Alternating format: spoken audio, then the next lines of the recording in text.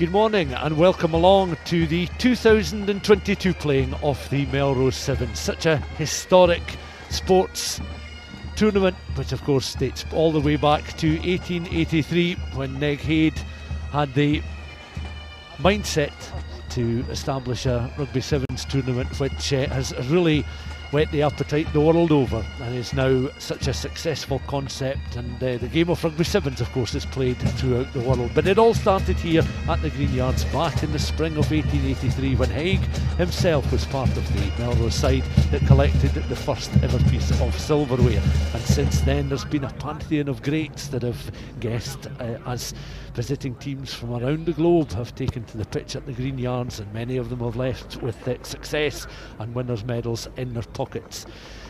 Well, I'm delighted to say that Lee Jones is alongside me. Lee has spent a number of years playing as one of the Glasgow Warriors squad. He's a very skillful 15s player as well as an exponent of the Sevens game, and was part, for instance, of the Scotland Seven that graced the stage at Ibrox in the 2014 Commonwealth Games.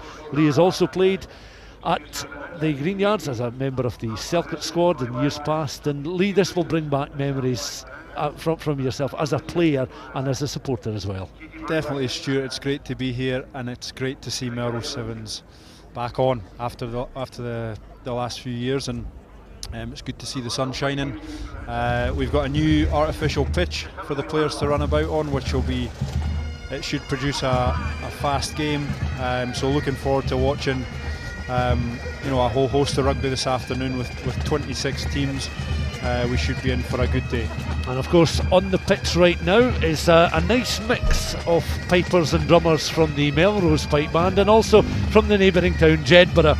Jedburgh's Pipe Band, of course, members of the Jed Pipe Band were across in Rome ahead of the Scotland-Italy International during the Six Nations, and many of them have made the relatively short 15 miles or so journey down to Melrose for this occasion. And it is such a special occasion. 26 teams will be playing throughout the course of 9 hours of rugby, and the very first tie coming up very shortly will see Glasgow Hawks take on Musselburgh. One of the famous Glasgow Hawks players of the past, of course, Colin Gregor himself, an ex-Scotland Sevens captain. But down here, Lee, it's something a little bit different because there's a mixture of the professional, the elegance, the international, alongside the rustic and homemade. It hasn't changed all that much in the years, but just enough to keep it fresh and keep it one of the standout events in the sporting calendar. Yeah, and I think that's the unique draw of Melrose Sevens, where it sits in the calendar, and then given the teams that attend, like you say, you've got a mixture of, there's professional players in there, there's semi-professional players, and then there's club teams that play week in, week out. So there's that unique element of these teams going head to head, and throughout that there's always there's some star names, there's some big name players, and that adds to the attraction. I mean, we look at the draw there, and there's 7 or 8 invitational teams there that will go head to head against the club teams, and there's plenty of rugby to be played. Yeah, you look at the first round draw, we mentioned Hawks against Musselburgh to start things off. Stirling County against Hawick. Hawick last winners here back in 1967. They made the final in 1971. Boroughmuir take on Curry. Curry will be hurting after losing the Premiership final to Ma last weekend at the end of their 15s game. Then I'm sure Lee will have an impartial eye on the next tie. Selkirk up against Ayr before Kelso take on the Co-Optimists. Kelso, a side who were a dominant fixture from 1978 right through to the mid-1990s. 7 successes in that time. 7 more beaten finalists as well. A remarkable run that they had back from 78 into the early 90s. And then Samurai against Heriots. A lot of people will fancy that Co-Optimists and Samurai may well make it all the way to the final. And we talked a little bit earlier on, Lee, about the quality in the Co-Optimist side. Cecil Africa was inducted into the Melrose Sevens Hall of Fame on Thursday night, and I know he's looking to add a Melrose Sevens winners medal to his very impressive collection of titles. Yeah, one of these sort of star attractions. Cecil Africa he's done everything there is to do in Sevens rugby. He's a Commonwealth gold medalist. He's been to the Olympics. He was a World Sevens Player of the Year. So the ability to bring someone like Cecil over, and he's been over all week, coaching sessions with the kids. You know, it brings around the whole community, and it's not only on the field but off the field that he'll have an impact as well.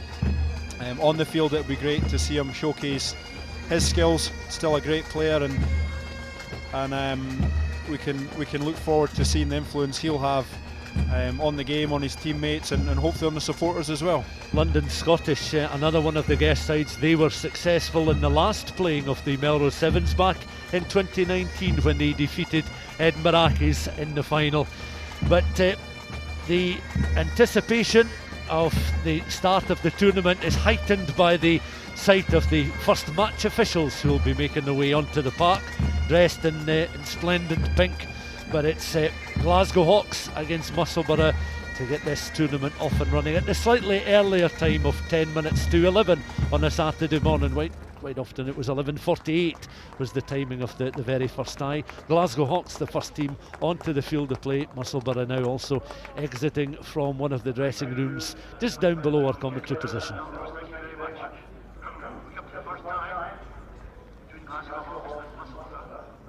So Musselburgh, Cameron Pride will get this 2022 Melrose Sevens tournament underway with the kick-off. The Glasgow Hawks players in a huddle just beyond the 22. Musselburgh will head down in the direction of the police station and the policeman's corner, as is well known around the Greenyards. And of course this a new surface in the Greenyards with the floodlights as well. May well be required a little bit later on, but it is a picture perfect afternoon just in the foothills of the Eildons. And Pride then launches the kick-off. Hawks, well, they allow that ball to bounce, and immediately a pick up there as Melbourne try to power their way through to the line, and they do so through the first opportunity, piece of play from the kick-off. He positioned himself well. There was a little bit of uncertainty in the Glasgow Hawks rank, that's allowing the ball to bounce, and what was perfectly positioned, and Lee Jones who got the first try inside the opening 20 seconds of the contest. Yeah, here we go. Just a wee bit indecision in the Glasgow Hawks there on receiving the kick-off, and Rory Watt showed great power to finish in the corner and seen off a couple of defenders there. It's a great start from Musselburgh, but you know that'll show the importance of kick-offs in the modern game of sevens, and the ability to regain your own, but also, you know, when you're receiving, to receive well. Pride with the restart kick. This time Hawks are able to gather. They barely had a touch of the ball before the opening try was scored, and they look to work it out towards their left hand side. Hawks making some ground up towards the 10 inside their own half. Nice little offload bringing width into play. Sandy Gregg up, it's tackled just on the edge of the halfway line. Recycled ball. Stewart, ball just bounces just in front of Stewart. Musselburgh penalised. Hawks once more looking now to open up opportunity here. Splinter run, Sandy Gregg coming in just short of the 22 when he was tackled, and opportunity goes a begging just at the moment for a Glasgow Hawks side who is looking to ease their way into the competition with 90 seconds gone. They'll certainly be disappointed to have conceded so early on in the time, but plenty of time for both these sides to add scores. Yeah, it's 14 minutes is a long time. We see a yellow card there in the modern game of sevens. You see referees very quick to give sanctions. Nice little offload there, this time from Watt, providing James Ferguson with the opportunity, and Ferguson is in for the second try, and particularly down that Musselburgh left hand side. They're finding some joy against a Glasgow Hawks side that just look a little bit out of sorts at the moment. Again, powerful running from Rory Watt, positioned himself very well, offload towards Ferguson, and the offload timing was very important because they'd drawn in the defensive cover from Glasgow Hawks, and it was a relatively straightforward finish in the end for the Musselburgh number 2. Yeah, they did well to finish there. It was, you know, Hawks lost their man to the yellow card, and it's always going to be difficult to defend with 6, but it was probably a wee bit too easy for Musselburgh there. Watt back once again. Decent height on the kick-off. 3 underneath it. Once more, Hawks just trying to position players. The likes of Rudy Chisholm and Lewis Stewart were in position to try and win the ball. It's gone into touch, and Hawks will have the opportunity from the set piece. Musselburgh hands knocking forward, so it will be a first set piece, first scrummage of the tournament, and a chance for Glasgow Hawks then to feed the ball into the scrum. Brendan McGroarty watching on as member of the Glasgow Hawks coaching staff. 9 hours of rugby in front of us this afternoon. This tie number 1, free kick given to Glasgow Hawks, awarded by the match official. Hawks then, all 7 players just strung across the pitch, looking to make some ground up towards the 10-metre line you see in your picture. Recycle ball. Sandy Gregg with the pass. Once more closing down. Challenges coming in. Martin Simprich leading the defensive line. Musselburgh have Hawks hemmed in just at the moment. Chisholm now looks to make an offload on towards Stewart, up and just beyond that 10-metre line. Another Glasgow Hawks knock on. Hawks looking to make a replacement here. Matthew Stewart is back on the field of play as well. So, of course, replacements are all important as well, Lee. Not just the 7 players that start, but the squad of 12. And it may not come in the first half, but I'd imagine you'll see some fresh legs at the start of the second from both sides. Yeah, it's important throughout the tie, but also as the day goes on. If teams are going to progress, it can be a long day. Musselburgh with the third try, right in the corner there. You can see the acceleration from Tom Foley, just in that policeman's corner, landing try number 3, and certainly opening up a very handsome advantage now for Musselburgh. 17 points to 0 they lead, and you can see they've come with real intent, Lee, to take the game by the scruff of the neck and ask questions of Hawks early on, and so far Glasgow Hawks unable to come up with the answers. Yeah, Musselburgh have been finding some joy on the edges, and they're looking to shift the ball there early, and they've scored from it. Hawks have looked lively when they've had the ball, but I think just a couple of wee errors. There was a penalty early on in the tie, and then there with a forced offload, it's just given Musselburgh the ball back. And having possession is huge in sevens. If you have possession, you can control the game. Ball winner's important, so too of course the concept of pace underneath it. The same 3 Hawks players are challenging, and once again Musselburgh are coming good just in the air. James Ferguson, who's landed one of the tries, the referee spotting the knock on there, so it will be a set play for Glasgow Hawks. And you see they're still inside, well inside their own half of the field, just on the edge of the 22. And Musselburgh will have certainly had some time to form a group of players to work on their sevens game, just to work on some of the basics, the positioning, the ball winners, the understanding between them and the kickers, and certainly coming good as Musselburgh look to go once more. Sandy Watt out on that right hand side. They're going to find a bit more joy because they're going to accelerate down and almost in for another score there. Tom Foley positioning himself on that right hand side. Hawks though are able to escape the attentions. Gregg up towards the edge of the 22, forced into touch over on that far side. And Musselburgh, well, they were denied by some good cover defence there. Maybe a little bit of Musselburgh indecision, part of their undoing, as it's won by James Ferguson in the line, but it'll be another throw in. The referee brings play back, so line out, 3 on either side. Back and 1 this time by James Ferguson. Nice offload, 2 across. Opportunity again, they'll bring ball back in towards Tom Foley, and there's the power added by Martin Simprich, just on the edge of that 5 metre line. They pick and go once more, and sheer power once again. This time Rory Watt is in for a try, his second of the tournament so far, and you have to say, Lee, that this has been quite an emphatic performance so far from a Musselburgh side leading 22-0 with a kick to come. Yeah, it's been impressive. You could see they were pushing the tempo for that line out, trying to get the ball in quick and keep the momentum of the game going, and then set piece play, which almost resulted in a try, but given they won the contact, that just created almost an inevitability of a quick pick over try there, and they've really grabbed this game by the scruff of the neck, and they're looking strong going into the half time. Yeah, you can see that the players now back on the field of play, all 12 of the squad. Glasgow Hawks just in a huddle on the halfway line. Musselburgh just a little bit closer to the dressing room. And I would imagine there's two very different conversations going to be taking place at the half-time interval, because Glasgow Hawks have all the chasing to do. Musselburgh very much in the box seat. Yeah, definitely. Hawks, I'd imagine they'll be talking about just trying to get hold of the ball.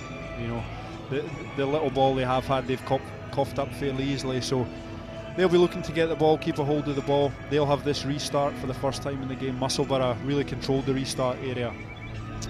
Rory Watt putting those kicks on the money, which created a wee bit of indecision on occasion and created a real contest. If you can create a contest on the kick-off, then you've always got a chance of winning the ball back, and that kind of went in Musselburgh's favour. So Glasgow Hawks to kick off this half, and they'll be looking to get their hands on the ball. A big 7 minutes for both these sides, because Glasgow Hawks certainly won't want to topple out of the competition before midday. Musselburgh, though, very much in the box seat there, and you could see in the Musselburgh huddle that James Ferguson was very animated, just trying to ensure that his team were fully concentrating on the job in hand, and they'll want to progress through. Of course, if they do indeed, they'll take on Sevens, the French side, in the first of the second round ties. So there's a first opportunity for Glasgow Hawks to see what Musselburgh can do from a kick-off, because it was all one-way traffic in the first 7 minutes. Hawks then, Sandy Gregg will line up this restart kick. Start of the second half, 22 points to 0 to Musselburgh. Contested but gathered once more by a Musselburgh side that are just trying to work it down the left-hand channel, short of that 10-metre line. Little tap and go. Hawks conceding the penalty. Two players across on this right-hand side, an opening for Musselburgh, and they tried to bring Archie Spence into the game. Now some acceleration as Kyle Adams is able to carry that 10-metre line. Adams plants the ball back very clearly there for Archie Spence to recycle. Through the hands very quickly of Cameron Pride. Simprich, it's a little touch. Smith now on there towards Simprich. Simprich into the 22. Simprich, can he go all the way himself? He's just caught fraction short of the try line, and had Simprich been able to finish off that move, it was a fine move from right to left across the field of play, Lee. Had that taken Musselburgh to 27 points to 0, you feel that would be game over? Yeah, I think they're moving the ball really well width to width. Kyle Adams up this near touchline did really well to stay in, and then they spread the ball to the other wing really efficiently, and you can see that's part of their game plan, is trying to really penetrate on those widths. You often see the underarm throw in as Hawks now are having to run it from pretty much their own goal line. Real solid collision there involving Kyle Adams of Musselburgh, who's back to his feet, little tap and go, and Hawks again just trying to work their way up beyond that 22, looking to try and get on the front foot. 22 points to 0 remains the scoreline, no change since half time. Block challenge coming in there from Cameron Pride. Musselburgh back now inside their own half of the field. Is there some space now for Sandy Watt and for Glasgow Hawks? Forward pass there, just slightly in front of the Glasgow Hawks players, and just on that occasion an opportunity, by far and away their best piece of fluid play from almost their own goal line up towards the 10-metre line inside the Musselburgh half, before a handling error brings play to a halt. And you have to say, if Hawks had shown maybe a little bit more of that earlier in the tie, it wouldn't necessarily be adrift 22 points to 0. Yeah, I think we're seeing the fine margins on just a couple of offloads that Hawks have tried to throw there, just slightly forward, and that surrenders possession, and it's really hard to stay in a tie when these little things are going the wrong way. Musselburgh will feed off that, but if Hawks can make these passes stick, then maybe they can get back into the game. A little bit of pressure there at the scrum. Ball comes back now towards Archie Spence. Spence up towards the 10. Nice offload there. Kyle Adams. A lot of play going through the hands of Cameron Pride. He's been good with the restart.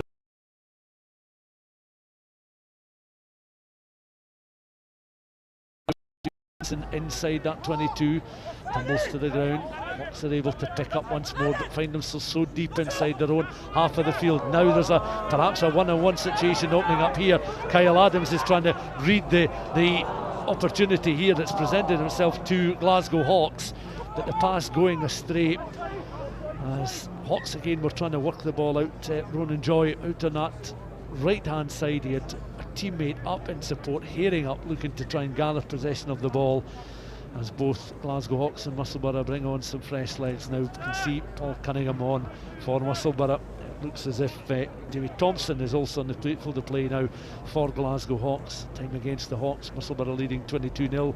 The thoughts of Lee Jones? Yeah, the turnover ball there from Hawks, and for all money you'd have thought they'd have went a length there, and I think it was good tracking back by Musselburgh. Had that pass stuck, I think Hawks would have been in under the sticks, and again that comes back to just those sort of basic skills, the wee offloads, that wee pass there. If that goes to hand, it's a different game, but Hawks not able to make them stick at the moment. Yeah, you wonder if the Hawks players will stick around or will head away fairly soon. It's a long afternoon for them as Cervantes awaiting the winners of this tie. Musselburgh very much in the box seat. Another yellow card shown. Glasgow Hawks will be down a man before the end of the contest there. A little bit of petulance as they've been marched back a further 10 metres. And it looks as if it was Ronan Joy, the skipper, who just were a little bit fed up there, too much to the referee's dislike. And Cameron Pride now goes beyond that 10-metre line. Mopped up in behind him is Paul Cunningham. Cunningham still has it. Cunningham could well finish things off here. Runs into more Glasgow Hawks traffic. Two to his right hand side. On now towards Pride there. Pride, the ball works its way out now towards Kyle Adams from a standing start, but the ball just knocked its way forward. Referee signalling the handling infringement. Good fluency shown by Musselburgh. Hawks 0, Musselburgh 22. No scoring so far in the second half. We're closing in on the final couple of minutes of this tie, and Musselburgh will be satisfied with their opening involvement in the 22 Melrose Sevens. Of course, it's always something, Lee, when you're playing in that very first tie. You're off the bat. It's the very last thing you want to do is to be on the losing side.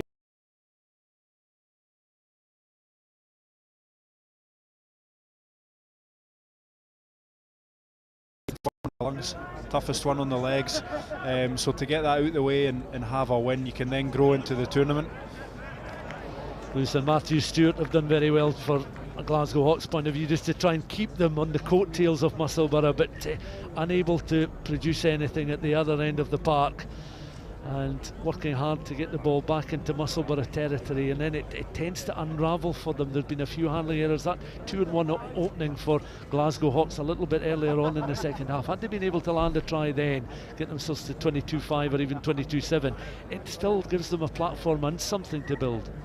Yeah, and it says a lot. That says a lot about the Musselburgh defence as well. Look, they're scrambling really well, which is an important element in sevens, is working back, plugging those gaps, plugging the offload holes, forcing teams to make that extra pass, and Musselburgh have done that really well so far. Cameron Pride, little tap. Musselburgh with the penalty through the hands then of Simprich, on then towards Archie Spence. Now Kyle Adams, this time on the left hand side. Adams weaving his way up like a slalom skier, is able to offload on the deck. Simprich is up in support. Ball bounces in front there of Sandy Watt, works its way out now towards Rory Smith. Smith into that 22, looking to recycle. Danny Owenson up in support. Ball comes back to the man who started it all, Cameron Pride, with that opening kick-off. One of the real influential men in this Musselburgh side. So too the man Kyle Adams, who's now eaten up some more ground in that Glasgow Hawks 22. Plants the ball back, comes back into the hands there of Cameron Pride. Pride just stops, changes direction, and is able to saunter his way over the try line for another score. The first in the second half. Musselburgh 27 points to 0 in front, and it's been a fine near 14 minutes of rugby from the East Lothian side.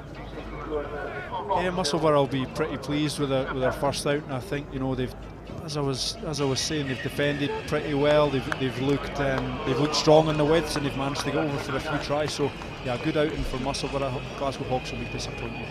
So in the second round in, we know that Musselburgh are through to take on Cervantes after a 29 points to 0 win over Glasgow Hawks. And the next tie up, Stirling County will Hoyk, and the Musselburgh players are coming on. The full squad. Down there you can see the importance that it means to these Musselburgh players as they're making their way, just shaking hands with the Glasgow Hawks players who'll be somewhat disconsolate when we await the Stirling County and the Hawk players on the back.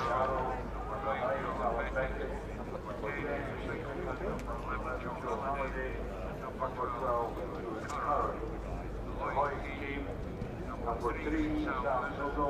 Number 1, Robert Linton. Number 8, John Hudden. Number 9, Glenn Welch. Number 2, Gareth Welch. Number 4, Morgan King. Number 10, Jack Kelly. Number 6, James Delaney. Number 7, Elliot Senior. Number 5, Ian Riddle. Number 12, Corey Madden. And number 11, David Montgomery.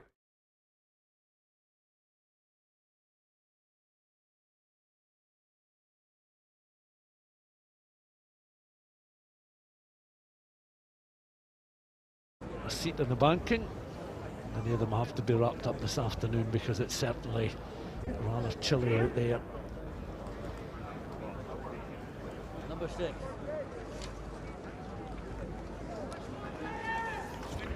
Generally, you are playing in yellow and black, and so long as you can be in yellow.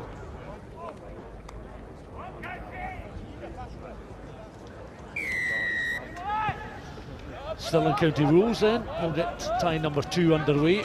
Hawick in their traditional green colours with the yellow trims, and it's Stirling County in the, well, familiar colours, Melrose territory, the yellow and black hoops. Now Harvey Cameron Barr is forced to face his own post before straightening up and recycle ball. Mickey Heron looking to offload and take the ball on. Hawick going off their feet, and it will be Stirling County rules that'll get this penalty to restart the match. Chance now for Bruce Burns, on now towards Quigley. This is Thomas Quigley, youngster. He's bundled to the ground. A solid challenge coming in there as Hawick once again looking to recycle quickly. Stirling County. Mickey Heron out towards the left hand side. Good running here from Adam Shaw. Shaw beyond that 10. Hawick players unable to get a touch on the ball early as it's recycled. Heron once again. Gathered just at the feet there of Lewis Burns. On now to Harvey Cameron Barr. Barr up towards the edge of the 22, forced into touch. And yeah, just run out of room there. Hawick are covering the angles and the width of the pitch to good effect as the scoreline remains 0-0. Just over a minute of the first half of the second tie gone.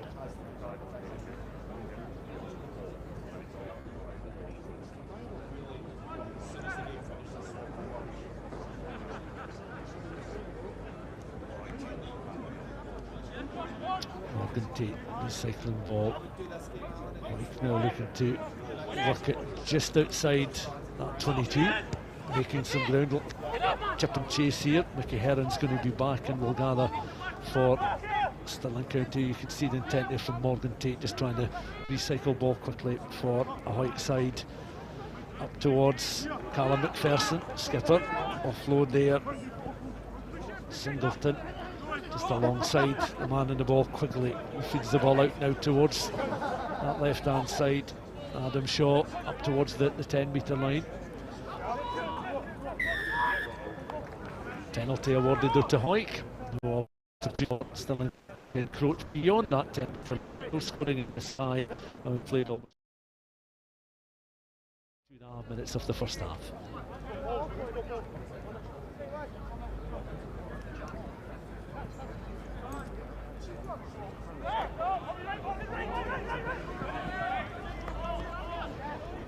Morgan Tate now again looking to recycle ball just on the deck, to bounce.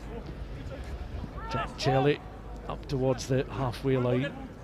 Ball's recycled, picked up now by Glenn Welsh. Welsh now with the offload on that right hand side. Nice 1-2. Hawick playing just in close quarters here through the hands there of Robbie Linton.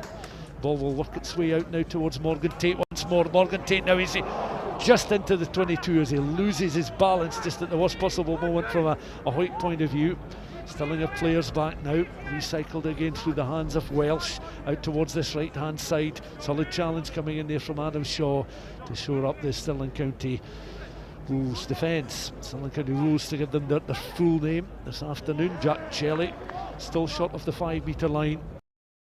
Ground inside that 22. This is going to be a hard-earned try if they can play a little bit of football.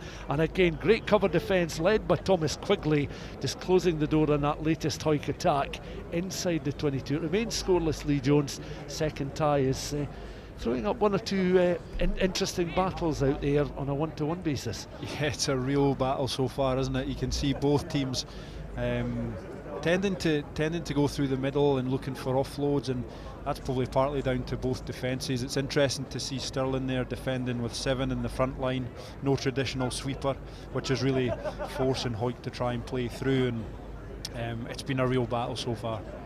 There's some pressure for the Stirling County Rules defence just to withstand at the moment. Comes back on the Hoyk side now. 1-2 opportunity perhaps opened up there for Tate and for Chile, and it comes back now towards Tate. He's just caught 5 metres short of the Stirling County Rules line, but it's picked up and gathered, and the offside was signalled by the referee. Hoyk had the advantage, and they were able to finish off through Glenn Welsh, who just takes all the time in the world to touch down underneath the post and open the scoring with almost 5 minutes of the first half gone.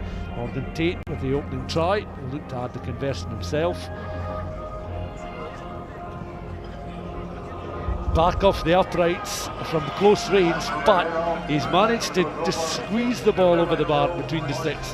After that little ricochet, 7 points to 0, and that itself, the very fact that he has converted, could well be very crucial during the remaining minutes of this tie. Yeah, looking like the way this tie is going at the moment, those points can make the world of difference come the end of the tie.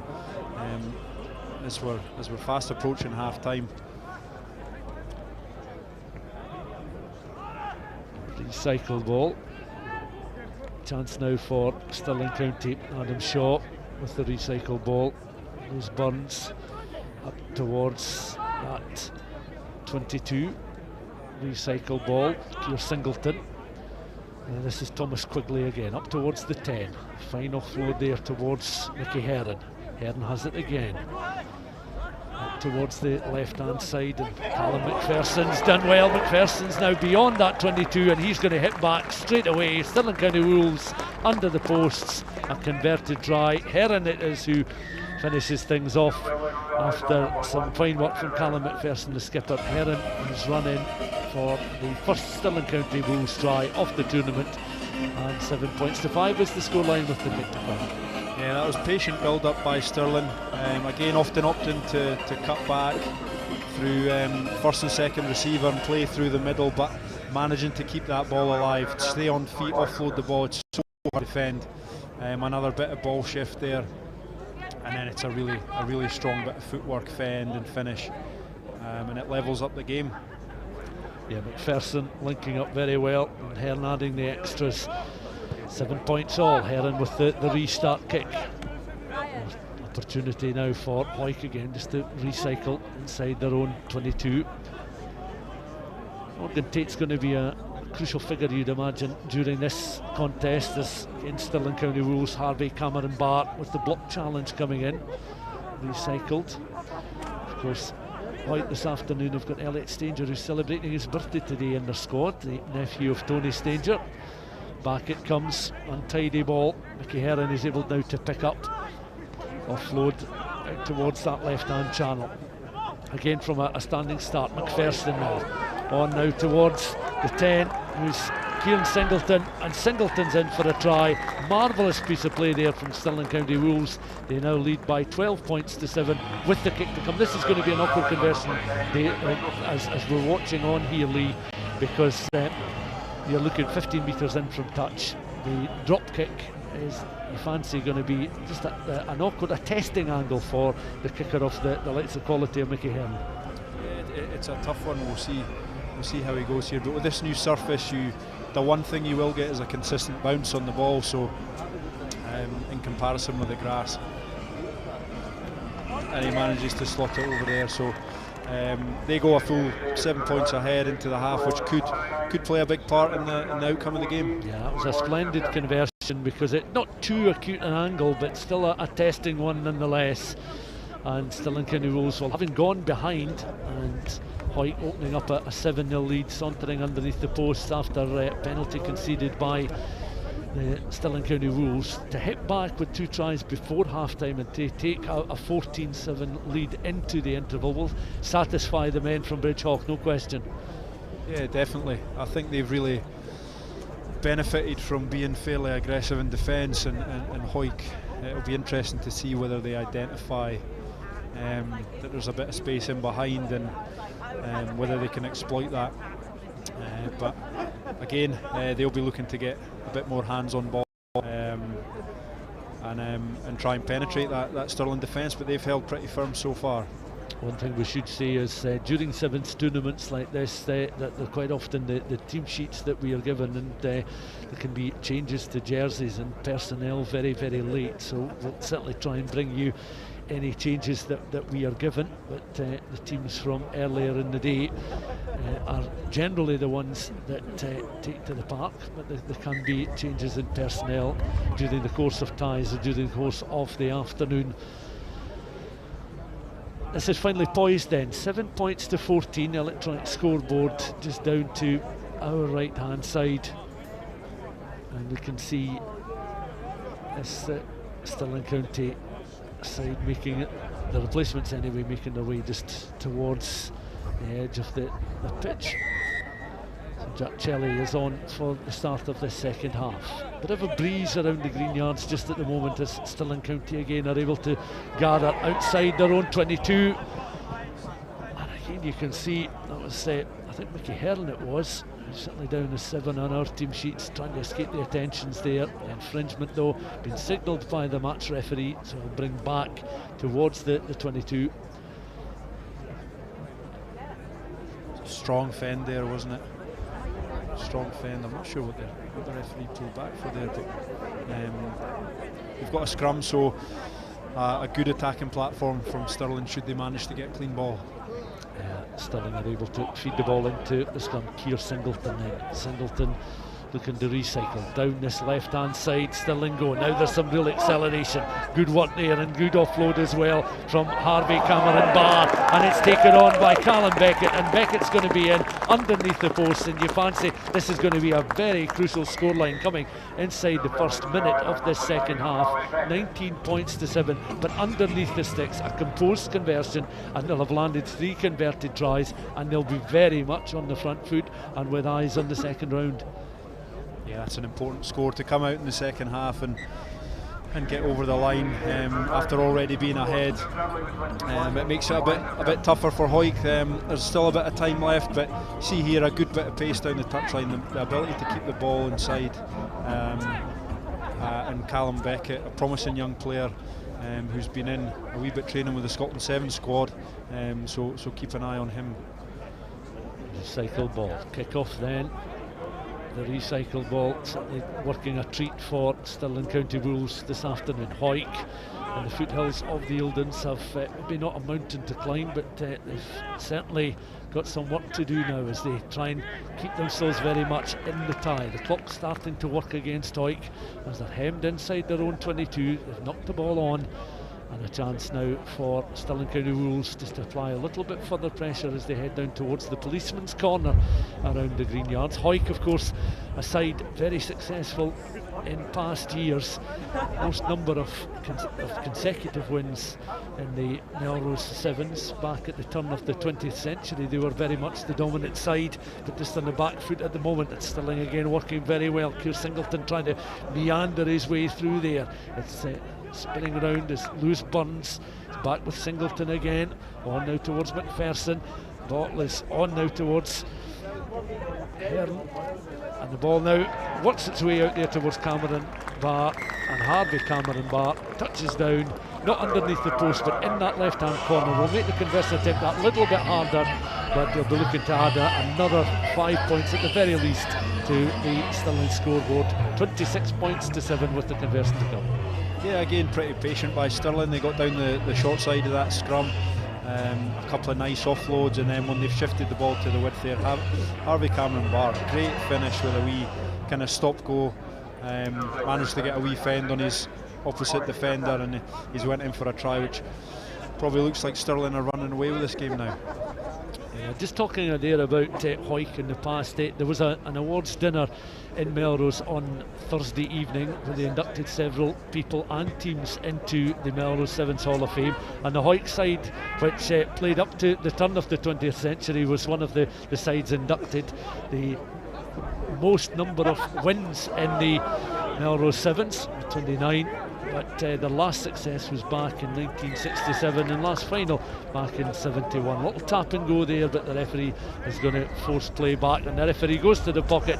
Hoyk are down a man, and that's just insult to injury as Welsh, with a little shake of the head, will head towards the edge of the pitch. We'll watch the remaining, or more or less the remaining 3 minutes from the touchline. He'll be back on perhaps for a little cameo role right at the very end of the contest, but it's a contest now that Keir Singleton is going to ensure will be won by Stirling County. Almost lost the grip of the ball there as he planted it down underneath the posts, but a fine score by the Stirling County 10 underneath those sticks, 31 points to 7. I have to say, after 4 minutes of this tie, I didn't think it would be an emphatic win one way or the other, but that's how it's turned out. Yeah, no, it has. There's been a couple of key moments. Hoyk knocked on deep in the 22 early in the second half, and that really swung a bit of momentum. But Stirling have been impressive. They've been patient. That's a great step and bit of pace from Keir Singleton there. He's looked pretty good during the majority of this game. Restart kick. Taker looking to gather. There's danger on the pitch now as well. Youngster celebrating his birthday this afternoon. Squaring up just beyond the 22. Hoyk looking to recycle, but again some pressure being applied there by Dan Tamanek as Stirling County rules just continue to prize away at this Hoyk defence, knocking on in the latest efforts, but just at the moment Hoyk will feel somewhat aggrieved that having taken the lead in this tie, they've not been able to build on that. But all credit to Stirling County rules for a very disciplined performance. Hoyk losing the services of an influential person in the form of Welsh to that yellow card. Back now Stirling County rules again, looking to recycle ball. Back with Joe Hadley, and now he's trying to work his way around. This is Tomanek up towards the edge of the 22. Recycle ball once more through the hands of Beckett. Beckett carrying again Linton with the challenge for Hoyt. Recycled by Singleton out towards this right hand side again. McPherson and Heron are doing very well. Nice little offload. It's going to be one of the replacements. Keir Singleton is in underneath the post for another try, and that just is icing on the cake stuff for a Musselburgh side, for Stirling County side, who will join Musselburgh in the second round. And you have to say that I'd imagine the referee will have a close look at the watch, probably say that there might be time for one more phase of play. But Lee Jones, Stirling County rules this afternoon, like Musselburgh, have been very impressive in the contest. Yeah, I think from what we've seen so far, it should set up a great tie for the second round, Stirling against Musselburgh. That'll be an interesting one to see later on in the tournament. But yeah, no, a good win by Stirling. I think that was built on some strong defence. As I mentioned before, they had 7 players in the front line, which I think Hoyk really struggled to kind of make any inroads through, and the ability of Stirling to turn over the ball and get away for a couple of scores made a big difference in the end. Yeah, well, the next tie up, tie number 3, Boroughmuir already out of the changing rooms onto the field of play. Boroughmuir versus Curry Chieftains. The Curry Chieftains will be very disappointed with how things panned out last weekend in the defeat to Millar in the Showpiece Premiership final. Curry taken to the field of play now.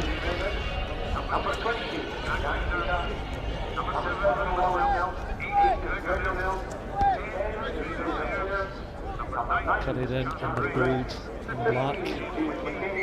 And the referee signalling the start, all players on side. Curry, you can see there's a bit of a swirl in the wind now as they're able to offload Ball comes back almost towards halfway. Boroughmuir immediately up, looking to apply the press there through James King. Recycle ball as well. Stephen Hamilton trying to eat up some ground in between that 10 and the 22. Recycle ball is going to be important from a Curry point of view as they try and find a little bit of width down that left-hand channel. Gaining ground again, just short of the 10, short of the 22, beyond that 10, knocking on in the last move there, which results in Boroughmuir will then feed the ball into this latest set piece. The first of this particular tie. Set pieces have been important in the two ties played so far, with wins for Stirling County Wolves and for Musselburgh. Recycle ball back on the Boroughmuir side, looking to bring in the pace of Patrick Atkinson, James King, Ian Martin, Scott McDowell, James Stewart, Gregor Alexander and Aaron Wilson, all part of the Boroughmuir squad this afternoon.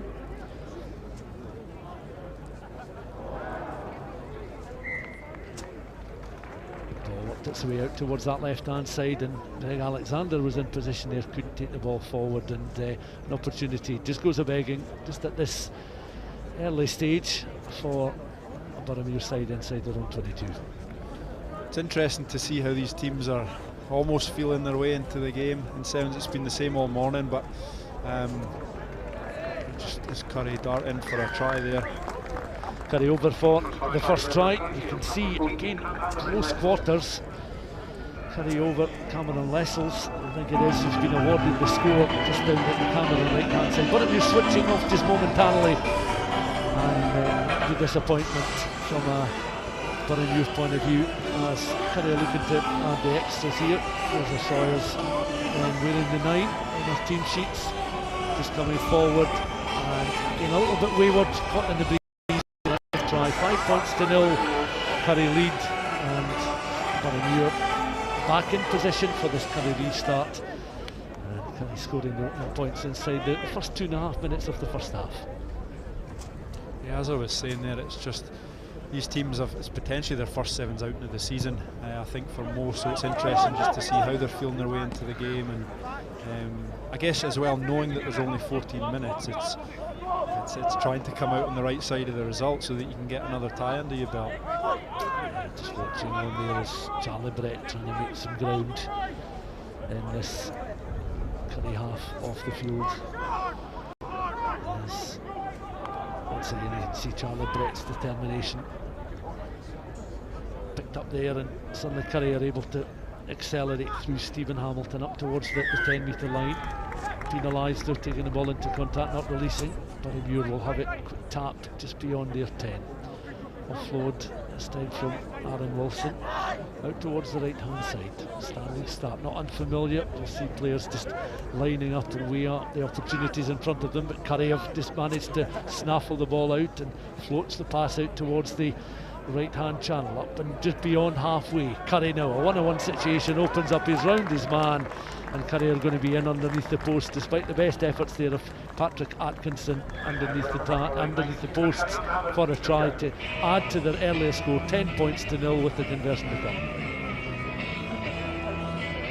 Some strong running there. I think both sides, we've just seen some basic skills kind of going amiss a wee bit, which is adding to the scrappiness of the tie, but as we've shifted the ball to the width there, it's a strong run, it's a strong score, and you know, in the blink of an eye you've got Curry then 2 scores up. Curry now leading by 12 points to 0. Still head back for the restart. Cameron Meagher very much at the heart of that latest Curry move, which is 12 points to 0 in front. Restart kick, ball's just spinning in Curry hands as they line up. The kick again, plenty of height on that ball, right down the Boroughmuir right, allowed to bounce, bounces a couple of times into touch.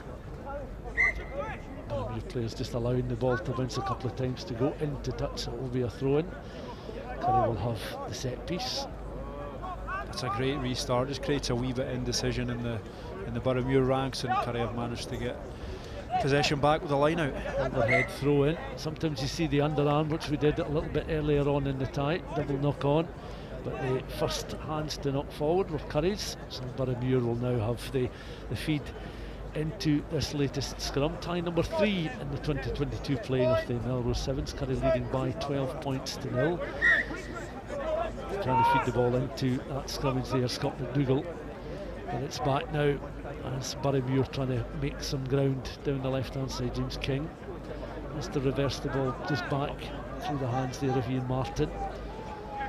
Flowed out towards the right hand side. He's got a bit of pace to carry it just beyond the 22. Real determination by ball carriers recycling for Boroughmuir, who on very much the ropes at the moment, trailing by 12 points to 0. Again, King tries to round the corner under pressure there. You can see Curry accelerating up towards the edge of the 22 before the offload is spilled, and Curry another knock on from them. Just 5 metres short of the Boroughmuir line. 12 points to 0 the scoreline remains, and we're closing in on half time, a minute of the first half left to play.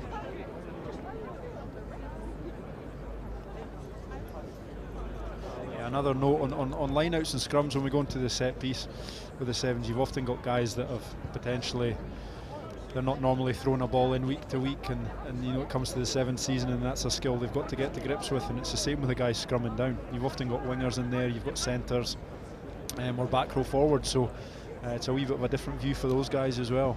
Under pressure. We've not seen an awful lot of football played this afternoon, into a fairly heavy breeze there, but gathered by Stephen Hamilton, offloaded, it's allowed to bounce. Curry are going to be in for another try. Again, Boroughmuir, they felt their only way to exit the 22 was perhaps to clear from hand. Hamilton was in position, setting up another try for Curry, who are now 17-0 in front.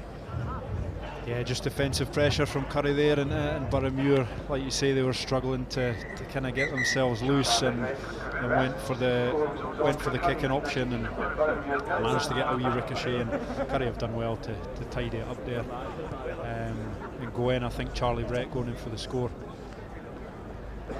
Charlie Brett in for try number 3 for Curry. 19 points to 0 they lead as we reach half time. And the Boroughmuir replacements on just in a huddle on halfway. Curry in between that 10 and 22 in conversation, as you see on the screen, and they're sort of leading the discussions as again they're in a comfortable position just now with a second 7 minutes to protect and to try and build on the lead. 19 points to 0, not insurmountable, but Boroughmuir have certainly, they need something early on in the second period to get them into the tie. But they've not had a great deal of possession inside the Curry half of the field. One or two brighter spells right at the very beginning of the tie, but we'll see what they can do from this restart kick. Ian Martin then bouncing the ball a couple of times just on the halfway line. Team's given to us a little bit earlier in the day, as it's recycled the chase on there from Greg Alexander, just trying to apply a little bit of pressure. Curry then trying to spread the ball down their left hand side. They've got 2 across here. Now an opportunity once more, and that's fine play by Charlie Brett once more. There's 3 players inside the Boroughmuir 22 looking to finish things off. It's underneath the post for another score, and we talked about Boroughmuir needing something early in the second half to get back into the tie. When Curry do that, and when they add 5 points to already a healthy 19-0 lead that they had at the interval, you feel that it's almost now beyond Boroughmuir. Yeah, Curry probably felt they didn't have to do much for their scores in the first half, I would say, but now they've come out and they've really earned that one. Charlie Brett, I think he beat 3 Boroughmuir players in and out on the way down this touchline. Really strong running. You could see he set off his running aggressively. He takes this ball, comes off the left foot, back inside, and then manages to get a good strength to stay up in the tackle as well and earn another score for his team. Curry then back towards halfway for the restart.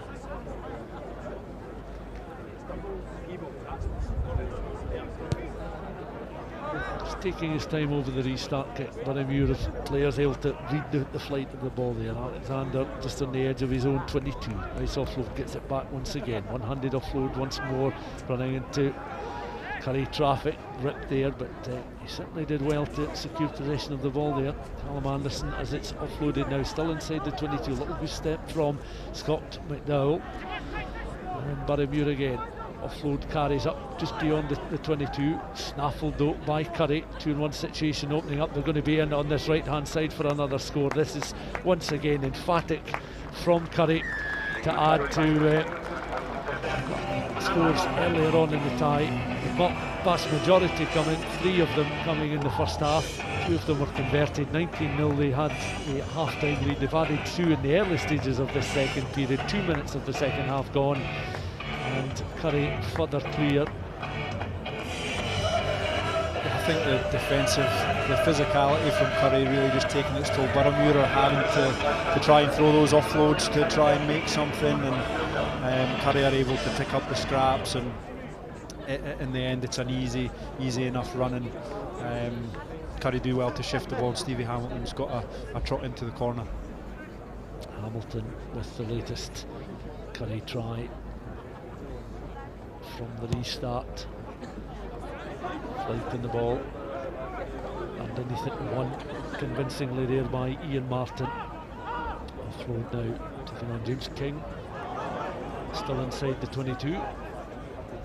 Curry again just applying the pressure, and they're going to be in for another score there. This time Fraser Sawyers is down underneath, not quite underneath the post, to the right of the post this time, but over the line near the policeman's corner. A further 5 points. Burramuir haven't given up, but they know that the tie is well and truly beyond them. 38 points to 0. And when you consider the disappointment that the Curry club would feel a week ago when they lost to Mar in the Tenants Premiership playoff final, they've certainly come good so far in this tie to secure safe passage through to round 2 of the Melrose Sevens. 38 points to 0. We've still got 4 minutes of this match left to play. Yeah, again, just defensive pressure there, and a bit of physicality in the contact, and at the risk of repeating myself, it was almost the same as the last score. You know, pick up the scraps, and the holes were there to go in, but it's strong stuff by Curry. Curry then recycling from the kick-off, just a little bit too strong. Apologies there as the ball ends up in touch. Burramuir will have the restart from halfway. Little tap and go. Burramuir can get some points on the board. It'll be scant consolation at this stage. Again working it through Patrick Atkinson. Back it comes again, sucks around the ankles. Taken on by King. You can see that Curry are playing a very high defensive line, just trying to hem in this Burramuir side that are trying to escape up and beyond. That was a better second splinter pass there to bring Ian Martin into play. Recycled, thought about going down the right hand side. Callum Anderson now plays the ball back, now plays a little bit of football off the left foot down and towards that 22. 2 players back in gold and black though, and will shepherd this ball, gather it into that 22, into the midriff there, knocking on in in their attempts to do that, but Burramuir 0, Curry 38 remains the scoreline. The ball will be fed into this latest set piece, closing in on full time and closing in on a fine Curry performance and a route to the second round. Yeah, Callum Anderson did well there to recognise the space in behind. Like as you mentioned, Curry are defending high. They've got no traditional sweeper in there. Burramuir have identified that defence, but the fact is it's hard to execute, to get that kick back and really take advantage of it. It's difficult, and Curry made it difficult. So it's a really positive way to defend, and Curry are reaping the benefits. Cameron Hogg was just 5 metres short of the line. Curry then opting for route 1, playing it downfield, the kick and chase on. Burramuir have a player back there. Sweeper sitting pretty high up the park as he was part of the attack, looking to get some points on the board before the conclusion of the tie. It's back now with Michael Loof, and Burramuir again forced back. This is the demoralising side of the game when you find yourselves back without having scored any points, back on the edge of your own 22. A minute of the tie left to play. Tie well and truly won from a Curry point of view. Burramuir again recycling ball out towards the left hand side they go once again. Patrick Atkinson trying to open up the Curry defence. Challenge coming in there from Fraser Sawyers. Boroughmuir locking horns with Curry and knocking the ball forward in that latest collision between the two sets of players. Boroughmuir going to the bench to bring on a couple of players just so they've got a cameo role and opportunity for them to get a bit of a run out this afternoon. Strath Mackenzie and Callum Majorbanks are on for the final few seconds of this tie.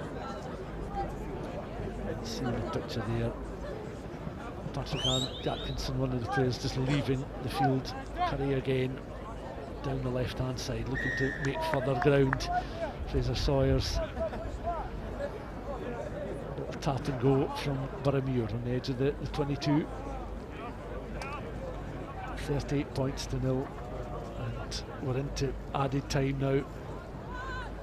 Boroughmuir, real determination shown here, and it's a wonderful run from Strath Mackenzie. He's over halfway now. Has he got the legs to go all the way? And I think the crowd are cheering him on to try and get something on the scoreboard for Boroughmuir, and it is desperate one-handed pass there to bring Callum Anderson into play. Just was slightly short and asking too much of Anderson with the outreached arms, and the referee at that stage brings the tie to a conclusion. 38 points to 0 is the final score, and Boroughmuir are knocked out of the 2022 Melrose Sevens. Just too strong, Curry, this afternoon. 38 points to 0, they've won this tie. Yeah, Boroughmuir getting a wee bit of joy there towards the end, but it comes back to that Curry defence. They tracked back well. I think it was James McCaig there. It saves their try, and you know, in the context of the game, it didn't mean anything, but you can tell if a team's performing well defensively, then they're going to chase them back. And unfortunate for Boroughmuir, but it'll be interesting to see if Curry can be tested later on in the competition.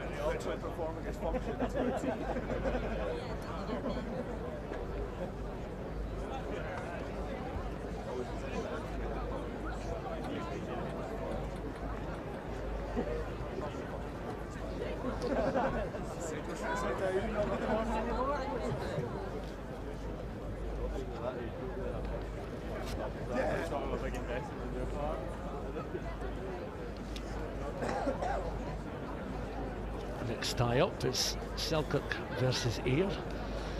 Lee Jones alongside me. Well, Lee, you'll have a special eye on this particular tie, given that you've contributed many times in a Selkirk jersey in 15s and in 7s and here at Melrose as well. And this is going to be a super occasion for both sets of players, as it is for everybody guesting at Melrose, because it is set apart, even in the Sevens series of international competitions that you've been part of. This has its own unique place. Yeah, the young guys playing here they'll be buzzing to get a run out of the Greenyards, and yeah, looking forward to seeing this young Selkirk team how they get on.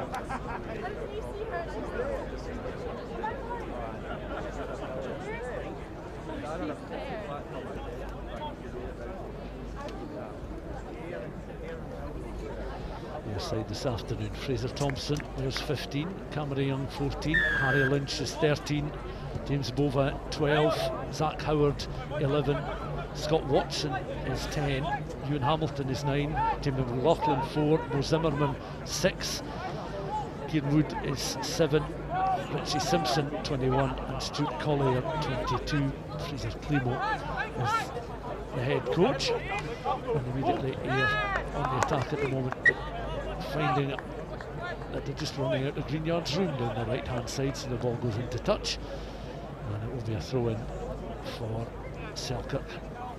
Selkirk side, Andrew Grant City wears 1, Scott McClymont wears 2, Callum Anderson 3, Ethan McVicker 4, Aaron McComb 5, Ryan Cottrell 6, Kevin Brown 7, Robert Cook 8, Scott Clark 9, Jack Hamilton 10, Fraser Anderson is 11 and Ross Dixon wears 12. Selkirk then in the blue jerseys with Ayr in their traditional pink and black, and it's back quickly through the hands there of Ethan McVicker out towards the left hand side, making a little bit of ground. Selkirk up towards halfway, and this again great determination and some acceleration. They're going to be in underneath the post. A wonderful piece of running here from Andrew Grant City, and he's in for the opening try in the tie. 5 points to 0 with the Ayr defence opening up there. They were chasing him back, certainly going at the rate of knots, but scoring a try from inside your own half lead, that takes a lot of work. Yeah, I think he had about 5 of the Ayr guys right on his shoulder there, so he did well to finish it off. But good to see Selkirk getting for a score. They worked the ball width to width there. Good power and pace by Andrew Grant City to break through there and as we said, finish it off. Aaron McComb will look to add the extras from the drop kick, and he's made it. So Selkirk leading by 7 points to 0. Here, of course, a somewhat different Ayr side with the introduction of the Super 6 in the last couple of years. Not necessarily the most familiar names to the rugby watching public, but they'll look to make a contribution this evening, no question about it. It's made in the match official. Watch is on, ball in flight there, and is gathered by Zach Howard. Howard then is able to work his way just along that 22. Recycle ball taken on this time by the skipper Harry Lynch. Breakaway is on here, and suddenly some real acceleration shown here by Richie Simpson. Over halfway, but tackled just on the edge of the 10-metre line. Ripped as well, and Selkirk are able to strip and look to build an attack as well from their own 10-metre line. Ball goes loose. Onto that very quickly was Zach Howard trying to play a little bit of football. Referee Ross Maven signalling the knock-on, and Ayr will have this opportunity from a set play into Selkirk territory, with Selkirk leading by 7 points to 0. Brilliant work by Aaron McComb in defence there as a sweeper. Just he was patient, he bid his time, and then he managed to make the tackle and win the turnover as well. Ayr then with the put in. Scott Watson into the scrum, snaffled there by Aaron McComb. Penalty awarded to Selkirk. McComb very quickly now with the offload there on towards Scott McClymont. McClymont then, this time is Ryan Cottrell out towards the left hand side. Sliding down was Kevin Brown trying to make his way up towards the edge of the 22. Looking to recycle ball, taking the ball into contact, not releasing, so it's come back on the Ayr side, and away they go once again. More than half of the length of the pitch to run here. Solid challenges coming in, led by Aaron McComb. Here knocking on, so it'll come back on the Selkirk side. The referee just allowing a short period of advantage before the casualties get back to their feet. The ball in hand, Andrew Grant City back to his feet, but it will be a set piece that will resume the contest. Finally poised at 7 points to 0, 4 minutes of the first half gone. Yeah, I've talked about the benefits of defence throughout the day, and that there again, Aaron McComb showing the benefits of, you've got a sweeper who's doing his job properly. Ayr have twice they've broken the line, and Selkirk managed to turn the ball over with some good defensive play. Kieran Wood half through there, ball just evading the grasp there of Ryan Cottrell, and just into touches again, running out of room there. Selkirk just trying to make their way down the Ayr left hand side. Ethan McVicker will have the throw in here for Selkirk. Now, is he going underarm or overarm? And given this body position, it'll be an underarm throw in just towards the middle of those three in the line. trapped very well with the right foot of Aaron McComb. On now towards Ryan Cottrell. Cottrell then is one man over. That man then is Kevin Brown. Is he going to be in round the corner? Yes, he is indeed. 7 points to nil, becomes 12-0 with the conversion to come. It's a good score on the width there by Selkirk. I think Ryan Cottrell, just his pace, managed to draw in Harry Lynch there on the edge just enough to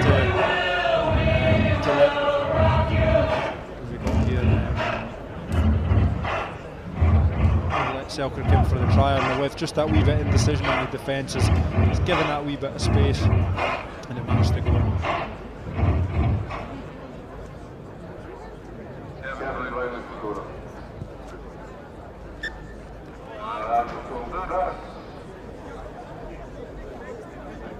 Extra's been added. Selkirk leading by 14 points to nil. But they will come towards halfway. So a minute of the first half left to play.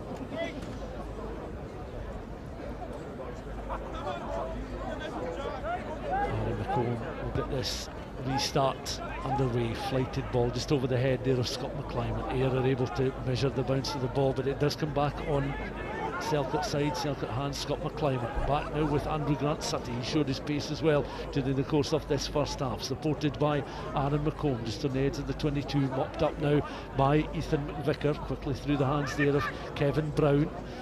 Brown still has it, does well, jockeys for position, straightens up, just a little offload, bounces just in front there of Aaron McComb.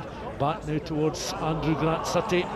Play just breaks down on the edge of the 22. Referee will have a quick glance of the watch, allowing play to continue. We're just 20 seconds or so short of the 7 minutes. 14 points to nil, and your home side are going reasonably well in this game so far. Early. Yeah, I think they'll be pretty pleased the way they've gotten themselves into the tie. Ayr really struggled to get going. They've had a couple of wee half breaks. Kevin Brown that went in for the try earlier, he's looked strong so far. He's looking physical and he's holding the ball up well in contact. There was a good wee bit of interplay there. And now back onto the defensive duties for Selkirk. They're under a little bit of pressure, but Kevin Brown is able to exit from the scrimmage there. Ball becomes available, picked up once more, offload there as Ayr and Jamie Bova towards that right hand side, again looking to ensure they can go forward there. Zach Howard was caught just on the edge of halfway. Another knock-on. There's been, I think, more knock-ons in this particular tie than any of the others so far. 7 minutes have come and gone. Selkirk lead by 14 points to nil. Ayr still very much in the contest. You can see they've got danger men out there, but when Selkirk have been presented with opportunities and half chances, they've taken them in the first half. Yeah, I think we've seen that across the morning. Teams that they're able to just stick the wee passes, stick the wee offloads, or manage to build into the game. If balls are going to ground before, you're potentially somebody there that's not touched the ball in the first half because they've just not been able to move the ball fluidly, and that can just have a real impact on the momentum of the game. And we can see there that Ayr have probably struggled to get a foothold in the game. Selkirk have looked a wee bit more comfortable, and they've obviously benefited from that. Yeah, Fraser Climo, we mentioned, as part of the Ayr coaching staff. Scott White, who's had huge success across a number of different clubs, both at Melrose and in the World Sevens series. Of course, he was part of a Scotland team to beat New Zealand a few years ago as well, so he's overseeing operations at Selkirk at Philip Hawke this afternoon, also the water carrier, but he'll do all that is required to ensure that his side can make safe passage through to the next round. Ayr will clearly have other ideas. Selkirk, I remember back in '89 losing to Kelso in the semi-finals, but the prize of a Melrose Sevens success has eluded the club so far. The Selkirk squad were invited to the very first Sevens tournament back in 1883, losing 14-0 to Gala in one of the very first ties. The club, of course, formed officially back in 1907. Ayr themselves making their way through from Millbrae. Ayr look to turn the tide very much, turn the tables on Selkirk in this second half, but it's the suitors in possession at the moment. Again, Andrew Grant-Sutty just having a look at the options with the little offload there. Ball carrier taking the ball into contact. Cottrell, it's tackled, but it's back still in the dark blue jersey Selkirk hands and they gain some ground down this left hand side. They go again, excellent acceleration. Callum Anderson, he's going to be over the 22, crosses the 5 metre line, touches down close to the posts, makes the conversion attempt that little bit easier inside that 15 channel. Perfect start in the second half for the men from Philip Hawke. 19-0 they lead. Yeah, again we see these teams come out. If you can get an early score in the second half and really, you know, potentially continue that momentum for the first half. So a great bit of work there by Ross Nixon just to sit his man down before he got the ball away, which gave Callum Anderson just that wee bit of extra space, and he showed good pace down the side to finish it off. A good start for Selkirk. Straight and true as well, the conversion attempt from Aaron McComb. And Selkirk now lead by 21 points to 0, 3 tries, 3 clean successful drop kick conversions. And we're eating into this second half, just over a minute of the second half played. McComb makes his way back towards the halfway line. Again, confident restart. So you can see going after it from a Selkirk point of view there was Ross Nixon. He himself a hugely experienced campaigner, but they concede the penalty. Quick tap there from Ewan Hamilton. Here now have it outside their own 22. Kenwood with a quick touch up towards that 10 metre line. Penalty awarded once again. Selkirk with the quick tap.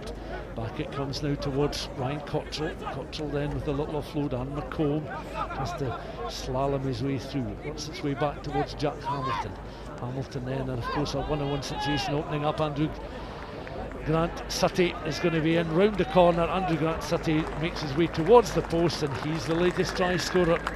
Worked his way around that policeman's corner underneath the sticks. 26 points to 0 with the conversion to come. It's a sunny afternoon overhead.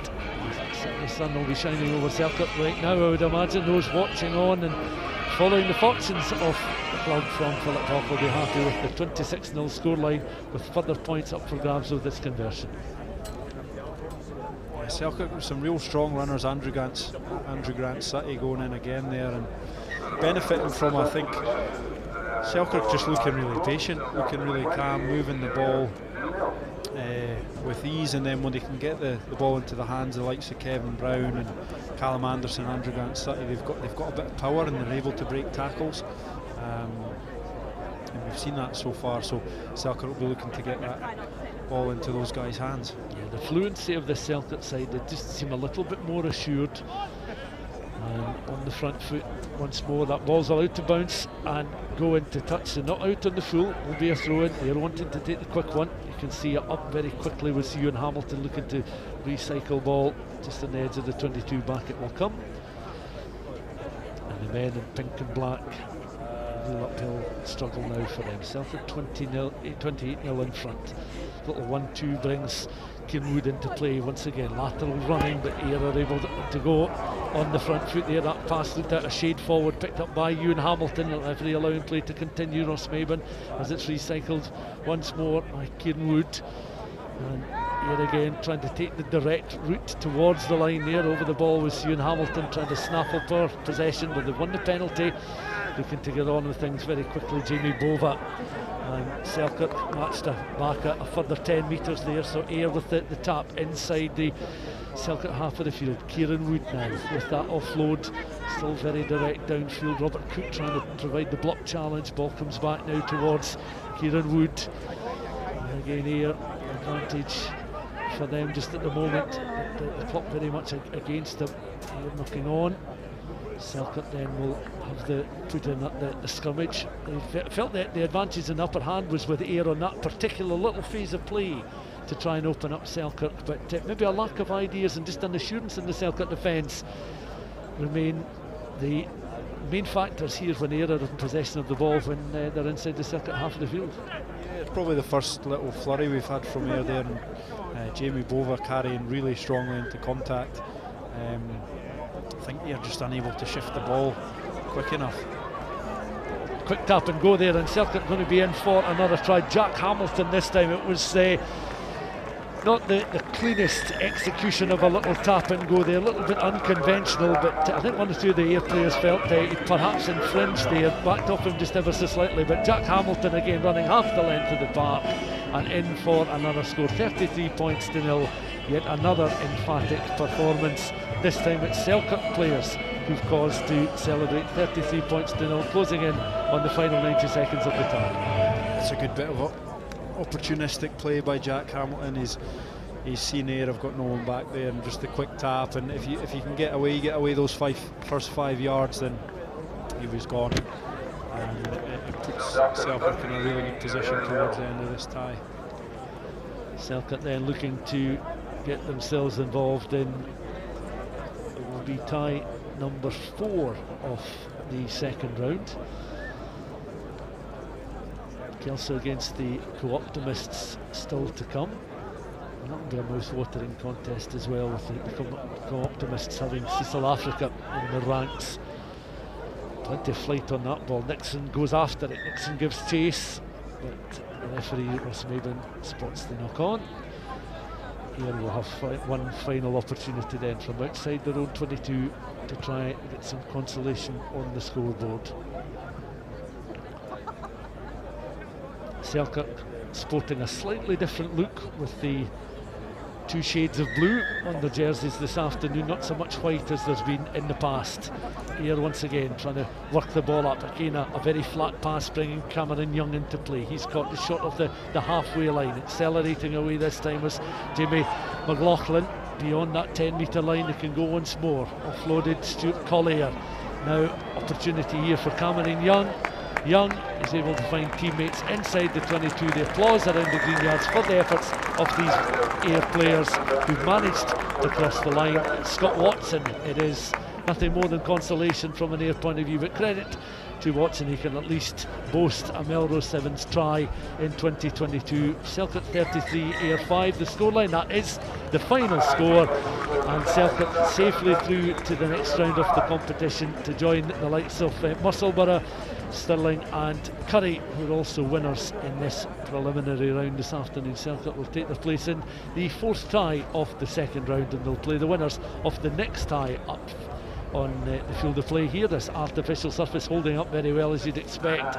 Not like years past when it would be a bit of a mud bath by the late afternoon on a mucky day. But Selkirk against the Co-Optimists still to come, Lee Jones. Yeah, and Scott White with the dual coaching role today is over for the Co-Optimists, so I think that'll be him on the touchline just changing over his tracksuit top. It'd be very interesting if the Co-Optimists win this tie. They'll face Selkirk. Will they do one of the sort of Tommy Cooper impressions of being dressed partway down one side in Co-Optimist colours and Selkirk colours on the other side? I guess we'll have to wait and see. We'll see how this tie goes, but it's going to be a tricky one for him if that is the case for the second round.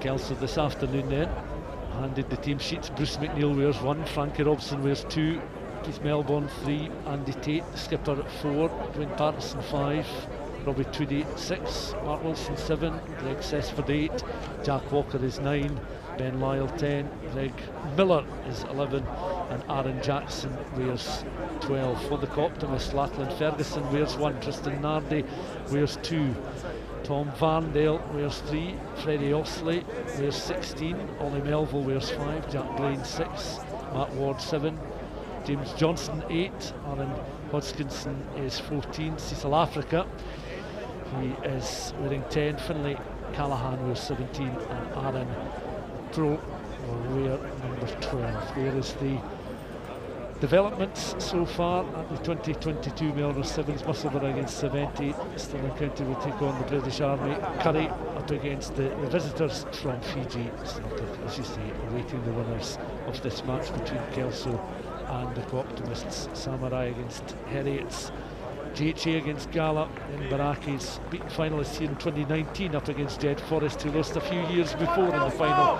Their last success in 1974, and Peebles take on Aberdeen before Ma will play Oxonians.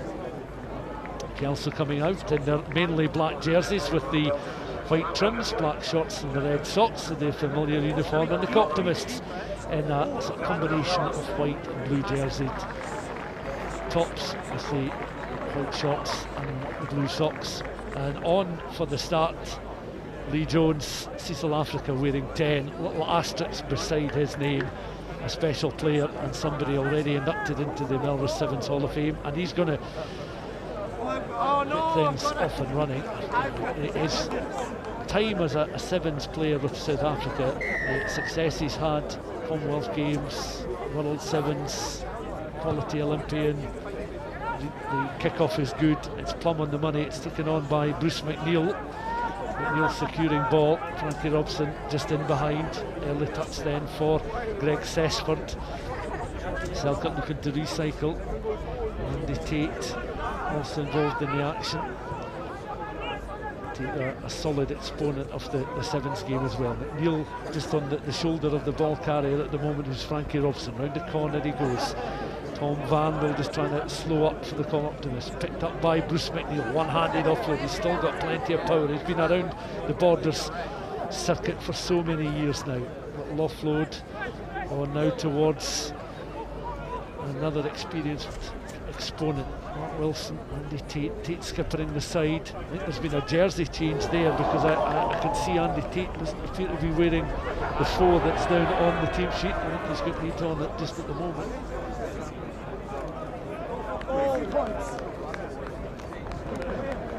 The Optimists just asking questions early of this Kelsey defence.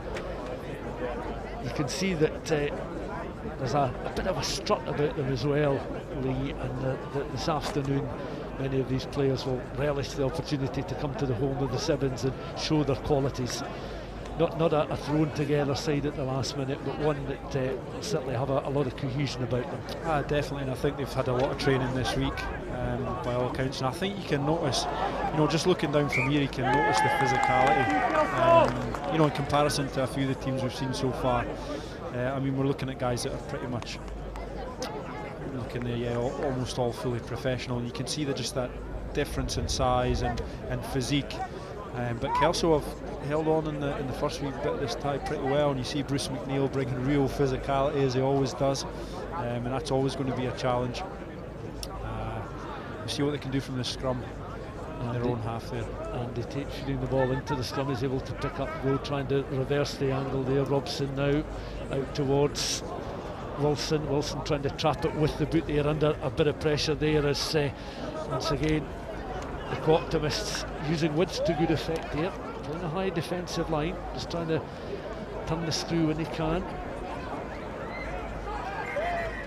Kelsey player just lost his jersey there. I think is that Mark Wilson stripped of his jersey as well as the ball. Gets it back on very, very quickly. A cold afternoon, not one that you want to spend too long taps off. I think Tom Varndell's just managed to squeeze in at the corner there. Cecil Africa had a go, he was maybe an inch short, and then Tom Varndell's managed to dot it over. It was good defensive pressure from Freddie Owsley in the lead up. Kelso looking just a wee bit casual, and the Co-Optimists have managed to take advantage of that. Optimists leading then by 5 points to 0.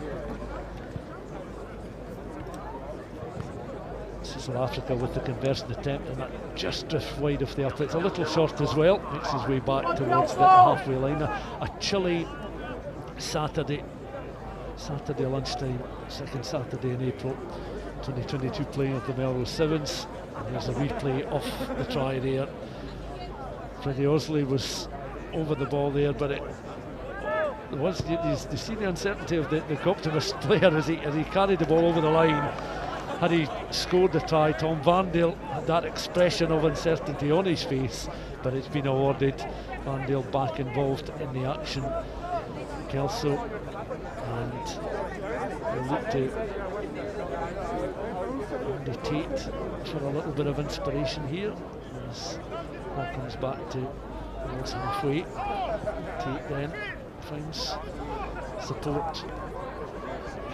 Robson now plays it forward. Frankie Robson feels he was challenged unfairly off the ball. James Johnston is able to get back and gather the ball. And facing up there against Keith Melbourne. Johnston doing very well, carrying it beyond the 22 up towards the 10-metre line, taken into the midriff, but tackled there by Andy Tate. High challenge, says the referee. Tate back to his feet. Come Optimists now find Africa once more. Africa just on the angle, tackled there by Frankie Robson. Africa goes to the deck. In behind him is the try scorer Tom Vandal. Long pass out towards Johnston. Two just on that right hand side, and suddenly a bit of acceleration and a chance for Matt Ward to show what he can do in terms of turn of pace, and he's going to be in. Can he make his way underneath the post? He'll just saunter underneath those sticks and add a second try for the Co-Optimists. We've now played for almost 5 minutes exactly of this first half. The ball is back with Cecil Africa to add the extras. 10 points to 0 lead. Yeah, started from deep in the half. It was a good bit of play by Jimmy Johnston there. Obviously, he's got a wealth of experience for Scotland on the Sevens circuit, and more recently with Edinburgh in the 15s game. But good wee show and go, and he managed to break out there. Co-Optimists have managed to take advantage and end up running in through Matt Ward, so they get the first sort of foothold in the game. Co-Optimists then leading by 12 points to 0. Cecil Africa back towards the halfway line for the restart. He'll feel that he's a bit more familiar with the surroundings, having arrived a few days ago. He was looking forward to this Melrose Sevens experience. That restart kick did just short of the 10. So a mistake from the hugely experienced South Africa. Quick tap now, and Kelso off they go once again. Little offload brings Robbie Tweedy into play. Tweedy on the angle, looks to accelerate. Is tackled there by Cecil Africa, picked up immediately by Tate. Floated pass out now towards Keith Melbourne down this right hand side, up against Johnston. He's able just to power away from Johnston and from Vandale, and they're going to be in for a marvellous score. Kelso, despite the best intentions of Cecil Africa, are over for the try. Africa up against Bruce McNeil, two colossal figures in the game. McNeil known so well, so local to the Borders area, and will be quietly satisfied with the fact he's got one up on the South African internationalist and quality Sevens exponent this afternoon, as we get to see this again, Lee. And a important try from a Kelso point of view brings them back to within 7. A kick to come. Yeah, definitely. They've had a fair bit of possession in this first half, a real physicality up that far side there, and a great offload to manage to keep the ball alive. And I guess that'll really rattle the Co-Optimists going into the half. Well, they certainly know that they're in a game, and rather interesting sight of Scott White coming back onto the park. Who will he favour if the Co-Optimists win this tie and face Selkirk in the next round? One of the talking points certainly. They're in a huddle, so too the Kelso squad this afternoon. Phil Hume is looking after proceedings for Kelso today. Of course, that Kelso side that we referenced a little bit earlier on, from 78 through to the 90s, invested 7 successes. They hadn't won the Sevens prior to was successful back in 1993 with the likes of Doddy Weir, Gregor Townsend on their side, Andy Nicol as well, Tony Stager. Many of them went on to compete in the first ever World Sevens at Murrayfield in 1993, where they lost in the bowl final to Japan. Of course, next year will mark the 50th anniversary of the Centenary Sevens played at Murrayfield, when Fran Cotton was part of the England side that afternoon. And I think it's only fair that we pay tribute in our own way to Tom Smith as well, and Watsonians play a little bit later on. Smith was a winner here back in 1996, and Scott Hastings captained Watsonians to success in the final.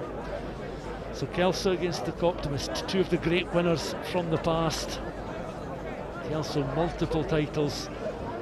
Optimists, we mentioned that success in 1993, star-studded international lineup, but Kelso looking to eat into the advantage. 12 points to 5 from the kick-off. McNeil challenges successfully. Jack Blaine was trying to win the ball for the Co-Optimists. A real coming together there, as once more Tom Vandal was up with play, challenging, committed the Co-Optimists' opening try scorer. And he gets back into position. As referee signals time off. Be a set play just down below our commentary position. We're peering through the familiar press box windows, the yellow frames. The windows are open, and we're looking down on a very healthy crowd now occupying standing positions across on the banking and around the posts down by that policeman's corner and by the marquee where the dinner was held on Thursday evening. Back now with Mark Wilson. Mark Wilson just took his eyes off it, lost it, picked up by Cecil Africa. Now a 2-on-1 situation is opening up here, and a chance for the Optimists to work their way through once more. Freddie Osley is going to be in for a try. Osley is in for try number 3, and that's expensive when you're up against this level of quality. Mark Wilson will be very disappointed. He was under no immediate pressure there, perhaps took his eyes off it, and then 5-10 seconds later his side have conceded on a further 5 points. Yeah, Cecil Africa pounced on the opportunity there. He fed Freddie Osley, and I don't know if there'll be many guys quicker than Freddie Osley today on this pitch. He's very sharp, ex-sprinting background, and it's a costly mistake for Melrose. Kelso, sorry, a wee knock on. You can see how quickly that can turn on its head and behind on the scoreboard. Kelso 5, Co-Optimists 17, the scoreline. Cecil Africa making his way back to halfway. Chill in the air as we reach Saturday lunchtime. Of course, the Masters this weekend, the Grand National, huge Premiership football. It tends to be one of the showpiece weekends in the sporting calendar. And the Melrose Sevens back after a 2-year hiatus. Bruce McNeil with the eventual win of the ball from the restart.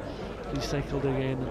Kelso looking to spread the ball out towards that right hand side, and they've got pace to burn as well. It's back now with Frankie Robson. Robson up against Africa. Robson doing very well, almost to the 10. Recycled ball is required now through the hands. Andy Tate is 2 towards his left hand side.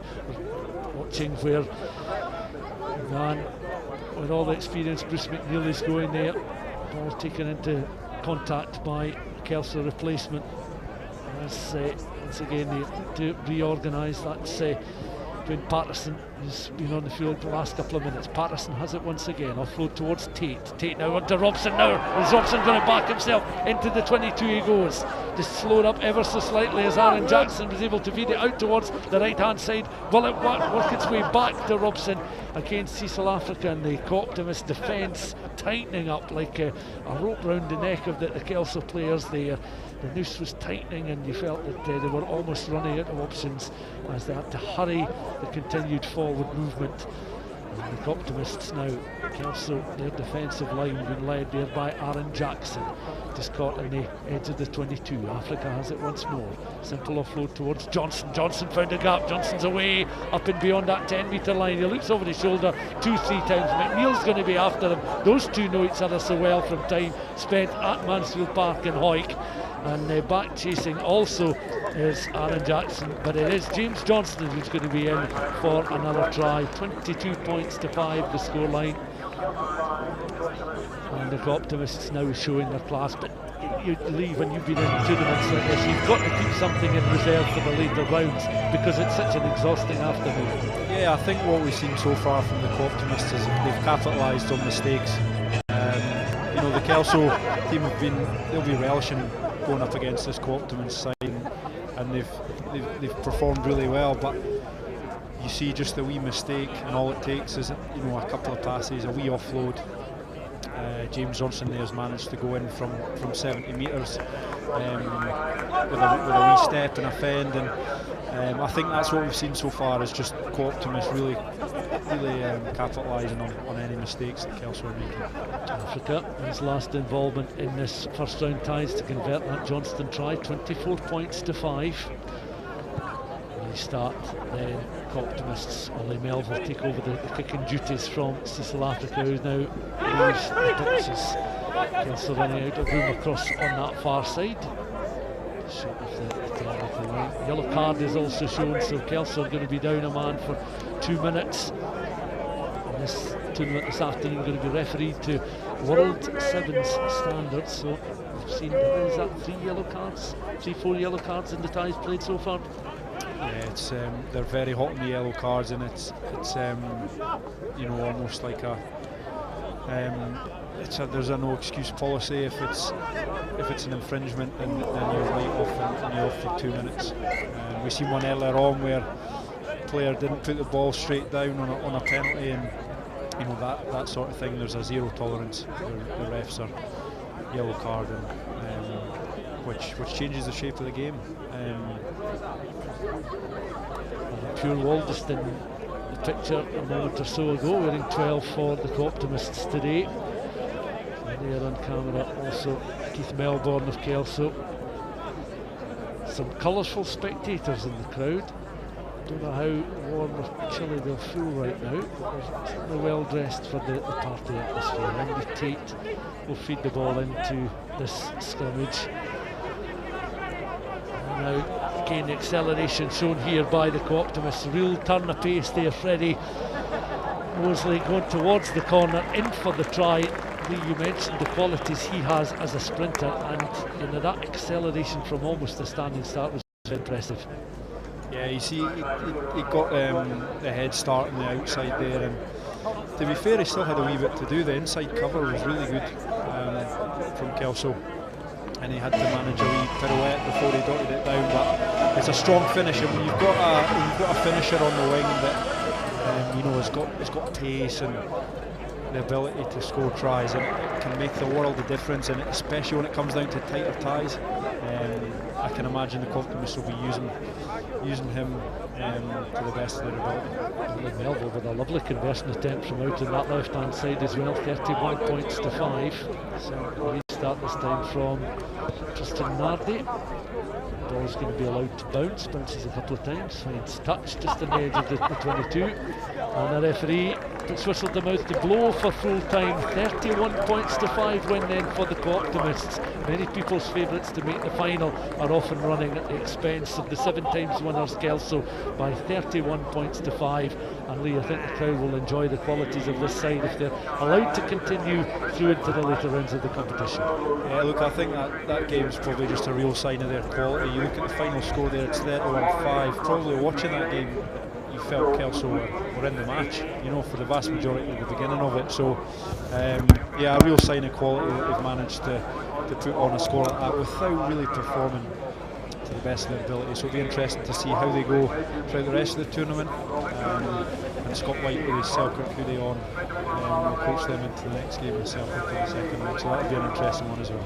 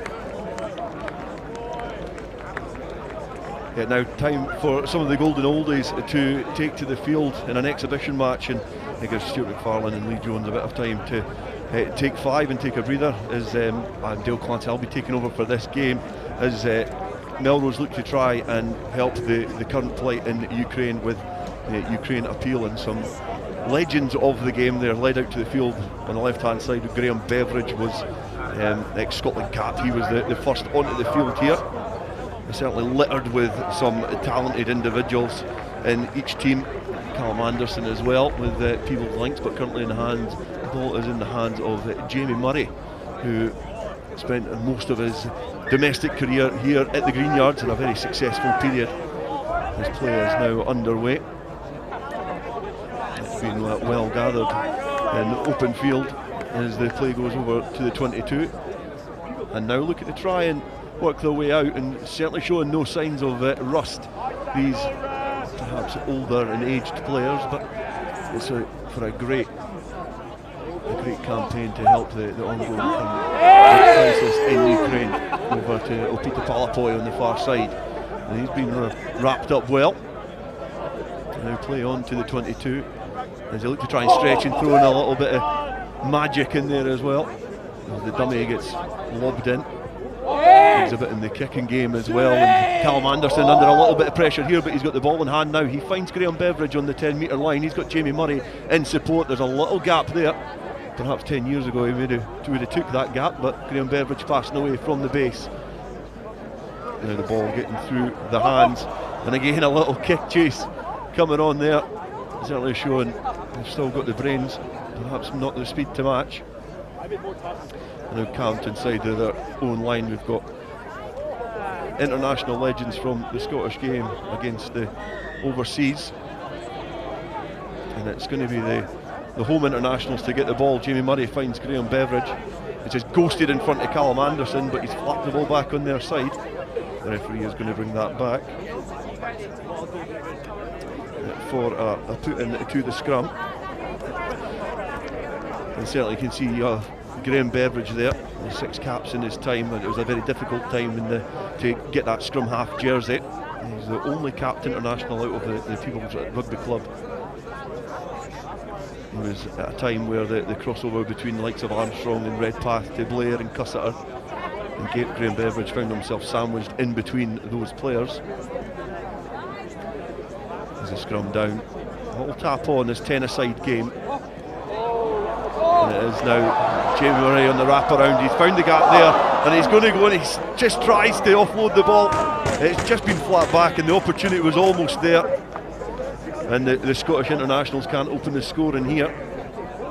Obviously this is in appeal for the 100 world legends, and you can find donation links online. If you Google 100 world legends, they've got links to donate to the Ukraine appeal. Obviously that's what this game is in aid of. A great occasion for them in a sun-drenched Greenyards. Some would argue it's perhaps just a free ticket into the ground, but it's certainly they're made to work hard for their efforts here. Now Shane Byrne, ex-Ireland hooker, finds Opita Palapoi, ex-Border Reaver, and Gala Rugby Club as well. The ball has managed to come back on the international legends. Dummy back in field again as the legends look to try and make their way out of the 22, but it's been coughed forward. Opita Palapoi with the ball through the legs. It does come down and slow down yet again. Obviously so far this afternoon we've had some teams progress in the main draw. We've had Musselburgh and Stirling County progress, along with Curry and Selkirk from the initial rounds. We then had the Co-ops defeat Kelso. So still to come here on Scottish Rugby TV, we've got the Samurai to play Heriots, we've got GHA Gala, Inbracky's Jed, and Peebles Aberdeen as the ball is passed across the 22. Callum Anderson offering himself up for a cut there, and no avail on that occasion. Keeping the ball alive, Callum Anderson passing the ball away. Little twist and weave, try and get himself, keep the offload there. And Graham Beveridge now with the ball in hand. He does find Callum Anderson, and Callum Anderson showing some twinkle toes to evade the defenders, get the offload in, and it's to Alan Dodds.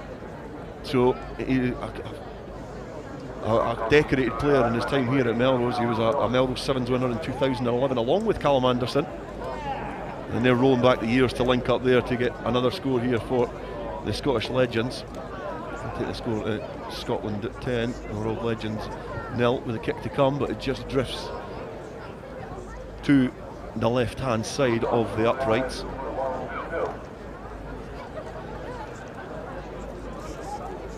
To the rest of the draw still to come, as we say. We've got Samurai versus Heriots, GHA versus Gala, Edinburgh is Jed, Peebles versus Aberdeen, and then in the final tie of the first round is Mar versus Watsonians. So coming up in the second round, we've got Musselburgh, 7Ts, Stirling County British Army, Curry versus Loma Viti, and then Selkirk Co-Optimists.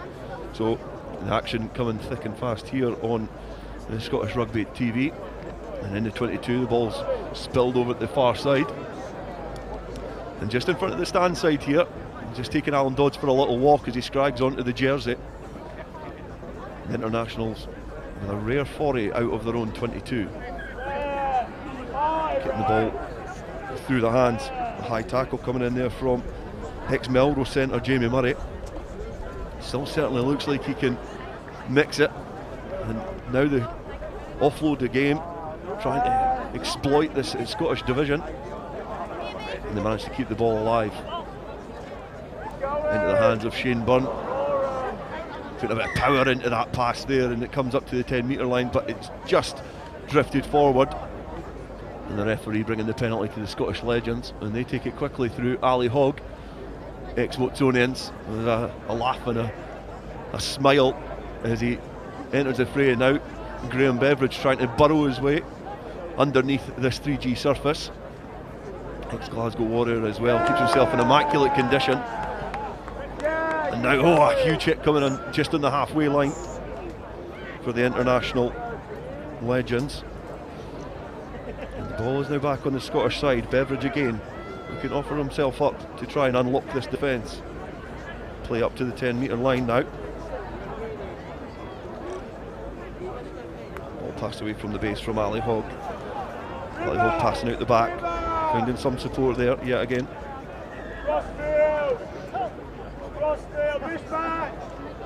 And it's going to be a penalty to Scotland again. Still currently in the driving seat here with the two tries. Now over at the far side, this is going to be an interesting phase of play. The internationals getting back well to cover defence. The referee quick to that, noticing the penalty, and international Legends will get the chance to try and break from their own half. I don't think Shane Byrne's going to go the distance, but he offloads to a supporting player. And the Scottish Legends looking like a well-oiled machine here in defence. And now the international Legends try to make it a foot race. And there's not a lot of players back there for Scotland. Ali Hogg trying to get back. He's maybe not putting maximum effort into that, but the international Legends get over the line in the corner. And I don't think they're going to be caught there as they dot the ball down. And that was an opportunistic try from the Legends to get in right in the corner, boot to ball, and made it a foot race. And I don't think any of the Scottish Legends were wanting to test their hamstrings on this occasion. And they let the international Legends in for a score. But you can see what a fantastic setting we have here at the Melrose Sevens, just shadowed by the Eildon Hills. The spectators that are littered around this immaculate new 3G surface here at the Greenyards, the home of Rugby Sevens, where it all began many years ago. in this 10-a-side game. I think the referee has brought proceedings to a close, and the scoreboard at the end of the pitch signals that it is Scotland 5, World Legends 5, as they're going to welcome on some refreshments, and I think it might be questionable what's in those water bottles on the field of play, as the Legends just gather just in front of this iconic stand here at the Greenyards, shadowed by the Scottish Legends just on the halfway line. And it's certainly been an entertaining spectacle in between what has been an action-packed opening to the Melrose Sevens here. It was Musselburgh who won against Glasgow Hawks 29 points to 0. Stirling County then defeated Hoyt 40 points to 7. Curry 38 points to 0 winners over Boroughmuir. Selkirk defeating Ayr, and then the co-ops with Cecil Africa and Tom Vandell swept aside Kelso in the game, which was just before this Legends game, which is in aid of the Ukraine appeal, the 100 World Club, the 100 World Legends, fundraising for the current situation in Ukraine to help with humanitarian issues which are ongoing due to the invasion. A few well-known faces just in front of us here at the commentary position. Just walking over the halfway line, we've got Brian Redpath involved with the Scotland Legends, with the word and stand with Ukraine etched on the front of the shirts. But it's a glorious afternoon here, and it's great to see Rugby Sevens back at Melrose after the last couple of years. The first playing on the 3G surface. And it is going to be the World Legends to get play back underway in the second half. It's all square. I don't know if there truly will be a victor in this game. It's all in the aid of good fun. As Graham Beveridge gathers from the kick-off, and the ball spilled across the 22. Try and recycle themselves up and set the platform here. And Graham Beveridge is in there as quickly as he can get in. And the ball has now gone loose, and Bruce puts the boot to ball, and Callum Anderson is well back. And ball over the shoulder, and trying to play some Harlem Globetrotters rugby. The dummy, the show and go, and Scotland Legends almost get out of their own 5-metre line, albeit for a misplaced foot, as Callum Anderson spills the ball over at the far side. Callum Anderson, ex-Scotland Sevens, as well as Alan Dodd, offers himself up in support. He's on the shoulder. Callum Anderson's there as well. He's got some support outside. One of them is the wiry Graham Beveridge. He's up to the 10-metre line. He's just went under the arm of Shane Byrne, who's loitering precariously in that offside position, as Callum Anderson just draws the man. And he looks to get the pass in and manages to find a supporting player on the wing. And then back in field.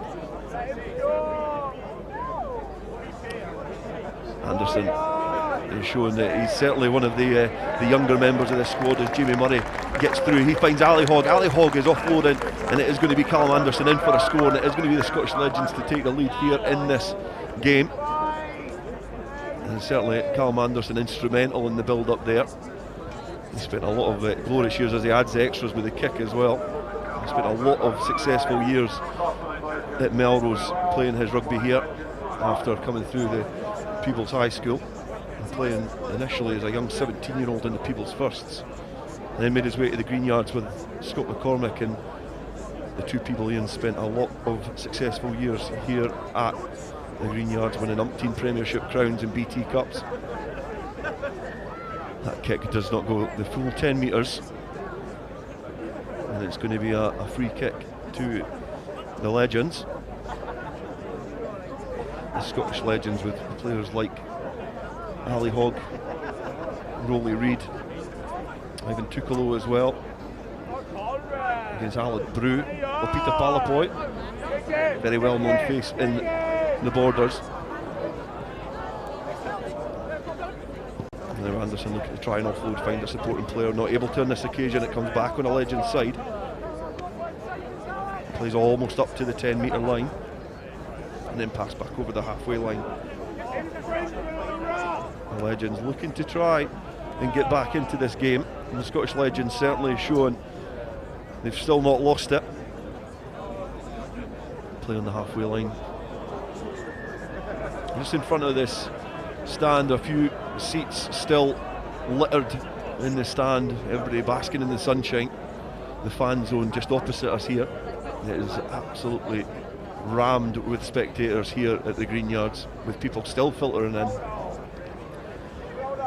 If they filter in quick enough, they'll be treated to some exhibition rugby from the international legends and the Scottish legends. It is the international legends through Shane Byrne who look to try and get themselves back into this game. Over the halfway line now. It's bobbling about in there. The Scottish legends doing well to cover the space. Lighter and offside to try and stop the pass. As Graham Beveridge just barks some instructions to the defence, but the international legends look like they've got space on this side. Orchestrating proceedings. Callum Anderson trying to flap the fend from the opposition player. His play is now up to the 22. And it looks like it's going to be a Scotland Legends ball. Great footwork there. And now Alan Dodds looks to go inside Shane Byrne, and I think he's not going to be caught. We've got a player scampering back to try and catch Alan Dodds, but he's got clear field to run into. He gets the ball down, and it's going to be another score for the Scottish Legends, and a popular scorer here at the Greenyards, and Alan Dodds to add to the score from Callum Anderson in the second half. He cannot add the extras, and that'll be a conversion that he will not want to replay. It was a scrappy effort off the right boot, not known for his kicking, but he was instrumental in the victory here for Melrose in 2011. Shane Byrne, who's just dancing about in the 22, takes the ball into contact, tries to take the pace down to his game as the legends look to break free from their 22. And now Graham Beveridge is trying to orchestrate the whole, finds Callum Anderson, and he fills the ball over at this far side, a little hitch kick, and play is up to the 22. It's just been guddled and knocked forward by the Scottish legends, but currently in the driving seat, 17 points to 5.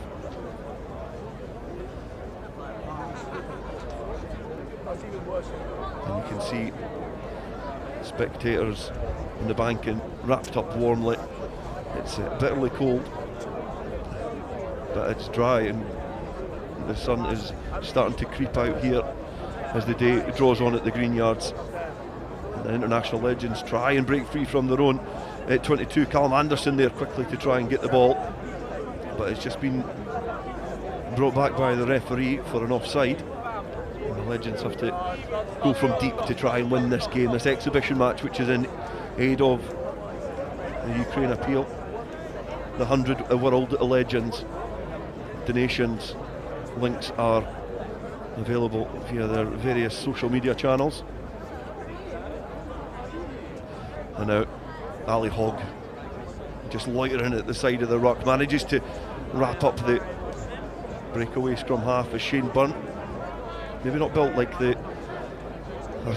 regular scrum half, but he's finding himself in that position on occasion here. As the legends again linking up well, just shy of the 10-metre line. Graham Beveridge getting across there,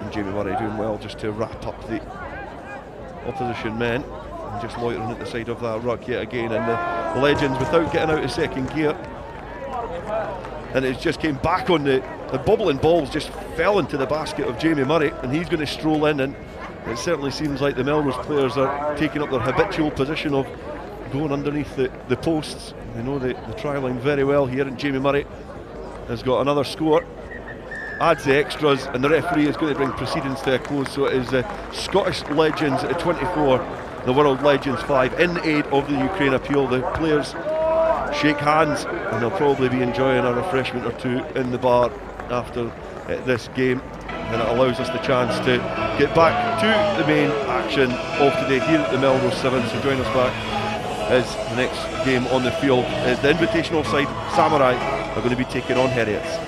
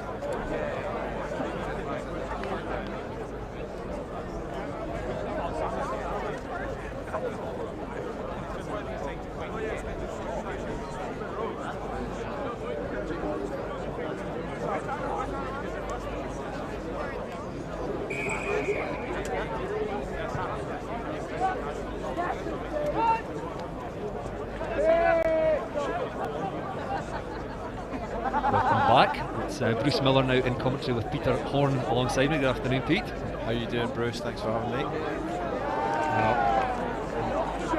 Looked like a try, but it was not. In fact, the referee's going to come back for a scrum. And we've got another of the fancied sides, Samurai, up against Heriots. So another unknown quantity. We don't really know what Samurai will bring, but certainly plenty of excitement, you would imagine. Yeah, no, definitely. I think the first high is always the time that you probably want to get the invitational sides, because sometimes they're a wee bit slow to get going and you can get stuck into them. But they're out the blocks quick. They are, yes. Denied just a moment or two ago. The referee brought them back for a scrum, but they have gone over for a try there with barely a minute on the clock. And coached by Fraser Hartness, a man I suspect you'll know has been around the Scotland Sevens for a while and played a lot for Selkirk.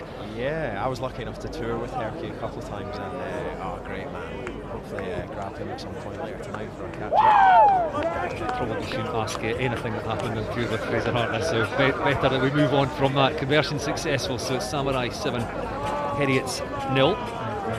Heriots last won this one in 1982, so we've obviously a strong side here, and you of course involved with the Ayrshire Bulls now in the Super 6, which of course has made selection difficult for some of these teams who have a Super 6 side in terms of sending their club players, so perhaps not as strong as they might have been in previous years. But it's the Samurai in possession again, just outside Heriots 22. Loose pass there, just trying to get the ball to space over on the stand side.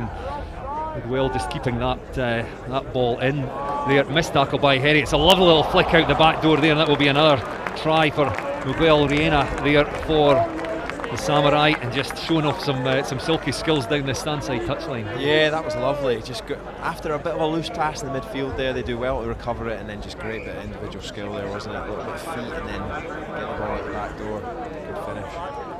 Good finish. In terms of looking at names, there would be many household names, let's say, that people will recognise at home for the Samurai, but one certainly would be Max McFarlane.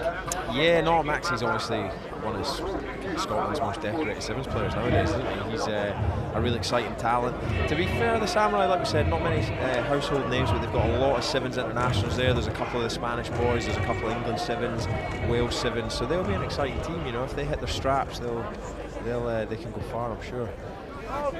The restart there by Samurai now leading 14 points to 0. So it's Heriots with some possession. Big hit there. It was Hugh Morris, I think, appealing to the referee, felt he was hit a bit late, but still Heriots in possession. Just can't take that one.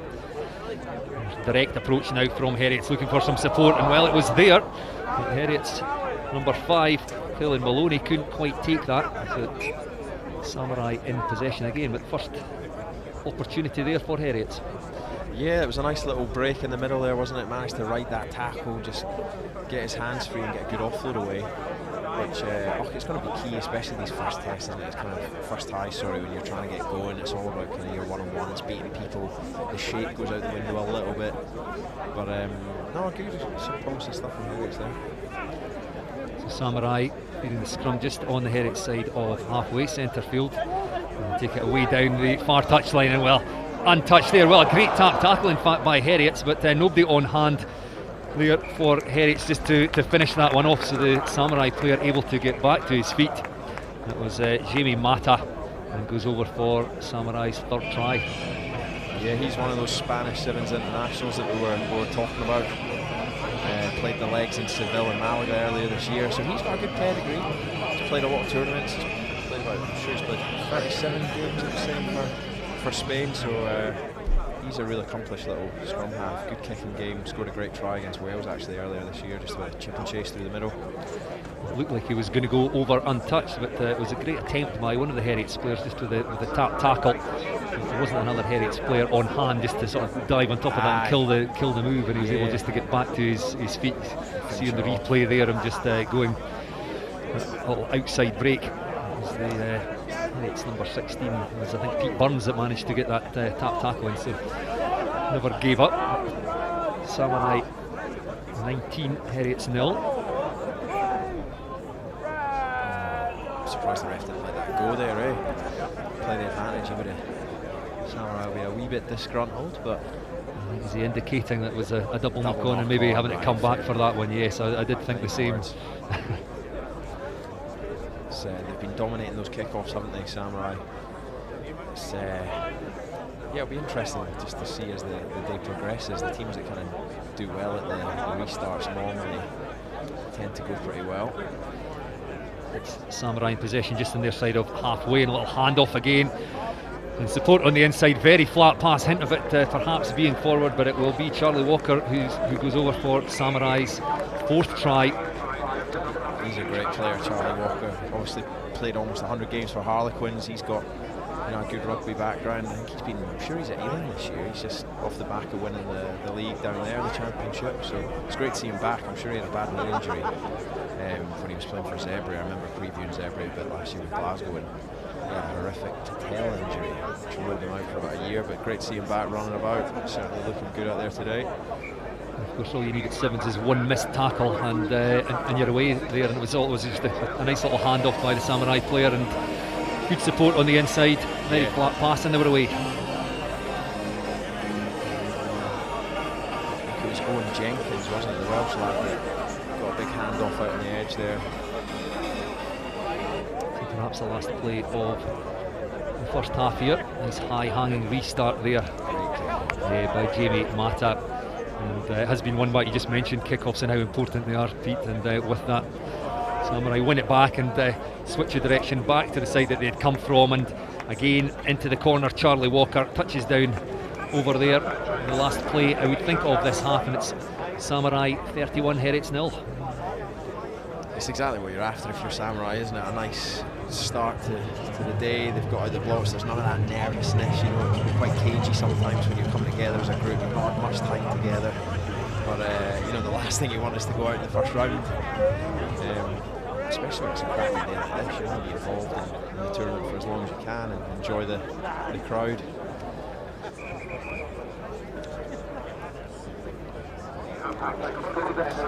It is half time, so Samurai 31, Heritage 0.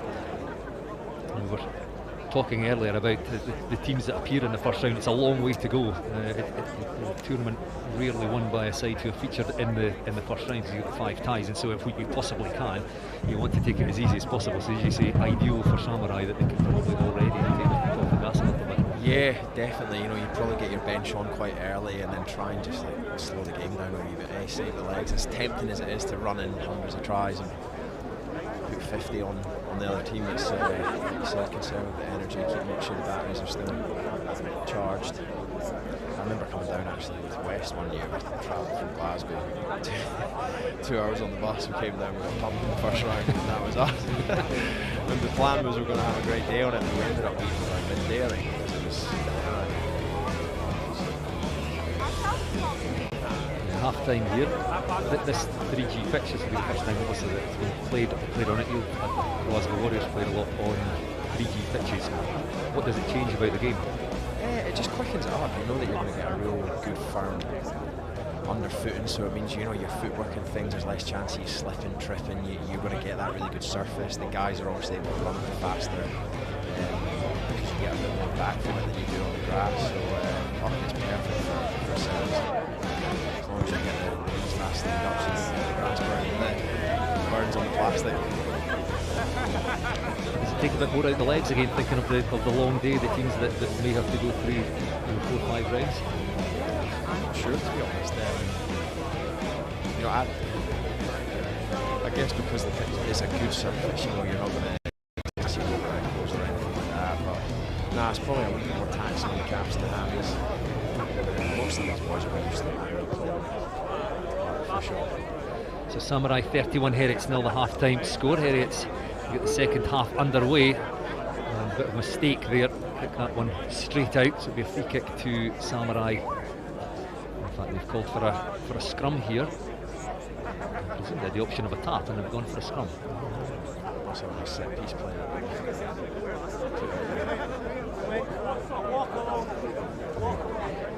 Scrum half weighing up. Just the orders there. It comes and breaks away to the right. Just got one player in support. In fact, Willie Needham he's away. Across goes Ewan Adamson for Heriots. Makes the tackle. Ball thrown back in field. Scooped up there by McFarlane. And it's still Samurai in possession inside that Heriots 22 now. There's space and numbers over on the far side. The Heriots defence, well, it looked well organised. They were there, a good tap tackle.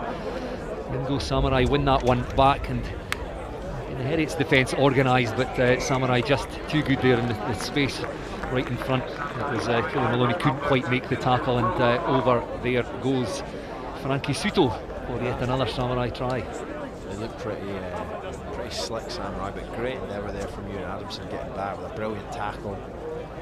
Heriots scrambled really well, like you said. They got organised, they got off the line again, but ultimately it's just a wee bit much in that Samurai team, isn't there? Some good footwork, good offloads. Yeah, it's one thing being organised in defence, but when you're faced by the quality of player that they're up against, all it needs is a little step, a little shimmy, and you know, in a gap that shouldn't really be there, is there? That's it. It's frightening trying to tackle some of these guys, a bit of space. So Samurai 38, Heriots 0.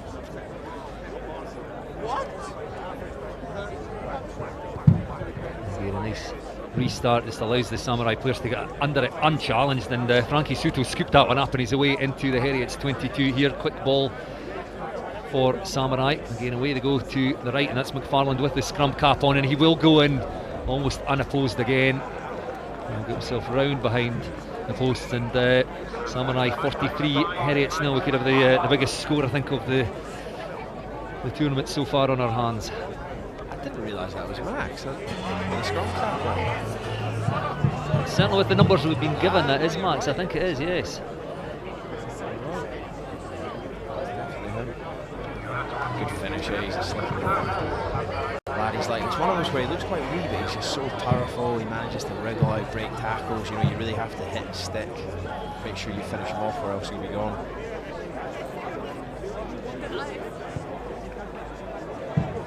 And that restart just going a little bit longer. In fact, it goes too far. This time the restarts have been bang on the money, as you said earlier, Pete, but that one just had too much on it. I'm not sure what way the wind's going. It certainly feels like it's coming straight into the commentary box here, because it's absolutely freezing. Glorious sunshine out of the pitch, but it's not very warm in here, and I think that was perhaps wind assisted, but it's Heriots in possession now. Again, a loose pass, and this is just going to go straight into Samurai hands. Just Will Hendy there, I think, trying to be a little bit too clever. I think he knew probably that ball had been knocked on. It's a Heriots scrum. Good to just see Heriots try and hold on to the ball a little bit, try and get into the game. You know, it's tough when you're kind of chasing the game a bit and then it gets a bit loose. Other team just manages to capitalise on mistakes. So hopefully here they can get the ball out and look after it for a few phases. Yeah, they could be forgiven for having dropped their heads, but that's referee playing advantage. I don't think they're going to need it. Samurai, away goes Charlie Worth. Round in it was Ewan Adamson again trying to get across to make the tackle for Heriots. Couldn't get there, didn't quite have the gas. And Charlie Worth scores, and Samurai have hit the 50-point mark. Well, they've got plenty of pace, Samurai. Everyone that's getting the ball at the moment is looking like they've got jet shoes on, so. I'm not sure how much of the top half of the draw you saw. It was the Co-Optimists were the fancied side up there, and they beat Kelso 31 points to 5. You'd have to say that Samurai are going to be in the mix at the very least. Yeah, you'd think so, based off this, the first kind of 10 minutes of this game. I watched a bit of that first half. I thought Kelso done really well. They kept it tight. They looked after the ball a bit. You know, they've probably just done a lot more work than the Heriots boys and the Sevens. And Max McFarlane again goes over in the scrum cap. That came from great work on the restart. Will Hendy going up unopposed again, winning the ball from the restart. And a couple of phases later, Max McFarlane goes over again. And it is a bit of a rout. We've still got a couple of minutes left to play in this one. Should be a really easy conversion. It is indeed. Samurai 57, Heriots 0. Well, they're certainly not taking their foot off the gas like we thought they might. Racking up try after try. To be fair, it's probably not taking too much out of them. They're getting a break already. Again, good restart. Tap back yet again by Samurai. I think they've won every single one of their restarts, which makes it very hard for Heriots. They just can't get their hands on the ball. It's taking it to contact good midfield. Yeah, it was a good clear. Frankie Suto brings it out, and in fact he had a little look, and there was a gap. He sniffed out in that Heriots defence there, and he takes the score over 60. Samurai 62, Heriots 0. The best thing the referee could do here is to put Heriots out of misery.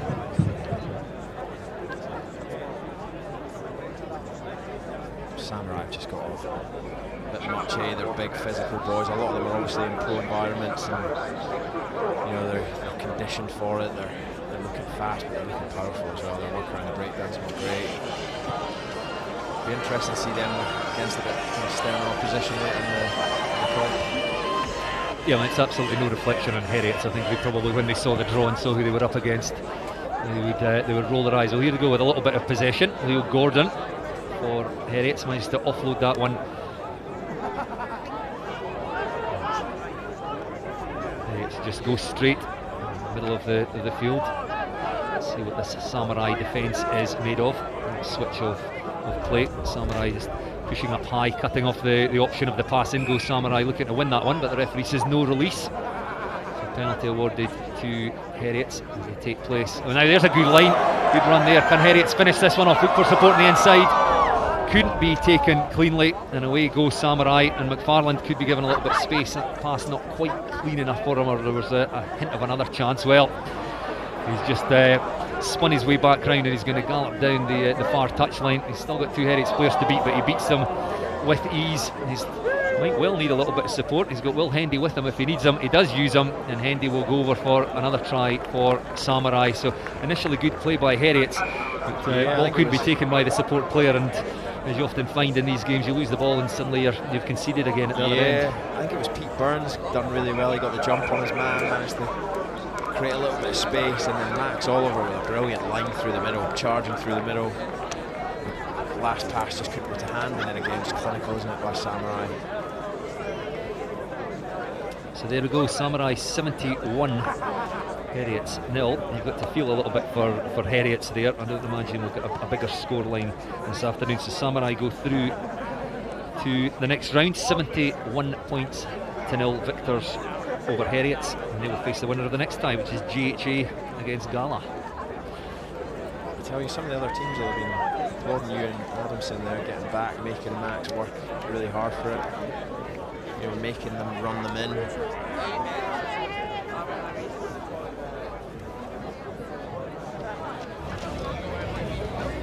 Difficult to tell as we see whether you know how Samurai will fare against stronger opposition. But so we've got a little mark beside their name as one to watch. Yeah, definitely some really exciting players in there. The kick-offs, the restarts were brilliant when they managed to win them all back, and then they just looked like slick handling the shot. The break was good. So the next tie then, Gala against GHA. So GHA sixth, I think, in the Tennis Premiership this season. A decent season for them. Gala sitting top of National League Division 1. A big game against Heriots next weekend to decide who will be promoted. And I think looking down that Gala squad, they have probably saved all the players that they will be using next weekend, and what they'll consider is a huge match for them. And they've sent some youngsters here today, so a great chance for them and to show off their wares. Absolutely, definitely. You know, like you said, you probably want to be that team boys for next week. It's a great opportunity for these young boys to get experience with the Melrose Sevens. And up against some strong opposition in the shape of GHA. Again, looking down that team sheet, yes, I mean, Andrew Gowdy captain, Charlie Lonergan, there's Max McFarlane, there's some names, well-known names there, yes, absolutely. They're a funny old team, GHA. Sometimes on their day they can beat anyone in the league. I've watched a fair bit of them. We've recruited a couple of their players at the Ayrshire Bulls, so quite familiar with a few of these names, and they'll take some beating. It looks like it will be Gala to start this one. I think we're now without a referee. We now have a referee. I think that's what we were waiting on. He's a good lad, Scotty Peffer's had him. I've done a bit of coaching at Hawks, and he came up from Hoyk and was living in Glasgow for a while, and he was a brilliant player. Really good skills. Good lad as well. So, there's a whistle to get this one started. A nice high-hanging restart. Could be taken cleanly by Emery. I think somebody got hand hit. Not quite sure who it was. It must have been one of the Gala players, because the assistant referee says it will be a throw into the line out for GHA. But it was another decent restart. You mentioned them earlier, the importance of them, and they've been good so far in both the games we've watched. This surface, you'll get a real consistent bounce. It should really help with that. Intricacy at the line out there, and thrown to the man at the front, George Baird. A solid character, drives forward. Gala try and hold him up, but he does manage to get the ball away, and GHA can take it to the middle of the field, bring it back the way it had come from. A little switch, just moving that Gala defence about, and they've fractured it a little bit if they can get a runner. Good tackle there by Gala number 8, Glenn McCrum. Another offload there by George Baird, getting himself involved in the game early for GHA. And Gallop down that far touchline. Plenty of supporters out enjoying the sunshine, and there's a little bit of a gap there, and away goes Andrew Gowdy, the GHA captain. So first blood it is to GHA, and they lead 5-0. It's an encouraging start for GHA. They've held the ball well there, built a bit of pressure, built some phases, and ultimately Andrew Gowdy, great wee player. He's got a good eye for a gap, spots it, through he goes. They're mixing their game up nicely there. I mean, they had George Baird taking a very direct approach and dragging some players with him, but you could see as they moved the ball about, they did break that Gala defence up, and it's good Sevens rugby. I'm not sure if that's our jersey misprint as well. I don't know if that is George Baird. I'm sure he's a wee 9. He's quite a big lad out there. Number 20. Yes, it may well be an issue with the jersey numbers. It is number 20 to kick off. I'm not sure that is quite on 10. It hasn't Gala played it, I think, though. With the coming back, this will be Gala free kick on halfway, not hanging about there. Bring the ball across to the stand side. That's a good run there, and tackle missed. And as we said earlier, one missed tackle is all it takes, and Tim McCavanagh goes in for Gala. Great strength, isn't it? He just shrugs off the tackle, gets a big fend up on the shoulder there. Really good from the big man. We're not entirely sure who the GHA 20 is, but whoever it is, having started the game well, didn't quite make 10 on the restart, gave the ball to Gala, and then I think slipped off the tackle here. So from hero to villain, in the space of about 30 seconds. The conversion from out wide unsuccessful though for Gala, so it's GHA still hold just a slender lead, 7 points to 5. We played 3 minutes of this tie.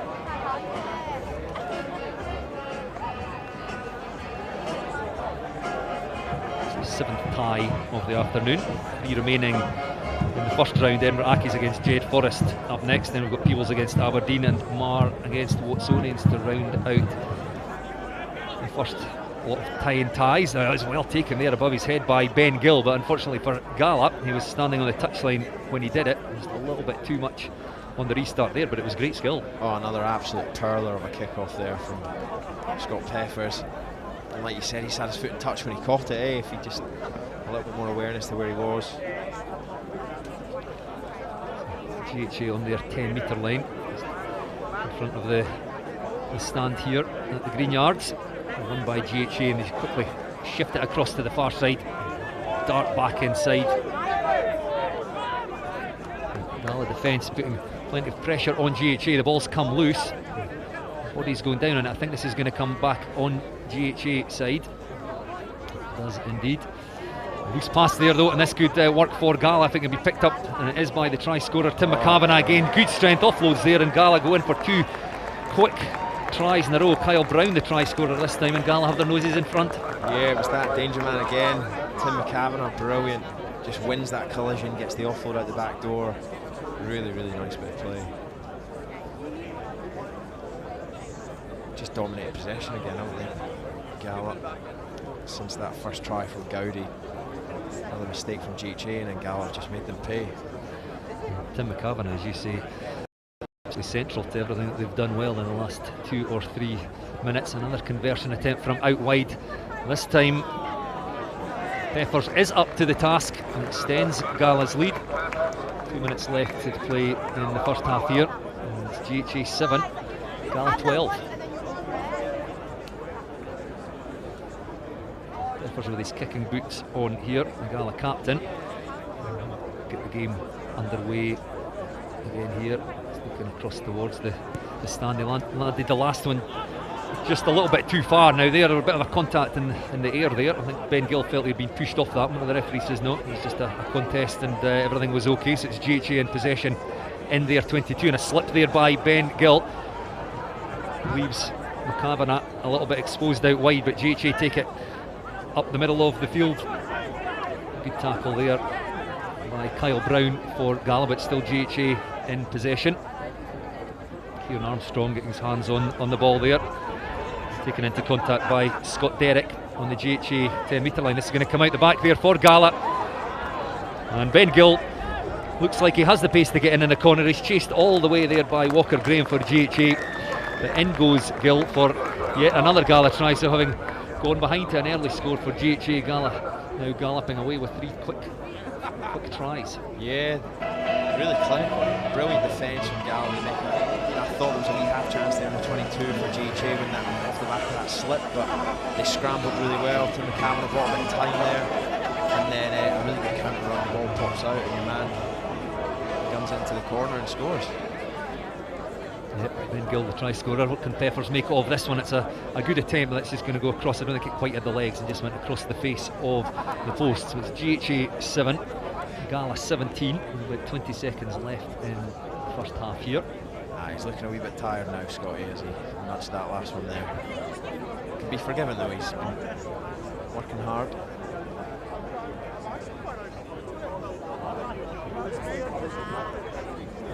It's Peffers then, the Gala captain.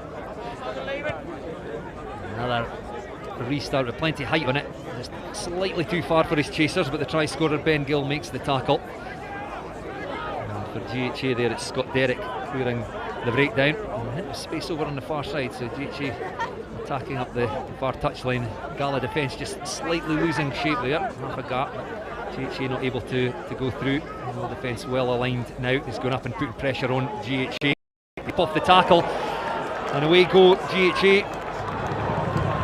Being chased all the way, the 2 number 10s. Good work there by Matty Reid, forcing Andrew Gowdy, the GHA captain, right out into the corner, but GHA getting themselves right back into this one. Yeah, this has been a cracking tie actually. Really good by Gowdy again to finish it off. I think it was Scott there, wasn't it? Got the jump on his man there. Yeah, in the midfield, just brilliant 3-on-3, nothing much on. He just manages to stand up his man, gets the outside defender to jam in, and brilliant to get the ball away out the back door to Gowdy, who has the legs to run it in from 60. Yeah, just as I said, the Gala defence looked well organised. Exactly as you said. It put doubt in the defence's mind. The tackle wasn't quite made, so you see the outside defender is forced to jam in, and then suddenly there's a gaping hole, and GHA didn't need any second invitation. The referee blows for half time. As you see, a very entertaining first half. GHA 12, Gala 17, anybody's game. Absolutely, it's been a cracking tie. Exactly what you want to see, competitive, both teams going at it. Ball's been in play a lot as well, which is good. It's funny that as defenders start to tire, that's what you're looking for. If you can get you quicker players, get them standing people up, get on the outside, make other folk, defenders when they start to tire, you're almost looking for somebody to hit, so you want to step in and try and belt somebody, and that's when the space opens up and you can get the ball out of your hands. So what will the two coaches be saying to their respective teams here? I think they'll probably be talking about whoever's got the ball is dominating. Both teams have got a nice little shape. GHA look like they've done a bit of work. They're trying to get to the wind. It looks like they're trying to pull out when you get to the wide channels and play up the wide to wide. Get Gala diving in.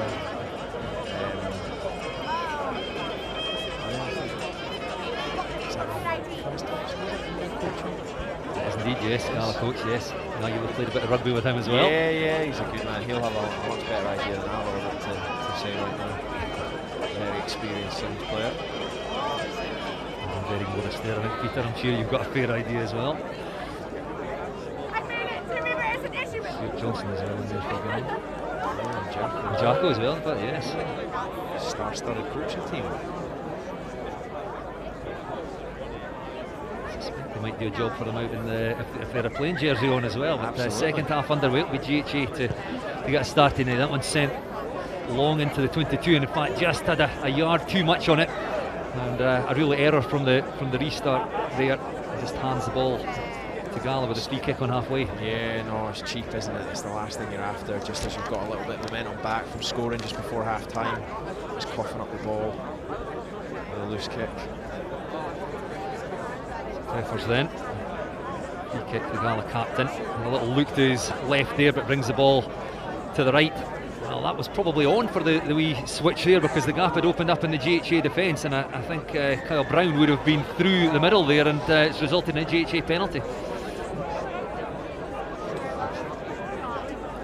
GHA just outside there, 22. Long ball thrown that might bounce up and work out okay. It does indeed. Again, just taking that physical approach. Well, it's who we thought was George Baird. We think it probably isn't, but he's certainly proving physical again, and hard for that Gala defence to deal with. That was a bit of a high tackle, yet the referee sending Gala back here. Was that ball lost from the tap? It was indeed. The referee said it's come off his knee, so it's going to be is he brought him back? I imagine this should be a scrum to Gala, but I think with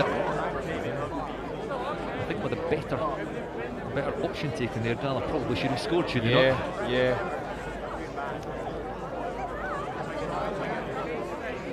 A little bit scrappy in this second half. The first half was a lot of continuity. Still not entirely sure how it's a GHA ball, but it is either way, and it comes out.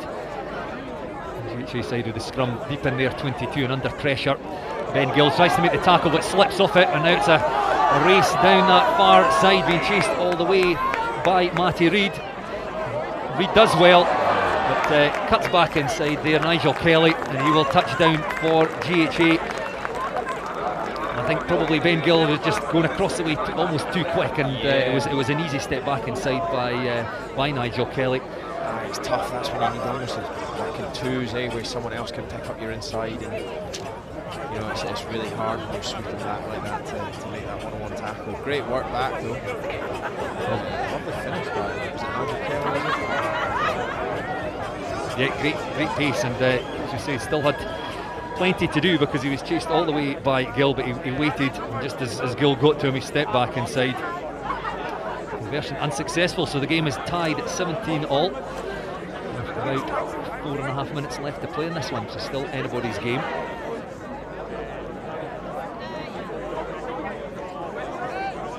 This is Baird with the restart. His last one went a bit too long, that one's better. was challenged there. Yeah, it was challenged by McFarlane there for GHA, but it was taken by Gala, bundled into touch by McFarlane, and a throw into the line out for GHA. And the game really swinging between the two teams. It was GHA who opened the score, and Gala then with 3 quick tries. GHA now with the ascendancy. Yeah, I know. McIntyre. I don't know why GHA don't fling that in quick. A little kick through there, and again this could work.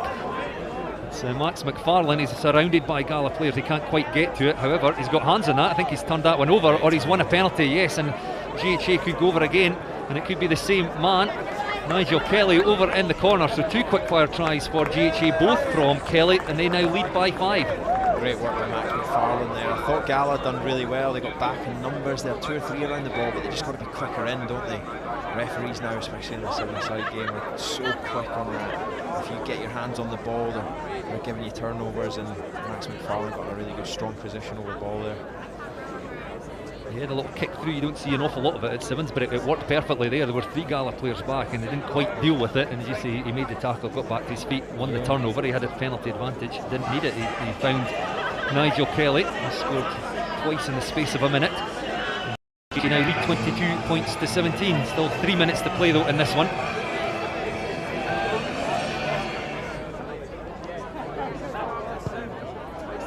The long restart, and again I think he's made the same error as he did a couple of kicks ago. They've kicked that one straight out, and once again cheap possession for Gala. Yeah, and as much as GHA have been in the kind of dominating the second half, they've not kicked their conversion, so there's a good, Gala still converted try away from taking the lead. Peppers then, now he's got some support on the inside, offloads that, but it's a little bit scrappy. Ball goes to deck. Gala perhaps a little bit fortuitous to still have possession here. It's with their number 12, Kyle Brown, who fights his way through a couple of tackles. Nice little offload there to Alex Selkirk. The ball being lost. The referee says penalty to Gala, and they're not hanging about there. Peppers just to get the ball out wide.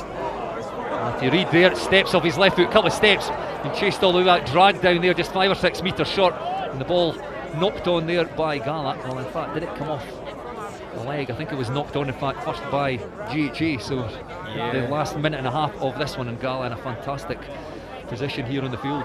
Great feet. Matty Reid, yes. He's a big powerful boy as well, isn't he? Options both ways here. You kind of fancy the scrum half might just come round to the right with Scott Peppers. Yeah, you'd think. If I was going to take my quickest player behind the scrum, I would say just get the 9 picking and go down the short side. Well, it doesn't come out very cleanly, and GHA, well, 2 of the players got feet to that. It's anybody's ball here. I think Peppers has come up with that for Gala. GHA should have perhaps hoofed that downfield, but it's still in Gala's possession. And finding it hard going here to get themselves through the GHA defence. GHA fighting for everything, trying to preserve this lead, and they do. However, double knock on. The referee says another scrum feed to Gala here. What a tackle by Max McFarlane there on the line. That's a bit of physicality. He needed to make a big shot there, back on your own 5. You can't afford to kind of let them ride the tackle. The ball didn't come cleanly at the back of the last scrum for Gala. GHA had their chance to get rid of it. Gala with another opportunity here. It's still not clean, but it does come back to Peppers, the captain. A little shimmy there, a little step. And he's dragged down. GHA fighting to try and get a hold of the ball. This should come out in the Gala side. The referee playing an advantage. No release there by GHA, so a penalty for Gala. We're into injury time at the end of this one, so a try for Gala will level things. Conversion to win it. Can they get themselves over the line? That ball should have gone. Dragged down again by GHA. Hands in the breakdown. Again, Gala making really hard work of this. GHA hands on the deck there, and the referee is going in his pocket. Hands on the deck there, and off his feet by the GHA player. So Gala now attacking up against 6 men of GHA for what's left of this tie. Still GHA 22, Gala 17, so a converted try will win it for Gala. They really are making hard work of this, Gala. Again, they win it back. I'm trying to take that pick and go approach now. I mean, they're up against 6 men. You think there's got to be some space somewhere a little bit wider. Once again, great defence by GHA, defending for their lives here. Out it goes away across to that left-hand side for Gala. A little flick out the back door. Unbelievable defence here by GHA, fighting for each other, fighting for everything, but at last Gala do get themselves over that try line. Matariti goes over for Gala. We're a minute into injury time here, and that level sings. GHA 22, Gala 22, conversion to win it here for Gala. They've done well to just keep looking after the ball. GHA were making an absolute dogfight in every breakdown there, weren't they? They scrambled so well, really made it tough for Gala, but ultimately pressure told in the end. And over it goes by Peppers. So Gala win it at the death, having led 17 points to 12 at half time. It was all GHA for a while in that second half, but Gala do manage to progress to the second round. 24 points to 22. Credit to the GHA defence at the end there. Perhaps you got to say that Gala made hard work of it. I know I said that in commentary, but there had to be some space somewhere when they were up against 6 men, surely. Yeah, especially with GHA going so hard at the breakdown. Fair play to them. They held on to the ball and eventually got the job done. I'm surprised they took the big lad Tim McCavan off there. He was the difference in that first half. He looks like a quality player. What a tie though, great tie. We've seen some one-sided affairs in the first round so far, but that anything but. A conversion a minute into injury time, winning that one for Gala. They progress, and their reward, let's say in inverted commas, is to face Samurai in the second round. That one will be at 350. So next up, we've got Edinburgh Accies against Jed Forest. Both of them recent finalists here, Jed Forest in 2012 and 2016, Edinburgh Accies 2014-2019, so both with a great pedigree here. Yeah, Accies are always good at the Sevens. They've got a good history of good Sevens teams. They've got some good players here today. Rue Campbell, he's had a brilliant season. Robbie Kent, he's another cracking player, plays centre for them. At the 15s, he's a good player. And I'm sure that's Dickie Mill back there with a scrum cap. He'll bring a bit of experience. Yes, indeed, we're just waiting on the Edinburgh Accies team sheet, but it is Richard Mill, and fantastic Sevens player who played a lot here with Melrose over the years. Up in Edinburgh House, playing with Edinburgh Accies. That's Rue Campbell there. Possession it is, yes. Fights his way forward towards halfway. Actually driven back a bit by Jed Forest. Early possession here for Edinburgh Accies. Two Jed players slipping off the tackle. Dom Buckley, one of them there. One of the Jed Forest players is down injured, so Edinburgh Accies attacking against 6 men here. Well, not now, because the referee awards the penalty to Jed Forest. It was Dom Buckley. He's back up on his feet there, a knock on the knee. It's Jed Forest and Rory Marshall there in possession. It's a great Jed Forest side. You've got to say, I'll run you through the teams in just a second. I played for Jed once down at the Melrose Sevens, where I was playing for Dundee, and then Jed beat us in I think it was the quarters, and they got an injury, so I jumped in. Cracking bunch of boys. And really take their Sevens rugby very seriously. They're always good, aren't they? Yes. Both these sides are. Here it is with Edinburgh Accies then just outside that Jed Forest 22. Well organised Jed defence, a good tackle there. Great D. Jed Forest, yes it is. Dom Buckley again involved, seems to have got over that early knock. A bit of space out in that Jed Forest defence, the two young brothers defending side by side there, Gregor and Lewis, and one of them misses the tackle. Gregor, I think that was there. Lewis Young just finishes it off, but Accies in a great position here deep inside the Jed Forest 22. 5 or 6 metres out, Accies. Again out into the midfield and then just cut back across the way they've come. There we go with an Edinburgh Accies team sheet. And, right, Richard Mill is the captain today and goes in and wins that ball at the breakdown for Edinburgh Accies. Just taking that direct approach. It was Fraser Lindsay for Accies. Quickly recycled round the corner. Brian Athelson comes and again attacked down the far side. Richard Mill throws the ball there. Didn't seem an awful lot wrong with the pass there, but it couldn't be taken cleanly by Rory Campbell. Good D by Jed. They look well organised, don't they? They're filling the field, making it tough. Anytime there's a little missed tackle, there's someone else in to sweep it up and cover his man. They always are well organised, Jed Forrest. I've watched them win a tie here when they were reduced to 5 men and still somehow managed to defend and stay connected. Yeah. Still always fight hard for each other. With an injury here though for one of the Accies players. It's Ben Appleson. So still no score in this one. Played 2.5 minutes. He looks a wee bit like Darcy Graham from up here, doesn't he? The haircut and the wee stocky fella. Be good if you could find a bit of Darcy Graham in there today. Melrose Sevens always a platform for a young player to put their hands up and announce themselves on the scene. It's Edinburgh Accies here. A good tackle there by Rory Marshall, dislodged the ball as Edinburgh Accies were looking dangerous just outside the Jed Forrest 22. Once again, important tackle by Marshall. Great tackle, he does really well there. I thought Accies done quite well not to, the winger not to go in the cut too early, just gave Robbie Kent a chance to get the jump on his man, and I think if he'd went on that late cut right at the last second though, he would have maybe got through. It'd be good to see Jed get a bit of possession, Accies have kind of dominated the ball, so. Yeah, some rare possession so far for Jed Forrest. It's Young, Lewis Young over on that far side, quickly recycled. Just outside the 22. Dom Buckley now. Back, but playing in the forwards today. Looking for the return pass, goes in a good clear out there by Buckley. Just again means that Jed Forrest can get quick ball. Finn Scott now looking for some support. Eventually gets it in the shape of Lewis Walker. And then Marshall getting himself involved in the game. And they've gone from 22 to 22. Nice support on the inside there. Clever play there by Marshall, and it'll be Lewis Walker who goes over for the first score of the tie for Jed Forrest. Centenary Accies 0, Jed Forrest 5. What a try. Move the ball to the width and then a brilliant clear. Buckley flew in just when it looked like there was a chance of a turnover. He's absolutely blasted that ruck.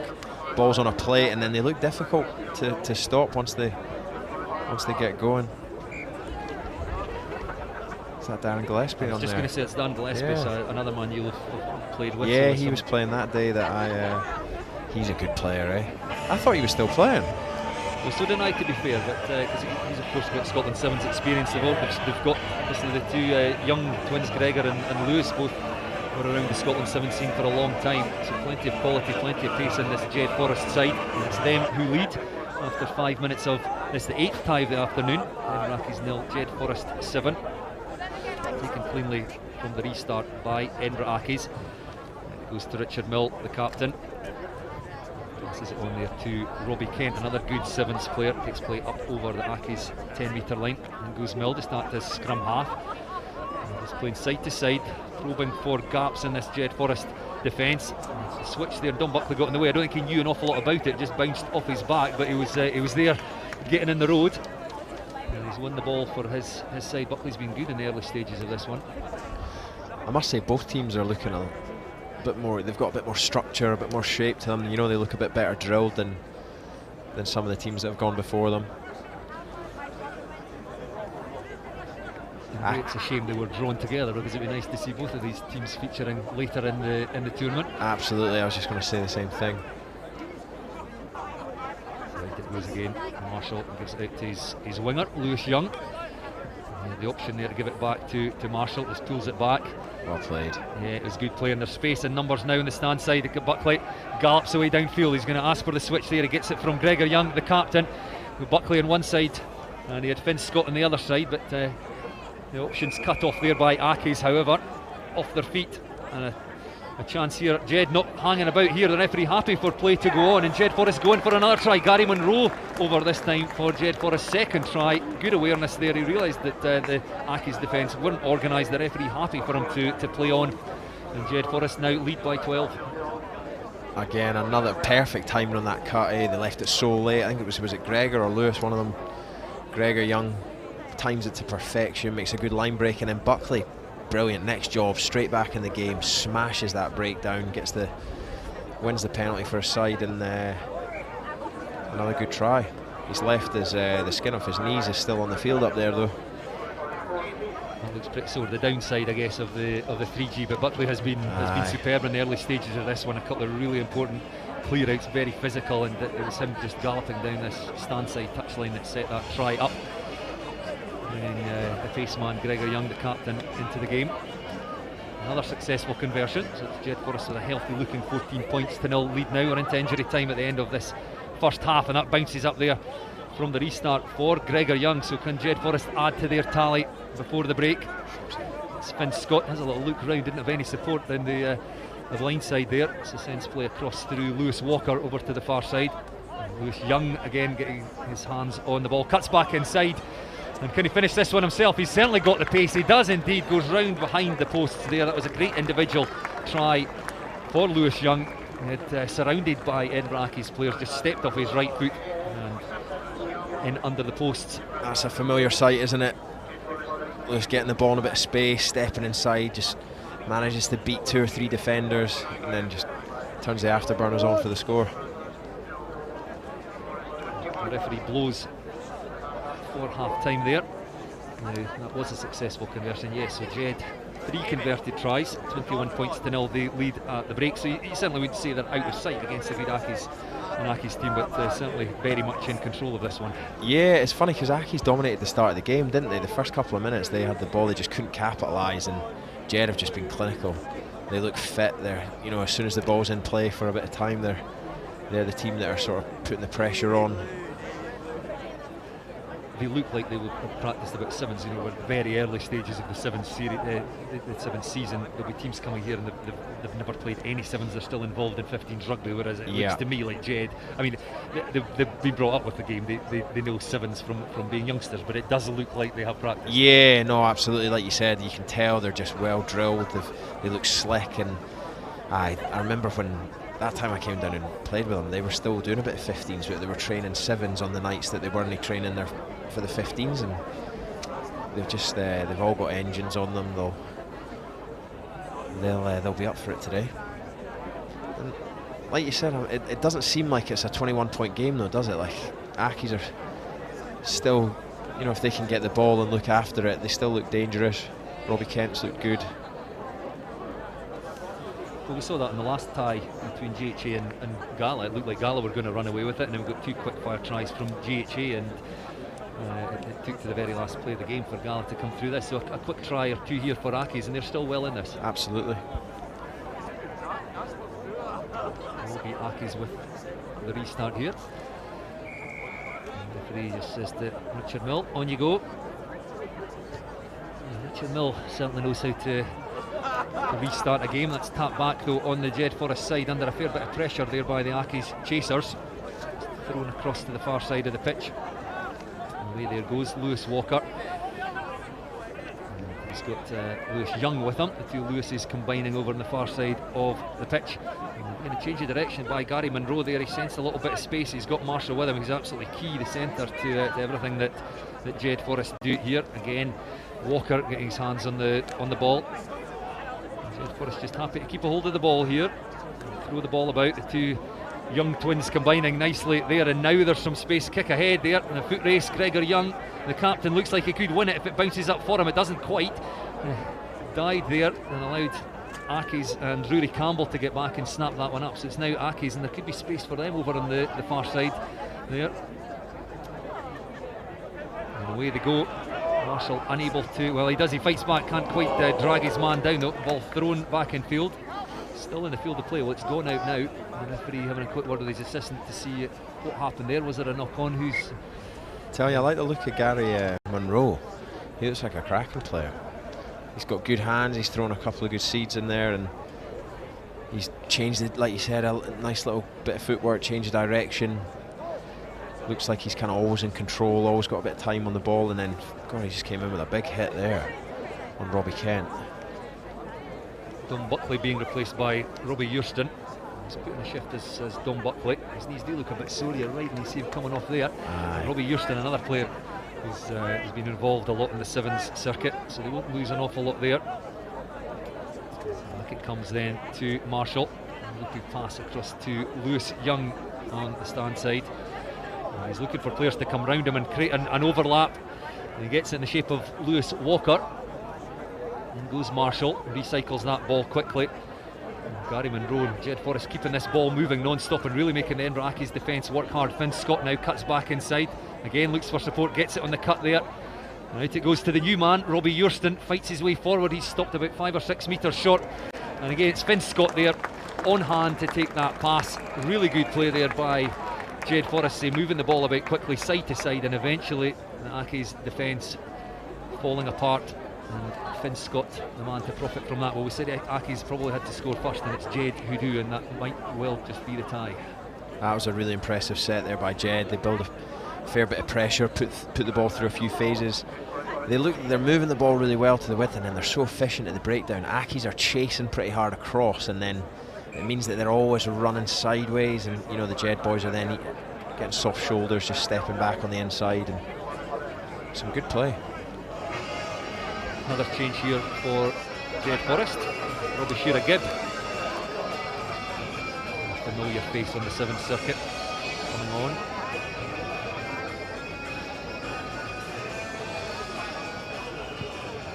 Gary Monroe now with the restart. Bayaki's just outside there, 22. To take that into contact. Aki's.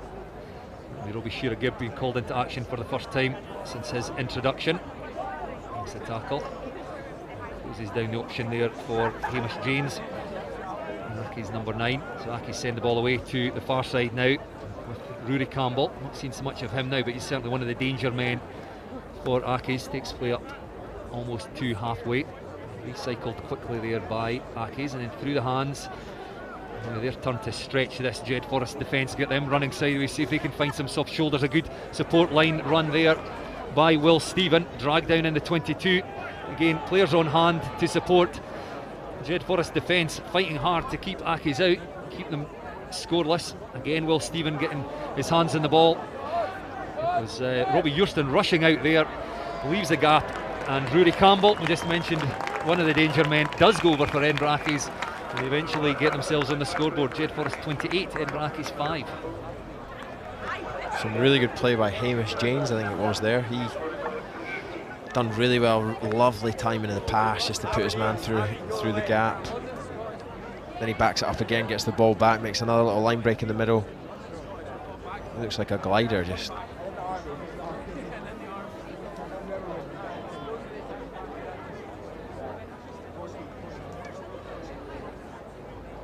Accies, well, they've only got a couple of minutes left in this one, so they left it rather late, you feel, to get themselves back into it, but showing that they can play a bit of sevens rugby. Conversion successful, so it's Jed Forrest leading 28 points to 7 now, and in possession inside there, 22. Shearer-Gibb now has a little look, and he goes through a gap there, and a hint of a pass, and he goes himself, now looks to offload it. Good work there, gives it to Kieran Hayes on now for Jed Forrest, and away goes Hayes, and he will score under the posts. Chased all the way by Ben Appleson, but too much pace and touches down, and that the clincher for Jed. That was another lovely, great offload out in the wide channel there. He sucked in 2 or 3 bodies, managed to, was it Robbie Shearer-Gibb? Yeah, managed to get the ball out of his hands.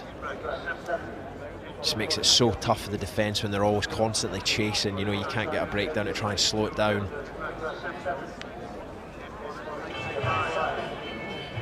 Jed Forrest 35 points to 7 now, into the final minute of this one. Probably really encouraging for Jed as well, as they've emptied their bench here. They've all come on, they've all added something. You know, it's not like they've eased up at all against a really good Accies outfit. That should give them a bit of confidence going into their next tie. I think they'll play London Scottish in the next round. They've got a bye through to the second round.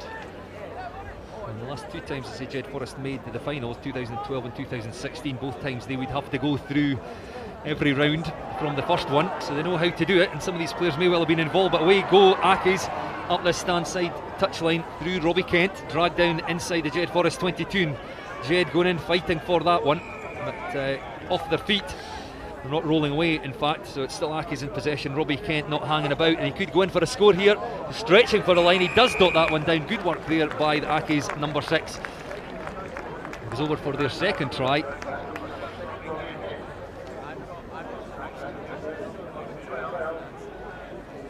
Good individual try there by Kent. Yeah, it was a smart play, wasn't it? You could see Jed had piled a lot of bodies into that breakdown. They still had a few guys off their feet, and he's just got the ball, taking it quick, and off he goes.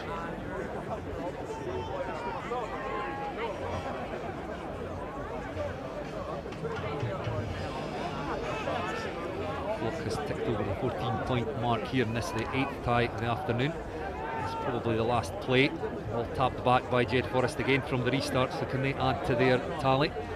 Leading by 21 points. It's now Shira Gibb again, who's been prominent since he came on. And sees a bit of a gap and gets the support there from Gregor Young. That should have given him the ball. And Jed Forrest captain. It's now Nick Stingle, former Kelso player. And away there goes Elliot Stewart. Great play once again by Jed Forrest. Just have too much here for Edinburgh Accies. Good work initially by Shira Gibb. As they had the chance of an offload to Gregor Young. So it was recycled by Jed Forrest. Another of the substitutes, Nick Stingles, a former Kelso man, getting involved. He looked good. He done really well there, didn't he? Picked up the offload there from Shara Gibb, and then dances his way through. Another side. Go over the 40-point mark, and you have to say the early stage of this one, we said it looked like it would be 2 evenly matched teams, and Jed have in the end run away with that. I think credit to Jed, they looked really, really good. Like we said, when the ball was in play for a bit, they really grew into the game, didn't they? They got their shape going and they looked really dangerous. It wasn't like, Accies were making them work for the tries. It wasn't kind of like Samurai where they were just pouncing on a loose ball and running in a try. Jed had to work for the tries, but it's almost meant that they'll be feeling pretty confident with where they're at going into this next tie against London Scottish. London Scottish over the holders, their Lions team here, so it's the side below the professional level. So I mean that's one that Jed can go into probably with a bit of confidence. Yeah, definitely, especially off the back of that game there. They'll have lots of confidence. Got nothing to fear. Well, we're going to have a tough one commentating on this because looks like the same team are playing each other. The Strips. Well, that's Peebles to the left, our left. That is going to be difficult, yes. Peebles have brought 2 teams today. So that's Aberdeen Grammar, is it? That is Aberdeen Grammar, yes. They've had a real tough season in the Lieutenant's Premiership, finishing bottom of that. They play National Rugby next season. I remember them having a good run a few years ago in the tournament here, and Peebles, I don't think they'll mind me saying, one of the less glamorous border sides, but another team that will have been brought up playing Sevens rugby, and that counts for an awful lot when you played it from youth level, and some of these guys will have played on the Sevens circuit for years and years. Absolutely. You're just used to the way the game goes, like the way you move, when to take contact, when to try and keep the ball alive. Just that sort of game awareness, that game sense, it makes a difference.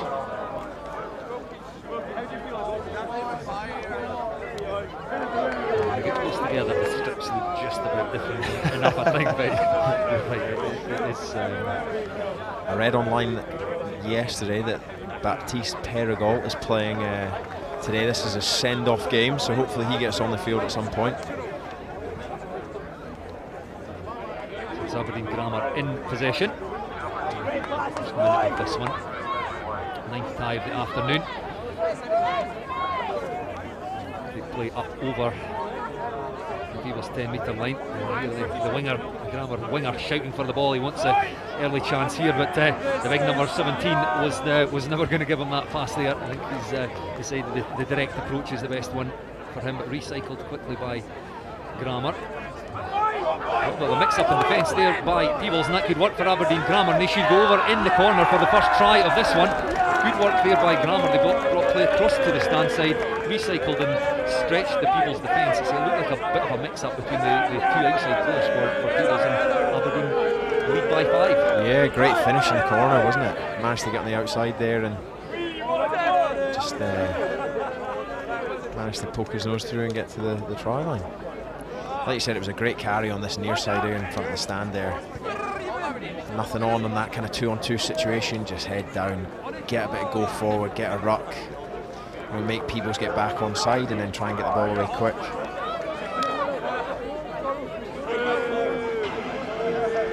Yeah, sometimes that works well, as you say. We talk about not taking contact at Sevens, but sometimes, especially when teams are defending high, just taking contact and getting them back on side works well. So Grammar unable to add the conversion, so they lead 5 points to 0 for the first couple of minutes of this one. So Peebles with their first chance in possession. With plenty of pace out there over on that far touchline.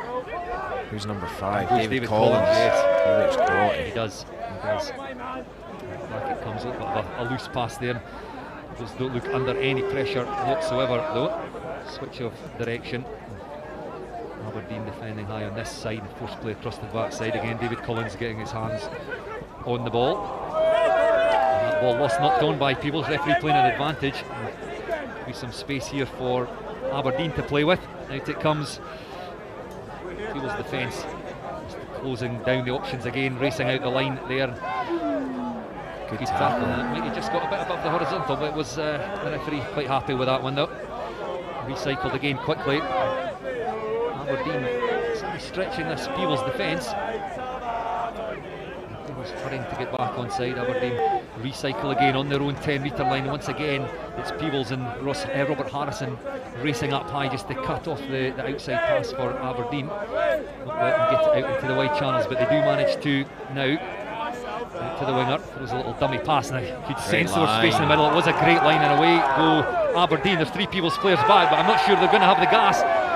Great tackle there by Robert Harrison, but the offload there by Aberdeen.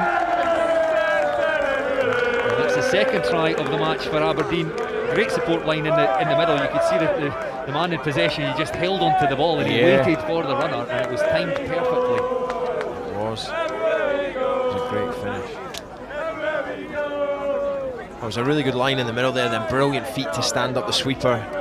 Really good work back by Robert Harrison, like you said, but I always think that's a great sign of a team, you know, that care about each other. When someone makes a line break, they've got bodies in there in support. You know, you can chuck a blanket over 3 or 4 players, all trying to charge through and get the score. And of course, everyone wants to score at the Melrose Sevens, don't they?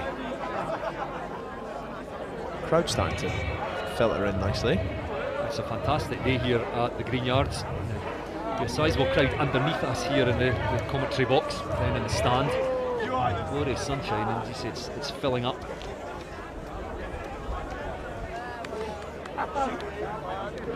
Aberdeen leading by 10 points to 0.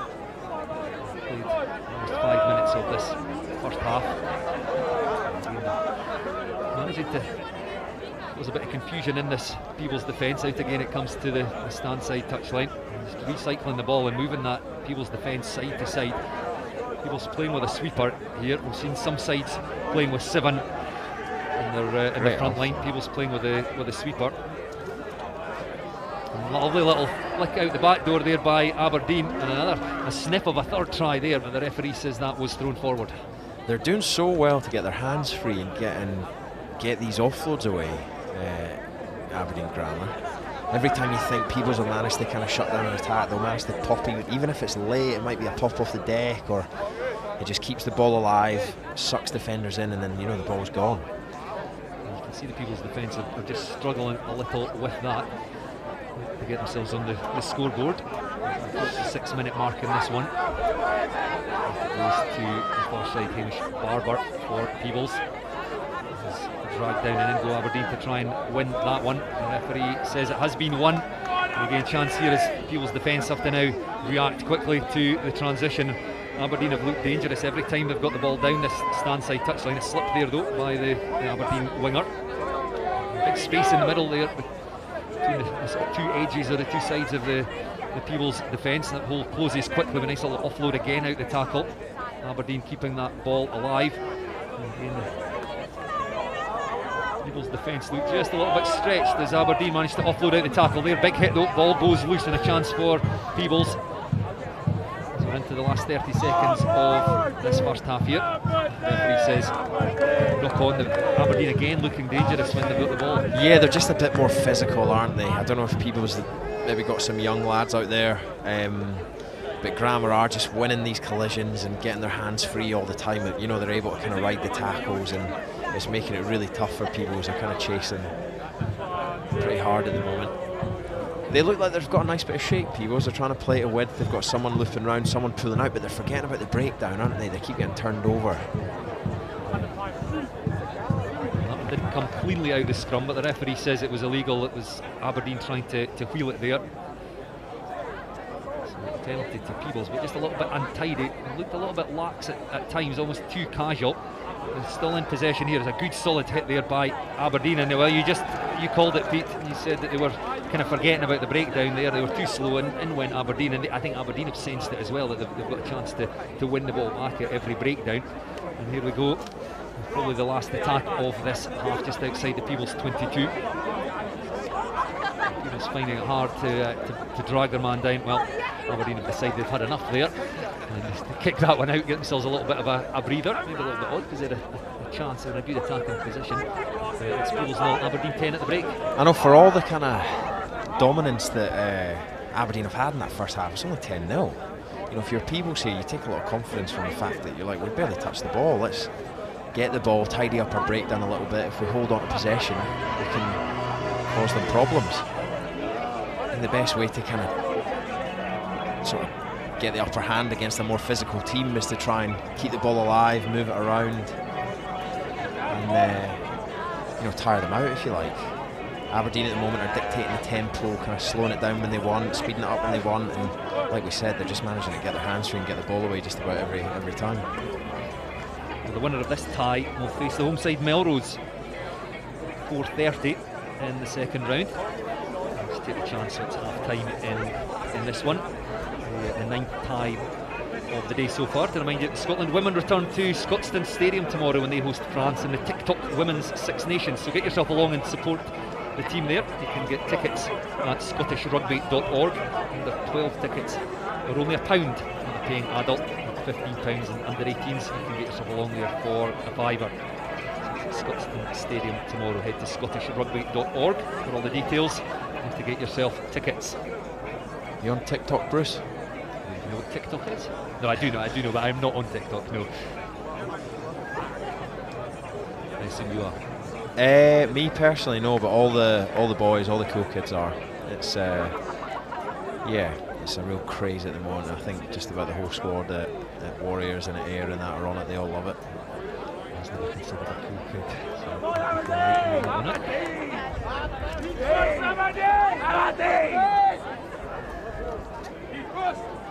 So a reminder, half-time score, Peebles 0, Aberdeen 10. It's Peebles to start off this second half. Aberdeen in possession, deep in their 22. A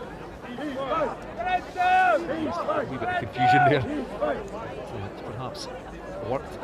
Peebles' defence just fighting hard to stay organised and connected there. And again, just a very direct run there, just pulls in a couple of Peebles' defenders. Could be an overlap over on that far side. Aberdeen choosing not to take the contact on this occasion. Pull back, Peebles cutting off the option, just pushing up in defence. So once again, Aberdeen just take the ball into contact, force Peebles back onside, recycle it quickly, and then the long pass into the wide channel here. Good and important tackle there for Peebles. It's by Hamish Barber. He needed to make that one, albeit played deep in Aberdeen's half.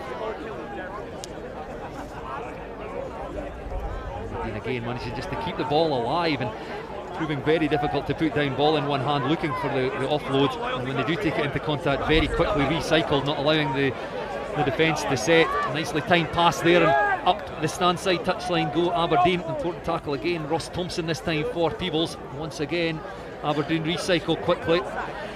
Peebles' defence still just about up to the task, staying well connected. Missed a real opportunity there, Aberdeen. They just need to put someone on the ball in the midfield there, sit the defenders down. There was so much space out in the width, but they just passed it too early. It let Peebles regroup and just push off to the sideline. And away go Peebles from the penalty. They really need to get themselves on the scoreboard, get themselves into this game. Put some pressure on Aberdeen, and away they go straight up the middle here. There's two Aberdeen players back. They won't get there. Ross Thompson will go in for Peebles. Good pace. A couple of minutes of this second half. It's Peebles 5, Aberdeen 10. Peebles do get themselves into the tie. What a finish. Ross Thompson just took the gap right between those two last defenders and then had the pace to run it in. That's a big try.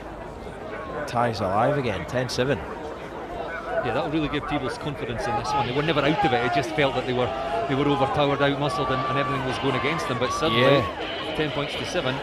And that's it, it's probably the longest the ball's been in play there. A couple of minutes, no mistakes or anything, and look, Aberdeen are looking a little bit tired, they're starting to fatigue a bit. Everyone's looking over at the bench, whereas Peebles, they're looking good, the momentum's back with them. Aberdeen making some changes to try and keep themselves fresh. Will we see Baptiste Perigot? Peebles then send that one long, so not able to challenge that. Push Aberdeen back into the 22, which they did in the previous play, and they managed to keep them there until they won the ball.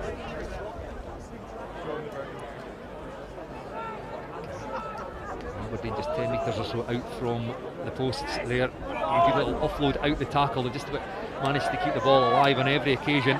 This time they have to go to deck. A little bit slow getting there, People's defence. And then they'll push up, the ball goes to deck. One player races out, leaves a little bit of a gap behind him. A little flick out the back door, and again away Aberdeen up to their 10-metre line. Take play again across to the far side. Now there's numbers over there for Aberdeen. It should be a simple 2-on-1 here. Good play there by Aberdeen, and they will race away. They've just conceded against Peebles, but they take the upper hand again in this tie as they race up that far touch line.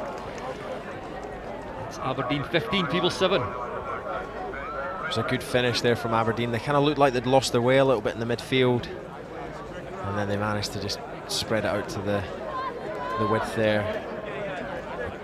Good tackle break, and out to the pace man, he runs it in. I thought Ross Thompson was going to get back there and make that tackle in the corner. He was unlucky. Yeah, he never gave up there, Thompson. Chased it all the way back. And looked for a moment like he might have the angle, but couldn't get there. Conversion attempt unsuccessful from out wide. An 8-point gap, so Peebles need 2 scores in this one. With about 2.5 minutes left in it. So Aberdeen very much with the upper hand in this. Peebles going to have to score very quickly if they want to get themselves back into this one.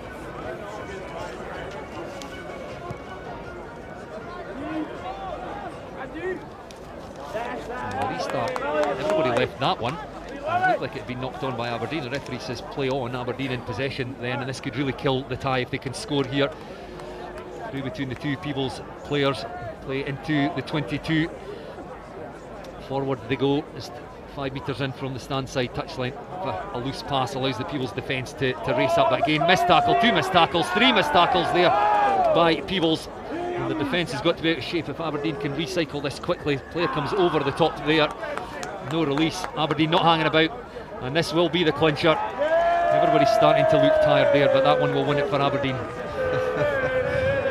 It's not the most promising sight, one of the Aberdeen boys down, stretching off cramp.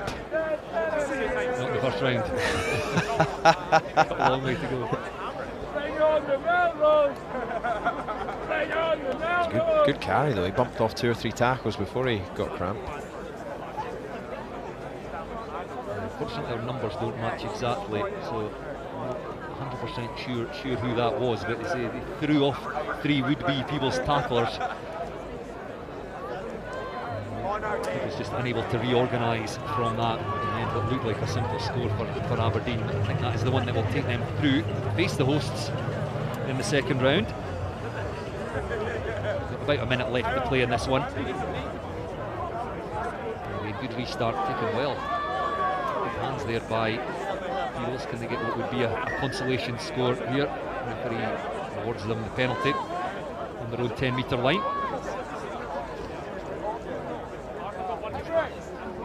Still in the middle there, looking for options. He eventually gets a runner. He's a little bit slow in coming. He's lined up there by the Aberdeen defence and driven back. Recycled by Peebles, a bit scrappy again, still in possession.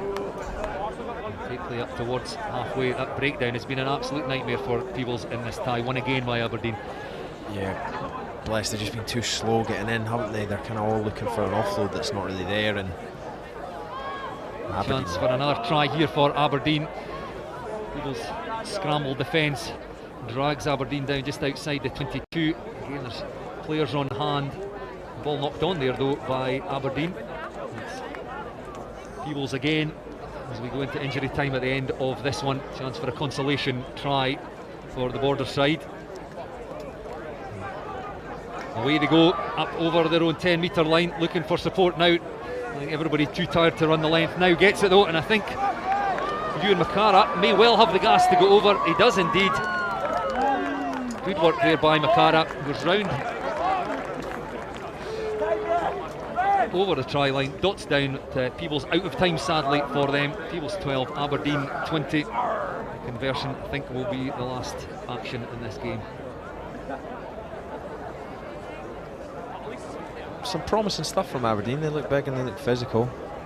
I think if Melrose can hold on to the ball, and you know, they should have too much for them in this next round, but it's been another entertaining tie. Association with the city of Aberdeen, have you not? Yeah, up there? absolutely. My old man actually got posted up there for work for a bit, and yeah, I was going up there. Didn't spend too long. You've not picked up the accent anyway. Nah, I was back to Fife pretty sharp. Well, the final score then, Aberdeen 20, Peebles 14. Another entertaining tie. Aberdeen at fairly early stages always looked like they were going to win it, but Peebles never gave up and got themselves a couple of tries, consolation at the end there. Yeah, and you know, with them dominating the game, yeah, like you said, I think not kicking their conversions as well, it meant that Peebles always probably felt like they were in touch. If they could have just tidied up their breakdown a little bit, when they held onto the ball they looked pretty good, but no, this should be a good tie. It'll be interesting to see Millar off the back of a brilliant season at 15s, winning the league last weekend against Curry. It was brilliant for them. Wonder if they've managed to, if there's any sore heads still running about out there, or if the celebrations have finished in time to get a few training sessions in. It's a good looking Mars team. Watsonians, one of only 3 Scottish club sides to win the tournament here at Melrose in the last 20 years. With Melrose and Boroughmuir. Winners of the last 3 Kings of the Sevens tournaments, Watsonians. Again, just because of the changes with the Super 6 side, they will not have the same strength of team here, imagine. Today, just looking down their team sheet, Stuart Allison, their captain today. Mar looked very strong. As Peter said, winning the Premiership playoff against Curry just last weekend. They got some fantastic players in here, some pace and some size as well. And speaking of size and pace, Scott Bickerstaff has both, the captain, and he's away. This could be a very early try here for Mar. Chased all the way there by Matt McMillan, but Scott Bickerstaff races away and dots down with barely 30 seconds on the clock. He's a quality player, eh? Big athlete as well. Just spots the gap and no looking back, runs it in. Yeah, he's one of those players you can just chuck the ball to if you want something to happen. He's got that X factor that everyone talks about, you know, like just you can give him the ball and he'll create something out of absolutely nothing, just stand someone up, beat them, you know, he can. It's he's one of those lucky guys that has pace to go with the power and the skill that he's got. For a big lad, he'll not always just try and run over you. He can run round you, and he spots the gaps, as you say. It's Mar leading 7 points to 0 in the early stages, and got hold of the ball again. Up over the Watsonians 22. Switch there, and good play offloading. As you saw from Aberdeen, if you in the last tie, if you can keep that ball alive, it's very difficult to defend. However, the ball carrier just rolling too many times on the ground. Penalty to Watsonians, their first real possession just inside their 22. Take play away across to the far side. Good to see they have a go on the outside there. The Mar defence, and St John Broad up to the task there, recycled by Watsonians. Still just outside their 22. Good footwork there, just needs somebody to run off him when he gets them. And there's space and some numbers over on the far side there. A loose pass though. That has gone into touch, so a wasted opportunity there for Watsonians. Yeah, it was a great feat in the middle there. Is it Matt McMillan, I think it was, that stood up his man, got the ball away.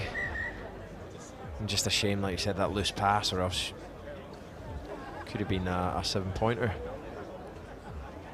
It looked like a bit of confusion on the far side as well. They essentially had a 3-on-1, all the defence were sliding across. I think one of the players cut in and maybe put a bit of doubt in the ball carrier's mind as to who he should give that one to. I'm not sure if they both should have stayed out or maybe they didn't have the space. Either way, it's Mar with a throw into the line out just on their side of halfway. A loose pass again though, it bounces up to Colin Sturgeon.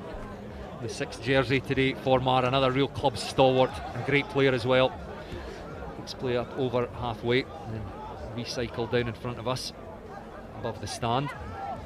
3 or 4 passes over to the far side. Again, Bickerstaff, little ball over the top, basketball pass, support from Matthew O'Sullivan. However, that ball lost on the ground. Another promising situation there for Mar, but can't make anything of it. Yeah, I was just going to say they look promising there. When they keep a hold of the ball, they're moving the ball at ease, they're winning collisions in the wide channels, just constantly kind of moving forward. If they can just tidy up the little bits around, you know, their handling errors, that's a couple of little loose passes that have, and knock-ons that have kind of stalled their momentum a little bit. So clean ball for Watsonians from the scrum, just outside their 22. Get the ball wide. Winger a little look, but there was nothing on for him there, so they just pull the ball back and get the ball into the midfield. Nice little offload in the middle there, nice handoff and away go Watsonians, and they should level things here. Being chased all the way back by St John Broad. I think that is Stuart Allison, is it? The captain for Watsonians. It is indeed. Touches down there. Yes, Stuart Allison, sorry, the Watsonians captain. Great pace there. 2 Mar players in pursuit. It should be the simplest of conversions, you would think, to level things. Yeah, it looked like, I don't know who it was from Mar there, just got his head on the wrong side. Maybe got sparked a little bit, and a big line break in the middle off the back of it. He's done well to run that in.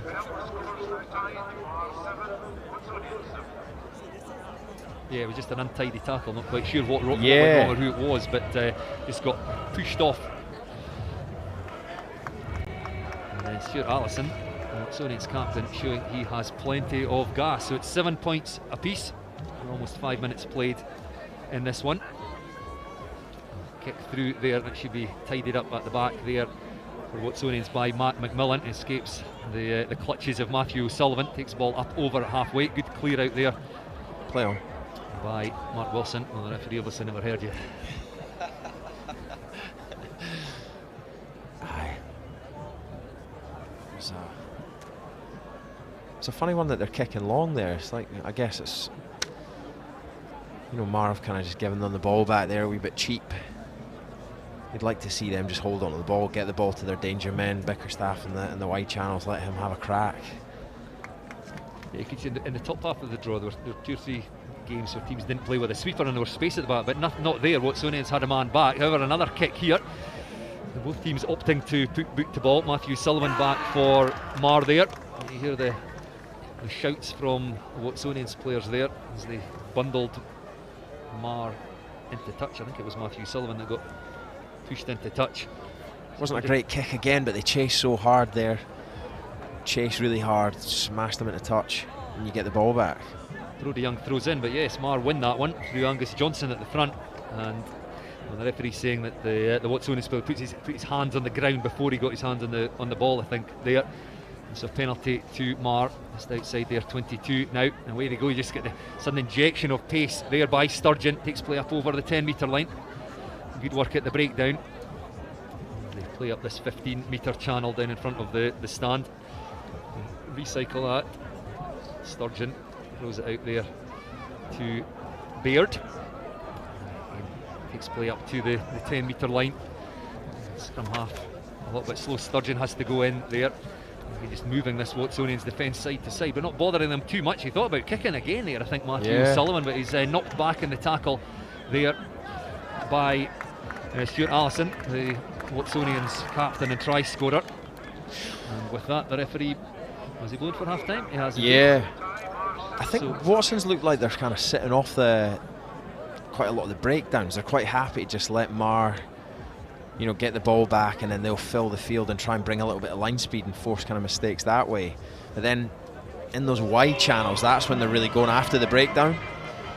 So I don't know if Mar, like, there's been a few times where Mar have just had a player come in to clear out and he's just parked over the ball. If he can just get the ball away quickly there, you know, instead of sitting on top of it and then burning another player coming in to play 9, I'd like to see them almost realise that, you know, Watsons are sitting off, just get the ball away, keep the tempo up. Another very evenly matched game, 7 points apiece at half-time. I mentioned the Scotland women returning to Scotstoun tomorrow against France. Another thing we have coming up here on the Scottish Rugby is the Fosrock Super 6 Sprint Series, which kicks off at Millbrae Ayr next Friday night, when Peters Ayrshire Bulls host Boroughmuir Bears, and that game will be live in Free Sports at 7:30 p.m. on Saturday. We've got 2 live matches for you, with Watsonians hosting Stirling County at Myerside. That one is at 2 p.m, and then Heriots welcome the Southern Knights to Golden Acre at 4:30. You'll get both of those games live on the Scottish Rugby website and the BBC iPlayer. We'll maybe get your thoughts on that one a little while, Peter. Obviously the head coach of the Ayrshire Bulls, hung up your boots and then straight into the coaching action in the Fosrock Super 6. Be interesting to hear your views on that and how things are going, but for now let's turn our attentions back to this one. Mar 7, Watsonians 7 at half time. This is the last of the first round ties. This one going through to face Belgium in the second round. So it's Mar, yep, great kick, managed to win that one back, and early pressure for them outside the 22, and again Bickerstaff showing just how hard he is to bring down the Watsonians defence up to the task there. And again Sturgeon just cutting back, and he realised that the Watsonians defence had maybe tracked across a little bit too far, took it back to the far touchline, and this time they'll try and get some width on the other side. A couple of long passes, and it probably only needed that to be taken, and one more pass and Mar were in the corner, but it wasn't the best of passes. It kind of died on him there and knocked on just as it looked like Mar might well take the lead again. Yeah, I think it looked, there was a couple of times there, I think it was Colin Sturgeon, he threw a lovely dummy, and he probably would have been through if he just pinned the ears, but they're keen to obviously get the ball into Bickerstaff's hands. But you know, the danger man out in that wide channel. A clever player, Sturgeon, as well. He senses what the defence are doing, and it seems to have a good feel for where he should go. He switched direction again, as you say, to take play back to Bickerstaff. But either way, Mar not able to make anything of it, and it's Watsonians now deep in their 22, still 7 points apiece. Just pull back again and move this Mar defence around, just to see if they can find a space on the way back across. Look for the switch there, takes it into contact. Watsonians number 6, Stuart Allison, the captain, their only try scorer so far, is to go in quickly there and clear that one out, but Mar, no release. Penalty to Watsonians. The referee wants them to speed this up here. Kick up the stand side touchline.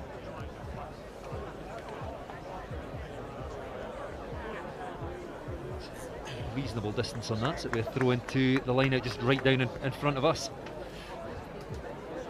Yeah, I wonder if Watsons can hear. They've not had the ball here much in the second half. Mar have held on to possession really well, but you know, Watsons have soaked it up and defended. So it's thrown in there by Brodie Young. I thought that ball was actually maybe got a Mar hand to it at the front there and knocked on by Mar, but the referee saying that it was knocked on by Watsonians. I see the referee having a word with his assistant referee at the side here, so I think it was probably a call from the sideline. So it'll be Mar through scrum half there. St John Broad. Hopefully the boys will be a wee bit refreshed now. That's a couple of minutes. It's just been a bit scrappy. There's not been much play. Everyone will have had a minute to get a breath. And then we can see a little bit more quality in this last kind of 3 or 4 minutes. So Rupp's got this scrum at the third time of asking. It does indeed come out. Give it to Sturgeon in the middle. He has a little look to his left and then goes back to his right. He's looking for runners on his inside. I'm not sure he's going to need anybody. He gets dragged down eventually just outside that Watsonians 22. Again, the ball recycled quickly across to Angus Johnson for Mar, and then Grant Baird. He's got Bickerstaff, the captain, outside him, first try scorer. Is he going to need him? He'll have him on the inside there, but he's bundled into touch by Watsonians. A good defence by the Edinburgh side there, and the game's still tied at 7 apiece with only 3 minutes left to play here. Lovely play by Sturgeon there. He just holds the ball in two hands, keep the defenders guessing. It means you can take people on, but you've still got the ability to just get the pass away if the outside defender steps in. He looks really comfortable on the ball. It'd be disappointing going into touch there, eh? It's so frustrating when you've made a lot of ground, the defence are starting to tire, they're totally out of shape. So if you can just fight to stay in, really drive in field, get another quick ruck, just keep playing on top of them in that area. I think he was probably looking for Bickerstaff on the inside, who just seemed to kind of get a little bit disconnected from him. Maybe I'm being unfair to Bickerstaff, but I thought he probably could have worked a little bit closer to take that. But you're right, he should never really been bundled into touch. Either way, Marr still with possession inside that Watsonians 22. Sturgeon, you feel maybe the key man in terms of pulling the strings here, but he didn't have any options there, so he has to take that ball into contact. Once again recycled quickly, and here goes Bickerstaff as a little look outside, cuts back inside and just drops the hip a little bit into one of the Watsonians players. It was a sore one there for Fraser Cousin. Marr still inside that Watsonians 22. Watsonians defending well here. Sturgeon again looking for options on both sides. Gives it to Grant Baird. A lovely little offload there. And in go Marr. It's taken them a while there. We're 5 minutes into the second half of the score's still tied at 7 apiece, but it's now Marr with the upper hand, 12 points to 7. Great offload, but what a pick up by St John Broad. Running at pace as well to pick that ball up off his toes and get over for the score. Marr needed that, didn't they? They've dominated this second half, but they just haven't managed to kind of break through. And oh, that's a cheap miss by Bickerstaff there. Hopefully that doesn't come back to haunt him. Yeah. It's 12 points to 7, so a converted try here for Watsonians. Could still win this one for them. We've only got about a minute left in it. And the referee not happy with something there, coming back. So Watsonians really must win the ball here from the restart. Yeah, they need to win the ball back here and try and hold on to possession for a bit. They've barely had a sniff this second half. Marr have completely dominated in every kind of facet except the scoreboard, really. We've got less than a minute to play here, so Watsonians, so they have to get hands on this first of all. And they've got one last chance to score, tap that one back. So they do have possession, but they're back inside their 22 again. Back scurries Ben Morris to try and tidy that one up. And out into the 5 metre channel. There is Matt Pritchard. Nothing doing there, so he just recycles the ball, and then the direct route up the middle there, and a couple of missed tackles by Marr, and away they go. And off he goes, and I think he's got the legs, Cal Martin. He's going to be chased all the way. He's going to be forced out wide there by the Marr chasers. Gets the hand out. He had a think about whether he was going to get round under the post there. Callum Ingalls for Marr did great work just to force him into the corner. But that levels things. It's Marr 12, Watsonians 12, with a conversion that could well win it for Watsonians. Wow. Bit of drama right at the end there. First kind of time, like we said, that Watsons have had the ball. They managed to do quite well to hold it up in the wide channel there and then shift the point of contact. A massive line break, and I don't think anyone, even the fellow himself, expected to run that in, but brilliant to, like you said, really good work back by Callum Inglis there, chasing them down, making the conversion tough. Well, it was on target, let's say, but it scored it a goal. Never had the height. So Marr 12, Watsonians 12. But look at the clocks as we're into injury time here. This kick-off's massive now, isn't it? Whoever gets the ball here, you fancy. Especially Watsons, to be honest. They've shown a bit more impetus this second half. The one time they've had the ball, they've come away with a try. So Marr looked like they've just tired a little bit and drifted out of the game the last couple of minutes. The ball goes up. Was that knocked on by Watsonians? No, tapped back by Marr. No knock on though. Watsonians have come up with this one, so a chance for them and a chance to offload out the far side. If that had been taken, I think that was going to be the winner for Watsonians, but it was knocked on in the Marr 22, and Marr now recycle Sturgeon then, and there's space numbers for Marr now on the stand side touchline. What can they make of possession? Little hitch kick there, cut back inside. Bit of a muddle there, but Marr and Jack Scott still with it, and away he goes. There, everybody looking very tired here. The two number 9s going head to head. Hand comes out, Sturgeon again in support, and Marr now up over the Watsonians 10 metre line. Recycled again quickly, and they've got numbers over on this stand side if they can get it through the hands, and if they get it to Angus Johnson, he could well go over.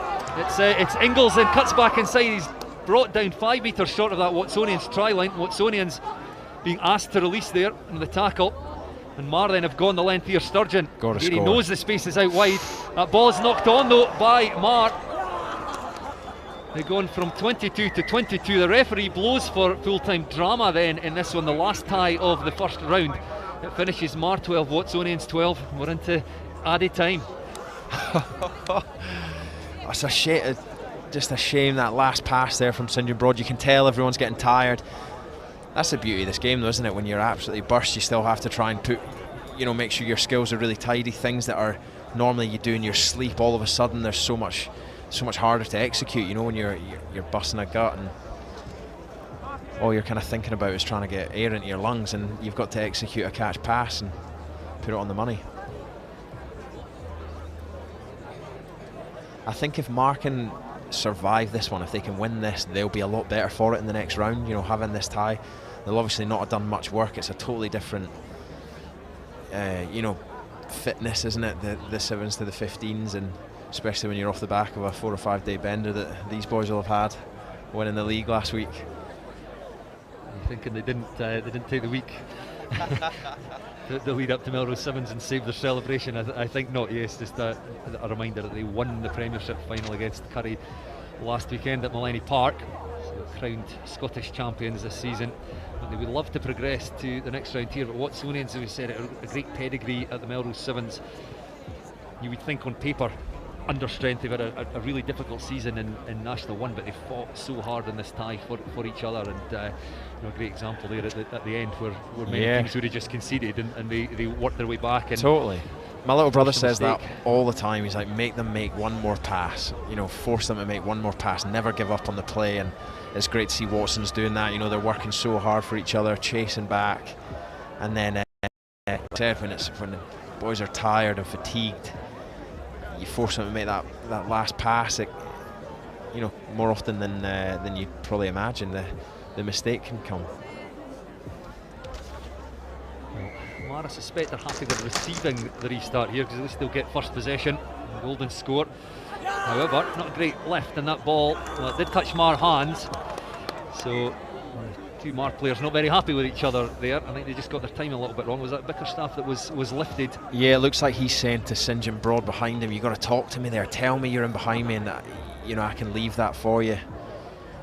It's a little mix-up in communication. Another one of the things that goes though, doesn't it? When you get tired, it's the chat kind of drops off a little bit. Perhaps they didn't even need the lift there, but that's worked in Watsonians' favour. It's tied 12-all at the end of regulation time, so golden score here. Away it comes for Brodie Young. And out there to Jamie Stove, and he's got plenty of gas. Gets a little basketball pass over the top. Lovely there. Over in the corner, touches down, roar from the crowd at the far side. The referee's going to have a word with his assistant referee to check if that has been scored, and it has indeed. Try there for Watsonians. Unbelievable at the end there. Down and out in this one. Jamie Stove. What pace. Yeah. I feel like they look like young lads anyway. Come off the bench there, and God, what a way to start your Melrose Sevens. Off the bench and an absolute flyer. What a finish there. Jamie Stove just gets the jump on his man, Colin Sturgeon, makes the winger there turn in. And then, great wheels to squeeze in at the corner there. Great finish as well, kept his feet off the ground. It looked, the referee was obviously in some doubt as well that it had gone into touch. Had to have a quick word with his assistant. That the try awarded. Jamie Stove was usually key in that one. And it is Watsonians who progress to the second round, where they will face Belgium at 4:50. So drama in the last tie.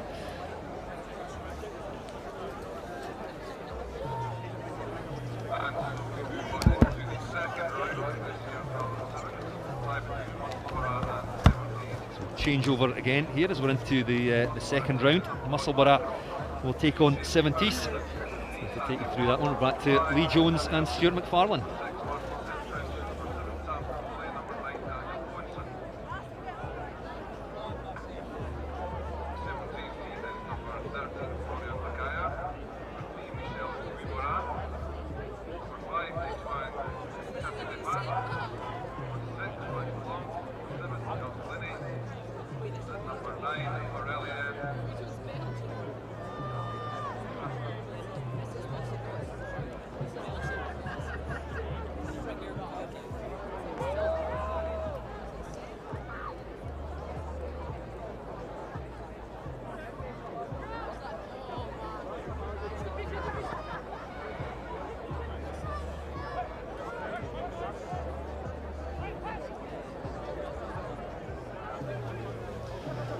Yeah, thanks very much, Bruce.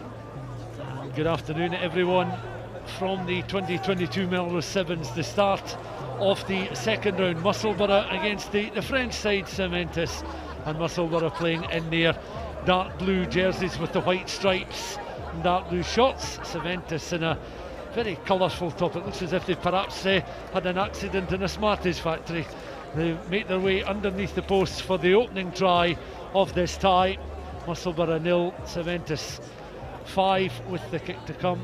Lee Jones, we watched some sides in imperious form during the early stages of the competition, none more so than Samurai, really putting Heriots to the sword by 71 points to 0. This Cementis side, no strangers to Melrose. What do you think this French team can offer?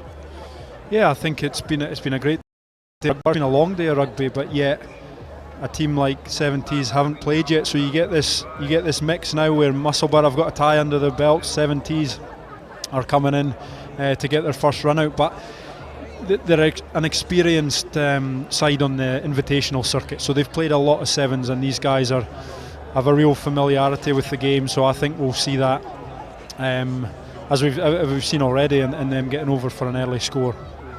Luca Minot with the kick-off for the visiting French team. That's picked up very quickly by their diminutive number 9, and Camonot is able to feed the ball out again towards the right hand channel. Back to play the ball back in field. Again Musselburgh, who of course were too strong for Glasgow Hawks in the first round, leading by 29 points to 0. That indeed was how it finished, and 70s, one of the guest sides that got a bye into the first round proper. Looking again to work possession back up towards the edge of the 22. Very comfortable through the hands there. And there's the commentator's curse. Comfortable through the hands until it works its way out towards Luca Minot, and he takes his eyes off it. Let their curse be, because that was quite a solid lateral move there, with the opportunity for him to straighten up and head down towards the policeman's corner. Nothing doing for him on this occasion. Lee Jones, quite understandably, with a smile and a little chuckle. 7 points to 0 to the French side. I'd have to agree with you there, Stuart. They were looking like very comfortable and moving the ball well, so I would have to agree with you on that. They look comfortable in the game of sevens. Musselburgh coming forward then with Crawford, Ferguson, Watt, Owenson, Cummings, Simprich and Foley part of their side this afternoon. They'll be very buoyed by the fact that they're into the second round. Snatched and taken on there though by Comanot, and 70s are in for a second try. Slight hesitation there. It looks as if it could be Max Blanc who scored the second try. Just getting confirmation of a few of the 70s players and the numbers they're wearing for this tie, but they are indeed underneath the posts more or less for a second try. 12 points to 0, so the conversion almost in line with the left hand post, and it's a crisp strike, no problems at all. So the extra's been added there by Luca Minot, and Cementis will head back towards halfway now, protecting a 14-0 lead. Sun is shining over the Greenyards this afternoon, but as we mentioned so far in commentary, it's a chilly afternoon, and these sides, all players on the park looking to get involved, looking to get early touches in the tie. That's a solid collision coming in there. Coming through was James Ferguson, trying to win it from a Musselburgh point of view. He hoofed into touch by Sandy Watt, who was following up on that Ferguson challenge. Assistant down below us raising the flag. It'll be a throw-in just down below. After a discussion with the referee, the throw-in is going to go the way of the French visiting team. We've seen 70s so far just control the possession, and if you can do a good job on your kickoffs, control that possession, then you've got the ball, then you intend to control the game, and that's what we've seen so far. Musselburgh really haven't had a look in, apart from their defensive duties so far. Mano and Makia linking up well just at the line out, and Makia just occupying a position down the left hand side, but again it's the diminutive number 9 who's going to be in for another try, this time underneath the posts, again stretching away from a Musselburgh defence that were really grouped in a bit of a huddle and a clutch in a section of pitch there down the left hand channel. The winger outpacing the Musselburgh defence. 19 points to 0 with the kick to come, and you have to say that this French side, they're just doing all the simple things well. Yeah, they've taken their opportunities, like they've held the ball well. Catamon there, he had a good bit of play in the lead up to the last try with a bit of footwork and offload, and just then he's strong on his feet. He's come off his left foot.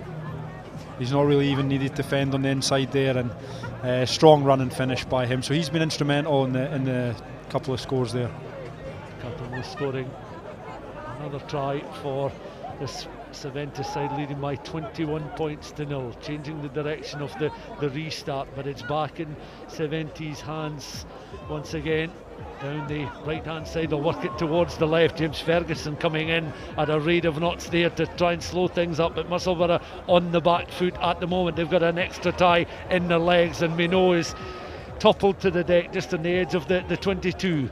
Reinforcements coming in, both from left and from right and from behind, as Musselburgh round the corner and close towards the touchline. There was certainly cover provided both in defence and in attack, and a long floated pass out towards this right hand side. Again, Cervantes looking at Borg, and Bourne's going to be in underneath the post for another try. A fine move there from the French team, a long loop pass, and Lee, you'll appreciate that kicking is not necessarily something that appears too much in the Sevens game, but if you've got players with the ability to bypass 2 or 3 in the midfield section and bring the wingers into play, and the Sevens game, it just devours up the ground, and it's much needed because it's a long, tiring afternoon. Yeah, no, that's right, and the long miss pass there. They're moving the ball really well, and I think they're keen to keep the tempo. You could see the quick line out there. Musselburgh went into touch. They're obviously keen to keep the ball alive and stay on top of this team. The momentum's really been with 70s, and they've really kind of got their foot on the throat. But I've been impressed with them so far. Musselburgh actually had a nice couple of touches in defence towards the end of that half, but turning over the ball was always going to be tough against a quality team. Both sides then in their half-time huddles as we get to see pictures again of the French team taking the initiative in the first 7 minutes of this tie. 28 points to 0 they lead, and they'll have interest in the next tie coming up, Stirling County against the British Army. Stirling County defeating Hawick by 40 points to 7. A little bit later on, Fijian Guest side up against Curry, and Selkirk will take on the Co-Optimists. That the top portion of the second round of matches, and of course the Co-Optimists 31 points to 0. They defeated Kelso a little bit earlier on with Cecil Africa, and James Johnston, of course ex of Hawick, starring in the Co-Optimist side. Some quality there. We felt that Samurai were absolutely on the money against Heriots, but the Co-Optimists maybe at times second into third gear, but you feel the quality that they had in the park could show a bit more if they needed to. Yeah, I think looking back at that, I think Co-Optimists will probably have gotten more from their game than Samurai potentially. You're almost looking at such a high scoreline in a Sevens game. They weren't really tested, Samurai, against Heriots, and so I think Co-Optimists, looking at both teams, Co-Optimists might be a bit better placed going into the next round. We know we'll get this second half underway. Makia on the right wing, just adjusting his starting position.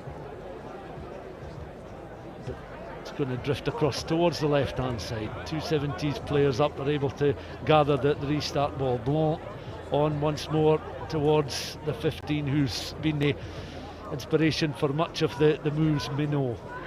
Back they will go again as Musselburgh trying to play a high defensive line. They're chasing the game. They need to get something in very quickly. 28 points to 0.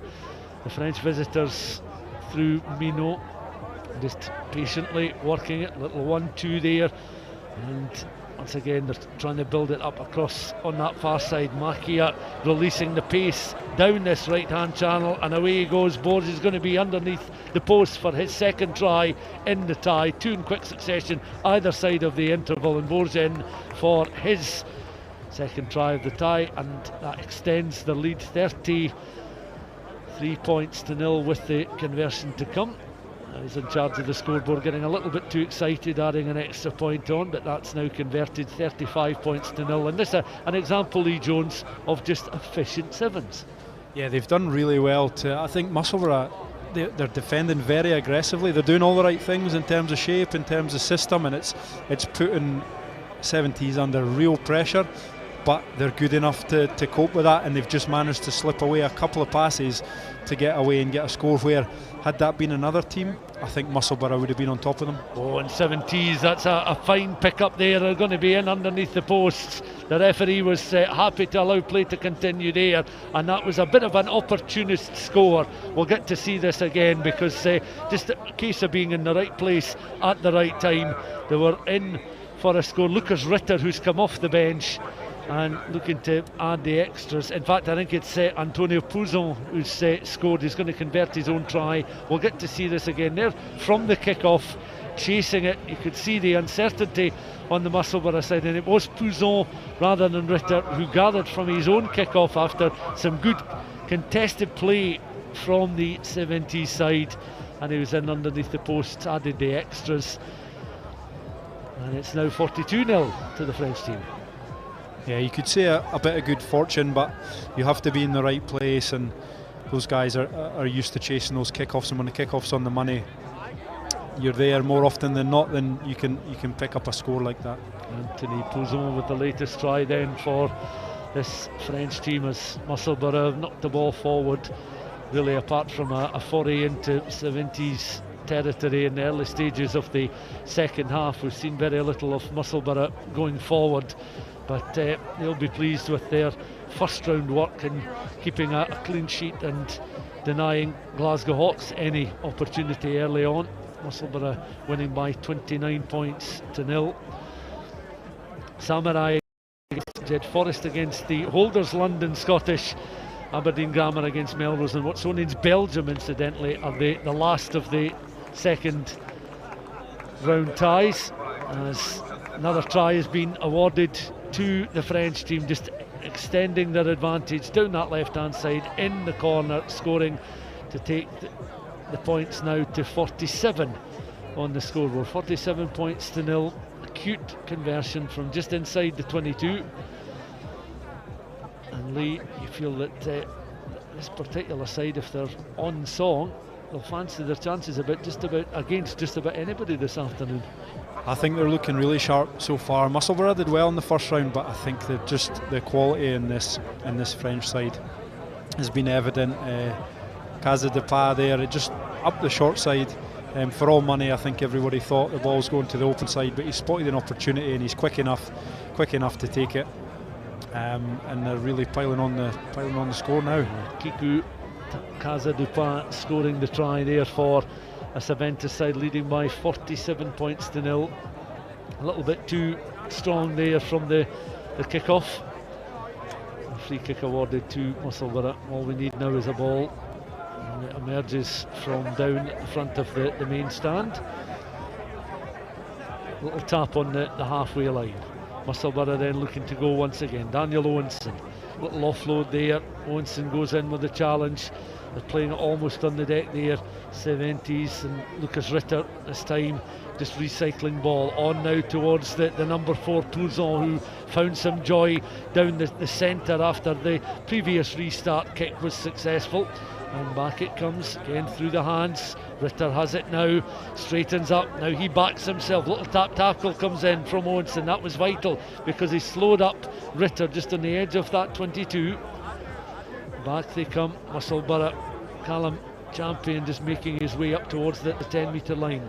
Offload required there, perhaps from Nicholas Lambert, who's part of this Saventus guest side this afternoon. Just on the angle now, Saventus going in again, and Boulevard making his way down into that 22. Wrapped up in the Musselburgh tackle there. Musselburgh going in off their feet though, so a penalty's been awarded to the French team. They take the quick tap. Back again it comes now towards Pouzon.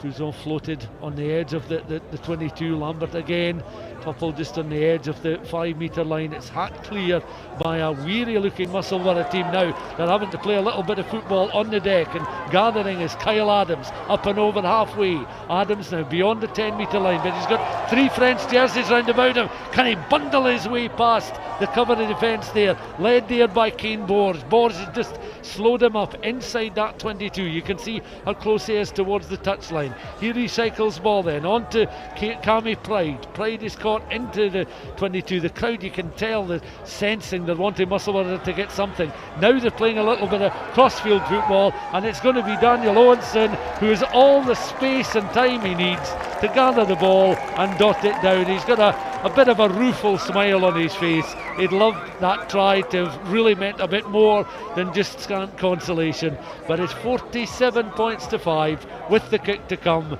and Ceventis, well, I think they've stamped their mark on the tournament and safely secured a place into the quarter-finals. Will they take on either Stirling County or the British Army?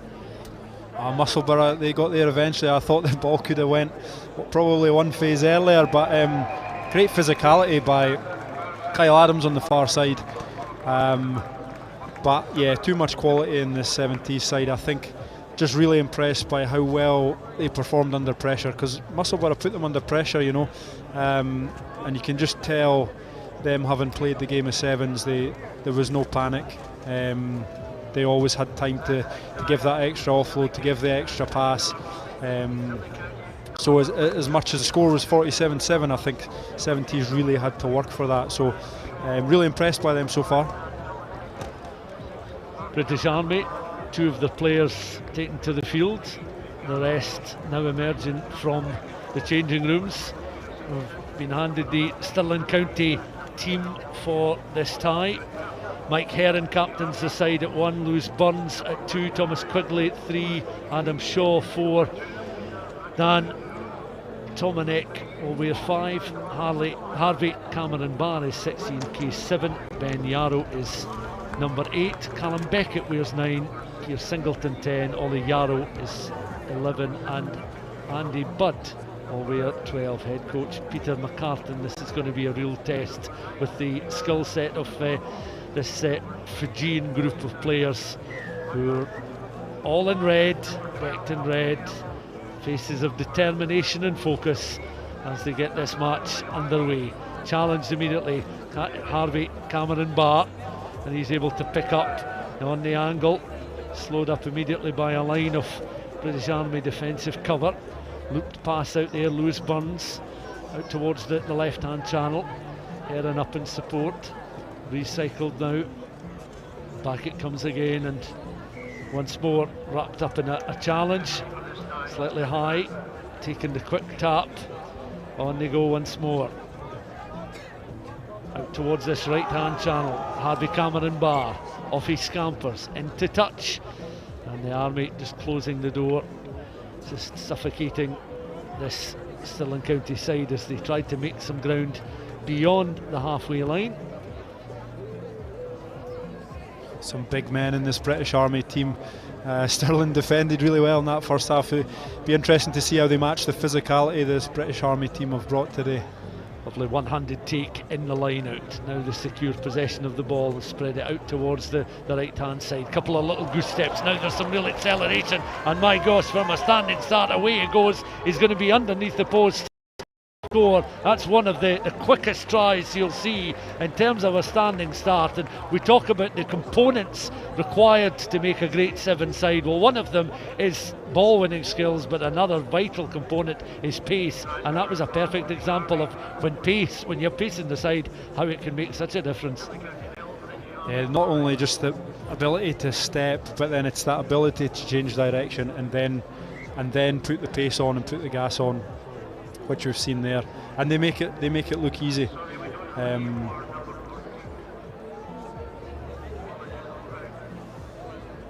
Off the right foot there, a wee fend, and then he gets on the gas, and he's got enough to finish it off.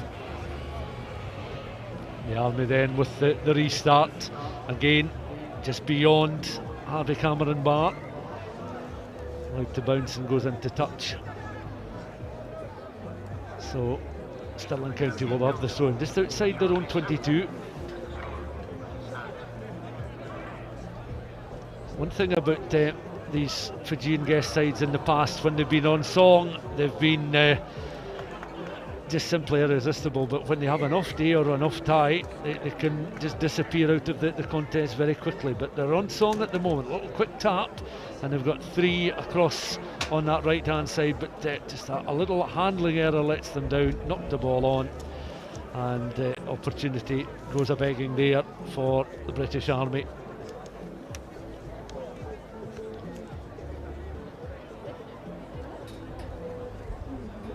Coming across to join the Army at the moment in that front row. The full 3 are now into the scrum as it comes back now, and a chance for Stirling again to gain some ground up and beyond the edge of the 22. Directing operations is Raka Turudu, and the defensive job for this British Army side are down that left hand side. Harvey Cameron Barr tracking down towards halfway, slowed up just very, very quickly, and the penalty awarded to the British Army just outside that 10-metre line. Looking to recycle ball, taking a little snatch pass, and away they go once more, and they're going to be in underneath the post here for try number 2. The Army, I think it might well be Veremai who scored try number 2 in underneath the posts. No opportunity for him to do anything other than grab the points. No chance for Stirling Counties to slow him down. Simple as you like. There's the conversion. Really efficient off turnover ball there. You see on the far side, the turnover, the refs are really hot. If there's any movement on the floor for you to try and protect that jackler getting the ball, then they're gonna blow for a penalty, and we've seen that, and the British Army were able to capitalise. But if there's any extra sort of movement when you're trying to keep a hold of the ball going forward, the refs will be looking to penalise that. Recycle ball there, windmill flapping there as the ball was played back, and once more see that the British Army just evading every challenge coming towards them. Stirling County just closing them down, but he's trying to work his way around the side of Harvey Cameron Barr.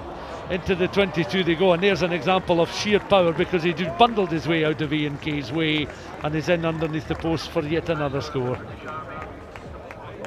Yeah, I think we'll see it back here, but the pickup from the offload, these guys, they're brought up offloading the ball, and it's so natural to them that they expect a player to be there. But the pickup off the toes here was really impressive. Conversion, added direction, added extras.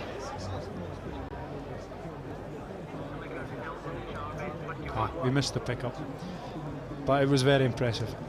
Trust me. From the replay, I think Veremai, one of the try scorers, still waiting on confirmation of this British Army side this afternoon. We've got the Stirling County jerseys, and back there from Mickey Heron.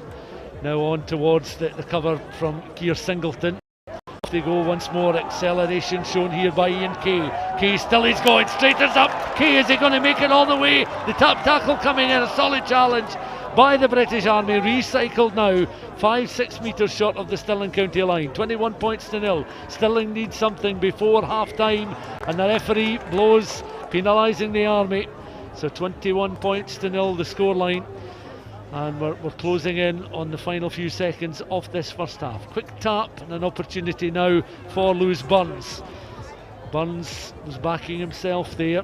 Recycle ball, Callum Beckett, long floated pass out towards the left hand side. Ian Kay is in for the try, and well deserved from a Stirling County point of view, particularly the last 30 seconds or so, because that was a well orchestrated move and a fine way to finish off the half. 21 points to 5 with the conversion to goal.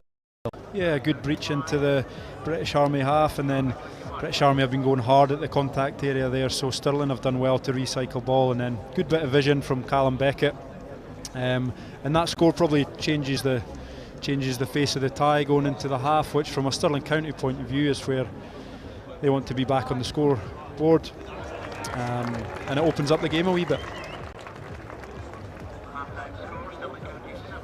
And that's half time, and the British Army leading by 21 points to 7 as the change ends. Stirling County, of course, we mentioned 40 points to 7 winners over Hawick, and the winners of this tie will take on Cervantes in the first of the quarter-finals. And already you feel if the British Army are able to stave off the challenge of Stirling County, that could be a very mouth-watering and entertaining tie between two of the guest sides. Yeah, definitely. I think some of the ties that are coming up this afternoon are looking like it'll be great entertainment. Just a note on Callum Beckett there as well, slotting that touchline conversion makes a real difference to make it 7 points. 21-7 as opposed to 21-5. Big difference if they're going to get their way back into this match. Of course, tomorrow afternoon Scotland's women return to Scotstoun when they host France in the TikTok Women's Six Nations. You can get along and support the team. Tickets available at scottishRugby.org. Under 12 tickets are only £1, with a paying adult at £15, and under 18s go for £5. And of course, as you'd hear Bruce say earlier on, the first Super 6 Sprint Series kicks off at Millbrae in Ayr next Friday night when Ayrshire Bulls host Boroughmuir Bears. The game will be live on Free Sports from 7:30. Then on Saturday, with 2 live matches for you. Watsonians host Stirling County at Myerside at 2 p.m. and Heriot's welcome the Southern Knights at Golden Acre at 4:30 p.m. and both those games will be live on the Scottish Rugby website and the BBC iPlayer. And the British Army, away they go once more, just showing their pace and skill there. And it will be Ulivesi who's going to be in, not underneath the post, but in between the 5 and 15 channels. They're just adding the extra 5 points at will now, you feel, as they'll extend their advantage. And this British Army side are certainly looking as if they could well be a match for just about anybody here today. Yeah, it's a real killer blow for Stirling. For them to score at the end of that half, go into half time, hoping the momentum's maybe swung a wee bit. British Army have come right out, and Ulivesi right up the touchline. It was almost a bit too easy. I was passed a bit of paper there, Stuart, just asking if you know what TikTok is after your wee spiel there.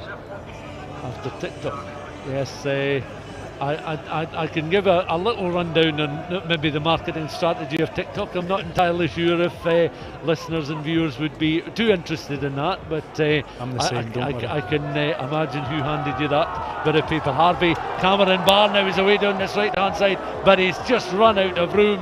He looks back almost in disbelief, a rueful smile on his face, as I think he felt he was just a little bit too close to those tram lines. And 26 points to 7 remains the scoreline, as some replacements and fresh legs coming on. Andy Budd has joined the fray from a Stirling County point of view, and just another change for Stirling County as they remain in the contest, but some way adrift of this British Army team, leading by 26 points to 7.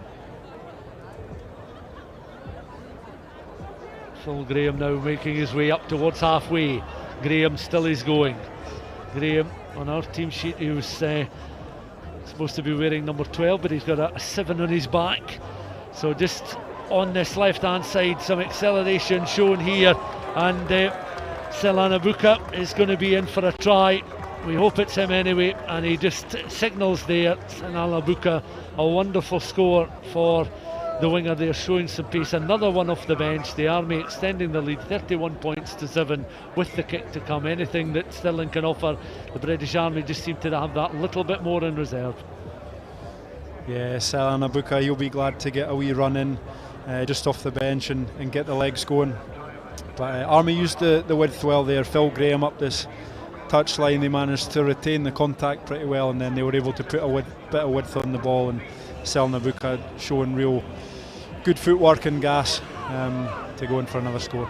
Usual casual style of restart kick, but does well, because once more Stirling County are back strung just along their own 22 at the moment. Recycle ball. Back it comes now towards the 9. Taken on by Graham. Graham now has found a little gap. Now he's got some acceleration. A powerful figure as well, if somewhat shorter in stature than some of his teammates. But taken on again by Rocha Kadru. And Rocha Kadru trying to finish it off himself. Well, he's able to offload. And it's Sula Akwaka who's in for the try. The latest try there. Kwalu is in. Sula Kwalu, I should say, is the try scorer underneath those posts, and it's 38 points to 7 now with the kick to come. And yes, the talk before the tournament was mainly about the co-optimists and about the Samurai 7. But this Army team, now that we see them in action, are going to have a say in what's going to happen in the latter stages, you'd imagine. Yeah, I think these teams, the difference being just the ability to control possession. So British Army have managed to win a couple of restarts back, and Stirling just haven't got a sniff, and it's almost inevitable that the British Army will score at some point if they can hold on to the ball. They're halfway to doing so. Sula Kwala then with the restart kick, again contested by Keir Singleton. Back it comes to Sula Kwala, and Kwala wrapped up in the tackle, but he's able to find Phil Graham. Graham once more on towards Kwala again, but the interception coming through. Callum Beckett was almost there, just on his own 10-metre line, and he'd still some work to do, but he may well have been able to run in from his own 10.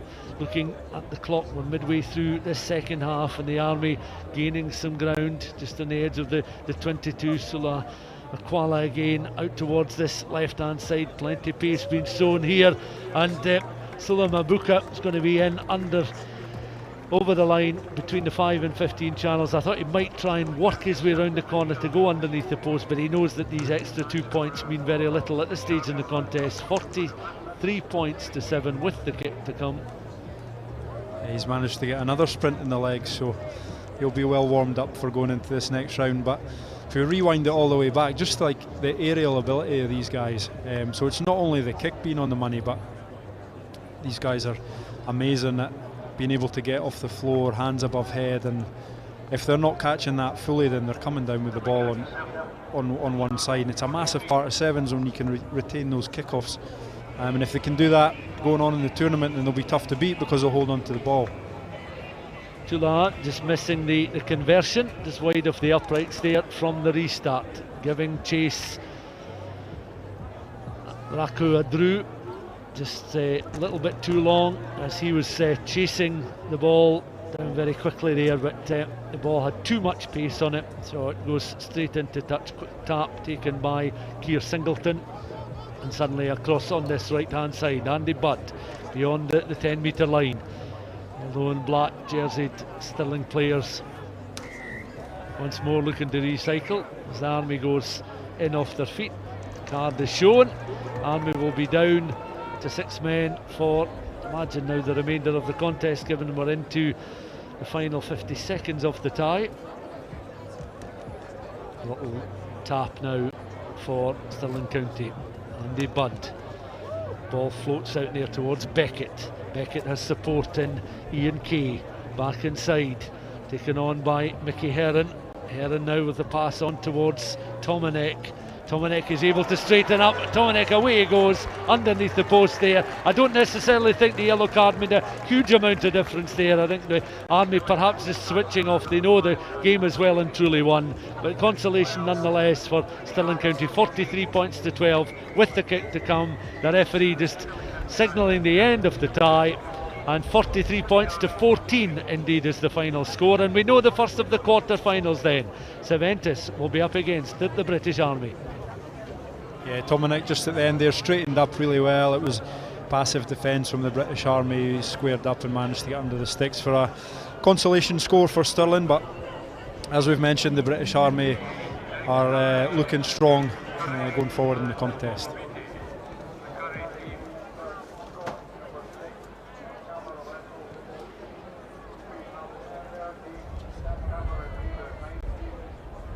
Just handshakes all round as Stirling County make their way to the changing rooms. The British Army will do likewise, but I think they're main focus now will be heading to the back pitches just to keep warm and fresh ahead of this Sevens quarter-final.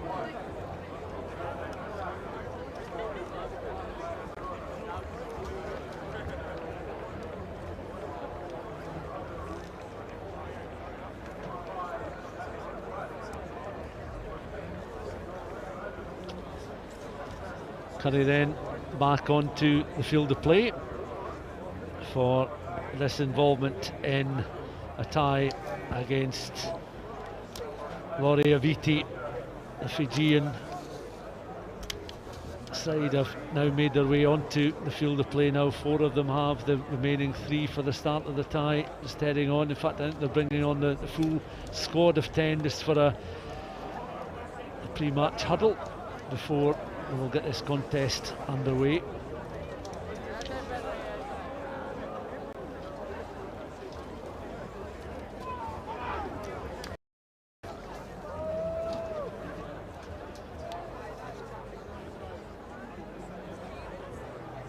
Curry then bouncing the ball just on the edge of the halfway line. Fergus Scott's long locks on the field of play. He's wearing 6. Stephen Hamilton wearing 13 for Curry. A little bit of movement. Steady kick-off. Underneath it, gathered now by the Fijians. Avati in their green jerseys with the dark colours on the shorts and socks. Look to straighten up, little offload, cheeky little 1-2.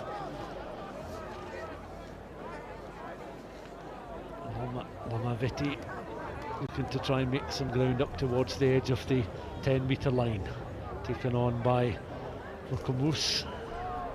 And he's short off the 22, but only just. Recycled ball.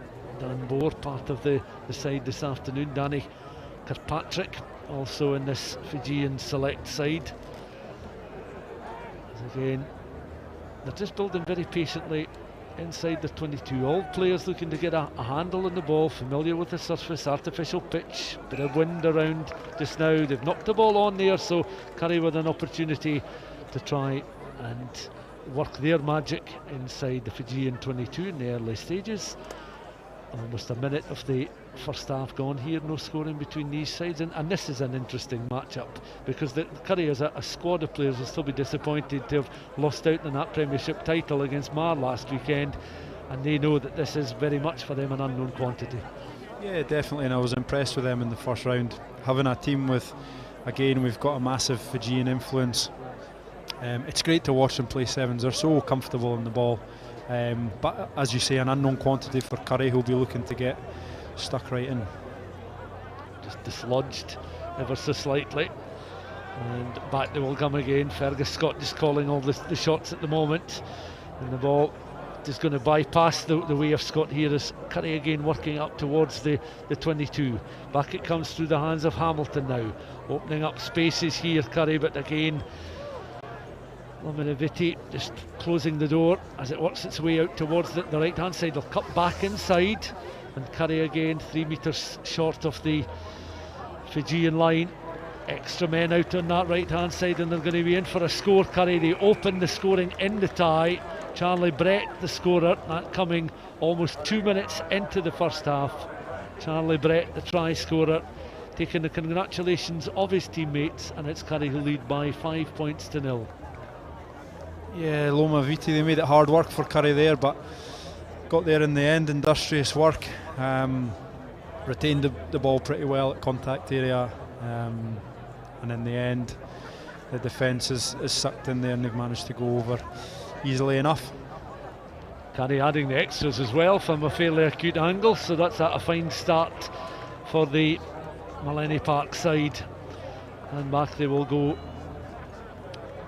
The population of the specific island of Loma Viti is around 15,000.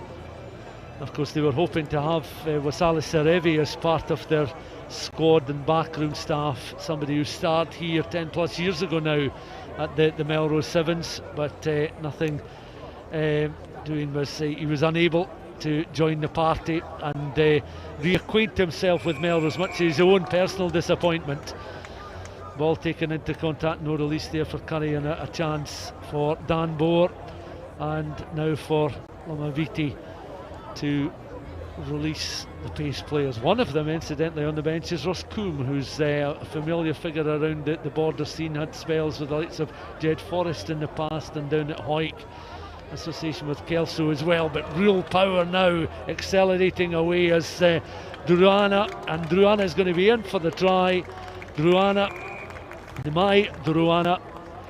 again down that 15 channel, not able to get underneath the posts, but Druana has done enough to at least bring the Fijian side, Lomaviti, back to within 2 points with the kick to come.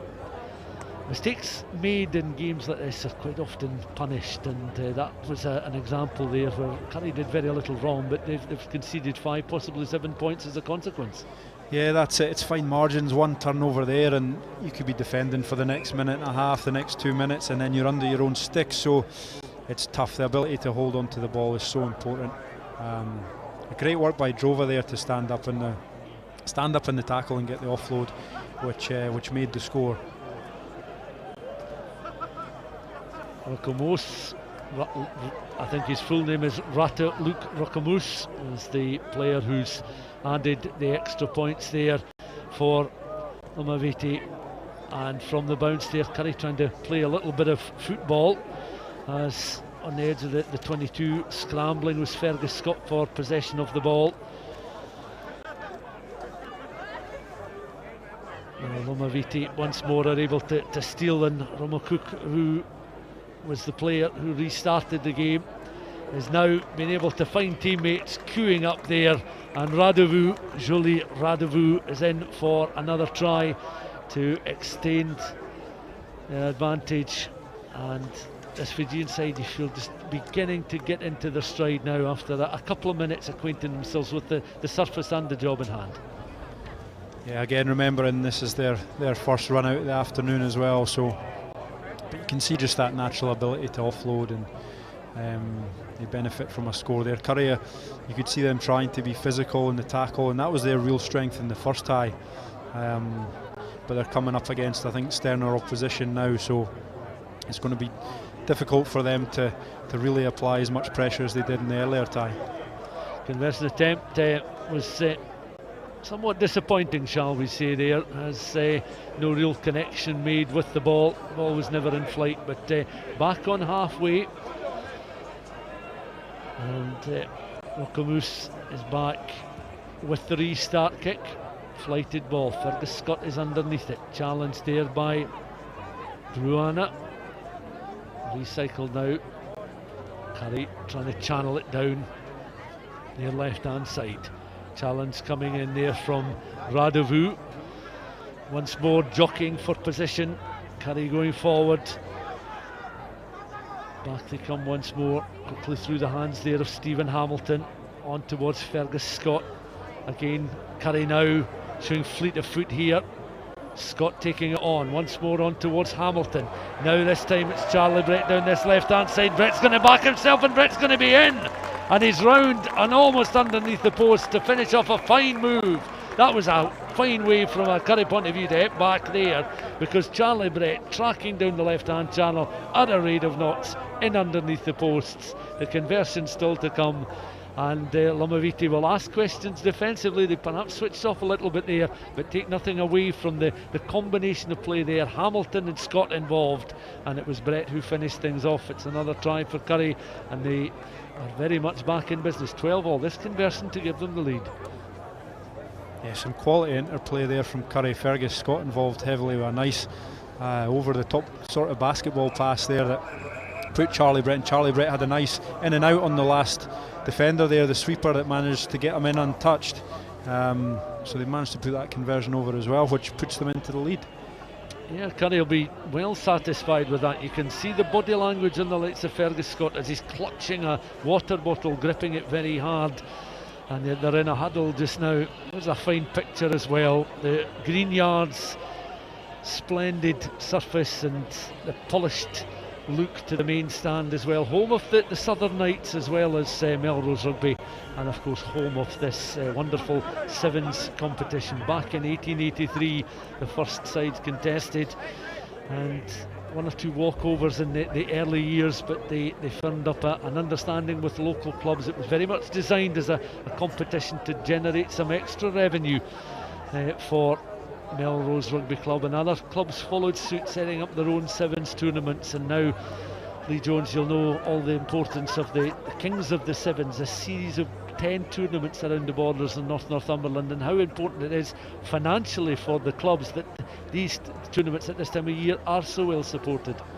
Yeah, now that we've got these tournaments going ahead, it's a massive boost for the clubs. It's they take a big income on these days, and it's great to see so many supporters here today. But you see now at this time of year, once the 15s rugby becomes, it comes to a close, there's a real shift in focus for a lot of the border clubs, especially, and a few of the city teams, to put together a decent seven squad and and really compete and go hard for the Kings of the Sevens title, which runs over the course of, like you say, the 10 or so tournaments. So it's an exciting part of the season, and obviously with the weather getting better as well, it helps the rugby on show. Back they will go for the start of this second half. Camus then looking to start the second period.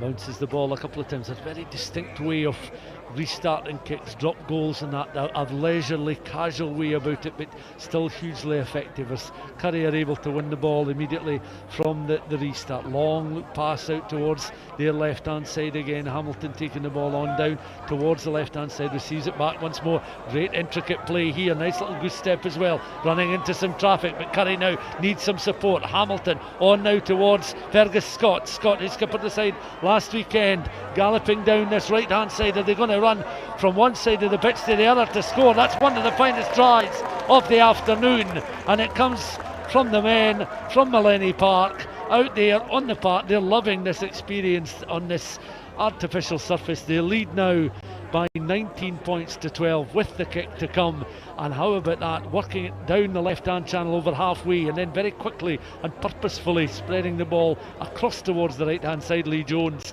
and Curry now looking at the body language, they're a team with the bit between their teeth, and they've really got something about them. Yeah, that's really swung the momentum. There's great intent in their play. I'd agree, I think that's one of the best tries we've seen all day. Just the movement of the ball, the accuracy of the skills. They went across the far side there, the accuracy on the hand catch, the ball in front, it makes such a difference. And then there was a wee subtle pop pass in there. Stevie Hamilton put the ball up for an oncoming player, and then they've managed to come across this far side and finish it off in the corner. So it's a great score by Curry. Change in personnel, as down there we can see Manusa Laveru has come on for Amaviti in the closing stages of this tie. A tie now well into the second half, 5 or so minutes of the contest left to play. Curry leading by 19 points to 12. Game very much on a knife edge. Again, Fergus Scott up with play. A little bit of sleep just at the moment, Lamaviti, and looking to offload again. Carried forward just beyond the 22. Bina Cora doing well to carry. He gets back to his feet now. Reaching up there was Druana, and now they try and find a little gap. They're taking some real solid hits here. Charlie Brett is able just to slow things up, and it comes back now towards this left hand side, playing a little bit of football inside the 22. And again they look to recycle. What's they do? Back towards Brett on towards the 12. The Fergus Scott now in position and in possession of the ball. Curry are looking very comfortable on the ball as they're trying to find some movement and openings inside this Maviti half of the field. From that left hand channel you can see how they're gaining some ground. A little steal round the corner they go. They could well be in for a try that will seal their place in the quarter-finals. How about that, round the corner, and adding to early good work in the early stages of this second half. And just looking down there, I think Cameron Lessels it is who's been awarded the try. 24 points to 12 with the kick to come, and I think that is indeed Lessels that's got the try. If he has indeed scored it, the referee's happy with it, then we're looking at Curry and almost an unassailable lead now. Good patience by Curry in the build-up there, and I think it's underlined by their physicality. They managed to get a rip in the tackle a few phases before, and then they've maintained that physicality, the contact area that allows them to regenerate quick ball. And eventually the opportunity opens up the blind side, which Cammy Lessels did really well to take. But it's good patience, like you say, Stuart. They're looking really patient on the ball, and they're comfortable moving into the final few minutes of the match. Yeah, we're getting, during the course of the tie, just a little bit more information about the teams out there in terms of those wearing numbers. There's a few changes to some of the teams we were given before kick-off. Some don't have any numbers on, so just establishing who is who the best we can during the commentary, as 24 points to 12 is the scoreline. Just 2.5 minutes of this tie left to play. Could Lamaviti and Sai Sarevi's side be heading out of the competition? The first time of asking. Cervantes against the British Army in the first of the quarter-finals. Samurai against Gala. Jed Forrest against London Scottish. Aberdeen Grammar, Melrose and Watsonians. Belgium still to come in this second round. Selkirk Co-Optimists the next tie. And again, some recycled ball knocked on there, and a chance for Curry again with the put in, as Curry themselves are going to make some replacements, some fresh legs coming on for the closing stages of the tie. And they'll really enjoy this, because I would imagine they would, up against that Fijian side, know that the task in hand would be sizable, but they've been more than able to match that task today. Yeah, definitely a bit of an unknown quantity, as we mentioned, but I think what's made the difference, going back to that physicality, is when they want to offload, the way to kind of disrupt that offload process is just if you're hitting a bit harder in the tackle, and guys probably aren't expect that hit coming in a wee bit harder, then the offload doesn't quite go to hand, and then that's where Curry are able to force mistakes, and we've seen that in that last phase there. And then it surrenders possession back over to Curry, who, like we say, comfortable with the ball, and the possession's been king in this game. When they've held on to the ball, they've scored. So, but they're making it hard for Lomaviti. A little break for players to take on water as there's a change in personnel. So into almost the final minute of this tie. Lomaviti, one of their players, I think, is going to receive an HIA as well. You can see him just clutching his forehead, so he's obviously suffered a nasty collision. He'll make his way down, but you see the game will restart with this set piece. And very few set pieces, but you can imagine that the strength in that Fijian side. Penalty awarded to Curry.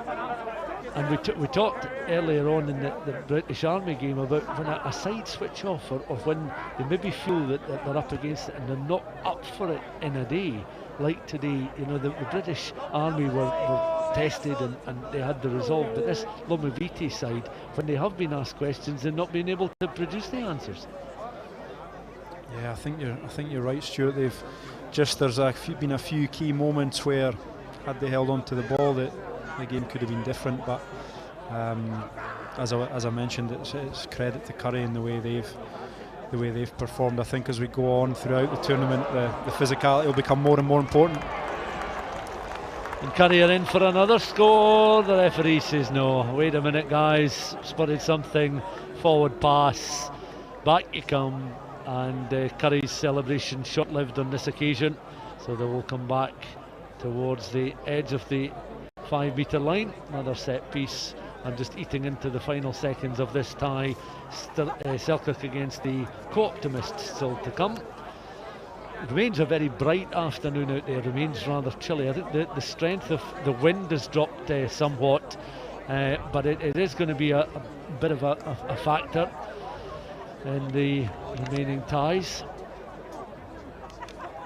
It's definitely getting brighter. I'm not sure it's getting any warmer No, up here it's in the not. press box. Anyway. No, I can assure you it's certainly not. We're not looking for sympathy from the audience at home. We're just stating facts. It's a somewhat chilly day, but the golden black of Curry and their supporters, they certainly won't care right at this moment in time, because they're heading straight to the quarter-finals, and a match-up with either Selkirk or the Co-Optimists. Two sides that Scott White has more than an eye on. He'll be very interested indeed to find out how either side performs.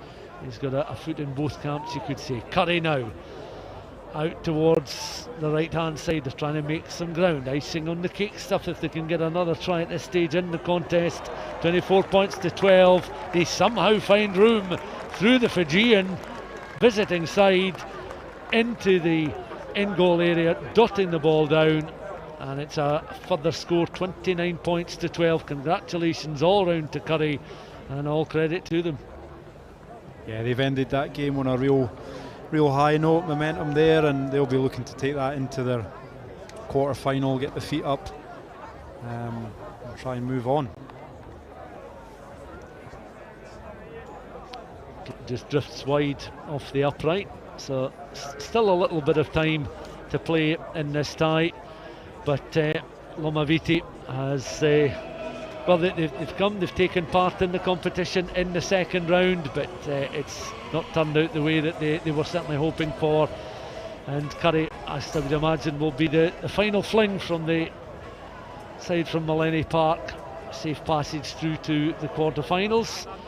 Of course, many Edinburgh-based sides have enjoyed success in the past. When you think back to Edinburgh Accies with the 3 wins, Watsonians in more recent times, Stuart's Melville as well, of course. Curry are now into the quarter-finals, the first of the teams from within an hour's drive of Melrose making it through to the last 8 of the competition, and the first of the guest sides to fall out of the competition is Lomaviti, and 29 points to 12 is the final score. And next up is a mouth-watering tie between Selkirk and the Co-Optimists, and James Johnston straight on the park, and he's ready to go, the ex-Hoyt man in Co-Optimist colours today.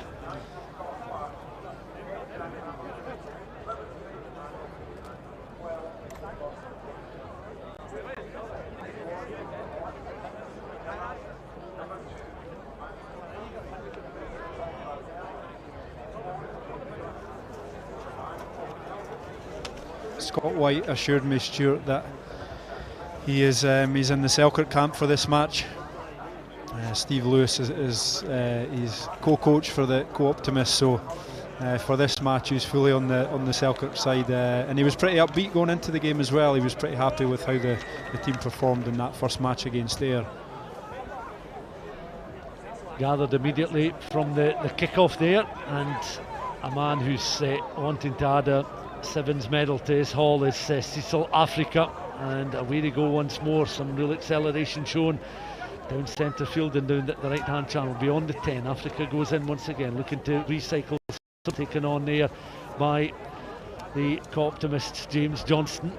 1-2 coming into play. Johnston wearing 8, Africa wearing 10 on the jerseys. Down there is number 17 Finlay Callaghan starting this second round tie over the ball at the moment. Number 5 Ollie Melville recycling quickly through the hands of Johnston on in towards Africa, and now suddenly some pace being injected in once again. Jersey almost ripped there from Freddie Osley's back, but it's back now towards Johnson. Johnson found a gap. Johnson's away now. A 1-on-1 situation opening up here, and is the ex-Hoyt man going to offload? He does so on there towards Ollie Melville, and Melville is in for the first try. Selkirk asked questions defensively inside the opening minute of the tie. Ollie Melville is over for the score, and Selkirk will be somewhat disappointed to have conceded so early on in the tie. Still 13 minutes of the match left to play, of course, but the Co-Optimists are off and running. Yeah, I think so. The great offload by James Johnston there. Selkirk made it hard for him, but he knew someone was going to be on the inside shoulder there, and Ollie Melville run a great line. The extras added by Cecil Africa, we mentioned earlier on, of course, inducted into the Hall of Fame. I think Messiah Sarevi may well receive a similar accolade very soon, as he comes back. Nothing will faze him given his skills as a player. Huge number of points, number of caps. The South African, he's been very much a mainstay for more than a decade now in the Sevens game. Talked a bit about what has made the South African Sevens unit tick on the world stage when he was receiving the award back on Thursday evening. Selkirk again, no, will try and open things up and carry the ball beyond their 22. Recycle, back it goes. Of course, they've got the likes of Ross Nixon in their ranks, hugely experienced figure who may well feature off the bench before the end of this contest. I'm sure he will, but it's the team in the white and pale blue that are leading the line at the moment up against the all-navy Selkirk. And spectators there, many of them in colour and in fancy dress, rather colourful scenes. I'd imagine if you take a few too many beverages, you may well see those with 3 eyes coming out their heads. But as it's now back with Selkirk, and back on the front foot go the suitors, looking to recycle once more towards the left-hand channel. Solid challenge coming in then again from the co-optimists, and the tackle there was Aaron Purell, just slowing up the Selkirk attack just down that left-hand channel. There's far side. 1 minute and 17 seconds on the clock put into Selkirk, and well, they'll look to the next minute or two, Lee, not to concede again, but to start asking questions of this co-optimist side. Yeah, definitely. Co-ops have been pretty physical, and you can see that step up in the physicality in the tackle contest. Selkirk are having to work hard to hold on to the ball, but they'll be looking here to try and get out of the 22 and make some inroads into the co-optimist defence. Penalty awarded to Selkirk. Africa back on his feet, and now Selkirk now suddenly trying to make some ground down this right hand side. Open opportunity here. Scott Clark, Ross Nixon, Robert Cook, Scott McClymont, Andrew Gant, Sutty all in the Selkirk squad this afternoon. Again, challenge coming in there. Back it comes. Huge hit coming through in the midfield as James Johnston skippering this side this afternoon. The co-optimists leading by example there. A little show and go from Cecil Africa, very often comes off and has done the same. Little goose step out on that right hand channel. Ball carrier eventually goes to deck, and that was good play there from Purell, but it's all the way out towards this left hand side now, and Freddie Ostle's going to be in once more. Freddie Ostley in for another try. He's racking them up during the course of the afternoon. 12 points to nil with the conversion to come, Lee, and your home side certainly under a bit of pressure at the moment. Yeah, it's good work by James Johnson. The blindside tackle there that earned the turnover, and then co-optimists spread the ball with. Good work by Aaron Purell on the far side there, and then they've brought it all the way back to the other wing, and Freddie Osley is more than happy to run that one in the corner.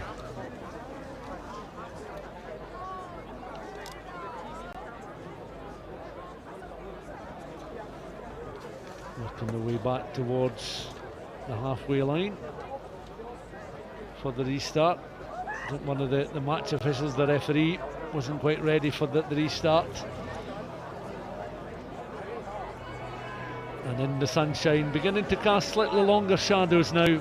The co-optimists will restart through Cecil Africa's kick-off. As we see in the big screen, again, just the example of the pace, the assurance planting the ball down, and that was a fine score there, finished off there by Freddie Osley.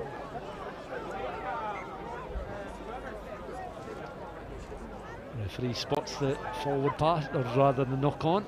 Selkirk knocking on just in between the 10 and the 22, so Freddie Osley with a try to add to the earlier score coming in the opening minute. Selkirk trailing by 12 points to nil. Be interesting to see how the co-optimists approach this scrum. Cecil Africa now on towards James Johnson. Johnston then has a look at the options. Not surprisingly, it's Osley once again, and Freddie Osley just doing what he does so well, accelerating, one of those players that has that quick turn of speed from a standing start, and Osley is in for another try, dots the ball down on that 15 channel, looks across at Cecil Africa and says, well, you can add the extras, mate, and they're just edging further and further in front, 17 points to 0. You know, I said it'd be interesting to see what happened off the scrum there, and it was as simple as get the ball into Freddie Osley's hands, and you could see James Johnson, he didn't put much on the ball in the centre there. He knew he was getting the ball to Freddie Osley early, who managed to, he's got enough pace to get round the outside there, and in the end it ends up a fairly simple score for him. Half time as Africa's kick just drifts wide of the left hand post. And the scoreline is 17 points to 0 to the Co-Optimists. So one casualty in the visiting Fijian side going out in the previous tie in the round. Curry beating Sarevi's side, Wasaya Sarevi's team, by 29 points to 12. But Selkirk still in this contest, but only just, he feels, 17 points to 0. It's going to be a tall order for the Selkirk team, but we'll see what they can produce in the second half. We'll certainly appreciate the word of wisdom from Scott White as he's watching on. Will he drift across here? We can see him just walking away from the huddle of Selkirk players. Does he have a glance across at the Co-Optimists? No, he doesn't. He continues to walk straight to the technical area, and we'll watch on the second 7 minutes. It's interesting talking to Scott earlier on. Selkirk guys have been practicing sevens at training maybe the last 3 or 4 weeks, so they've definitely had an eye on looking towards the sevens season. It's been a wee bit disappointing in terms of their 15th season, but a real focus. It looks like they've got a decent squad together, so they've put a bit of work in going into this tournament. I think from what we've seen in the first half, they've probably struggled a wee bit physically. Co-Optimists have managed to turn over the ball, and they're always going to take their opportunities when they get them. Africa then for the second half, our final instalment, before we hand back to Bruce Millar and Pete Horne for the second part of this second phase of the competition. Africa then with the kick-off, ricocheting off the shins there of James Johnston. Bypasses Johnston at the moment. Up there goes Ollie Melville, up towards the edge of the 22. Johnston, the skipper, in, finds Africa. Africa may well back himself now. He's found a little gap in the Selkirk defence. Closed down, no. Reinforcements coming in. Look to try and mop up. Johnston does well. Recycled through the hands of Finlay Callaghan. Out towards this right hand side. Now here he goes again. Freddie Osley. Real dangerous figure, not opting to run straight, but goes lateral, then straightens up. Offload towards Johnston. Johnston then finds extra cover out on that left hand side. Away they go once more. It's going to be Jack Blaine who's in the corner, dots the ball down. A further 5 points for the Co-Optimists. They now lead by 22 points to 0.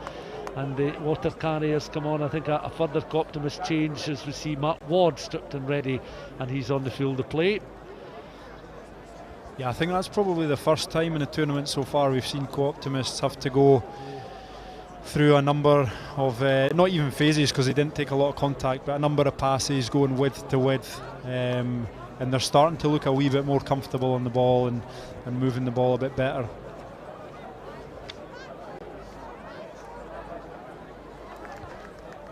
Ceventus against the British Army, and it looks as if it will be Curry that will take on the Co-Optimists in the top 2 quarter-finals.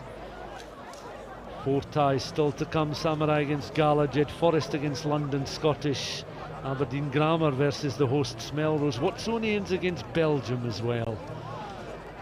Belgian side having played 15s since the 1980s, but the Rugby Sevens, you tend to look back to a game against Morocco in May of 1992 as their first tie, and since then they've flirted with various levels of the international game.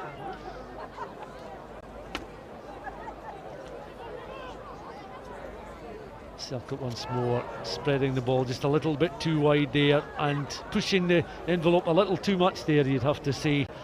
Lee, as you're watching on there, scampering across a bit too much for the wingers to do. Width to width, but really, and just waiting for that kind of opening. But if when the skills drop a wee bit like that, it makes it tough because it's another turnover. With Selkirk stuck in their 22 there.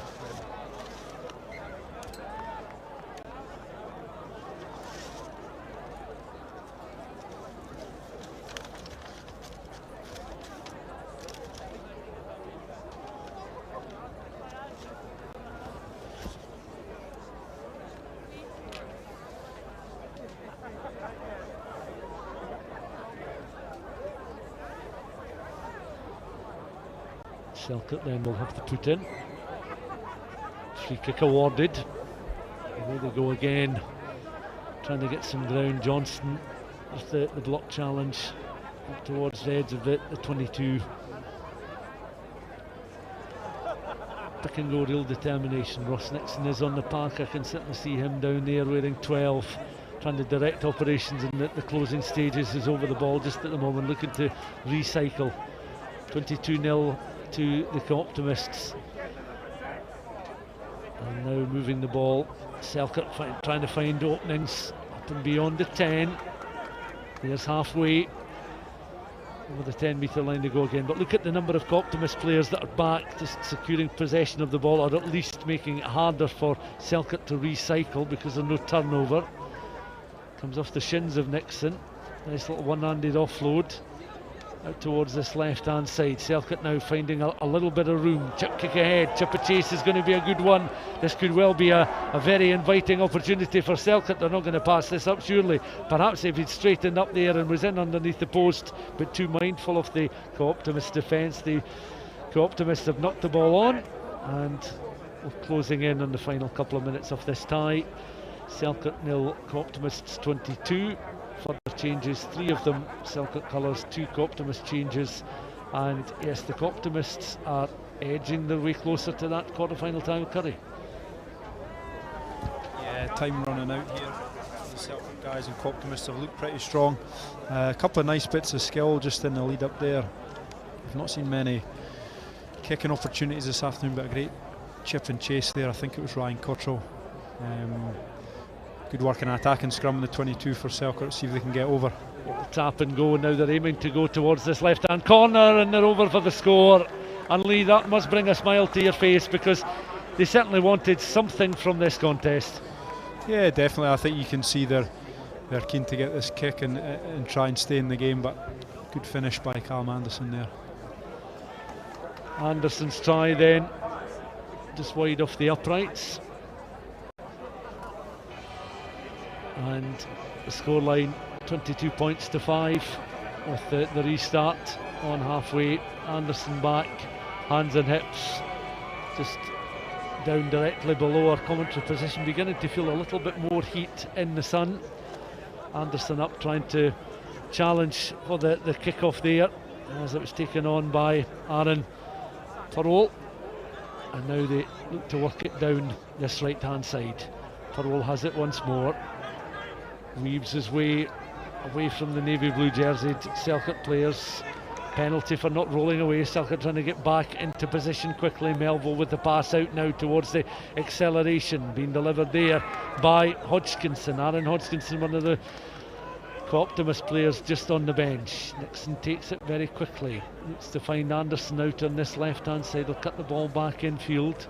22 points to 5, the scoreline. Final 30 seconds of this tie before we hand back to Bruce Millar and Pete Horne for the concluding 4 ties in round 2, and then we get to the real sort of business end of the competition, as Nixon again takes the ball in just over halfway, mocked up in just behind him, and the Optimists reorganise their defensive cover again. Nice offload just on the deck. Back it comes into the hands there. Nixon on towards Anderson. Anderson that plays a nice delicate little left-footed grubber kick, tries to control it on the edge of the 22, loses possession, and the Co-Optimists are able to pick up just on the edge of their own 22. Nixon there with the clear out. Selkirk having knocked the ball forward. The referee will have a glance at his watch and blows for full time, and it will be the Optimists that will be through into the quarter-finals. They will take on Curry. A spirited display from Selkirk, but in the end not quite enough from them this afternoon after making it into the second round of the competition. And 3 of the 4 visiting sides are certainly making some headway in the competition. Lomaviti are the only casualties so far after success for Samurai, success for the Optimists, and success as well for the British Army. But talking of Samurai, 71 points on the board against Heriots. They now are up against a Gala side who it took extra time for them to beat GHA. And just in a few seconds' time, you'll hear the voices of Bruce Millar and Pete Horne.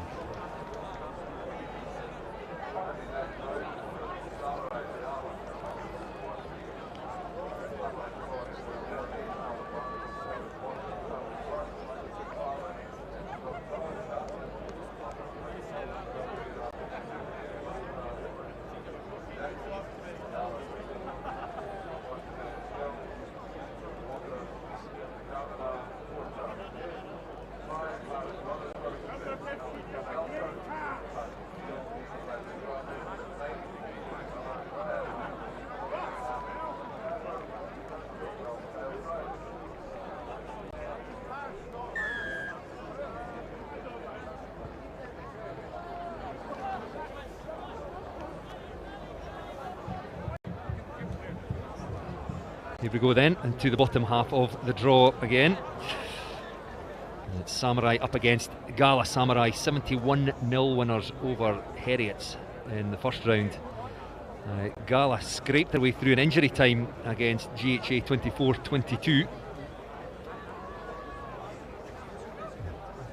Pete Horne has joined me again as the sun comes out. I'm not sure if those two events are associated, that you sat down and the sun came out, but we'll credit you with that. And away go Samurai, who looked extremely impressive in that victory in the first round. Nice little wrap around there. Tackle has to be made, and it is by Scott Peppers. Slipped off but did enough to bring his man down and forced the knock on.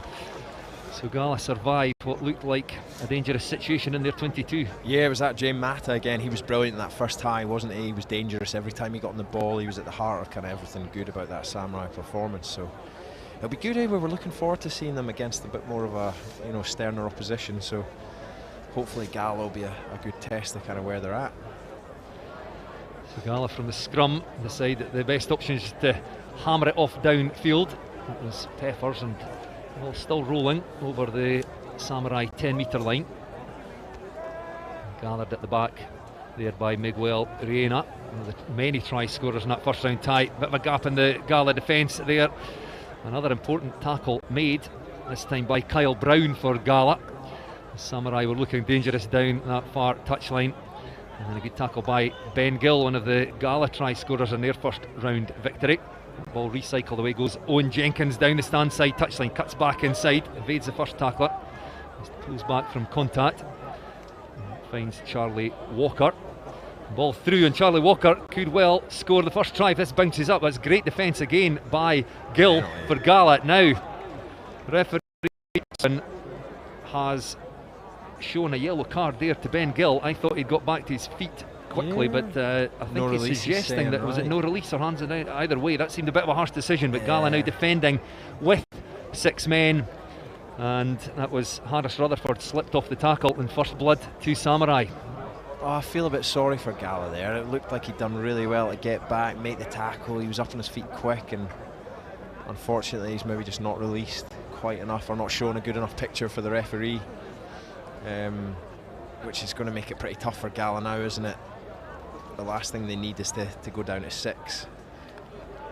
And the referee just a little bit stricter than we're maybe used to seeing in the border circuit. I think normally that people would expect that to just be a penalty, but it's a yellow card. Gala down to 6 men for 2 minutes. So the Samurai restarts were fantastic in that first tie, weren't they? Everyone was on the money from our man Mata. I think they won back just about every single one of their restarts, which maybe was reflected in the score. Yeah, they scored a lot of tries. Here we go. They're going to be underneath this one. It's going to come back in Gala hands. Tim McCavanagh, who was prominent in that Gala victory, and away goes Matty Reid. It's the ball off the deck. They'll really need to keep a hold of the ball for the next couple of minutes, and up there comes Owen Jenkins just to cut off the pass in defence. Gala still in possession. Good feet there by Glenn McCrum up over the 10-metre line. Penalty, the referee says not rolling away there. It was John Doy, just got up on the wrong side there, got in the way. Good penalty. Go on. Away up the far touchline now, Tim McCavanagh. Again, Gala just doing well to avoid contact. Kyle Brown again has a little look, straightens, uses the referee a little bit, and then switch of direction again with Matty Reid. Gala, good ball retention here out to the captain, Scott Peppers, off his right foot, off his left foot, looking for somebody inside, and flicked the ball back, and it hit a boot. I think it was his own boot. However, the referee's assistant said it must have been a Samurai boot, because he's awarded the throw into the line out here to Gala. Yeah, I actually thought it hit the Samurai boy in the head there as he flung it back in. So no, good awareness by Scott as he's going to go into touch. He tries to get it back in, and that was good by Gala. They got the ball to the width there. It was a good step. Tim McCavanagh again got in, got an offload away. He's been strong every time he carried the ball. He's looked good. Good work at the front of the line out there by Matty Reid. This is Gala in possession again. Kyle Brown, whose name we've mentioned several times already in the opening 4 minutes of this one. Still Samurai who lead 5-0, but Gala doing well down to 6 men here. In fact, they're back to their full complement. In fact, I see 7 Gala players. Tim McCavanagh dropped that one, though. Knock on there. Was that Miguel Reyna feeling the brunt of McCavanagh? He just managed to get a wee hand on the ball, I think, though, and strip it. And it comes there from Ryan. It has a little break around the side, followed all the way by Kyle Brown. However, he was outfoxed there, and that man, Jamie Mata, goes in again. He really is a class player. Yeah, the two of them, the two Spanish boys, are linking up really well, aren't they? Obviously got a good relationship, played a fair bit of rugby together on the World Series, and you can tell they're just oozing class, aren't they? Everything they do, everything they touch is kind of coming off at the moment. I like the makeup of this team, though. They've got some real, good grafters in there as well. Your man John Daw, the captain, I'm sure he's played Ireland Sevens. He's a good industrial kind of player, works hard. Coached by a Will Kent face in these parts, and Fraser Harkness we mentioned earlier, but he probably doesn't have to do an awful lot in terms of coaching a group of players like this, but he'll have brought something to it. Yeah, no, you know what, something about Herky, he's got an opinion on he knows the game of sevens, so he'll make sure, he'll be telling them how he wants them to play, and I'm sure he's at the heart of everything that's been good so far. Another great restart, but it was taken by Matty Reid of Gala. Away there goes Glenn McCrum, fights his way up towards halfway. The referee again says no release, a penalty to Gala. We're not hanging about. Matty Reid, tap and go through the hands of Kyle Brown, away to Ben Gill. And quickly into the far touchline with Scott Peppers. And then Tim McCavanagh, very physical, takes play up to the Samurai 10-metre line. Now, Samurai player looked off his feet to me, however, the referee has awarded a penalty. A little bit of, nothing really. Scott Peppers getting involved, but Samurai with I think a fortuitous penalty perhaps, taken into contact there by Callum Marshall. And again, just a hint of a gap, and away go Samurai. Owen Jenkins, loads of pace. They just need half a gap and they are gone, and in they go for their third try. 17 points to 0 they lead, and in a way Gal haven't done an awful lot wrong. No, you're right, and we wondered about that in the first half. It was hard to kind of get a gauge for how good the Samurai team are, and they're answering all the questions at the moment. Like we said, Gala, every time they've kind of coughed the ball up or given Samurai half a chance, it's resulted in 7 points. Another good try. Another lad with a lot of Sevens experience, Owen Jenkins, played for Cardiff and Wales Sevens for a long time before. I'm pretty sure he's at Dragons now. So Jamie Mata adds the extras as the referee blows for half time. So 19 points to 0, Samurai leading. Gala giving a good account of themselves, because we said in the first round, I imagine this is not a full Gala side. They've got a huge game against Herrick's next week, in a game that will decide who is promoted to the Premiership next season. So I think it's fair to say that they've kept a lot of their frontline guys in reserve. But I mean, the Gala side are really fighting hard for each other. Yeah, they are. We loved that in the first test tie as well. You know, they were working hard for each other and kind of ultimately got a really good result. And it's good to see that even though they're this is the difference when you're against top quality opposition. You know, if you make a mistake, you're going to be made to pay for it, no matter how good your scramble D is. You know, ultimately, if someone's a lot quicker or whatever, they're going to manage to run tries in. So, yeah, they've had a couple of chances, Gala. They've maybe just not been quite clinical enough. And like you said, it's great to see so many young boys putting their hand up and really performing well. So next up, Jed Forest against the London Scottish Lions, the holders, London Scottish. And then we have Aberdeen up against the home side Melrose, making their first appearance of the tournament at 4:30, and a strong-looking Melrose side as well, a mixture of the Southern Knights team and the club side. And then we round off the second round of ties with Watsonians against the last of the guest sides to make an appearance, Belgium. I'm excited to see Jed in the next round again. They really impressed me in that first round. Played some really good sevens, like we said. They looked a lot better drilled, a lot more organised than some of the other teams in the first round. So it'll be good to see how they go up against London Scottish this next tie. Yeah, Jed Forest 42-14 winners against a good-looking Edinburgh Accies side, has to be said, in that first round. Ran away with it towards the end of the tie. And it will be interesting to see how they go. But the second half of this match between Samurai and Gala about to get underway. It'll be Scott Peppers, the Gala captain, who will start us off. Referee Ross Maben blows the whistle. It's a good high hanging restart there. Hands from both sides going up. This does come back in the Gala side. But, Tim McCavan couldn't quite control the ball, so it is Miguel Reina who comes away with it up towards his own 10-metre line. The ball dropped but went back. Thought about an offload there. Reina then has to go in and secure possession. Again, good dancing feet. One missed tackle. Peppers the guilty party on this occasion, and away goes Jamie Mata. And as we said all afternoon, that's all it takes. One missed tackle and a team like Samurai will punish you.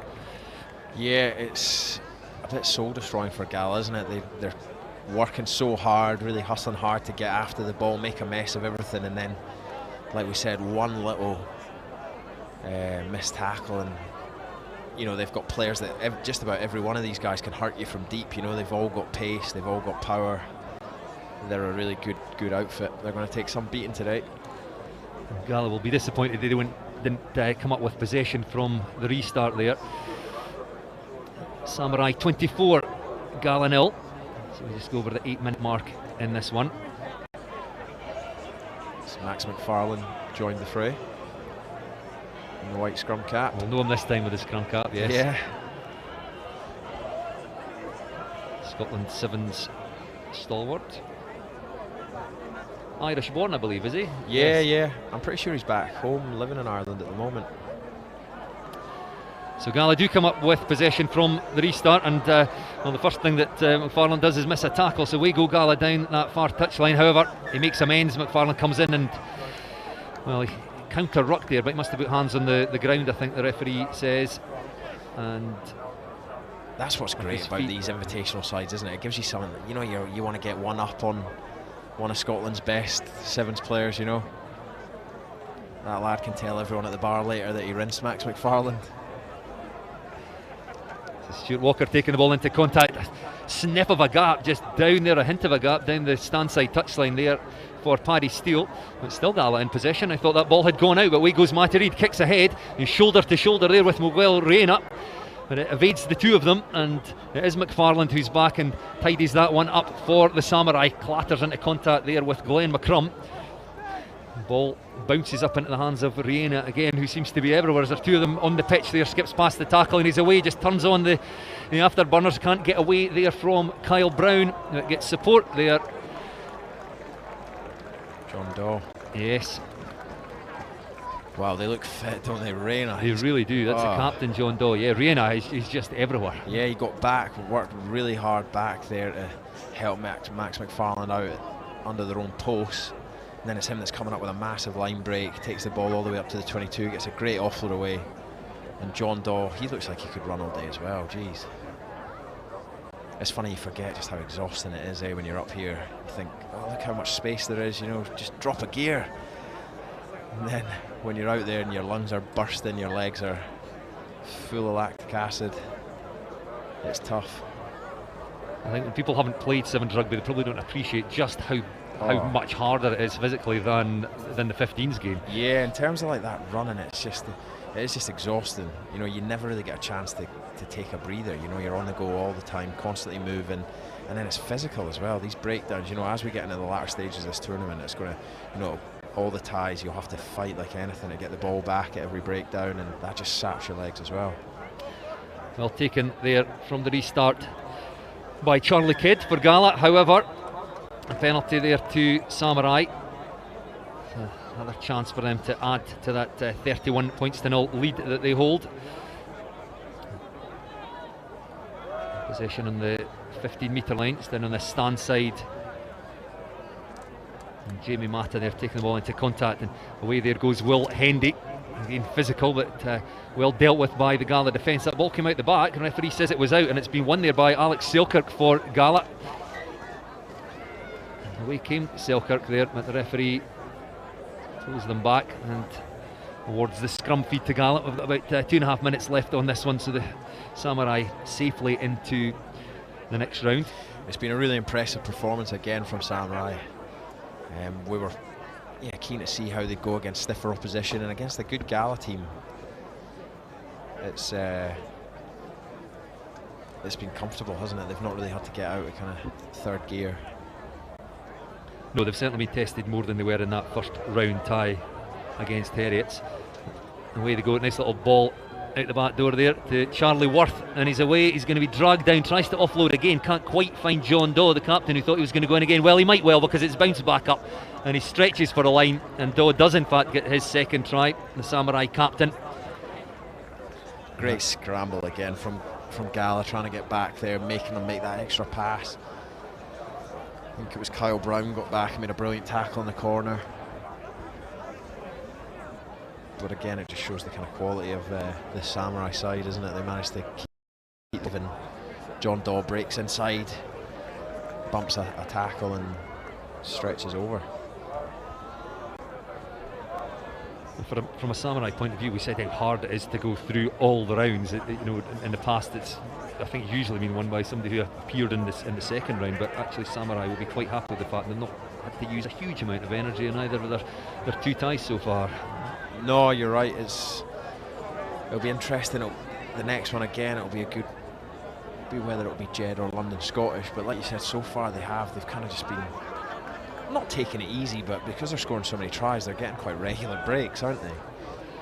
And you feel they probably have another gear when they need it. And here they are in possession again, midway between the Gala 10-metre line, 22. Nice little ball inside again, and it just seems that they can score at will now. Mike Walsh this time profits from a little offload out the tackle. And over he goes to extend the lead out to 43 points to 0 now.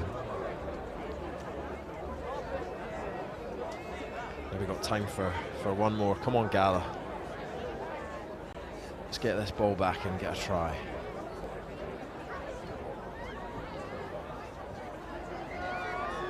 Well, and the referee blows for full time, so that is the final score here. Samurai 43, Gala 0. Samurai certainly living up to their billing as one of the favourites, certainly in the bottom half of the draw here. So next up, Jed Forrest against the London Scottish Lions. So we know nothing about London Scottish. Their Lions team is the level, if you like, below their professional side, who I think finished bottom of the English Championship this season.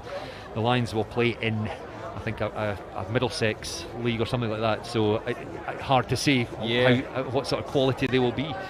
No, I recognise a couple of names here. We've got Erland Oak. He's from Perth, used to play for Glasgow Hawks as well. He's a quality player, Doc.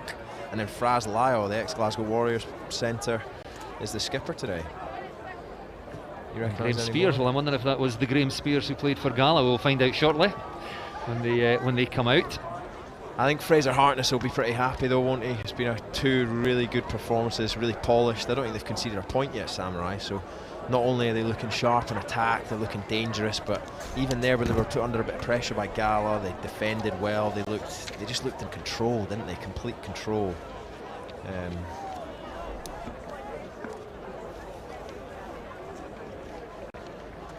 So Jed, one of the top performers from that first round.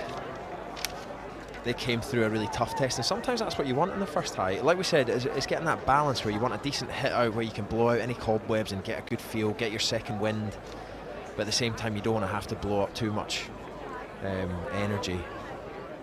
I thought Jed probably did that. It was a tough test originally against them Ackies. Ackies done well, scored a couple of good tries. Robbie Kent played really well, and then ultimately Jed kind of ran away with it, didn't they, and then looked pretty comfortable in that second half. I mean, quality throughout that Jed Forrest squad. Dom Buckley, Finn Scott, Gregor Young, the captain, Gary Munro, Lewis Walker, Rory Marshall, Lewis Young, Robbie Eurston, Elliot Stewart, Nick Stingle, Robbie Shearer Gibb and Kieran Hayes, coached by Ross Goodfellow and Darren Gillespie. So Jed Forrest out, just waiting on London Scottish lines. I liked the look of Dom Buckley. I thought he was good, he was physical, his breakdown work was brilliant. That's something that kind of the teams that have struggled, their breakdown hasn't been very good. Whereas he was brilliant, he was smashing everything, the ball was on a plate, and it meant that Jed could really just get their game going.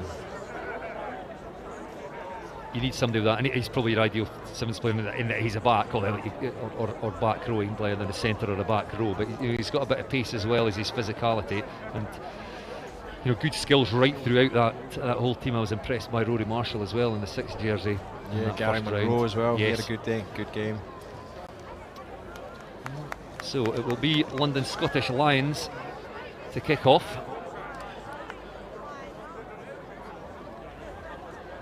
I sense the air of expectancy around the crowd here, just expecting this one to be a big tie.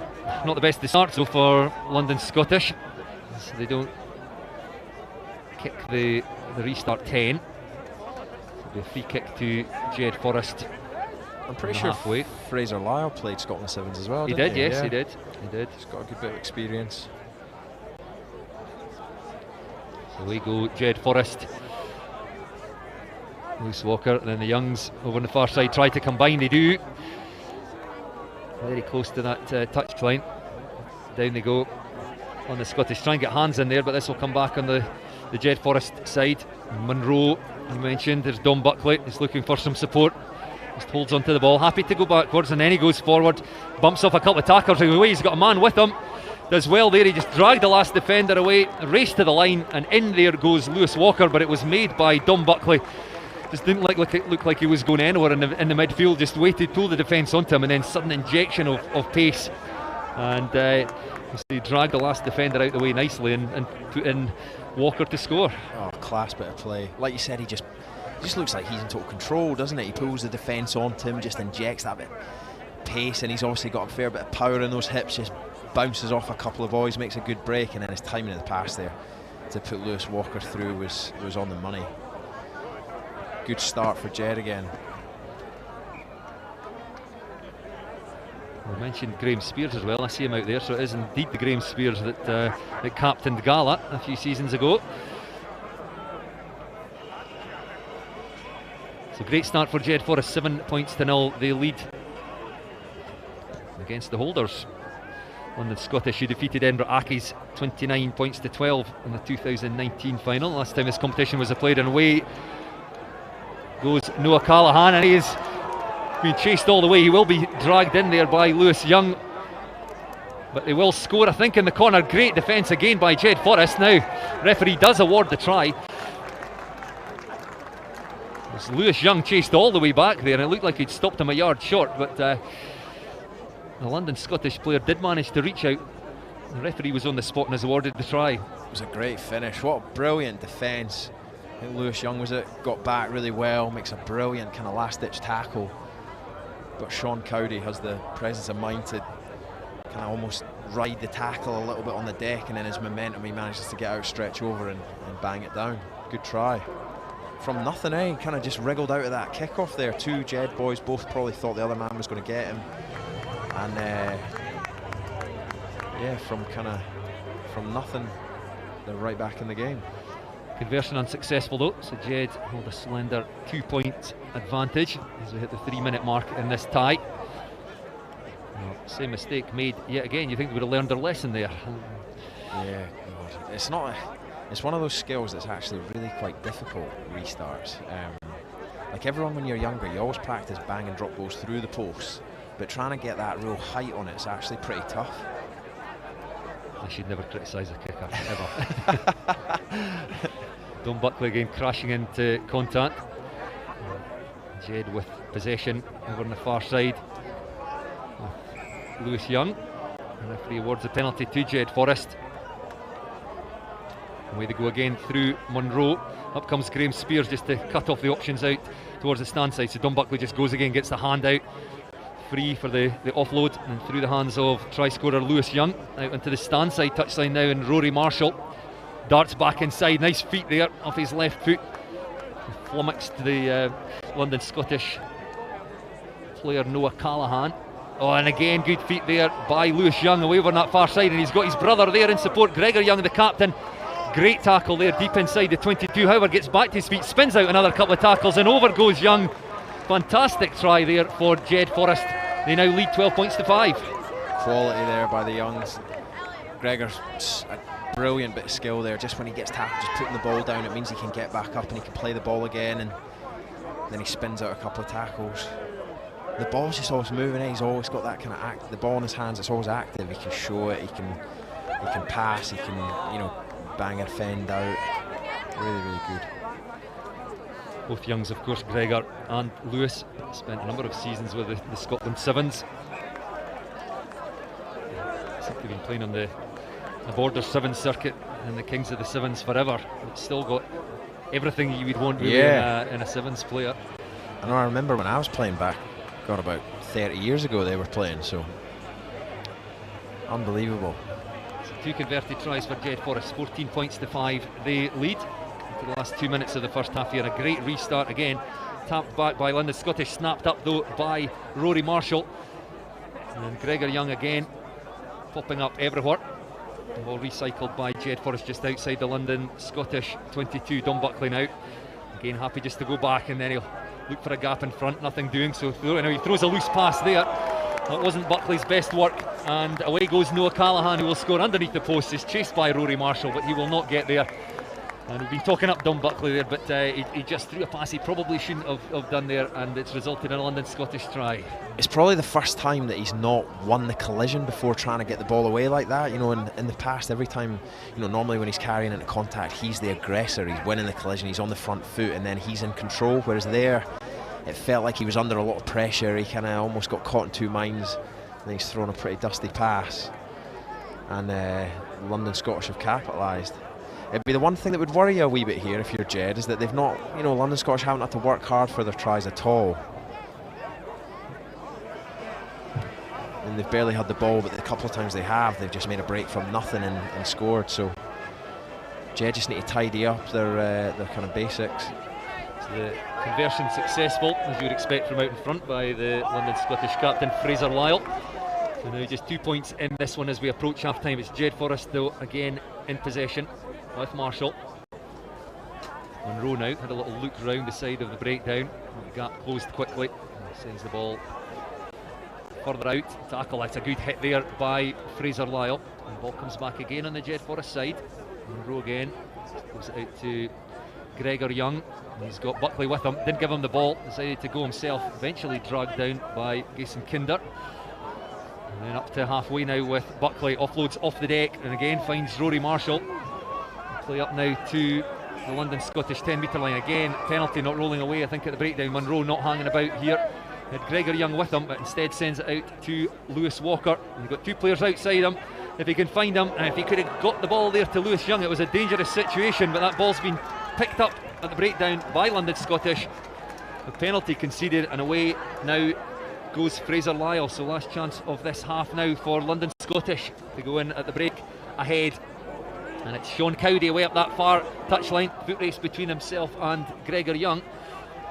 Jed up to the task. Ball still in play. Just about up to the 8-minute mark now. The players will be desperate for a break here, I would think. can Jed Forrest make anything of this?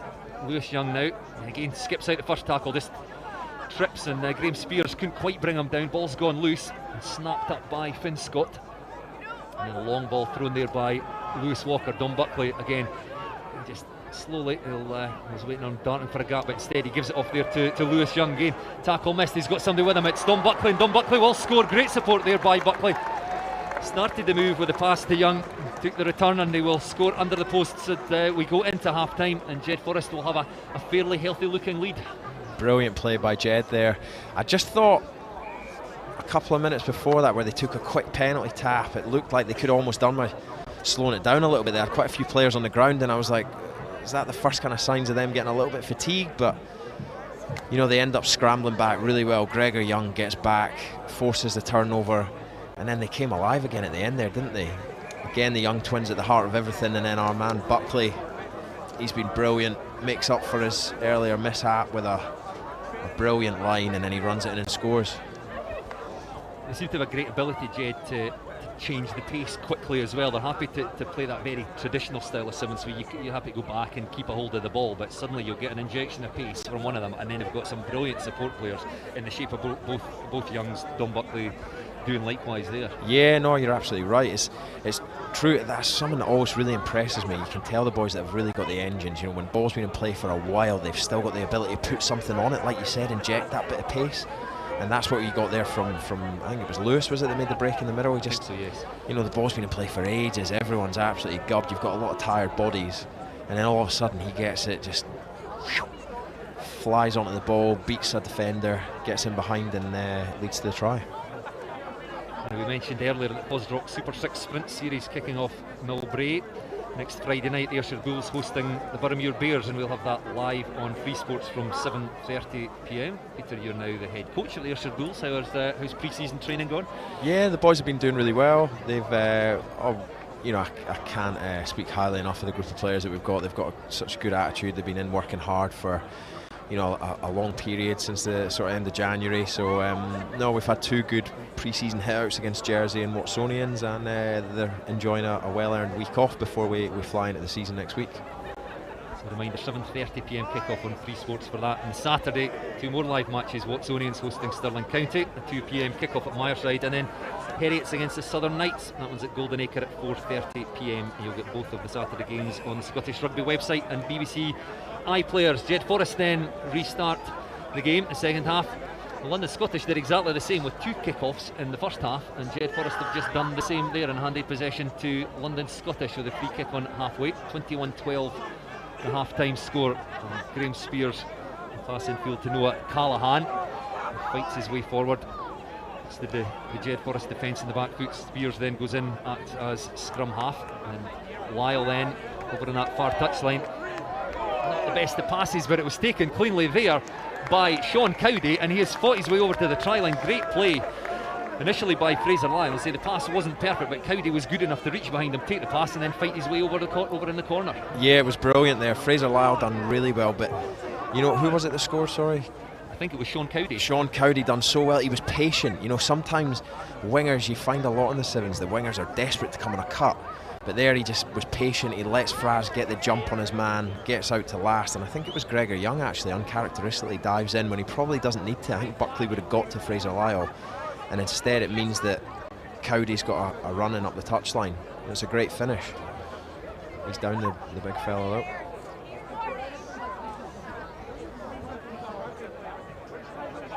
Again, like they're showing signs that they're dangerous, this London Scottish side. Yeah, it looks like that might be the end of his, hopefully not his day, this game. It looked like he's too happy to come off. The physio was telling him to go off, but he's taken a sore one as he scored that try. So yeah. On comes Chris Edwardson for London Scottish. It's sad to see the try scorer going off there. However, he's got his side back into this one. Jed Forrest 21, London Scottish Lions 17.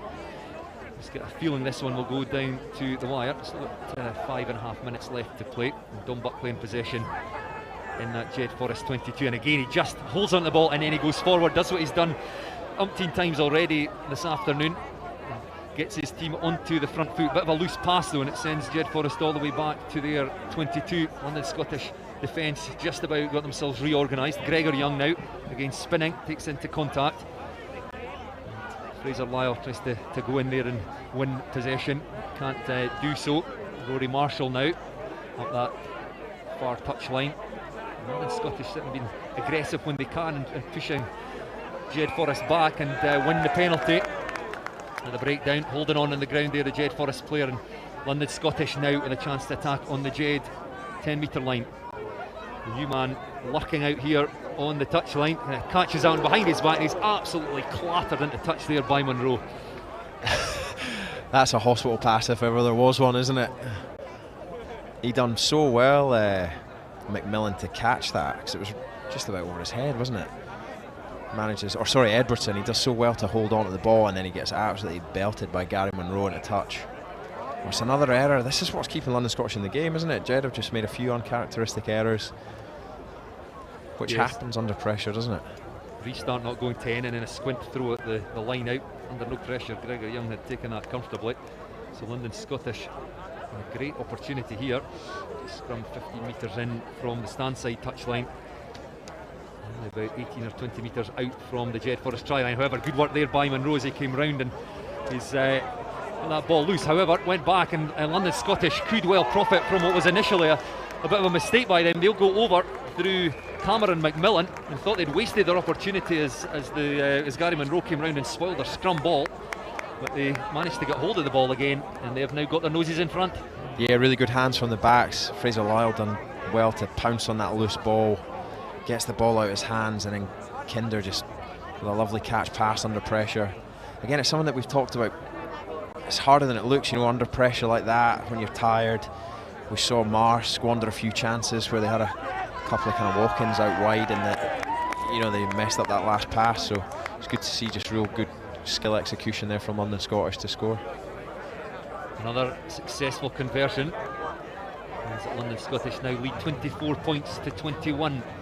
2.5 minutes left in this one. Ringing the changes. Robbie Shearer-Gepur made a real impact when he came on in their first round tie.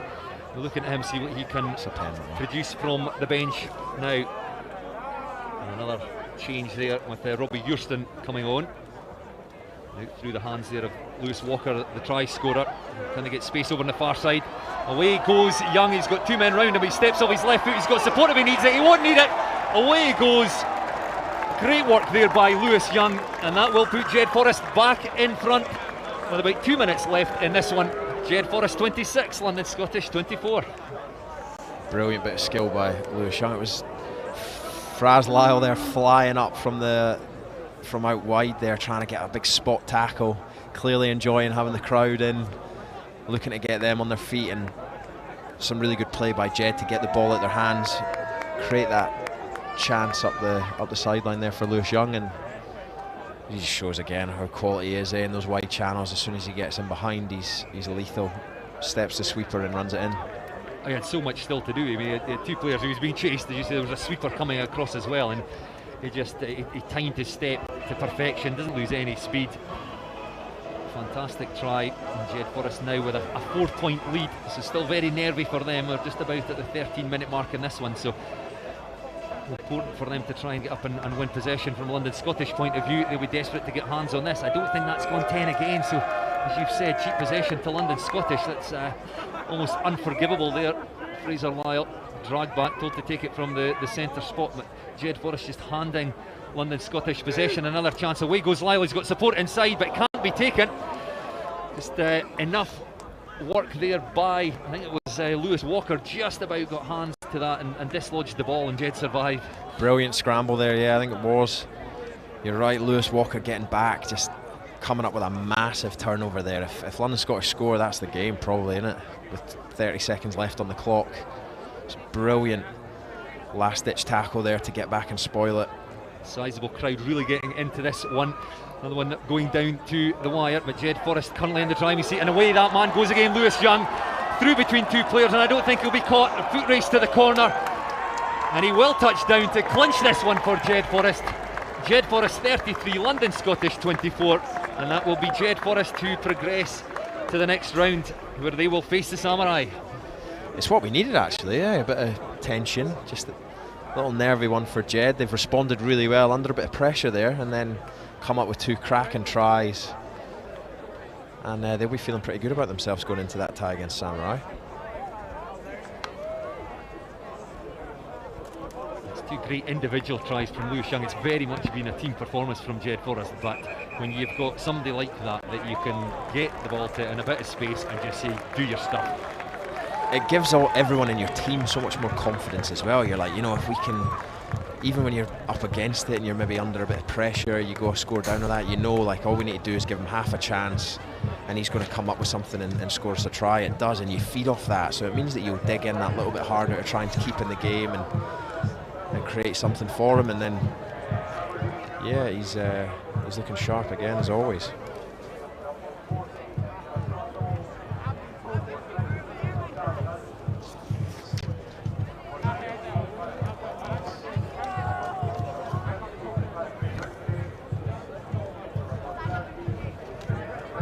So Aberdeen Grammar up next against Melrose. Yes, the hosts making their first appearance of the afternoon.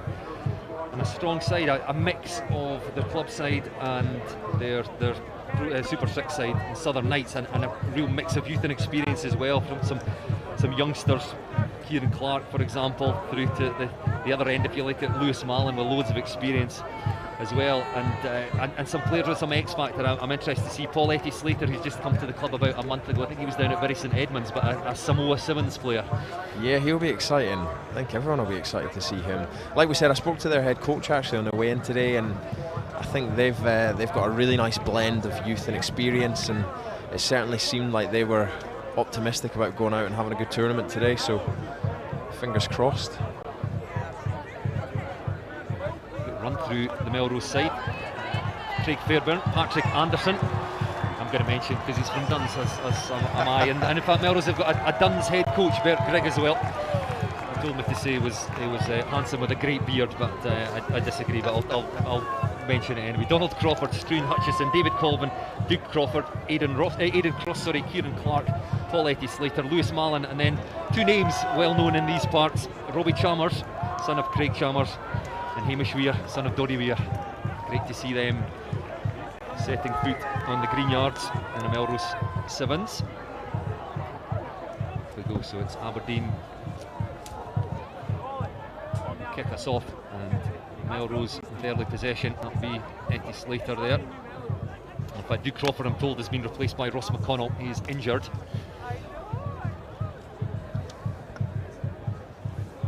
Melrose then deep in their 22, looking comfortable in possession. Kieran Clark, young Melrose player,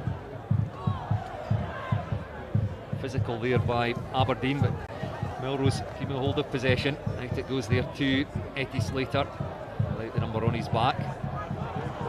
Footwork there, a little offload out the back door. Etty Slater gets hands on the ball again, skips it infield off his right foot there, and then dips the shoulder straight into contact, drags in 2, maybe 3 Aberdeen players there, and Melrose recycle the ball quickly. Struan Hutchison now, and then away goes David Colvin. Great feet there, and I hope that you can pick up the crowd noise here, because of course all the bars, the car park, half of Melrose has appeared in the ground here now, and it's great to see after a return to the Greenyards after a 2-year hiatus, and the crowd will really enjoy this one. Quite a lot of Borders boys representing in this Melrose team today, isn't there? Like you said, some of the guys for the Southern Knights are from other Borders clubs, so they'll have a lot more than just the Melrose fans cheering them on today. Like you said, Grammar were physical in that first tie against Peebles, weren't they? They just smashed that kind of young Peebles side at the breakdown. They'll be looking to try and maybe win the sort of physical confrontations. I think Melrose will just be trying to move the ball a bit more, keep the ball alive. And away go Melrose again, through David Colvin, the try scorer. Etty Slater, and out it goes to the wing there, Kieran Clark. There are loads of pace here for Melrose, and in goes Kieran Clark, again just burst through a tackle, and 2 quick fire tries for the home side, and they lead 12 points to 0. They look good, Melrose, don't they? They look fast, powerful. That's another Melrose boy, you said that, they've got some local guys, and I think I'm right in saying Kieran Clark's just back from the under-26 Nations. Yeah, he's rapid, isn't he? He really is. Good feet there as well. There's lots of players in this Melrose side with great feet. They've got some pace, they've got physicality. David Colvin showed the same. He's the captain for today. Showed his footwork in his try.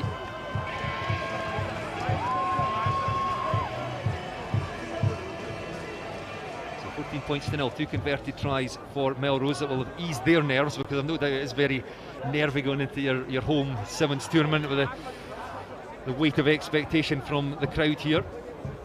Aberdeen with first real possession. A loose pass and they're pushed back into 22. Eddie Slater has to come back and make a tackle, gets back to his feet. Thought about putting his hands in there, was never really up past his knees, so thought better of it. And again, Aberdeen throwing the ball about a little bit wildly, and that has come up in Melrose hands. Melrose must score here. In they go again. Donald Crawford this time. Loves his Sevens rugby. It's the man, the brains behind the Edinburgh City Sevens.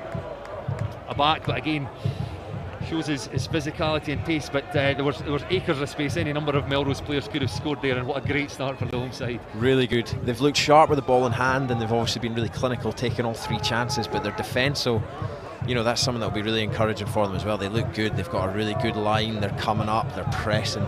You know, Aberdeen just gave up about 20-25 metres, and then when they did try and take contact, it's just a nice simple turnover just from pure pressure. It's horrible, it's almost suffocating when you feel like that. You're just constantly going back and you're looking up and there's just a wall in front of you. Great restart as well, isn't it? And it allows Melrose to get up underneath it. It's beautifully dealt with by Donald Crawford. Third try scorer, in goes Patrick Anderson. I think his first possession there. Played in the back row for the Southern Knights last week, but much more comfortable on the wing. Shows his strength there with a handoff. Passes to Craig Fairbairn. And then Donald Crawford again. Change of direction, looking for some support. Gives it to Patrick Anderson. Thinks about straightening there. Gives the pass off to Eddie Slater. Anderson has to go in and secure possession at the breakdown.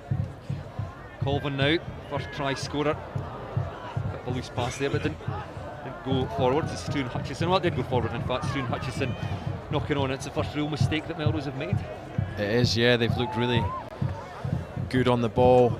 Eddie Slater, like any Samoan, loving dropping the shoulder there.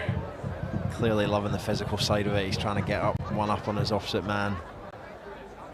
They're so good at that, aren't they, the Islander boys? It's like it's in their blood. They're just so good at winning those physical battles. They just live for it. I spoke to Graham Dodds, one of the Melrose coaches, and he said they were really impressed with him the month or so that he's been here. Missed tackle there by Melrose allows some space up that far touchline for Aberdeen, and they get themselves out of their half because they've spent most of this game deep in their own 22, up over the 5-minute mark here. Aberdeen yet to get themselves on the scoreboard again. Melrose defence pushing up really high there. No option for Aberdeen to come this way, so they have to take play back to the far side. Take it into contact just to force the Melrose back line to get themselves onside again. And Aberdeen really are finding it hard to get themselves upfield at all. But again, another missed tackle there. Very rarely by Patrick Anderson. He's a fantastic tackler. Ball offloaded off the deck there by Aberdeen. Still in possession around about their own 10-metre line. 5 metres in from that far touch line. Recycled again. Up come that Melrose defence, cutting off the options. Eddie Slater goes in, makes the tackle. Assisted by Donald Crawford. Ball flicked out. Under pressure there. Patrick Anderson coming through and making the tackle, but the referee saying, I think it was high, was it? Yeah, by Anderson. It's a penalty here to Aberdeen. Still just outside their 22. Once again, one missed tackle up against the sweeper. Good work there by Stuart Hutchison, though. Gets back to his feet, hands on the ball, and the penalty awarded to Melrose. They're not hanging about here, and there was space on the stand side touchline if they had gone, but take it away the other way. Off goes Stuart Hutchison, and he's clean through. He's kicked that over the top. Can he control this? He's hacked it ahead. Will it run too far? I think it is just going to beat him on the bounce. Good work there by Hutchison. But the ball goes dead, and the referee blows for half-time. Melrose lead 21 points to 0. First kind of signs of Melrose looking a little bit tired there, which is good. You know, you need that. You want to get a real good blow, especially in your first. It's their first tie today. You know, guys, a couple of tackles there at the end, just boys look tired, they're diving in when they don't need to, when the ball's already away, and, you know, taking themselves out of the defensive line. Whereas before that, you know, they've, like we said, they're just suffocating Aberdeen, aren't they? They're pressing up really high on the edges, and Aberdeen are having to go back down those short sides, but their boys aren't resetting quick enough to actually attack down there. You know, when Melrose are, that's what's really impressive. A lot of the time when you switch back down the short side like that, you know, there's a little bit of space where the ruck kind of was, whereas Melrose are doing really well to get back on their feet and press up both sides. Aberdeen making it through to the second round courtesy of a 20 points to 14 win over Peebles in the first round, so pushed hard by the Border side. So it was probably the breakdown work of Aberdeen in that first round tie that got them through, as well as their ability to stay on their feet, offload out as well, just a little bit more physical than Peebles, but they found more than a match in this one in the shape of Melrose. Yeah, like you said, they've got a lot of kind of guys that are in that semi-professional environment. They're probably a bit bigger, a bit better conditioned than some of the Peebles boys, so they're able to match them physically, and then they all, you know, they look a bit quicker and a bit fitter, don't they? So it'll it's been an encouraging first half for Melrose, just in complete control. But just like you said, it's always nice when you get that, because it is a bit nervy in your first tie of your home tournament. There, I think, for Melrose. I see Robbie Chalmers over on the far side, son of Craig Chalmers, we mentioned earlier, back at the Southern Knights, having been playing up in Heriots in recent seasons. Another one that's been training with the Scotland Sevens team of late. And that restart goes across in his direction. Chalmers may well get up underneath that, can't quite get it, makes the tackle though. And it's Aberdeen in possession again. Glorious sunshine on this fantastic 3G surface at the Greenyards. First time the tournament has been played on it. Aberdeen again managing to stay on their feet, and an offload. In there goes Kieran Clark. Etty Slater thought about making, now he was clever there because Aberdeen went off their feet, but I think Etty Slater pulled out at the last minute and almost forced that one. I'll come get your thoughts on that in a second, Peter, because away go Melrose and Kieran Clark. Well, we saw his pace in the first half, and he gets a chance to show it off again. There, over he goes in the corner. And fourth try there for Melrose, and that came from the penalty in centre field. Normally, to be honest, I almost feel like the ref should just let that go when they kind of. It's smart by Etty Slater there, but you know, when he pulls out like that, you're so committed. If someone pulls out last minute, then you know there's nothing you can really do about it. You know, if you're not in quick, it's going to be a turnover, especially in sevens now. You know, all you need to do is touch the ball and the refs will give you a turnover. So guys have to be there quick. They've got to be in. You know, from a coaching point of view, you're always telling your guys, you know, we've got to win races, get in there. So when boys are pulling out last minute like that, you'd like to see the ref show a little bit of sympathy. Yeah, perhaps harsh. Either way, Kieran Clark goes over in the corner, extends the Melrose lead to 26 points to 0. Looks like Melrose will take their place in the quarter-finals. Another penalty to Melrose here, holding on the deck by Aberdeen on this occasion. Robbie Chalmers gets his hands on the ball, off there to David Colvin. First try scorer, back to Chalmers, looking for support out wide. Patrick Anderson now, very direct, get the hand out there, drives his team forward. Is he going to go all the way? He really is. He had no right to score that try. What a finish. That is a superb finish there by Patrick Anderson. Very quiet in the first half, but sprung into life in this second half.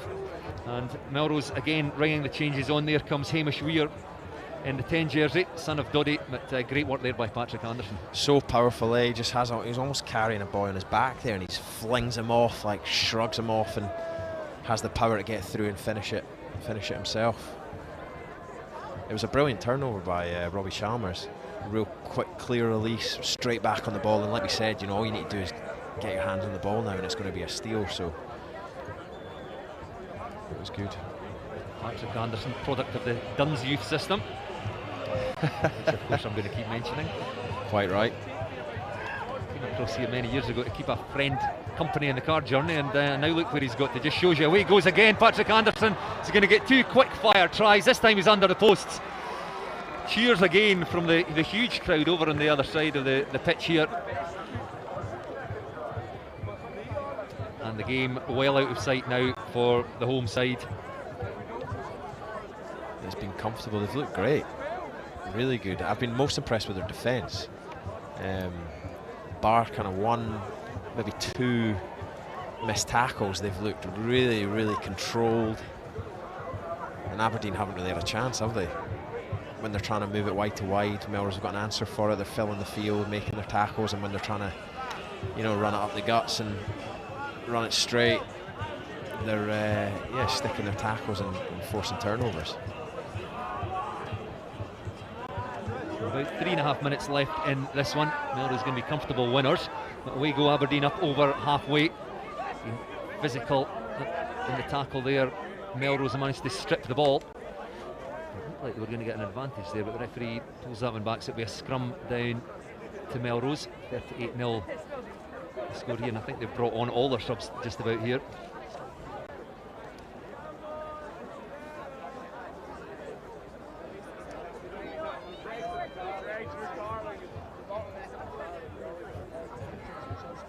And it comes from Hutchison, gets kind of caught up in the feet there, and it's going to end up evading everybody and goes into touch. Up goes the flag on the far side. Quick throw in there by Melrose. No, I thought the referee might not allow that, right enough.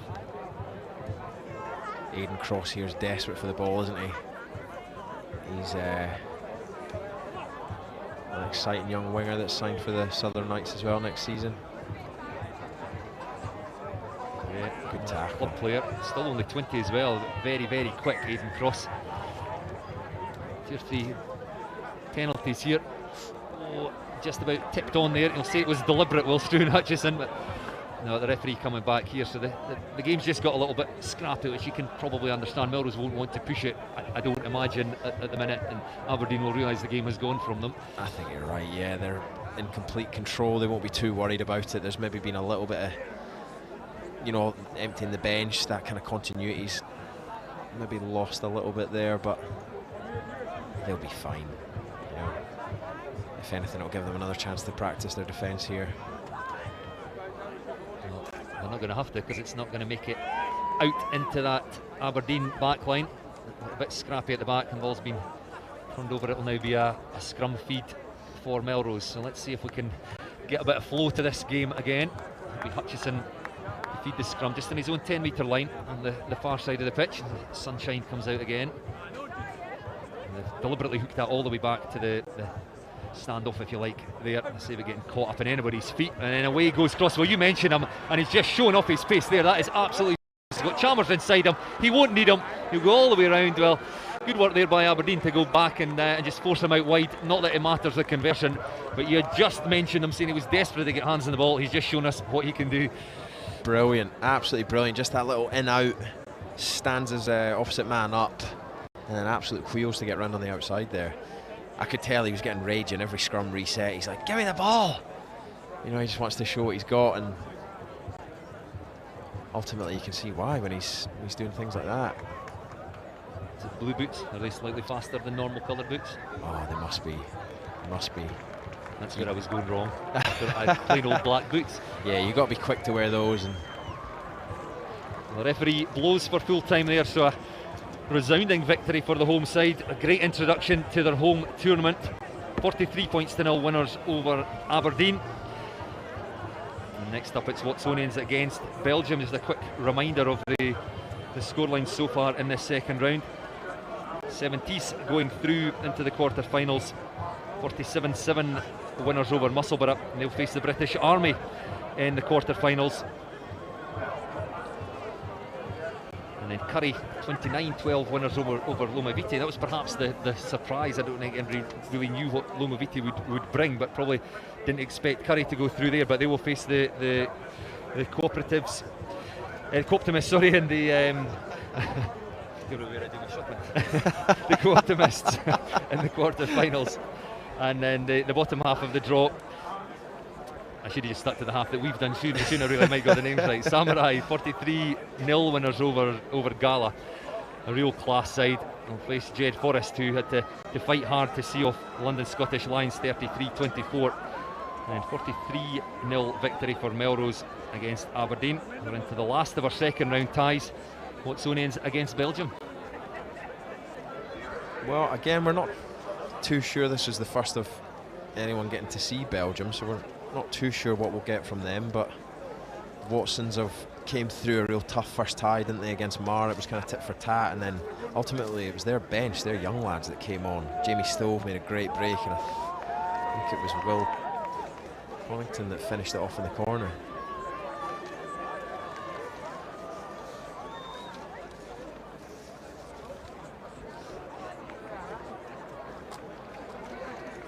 So we have to look out for South African-born Vincent Hart.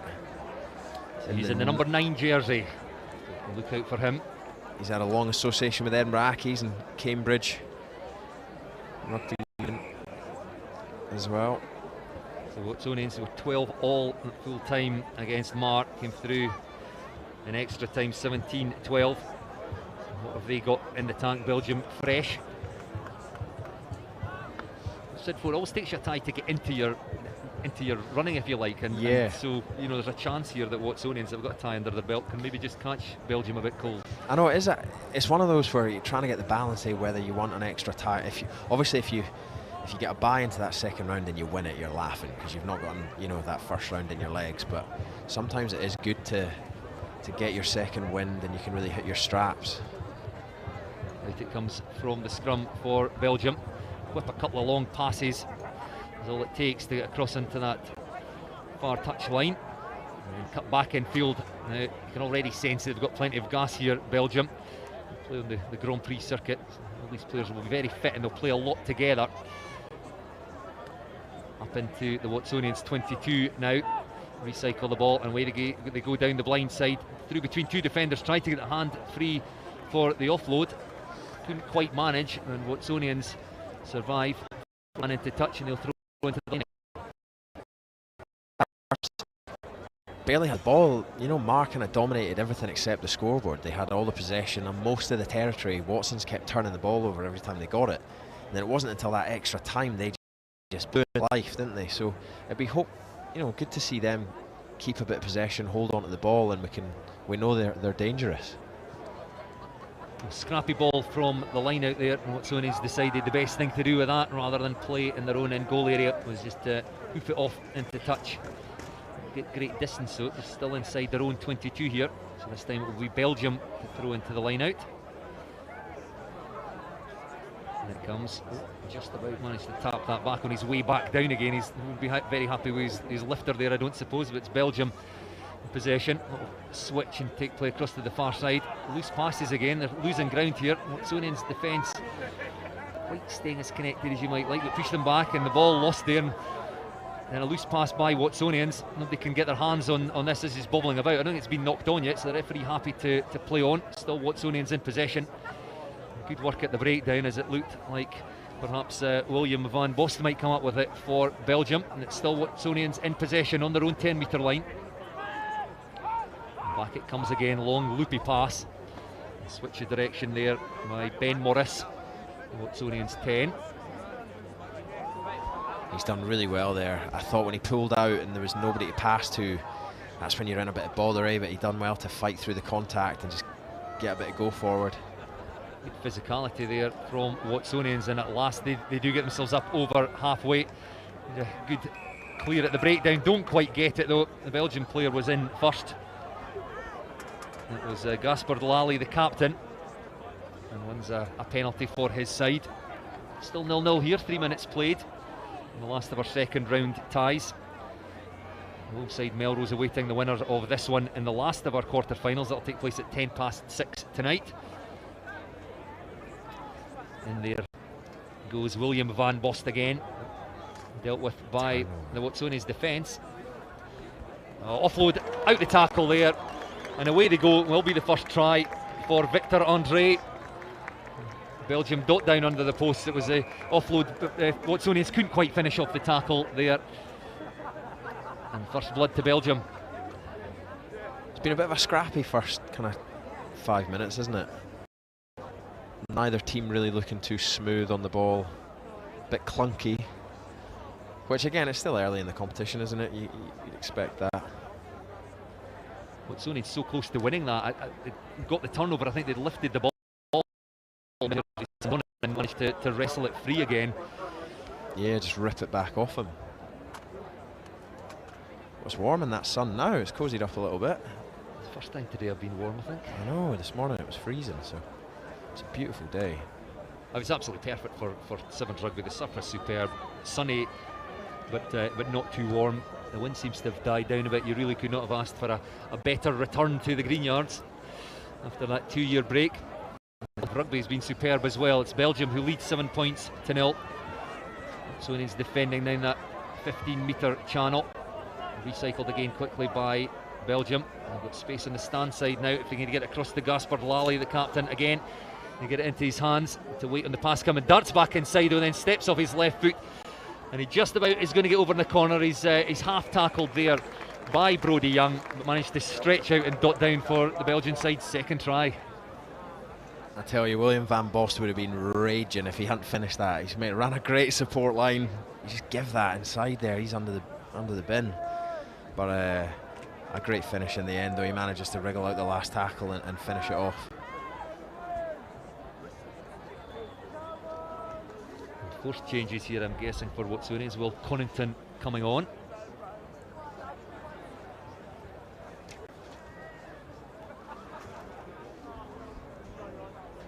If Watsonians can settle themselves and get a bit of possession, they're still absolutely in this. It's not, it's not a side that are going to blow them away, I don't think. No. They that man that just scored, Gaspard Lally, is it? He looks quite dangerous out in the wide channels, but apart from that, they don't have too much to. Again, though, like we said, this is their first high, isn't it? You never know; they might just take a wee bit to get going.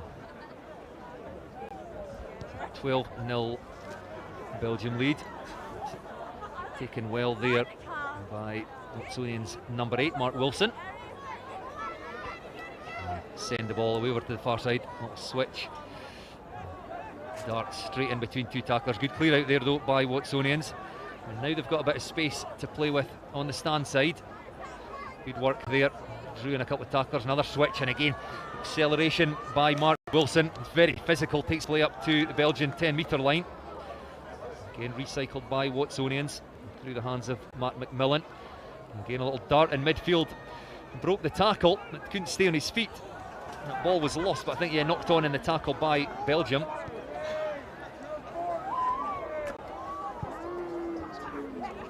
The referee awards the scrum feed there to Watsonians. I looked for a moment that Watsonians had knocked the ball on, but it was actually the Belgian player who knocked it on in the tackle. And into injury time at the end of the first half here. How much would Watsonians like a try as they go into the break? What can they make of this centre field? So the three backs for Watsonians out to the right there. The referee saying that Belgium didn't push straight, they pushed up in the scrum there. It's a penalty here to Watsonians. If they can score here before the half, then you know what, you almost fancy them, because they've got those young boys that came off the bench for them against Mar, sorry, yeah. Added such an impetus that if you get that again in the second half. They had to fight hard there at the breakdown, and in fact have given the penalty away. So Belgium will be happy to get that as well. And the referee, is he going in his pocket here? What was this for? He has shown a yellow card to one of the Watsonians players, which just makes it even harder for them. I think that was Fraser Cousin showing the yellow card there. So Watsonians down to 6 men for the next couple of minutes. It's just daft, eh? You've got to be squeaky clean around that sort of stuff, you know. Any sort of dissent or anything, you're going to get yellow cards. There's a real zero tolerance.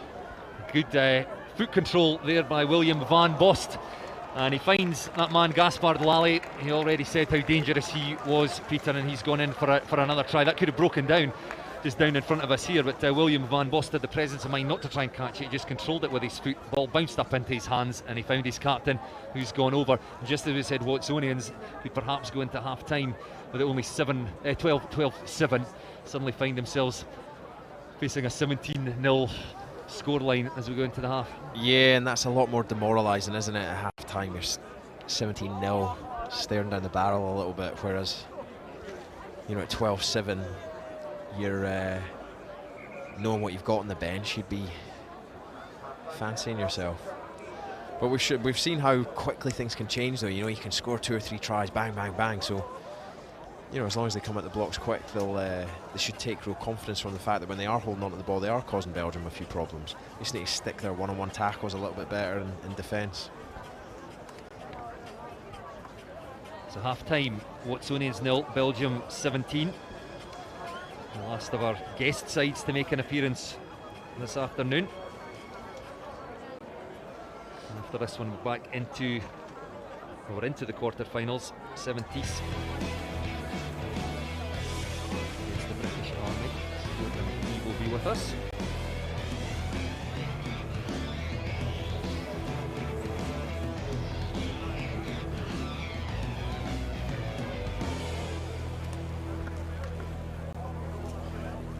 It's a beautiful day at the Greenyards, though, isn't it?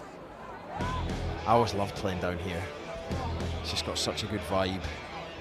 You know, even when you're playing in the league or anything, it's just such a nice place to play. It's nice and warm. I know there's a bit of resistance to digging up Greenyards given its history, but you've got to say with this surface as well, it's absolutely superb. It is, it just looks great, doesn't it? It's so, yeah, just like clean, it looks fast, it's brilliant. And then when the crowd are all piled in around it as well, it's I can't wait for the kind of quarter-finals and semi-finals to get going. Well, if you fancy a bit of rugby tomorrow, on the Scottish Rugby website, it's the Scotland women return to Scotstoun, and they're going to host France in the TikTok Women's Six Nations, so you can go along, support the team, and buy your tickets on scottishrugby.org. It's only £1 for under 12s if you're along with a paying adult. It's £15 and under 18s in for £5. So get yourself along to Scotstoun tomorrow and support the Scotland women. It's Watsonians who kick us off here in the second half, the last of our second round ties. You really do feel that Watsonians have to score first in this second half if they're going to get themselves back into this, but it's Belgium with early possession on the stand side. And lovely little offload inside, and away they go again. And they look like they're going to have the gas chased all the way. Well, good work there, in fact, by Ben Morris for Watsonians. And still Belgium in possession. Timothy Devos, and back it comes. Watsonians try and push them back, but there's loads of space and players over on that far side. There's no need for a mispass there, just like, you know, go through the hands, fix your man. That big... Well, in go Belgium in the corner. They saw the space was over on the far side. The Watsonians defence had gravitated across towards the stand side as they had to deal with the break. And Belgium managed to recycle it and get it across over into that 5-metre channel. And they go in. We said Watsonians probably had to score, and it's Belgium who now look very comfortable in this one. 22 points to 0. Conversion successful, so 24 point to 0 advantage. We only played a minute of the second half. He looks dangerous though, the skipper. Gaspar Lally again, stretching his legs and getting into the corner. He just glides, doesn't he? One of those blokes that probably doesn't look that fast, but he's just covering the ground, eating up the ground. Blair Kinghorn's like that. He doesn't look like he's running that fast until you're trying to run after him. Just absolutely rapid. Just. The Watsonians under pressure in their own 22 here from the restart. But they do have the ball, which is exactly what they need. Up the middle they go. Tackle made by Belgium, and then very quickly again trying to contest the breakdown, but a little bit too eager there. And we're one player not on his feet and the other not releasing. That's a man who came on and made the difference in the first tie against Mar. He's come on the field now. He looked good again there. It's just dynamic. It's in the 14 jersey, and away he goes again, gets hands on the ball. Watsonians will do everything they can to give him the ball. Lovely little offload off the deck here. Watsonians suddenly springing into life, taking play up towards the Belgium 22. Eventually dragged to deck, recycle the ball quickly. They've got numbers on the stand side if they can get the ball out there. It's Fraser Cousin lurking out here. He's not going to be used though, because away goes Ben Morris, and he'll get Watsonians' first try of this tie. Watsonians 5, Belgium 24. What a try. They've went from deep in their own 22 there, haven't they? Built a fair few phases. Looked after the ball. Their breakdown was much better there. And then a good bit, again, like our man off the bench, Jamie Stove. He looks great. They just need to try and get him on the ball a bit more. A successful conversion there. It's a 17 points. The Belgian advantage.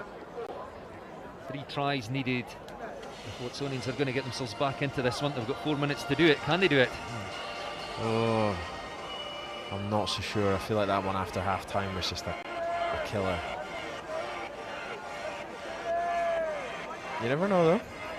They have to win this one back from the restart, you would think. Yeah, and score quickly. They need to win it back and It makes Belgium feel under a bit of pressure as well. That's gone just a little bit too far, however. The Belgian player felt the Watsonians team descending upon him. He had 2 players up against him and forced the knock on there. It's a great opportunity for Watsonians from the scrum just outside the Belgian 22. Great chase. It wasn't a great kickoff, but great chase from the Watsons boys. Put the catcher under. It's horrible, when you're kind of standing under a ball and it's almost, it's just not right. You're in a wrong position to get in the air and you're just like, oh, I'm going to get absolutely clattered when I catch it. You could see that was exactly what was going through his mind. Yeah. He took his eyes off that. And so Watsonians then on the Belgian 10-metre line. Now it comes to that man, Jamie Stove. Well, again, he's found some space and he can get his hands free. A lovely little pass over the top of his head there to Will Connington. Oh, it's gone in his hands, and this could be the killer blow for Belgium. Away they go, chased all the way. Well, Wesley felt he didn't have the gas there.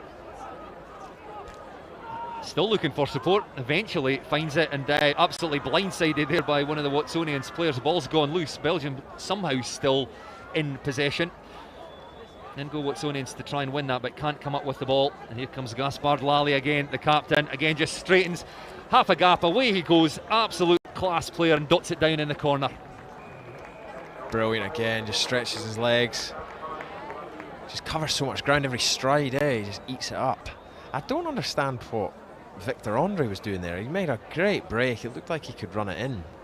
And he kind of just, nah, I'll pull it back. And then instead, then you think you maybe get it out of your hands, but he's like, nah, I'll just beat another couple of people. He's taking on water out in front of us and looking a little bit weary, so it was probably just that. He decided, hands on the hips now, decided he didn't have the gas for it. And then when he did throw it, he threw a big loopy ball to William Van Bost, who got completely blindsided. Like, he wouldn't have been thanking him for that. Well, they made hard work of it, as Peter says, but eventually Gaspard Lally, the captain, has looked at their best player. Goes over in the corner. That's a good conversion. A left footer off the left touchline. It's a fantastic kick. Not that they really needed it at this stage, but 31 points to 7 they now lead, and we're into the last minute of this one. He's a tidy wee player, Vincent Hart, isn't he? He's been in the middle there, kind of pulling the strings. It'll be, if you're Melrose, it's probably quite a nice tie for the quarter-final. You'd fancy your chances, but there's a few things out there that will maybe worry them, like obviously Lally, the captain, is really dangerous, but they've got a little bit of power in there as well, and Van Bost, so should be a cracking quarter-final.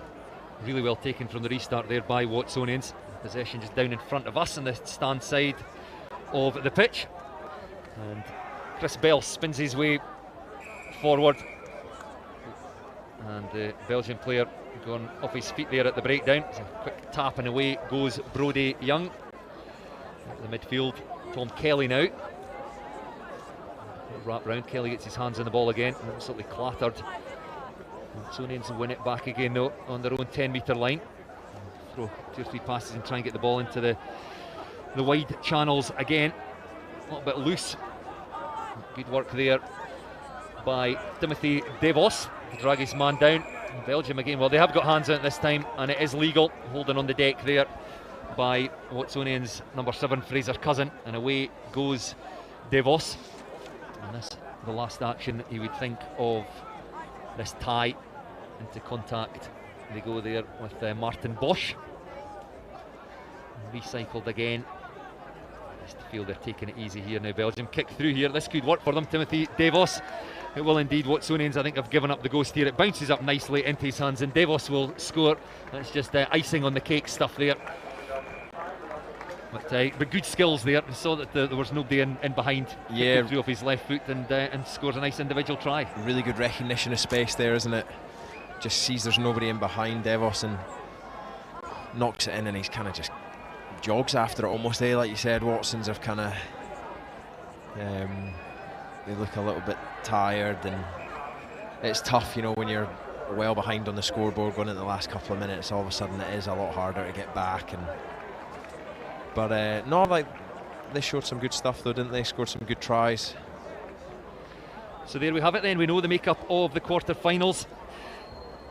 The bottom half of the draw, Samurai 43-0 winners over Gala, and they will face Jed Forest in the third of the quarter-finals. Jed Forest seeing off London Scottish Lions 33-24, and then Melrose 43-0 winners against Aberdeen. They will face Belgium in the last of our quarter-finals at 6:10 after Belgium beat Watsonians 30 points to 7. But we're back in the top half of the draw now. We've got Curry against the Co-Optimists in the second of our quarter-finals, but first it's 70s against the British Army, and we'll hand you back to Lee and Stuart.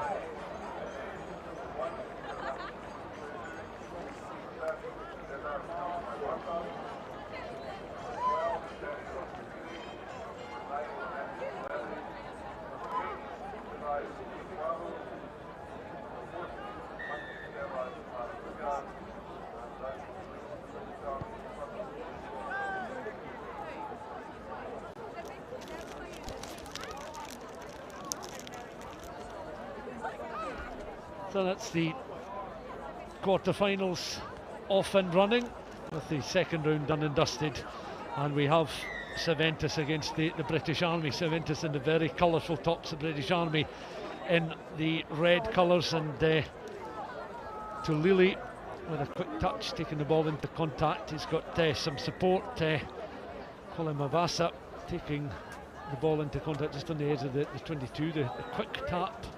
Ruka Duigi on now, long floated pass out there, the Fijian makeup of this British Army side, and Ulu Vessi almost through towards the 22. Back it comes again. Rato Cadrelli wearing number 1 will look to orchestrate things for this British Army side. They look to pick and go again, running into 70 jerseys there, the French side, but it's a good pick up here, and Ratu Cadrel with the offload. It was half through there. Talili has to try and work it round the corner. Ruka Denui is closed down. Ball goes loose, it's picked up, it's now in French hands. Cavillon up towards the edge of the 10-metre line inside the French half of the field. It's back now with Mignot. Mignot spinning around twice, is eventually tackled there by the red jerseyed British Army players. Floated pass out towards that left hand side, and suddenly bit of impact up towards the edge of the 22. Some acceleration shown by these French players. Blanc takes the ball on, floats a pass out there to Joubereau, and Joubereau now is able to find his 15. Mignot's going to be in, round the corner he goes, touches down between the 5 and 15 channels to open the scoring for the French side, who had to soak up some early pressure in the tie, but they lead by 5 points to 0, and that try coming just over 2 minutes into the first half. Yeah, we were looking forward to this tie, and it's not disappointed so far. I think this is going to be a real sevens test, and 70s playing a lovely brand of sevens in their first tie, and continuing that here against the physicality and the offloading nature of the British Army. So hopefully it continues to go on like the first couple of minutes. But it was a great try by Mignon in the end there, but it probably touched every player's hands, and they went width to width, and they're looking sharp. Mignon will head back towards halfway to restart the match. Flings the bottle in the direction of the technical area. Wind again, just a little bit of a breeze coming through the open windows inside the press box. Mignon kick off. This will be contested by both sides. Palm back, but into British Army hands, and they're up towards the 10-metre line, looking to offload once more. Queuing up there, ready to run at this French defensive side that are trying to tighten up here. That's good block defensive cover there, provided by Borges. Recycled ball once again. Sullivaku is up towards that 10-metre line, and Sullivaku is looking to orchestrate something here as they carry the ball over halfway. The British Army coming onto the ball now at a rate of knots there, and it's that man again, Ratu Cadrell, trying to lead from the front up towards the edge of the 22, and he's forced into touch there. There's the knock on, signalled by the referee. So this French side, having to weather another storm, having taken the lead. It's the type of game, Lee, you could see it being a seesaw battle between these sides. You know, one side gets maybe the upper hand, gets points on the board, but whoever that side is in front, we will have to defend and may concede immediately afterwards. Definitely, I think 70s will be pretty happy to come up with a scrum turnover there.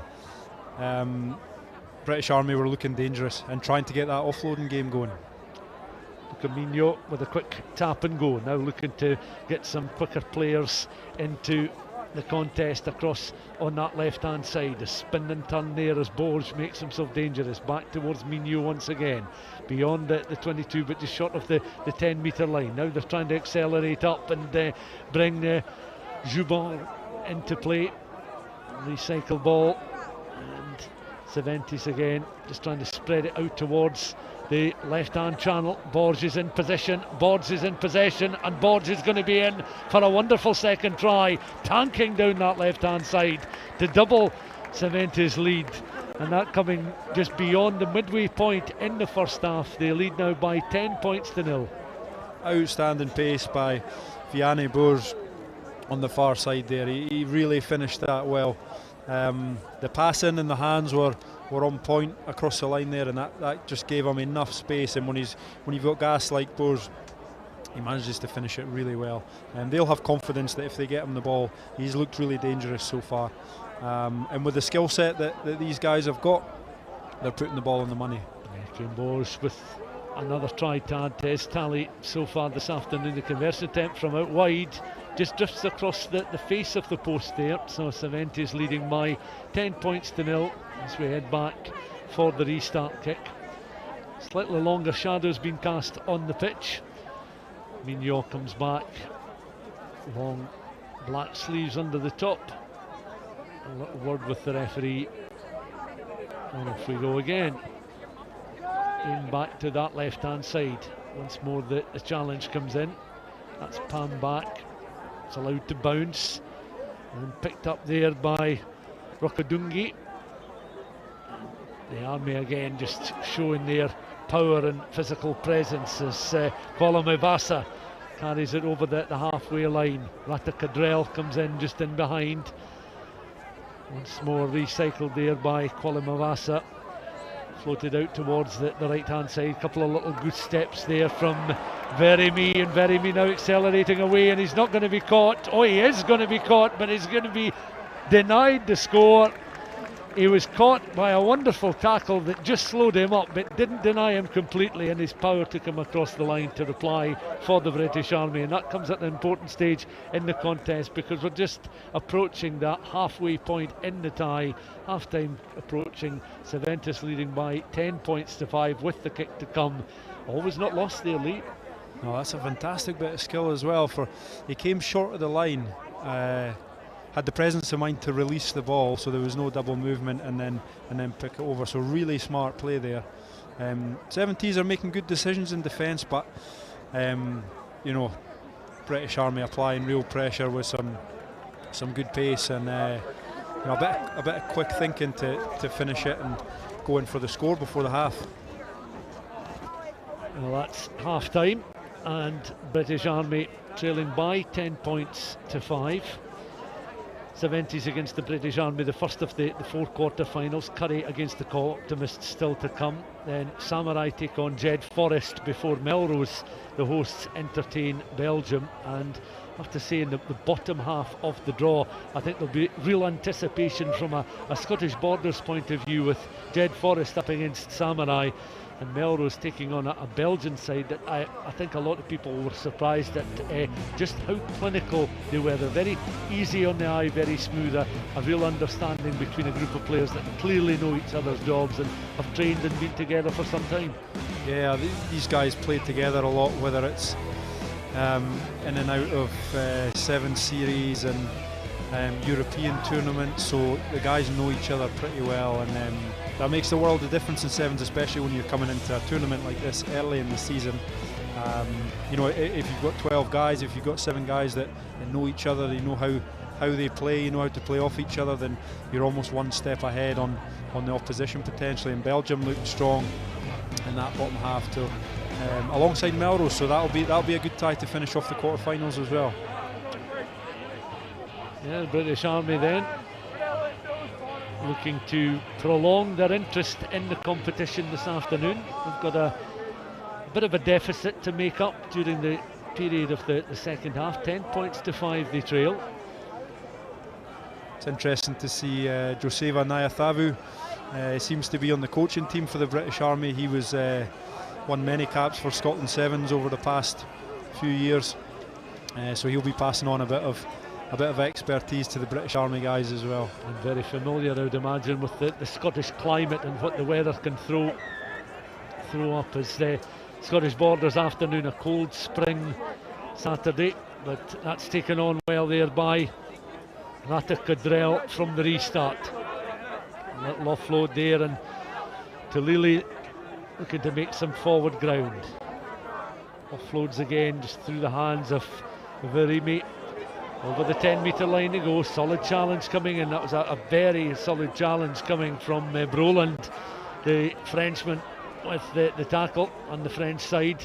Carried beyond the 10-metre line, looking to recycle some ball. Michael Uganueli, who came on in the start of the second half, but British Army side penalised for a high challenge there.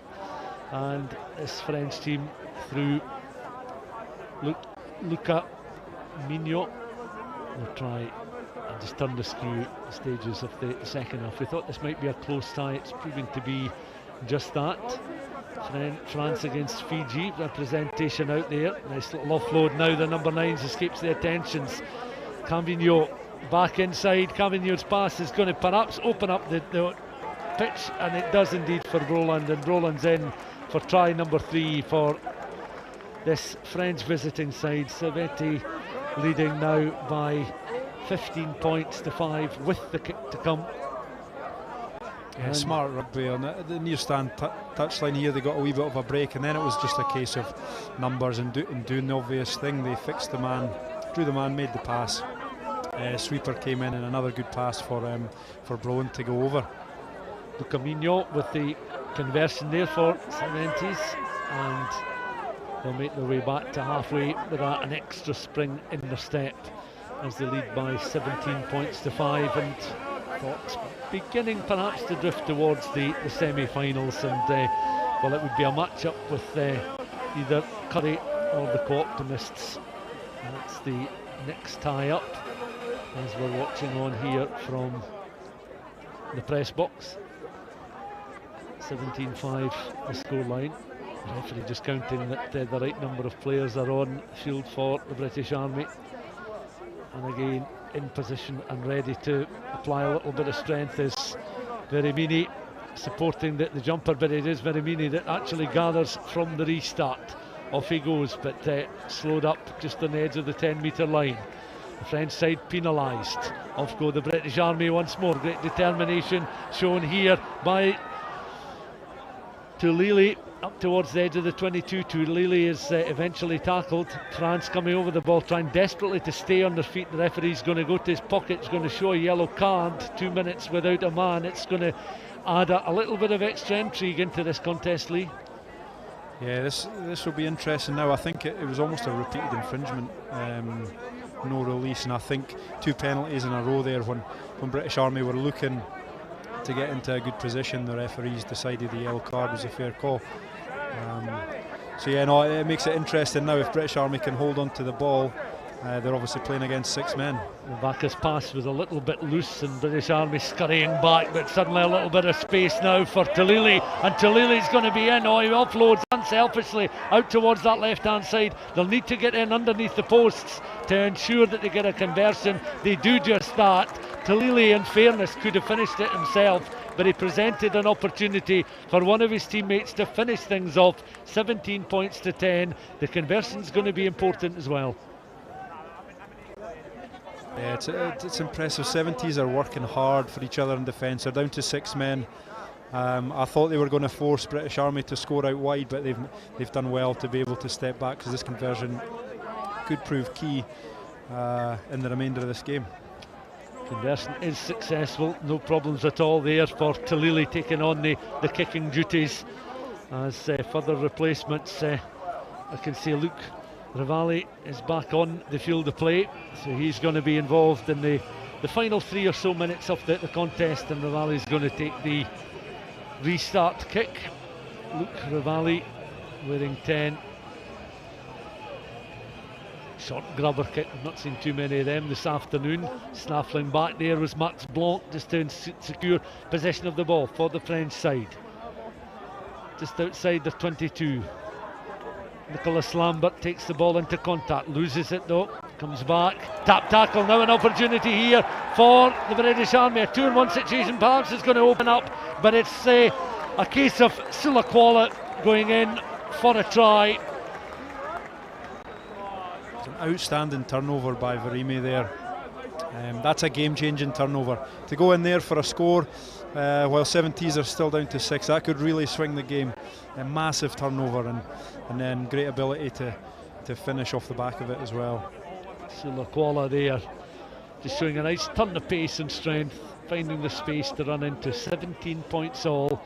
This is going to be an important conversion here. Rivalu then, right off the centre of the foot there, a lot of the right toe used, and 17 all becomes 19-17 to the British Army. And it's advantage when you consider the position they were in before the yellow card. They suddenly find themselves behind. And that grubber kick was an interesting restart as well, just mixing up the options there for those in front. Now that ball's allowed to bounce. French side now beginning to open up on this left hand side. Away goes Kane Borges, needs some support. Offloads on the 10, back to halfway, not sailing over Pouzon's head, and Pouzon would certainly not have appreciated that pass. It's back now with the British Army. Off they go once more, meandering as they're camped just on the halfway. Back and recycled, picked up by Philip Graham. With the offload, some good steps along the 10. Confidence to offload one-handed just out the back door. Rivalu up towards the halfway line. Recycle ball, eating up valuable seconds here into the final 15, plus any extra time the referee will add on. This could well be an opening now for the British Army. Another 2-on-1 situation opening up. They're teasing and probing away at this French side, and it has to be said that France have done very well to secure ball there, but Cervantes were not able to ground the player. They continued forward, and once again it's Kouvalou's helped to orchestrate the proceedings and ensure that the British Army are going to make their place known in the semi-finals. 24 points to 17, and it's now a case of, well, this conversion is meaningful and it's beyond a converted try, but I think time is now against this French team. Yeah, there's been a real change in momentum. The last 3-4 minutes of this game, you could see the confidence, you could see the way that British Army were playing with confidence. They were moving the ball, they were starting to get that offloading game going, and even with 70s back up to 7 men, the confidence flowing from the British Army, and they deserve to go in for that score, and it's looking like they're the team that will progress into the next round. They are indeed. They're the first team through then to the semi-finals. The British Army just too strong for 70s, winning by 24 points to 17. It means that the Co-Optimists will face Curry in the second of the quarter-finals, knowing who they will be playing in the semi-finals. The British Army are through, one of the visiting sides that have travelled up to the Greenyards this afternoon for this contest. Well, it's more than an afternoon, a full 9 hours of rugby, and the British Army team the first to book their place in the last 4.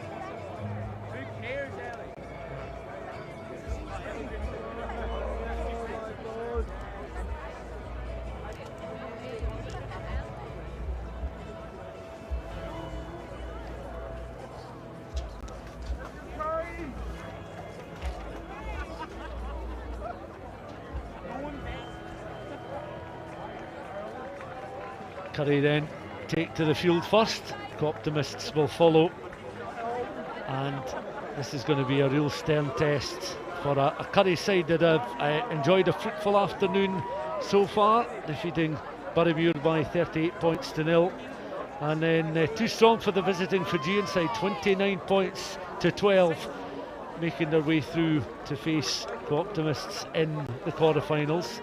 Here they come on to the field once more. South Africa, of course, wearing 10. James Johnston skippering the side, wearing number 8. And this Curry side will just enjoy this experience, but we'll certainly know they're not out there to make up the numbers.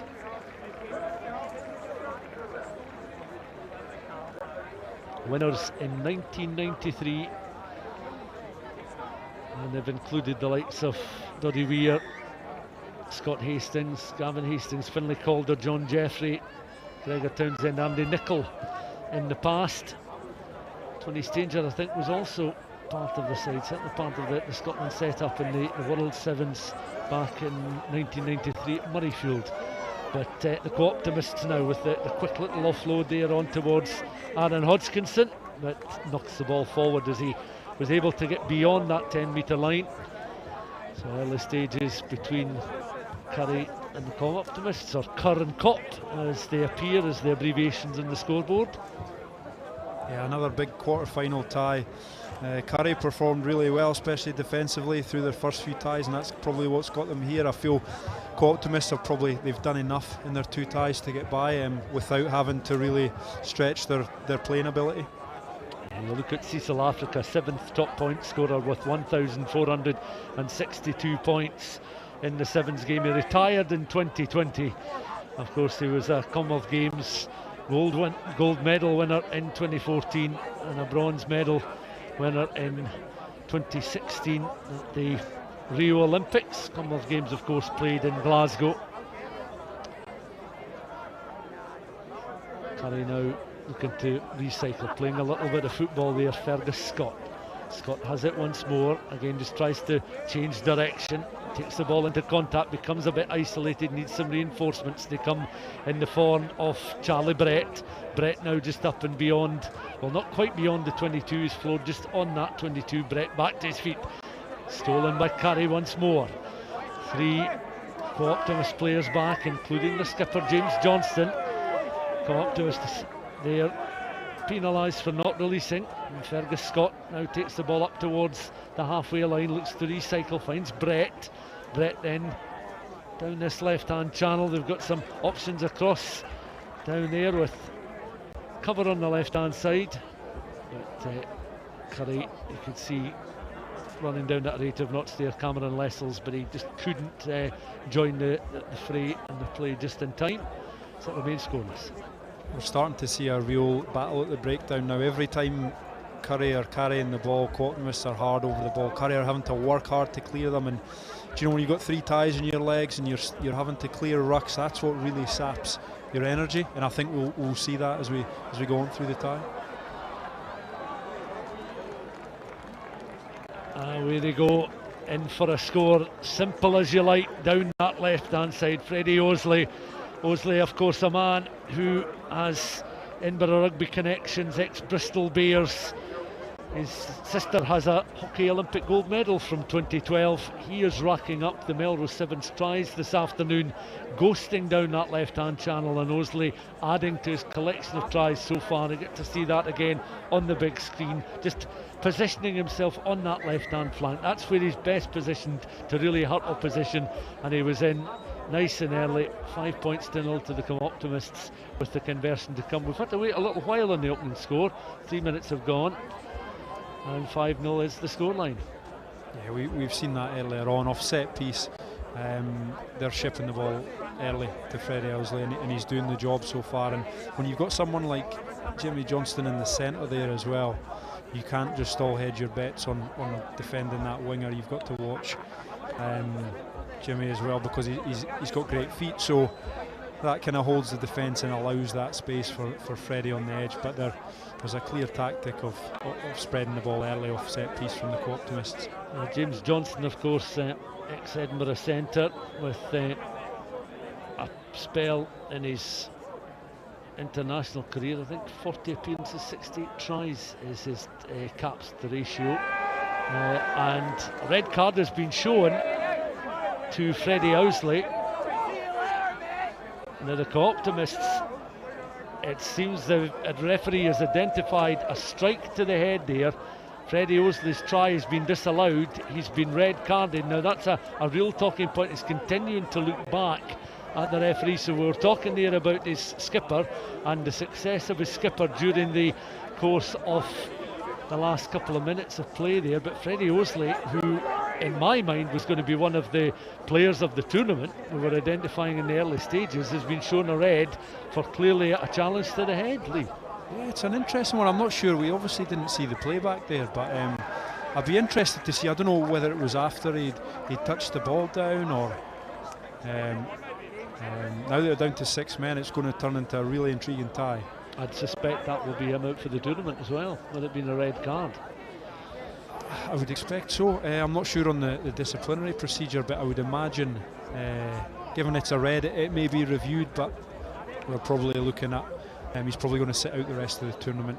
Cameron Lessels will feed the ball into this Curry scrum. Now Curry have suddenly yet more incentive. A lovely floated pass out there to Fraser Sawyers, and Sawyers is in for the opening try of the contest. We thought it was going the other way, and a try for the experienced and the pacey winger of the Co-Optimists, who's since been shown a red card.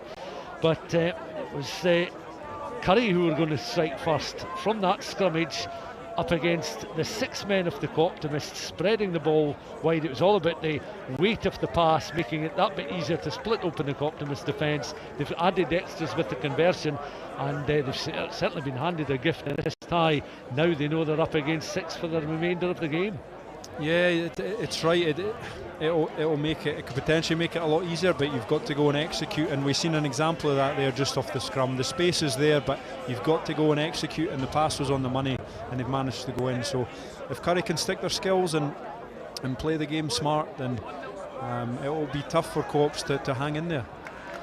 Well, we could see that the referee was certainly in conversation with the officials. At most, I was thinking he'd perhaps brandish a yellow card, but it was a red card, and that has certainly changed the complexion of this tie. You can tell the body language of the likes of South Africa has changed somewhat as Africa takes the quick tap and go, tries to find a little gap. Nice little offload there, plays the ball into the on-rushing support player, Ollie Melville, up towards the edge of that 22, back towards Johnson. Johnson, of course, no stranger, as we mentioned, to the Sevens arena. Plenty of Sevens experience, and again it's an opportunity for the Co-Optimists, with Curry not releasing the tackle player there. Africa goes into that 22. Long look pass towards Johnson.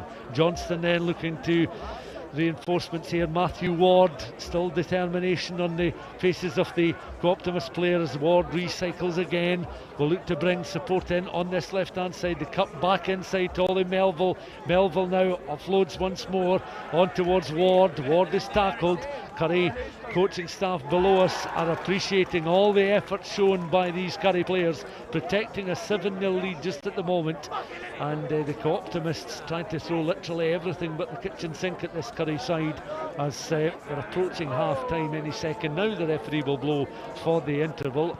The main talking point is that red card shown to Freddie Osley and the impact that's going to have on the Co-Optimists for the remainder of the tournament.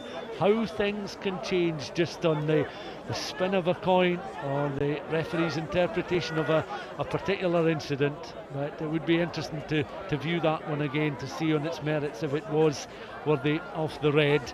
Curry then looking from the throw-in to inject a little bit of pace down the centre, flying up into the air with Fraser Sawyers to try and grab the ball mid-air, get the attention of his teammates through the hands of Fergus Scott once more. Curry looking to straighten up as they cross that halfway line.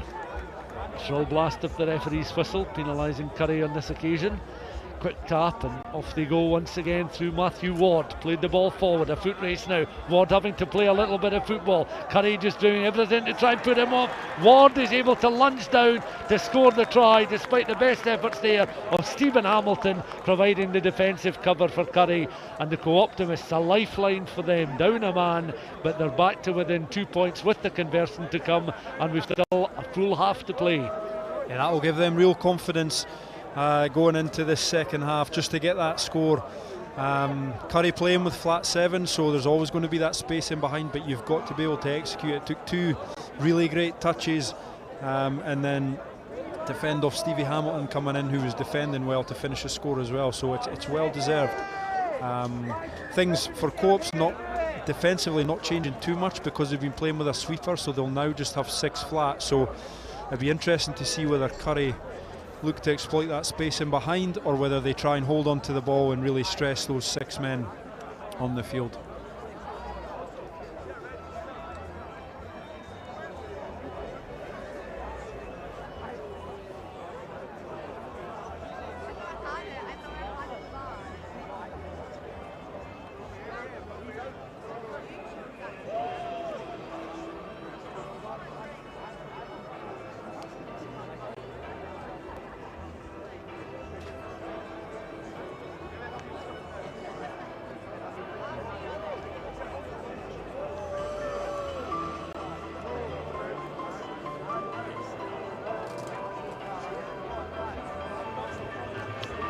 We'll hear the highlights of a very interesting first half of Sevens Rugby, the second of the quarter-finals, and the Co-Optimist, you can see Freddie Osley racing in for the opening try, or so we thought anyway, touching down, receiving the pass from James Johnston, but from the resulting look by the match officials, that try was chalked off, and this was the consequence. Curry working the ball up towards the Co-Optimists 22.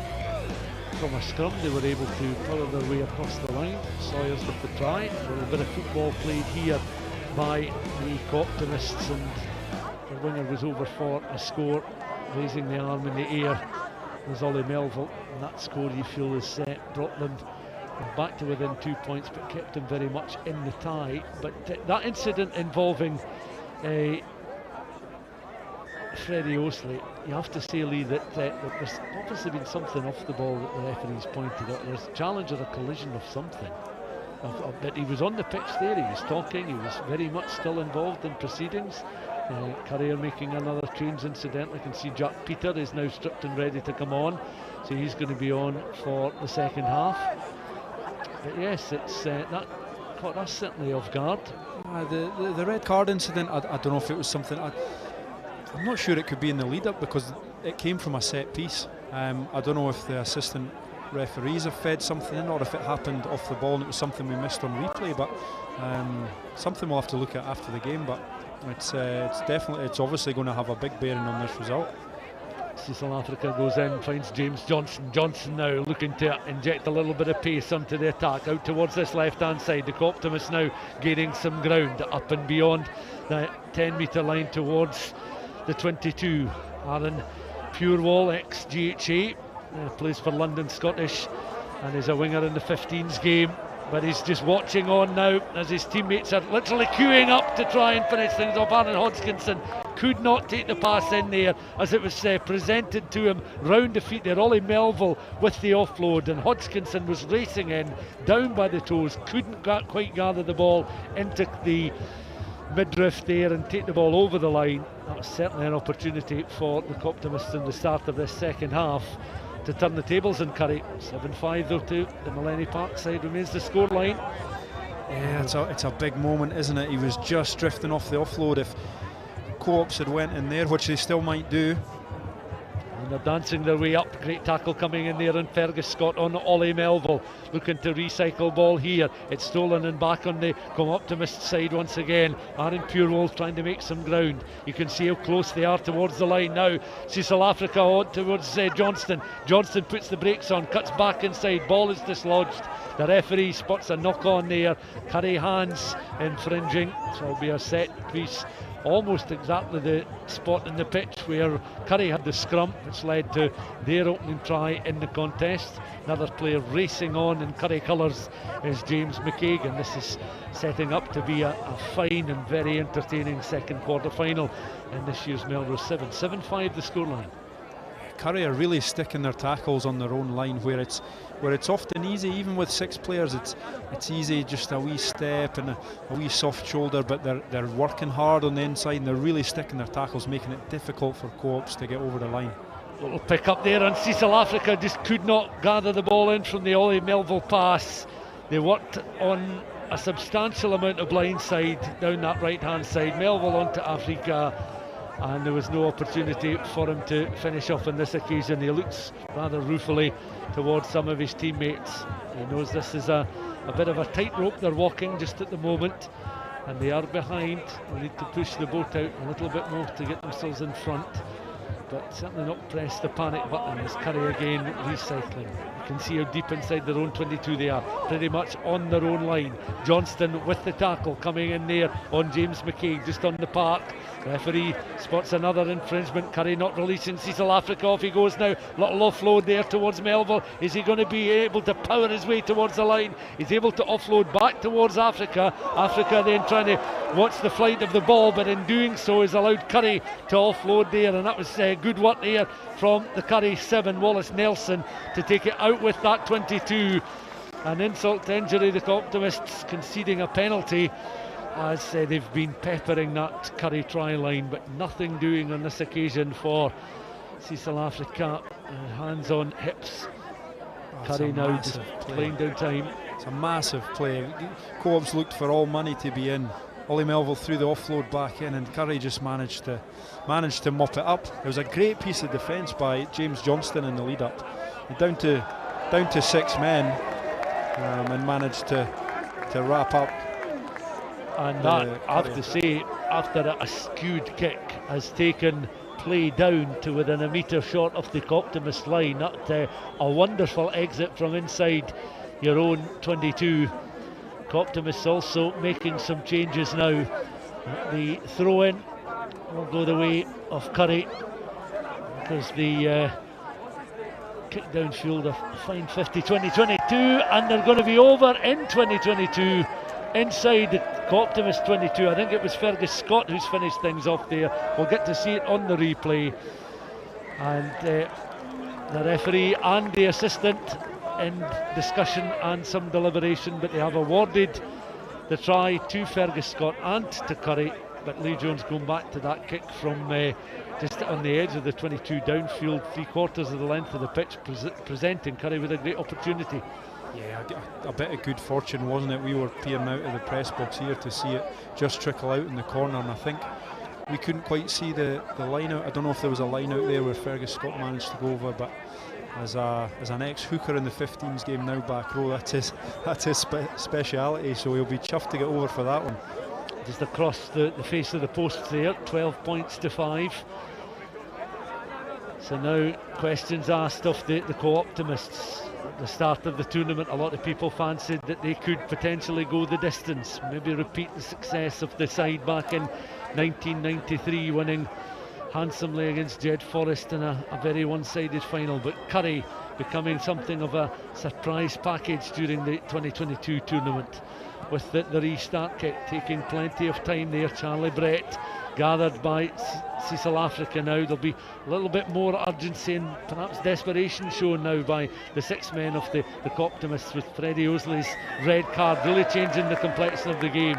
Penalty there as the co-optimists, with the extra roll spotted by the referee. Curry win the penalty then, and taking all the time there, Wallace Nelson just handing the ball to Charlie Brett, and Brett launched this one into the 22, eating up yet more time. 12 points to 5 the scoreline into the final minute of the tie.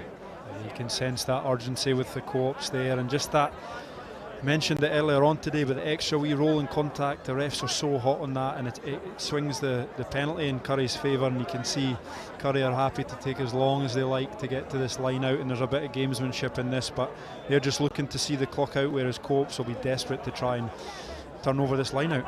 Jack Peter with the throw-in finds Fergus Scott just in the front of the line, and there acceleration shown by Charlie Brett running into Cecil Africa, coming back with the gold and black jerseyed Curry players. Hamilton takes the ball up, still in that 22 but short of the 5 metre line, forced backwards.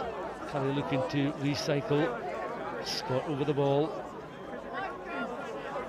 on now towards Charlie Brett. Brett on the angle, offload towards McCaig. McCaig's going to go for the corner, and McCaig's in for the try, and that will surely seal a famous win for Curry as they're heading towards the semi-finals and a place against the British Army. 17 points to 5, and how the Curry fans will be dreaming. A week ago they were disconsolate and disappointed, losing to Mar in the Tenants Premiership final.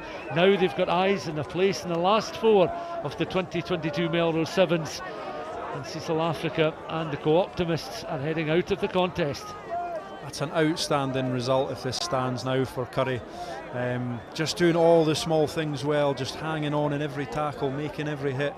And it's translated into them, put them in a good position, and what a finish there. James McCaig in the corner. The conversion not so important, so the ability just to get over the line and stand up his man was awesome. And the referee blows for full time, and a substantial contingent of supporters cheering the efforts of both sets of players. Cecil Africa in discussion with one of the match officials, maybe in relation to that red card shown in the early stages of the contest to Freddie Osley, and that certainly did help Curry's cause, but you've got to win what you're up against, and the co-optimists are certainly a quality team, quality operators. But now as we hand back to Pete Horne and to Bruce Millar, supporters are certainly licking their lips at the thought of the Samurai taking on Jed Forest in the third of the quarter-finals. We know the first semi-final will be between the British Army and Curry. More surprises, more thrills and spills to come.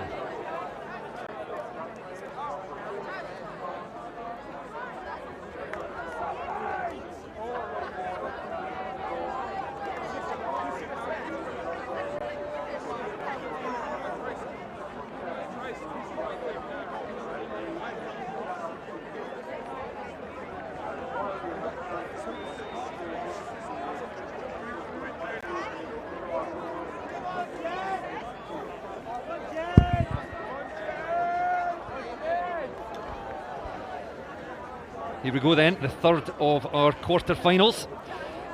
British Army and Curry already through to the first semi-final, who will progress in the bottom half of the draw. Samurai up against Jed Forest here, followed by Melrose against Belgium, and it's Samurai with early possession just outside the Jed Forest 22. One missed tackle there by Marshall, and in go Samurai.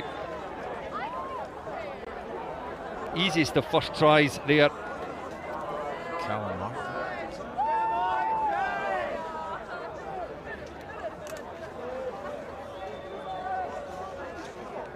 Is it Callum Marshall? I can't see the jersey number. I don't know who that was.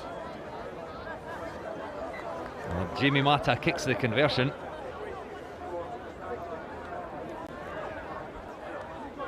With barely a minute on the clock here, in Samurai 5, Jed Forest 0. It's always promised to be an entertaining tie. Samurai 71-0 victors against Heriots.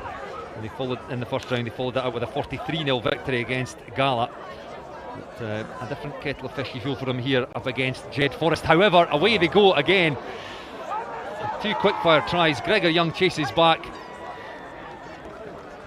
Again, the kickoffs have been brilliant, haven't they? 2 top-class kickoffs. Matt gets the ball back and he's straight through. It just kind of opened up in front of him there, eh? It happens off a bouncing ball. It's kind of who, you know, almost throws the defence off a little bit. So Samurai 12, Jed Forest 0, and Jed Forest must just feel a bit shell-shocked here. Oh no, you're absolutely gutted when that happens. Just right off the bat, 2 quick-fire tries like that, and you feel like you've barely touched the ball. You've not really done anything wrong, you know. And you just need to hopefully try and work really hard to get this kick-off. Even if they're not getting up and winning the ball in the air, they've got to crumb harder, you know, get bodies around the ball, try and pounce on that loose ball if they can. So Jamie Mata unable to add the extras on this occasion, but a healthy early lead here for the Samurai, 12 points to 0 against Jed Forest. As Peter says, the restarts have been superb. That one goes a little bit further, so Jed should come up with this one. It's Lewis Young who takes it. And Jed Forest back on their 22. Rory Marshall is who takes the ball into contact. Finn Scott clears the breakdown. Dom Buckley certainly been to the fore in the earlier ties for Jed Forest, as has Gary Munro. And he takes that ball into contact. And well, Pete, you predicted it would be the breakdown, would the intensity would go up in the later ties, and Jed Forest just weren't quite strong enough over the breakdown there, and Samurai scored their 3rd try, 17 points to 0 they lead, and we've only got 3 minutes on the clock. I think Buckley, every ruck he's hit so far today, every breakdown he's been into, he's just blasted people off the ball. He's been so physical, and there it just kind of shows now. We're getting every tie that quality's going up, and Samurai are the measure of that there, and they get underneath them, they manage to make a real mess of it. The ball pops out and it's another try, just another clinical bit of play there. You mentioned it earlier, and I heard Lee say the same thing in commentary a while ago, that as we go through the tournament, the breakdowns will be far harder contested, and you just see signs of that there. Jed Forest just weren't quite up to the task there. So 19 points to 0, Samurai lead. Another great restart down the middle, and they got hands to it, but this should be snapped up by Lewis Young. It is. Trying to get himself up this stand side touchline, dealt with well by Miguel Reina. It's Rory Marshall then out through the hands of Finn Scott and Gary Munro. Gregor Young now on the far touchline, pushes off the first tackler, rolls and presents that ball back against Samurai in there, trying to win it and make a nuisance of themselves. Finn Scott has to react quickly to get hold of that offload. Keeps the ball alive. Rory Marshall again. Lewis Young, he's got Dom Buckley outside him, decides not to use him. Buckley will have to go in and clear. Again, Buckley driven back, which you've not seen a lot of this afternoon. Rory Marshall has to go in and tidy up, and then Lewis Young. So Jed Forest, well, they've lost the ball in fact, and away go Samurai again, chased all the way by Munro. It's a great tackle in fact by Munro, bundles him into touch, denies Samurai their 4th try. A little bit of handbags down in front of us here, involving Will Hendy and Lewis Young. The referee playing on, and ball still in play with Jed Forest and Rory Marshall deep in their 22. Gregor Young now trying to shrug off tacklers. You can almost see the toll of all the sort of collisions, all the physical breakdowns are having on the boys. You could pretty much chuck a blanket over the whole squad there for a spell, you know, just in everyone trapped down in that 15. But Jed have done well here. They've held onto the ball, managed to get back out the 22. And there goes Scott, and Marshall throws the ball out, and Munro, under a bit of pressure, decides to put boot to ball. He's had enough, and the chase on here, and that ball just rolling end over end. It'll go all the way into the Samurai 22. Now Jed need to connect here in defence and don't let them escape out of here. Finn Scott and Rory Marshall up alongside Lewis Walker, but the Samurai have found a bit of space on that far touchline. Away they go, and you can see, as you say, that just look a bit tired. I think that's Gary Munro there now, looking a little bit weary. And the Samurai forced back by that kick into their 22. They managed to race away and will score their 4th try. Sometimes you feel like, you know, kicking the ball and getting out your 22 like that's relieving pressure, but against a side with that much quality, you know, you don't want to give them the ball, especially like, you know, Max can go back on that, he's got time, the chase is so disorganised because everyone's tired. You know, it's really difficult to then get a decent line in front of you, and then, yeah, like we just talked about, you know, one he gets the jump on, was it Gary Munro there, and it's another try. I thought Jed had done so well to recycle the ball. They went through a few phases there. It looked like Samurai were starting to tire a little bit, and that kick's almost just kind of let them off the hook a wee bit. It's easy sitting here though, isn't it? It's very easy sitting here, yes. It's hard work, and Jed Forrest have already had 2 tough ties. They beat Embrackis 42-14 in the 8th tie after, the morning, of course, a very early start here at 10 to 11 this morning, but that was at 1:30. And then they saw off London Scottish 33-24, but that'll have taken a little bit out of them, and Samurai, by contrast, have had 2 fairly easy ties against Heriots and Gala, and you always felt they had another gear if they needed it, but we both felt that this would be a really close tie, and yet Samurai showing their class. Yeah, no, you're absolutely right, and just the physicality around the breakdowns really impressed me from that Samurai side. I thought like they've got a lot of pace, they look really quick, they're moving the ball really well. I wondered, you know, as it got a little bit more physical, were they going to be a match for it? And they've absolutely proven that. You know, Jed, like we said, Buckley's been smashing everything all day, and there's twice now he's come in. His body height's been a bit high, and he's been driven back off the ball and turned over. So, no, I think yes, it's really encouraging for Samurai. Maybe not quite so much for Jed at half time. Whoever progresses into the second semi-final from this one will face the winner of our next tie. The home side Melrose up against Belgium. It should be another close one. Melrose beating Aberdeen 43-0 in their first appearance of the afternoon, and then Belgium 38-7 victors over Watsonians. Now let's not write off Jed for us just yet. It's going to be very hard for them to get back into this tie, but they've got 7 minutes to do it. Samurai 26 points to 0. They really just need to get some possession. Yeah, they do, yeah, and hopefully in a half decent area of the field. The only time they've really had the ball was back deep right in their own corner, you know. So Samurai just dominated the kickoffs there every time they managed to get the ball back, or they would just smash Jed at the first breakdown and get the ball on the floor. So, like you said, Jed probably feel like they've not really fired a shot yet. Brought on Robbie Shearer-Gibb, who's made an impact in the last 2 ties. They brought him on earlier this time. Up goes Samurai, can't take that, and Lewis Young comes away with it. So, as we said, they needed possession, a good area of the field. Well, they've got it. What can Shearer-Gibb do on this stand side of the pitch? Throws a little dummy inside. He's driven to deck by 2 Samurai tacklers. Good work by Finn Scott, though, at the breakdown. Marshall to Munro. Gregor Young, the pass cut off by Samurai, so Marshall just to take that ball into contact. Good clear by Munro. He's been told to be a bit more physical at the breakdown at half time. Jed Forrest. Finn Scott again into contact just outside the Samurai 22. Gregor Young has a wee look himself. Get support there from Munro, and then Shearer-Gibb. Good play here by Jed Forrest. Gregor Young now fights his way into the 22. Again secure at the breakdown. Shearer-Gibb through the dummy.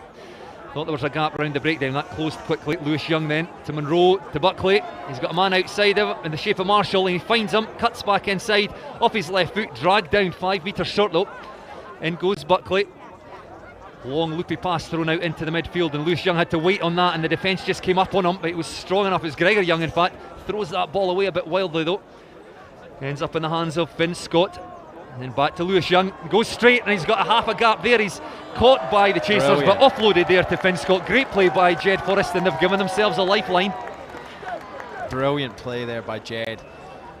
I was really impressed with Samurai's defence. You know, Jed making them work really, really hard, but they scrambled really well. They were making their one-on-one tackles, but ultimately just holding on to the ball. They've cleaned up their breakdown massively. They've obviously talked about that at half time, and they look good there. I think it came from the kickoff as well, didn't it? We spoke about trying to get bodies around the ball so that you're winning any of those slap backs or slap downs, and they've done that. They pounced on the loose ball, and then they've went through what, a minute and a half, nearly 2 minutes holding on to the ball, and eventually they've scored. So it'd be great to see them get the ball back here and try and get another one. So 19 points the difference. Still 5 minutes left in this one though. Again, good restart, and Finn Scott looking to get under that, and he could come up with this. No, the Samurai have got hands on that. Miguel Riena again, and then a penalty at the breakdown there, no release. He wasn't the tackler, was he? So away comes Samurai, and is Will Glover, first try scorer, way up over halfway now, over the 10-metre line. Jed Forrest just falling off some tackles there. Need to defend hard here. Samurai looking to shift the ball out to the stand side wing now, looking dangerous. He's coming on at a bit of pace there. Step off the left foot. Marshall, great tackle though, drags his man down 5 metres short of that Jed Forrest try line. Away again though goes Riena, and a hard run there for his second. Will Glover, and he touches down, and just as Jed seemed like they'd got their way, found a way back into this tie, Samurai just killed them off. Yeah, it was really impressive by Samurai there.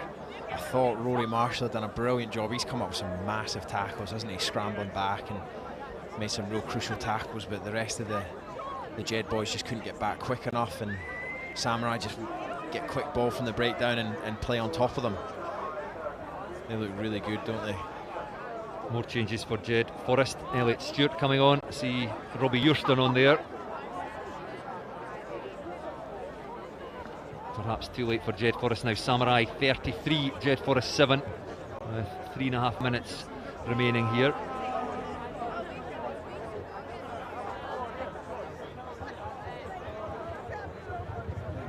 Jamie Matta with his left foot, and once again a great restart.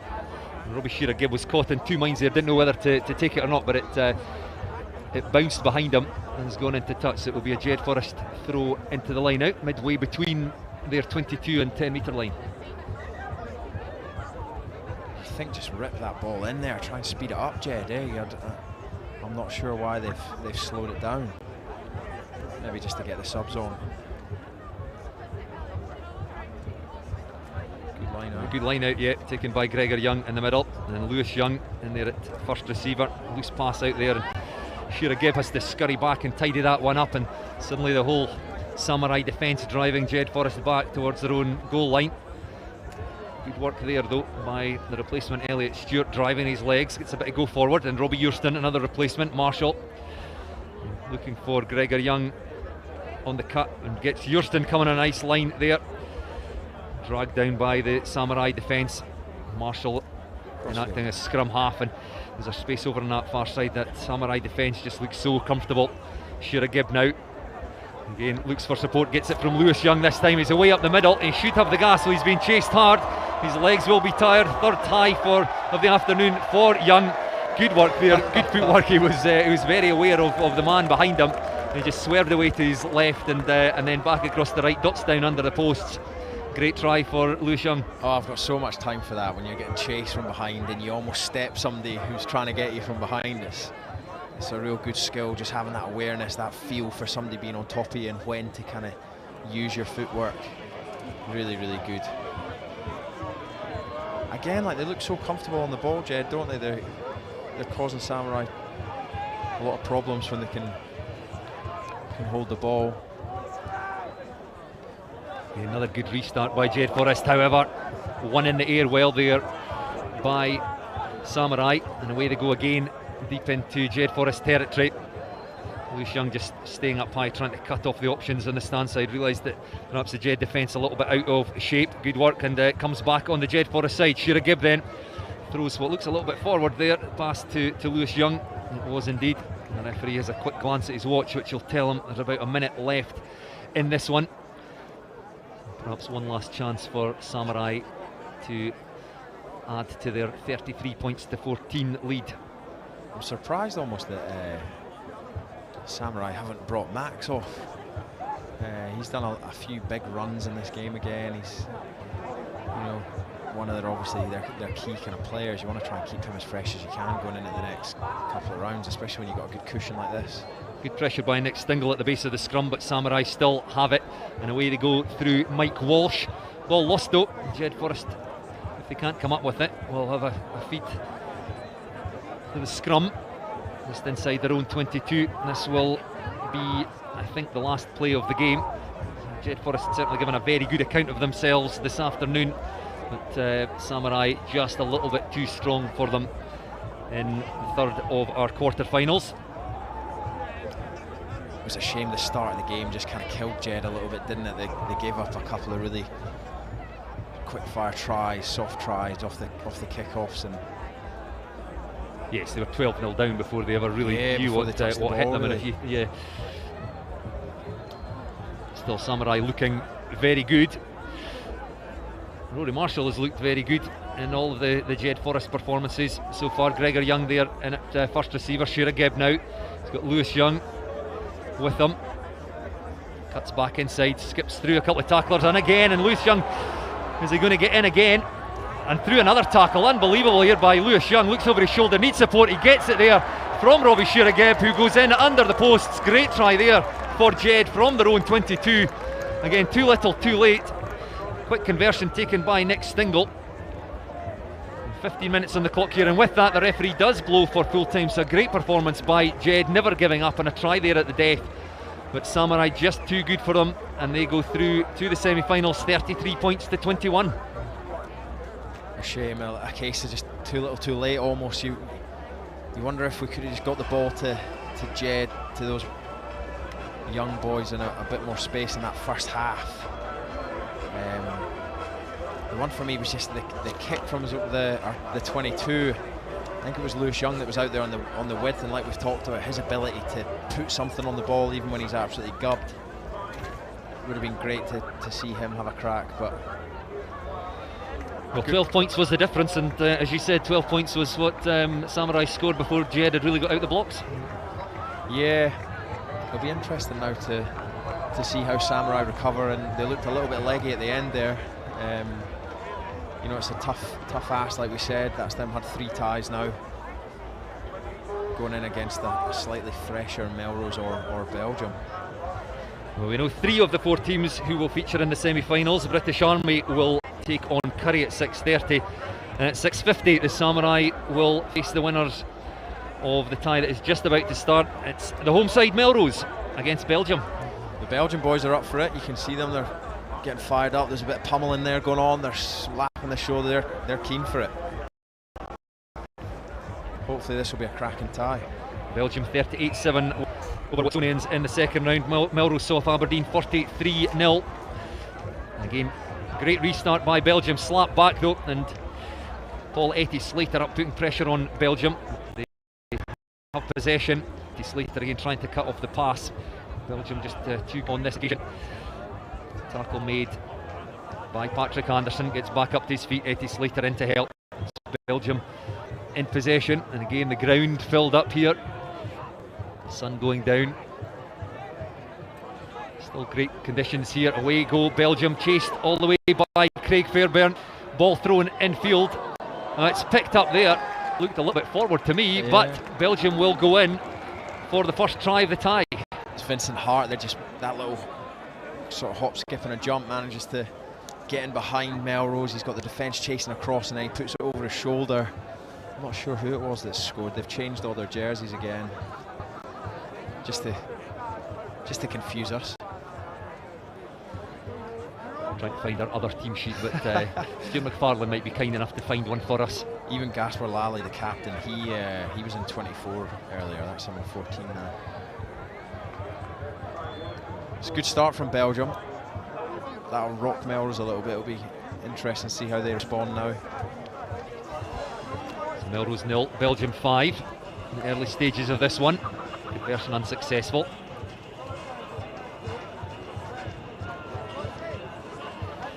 Party atmosphere now here at the Greenyards.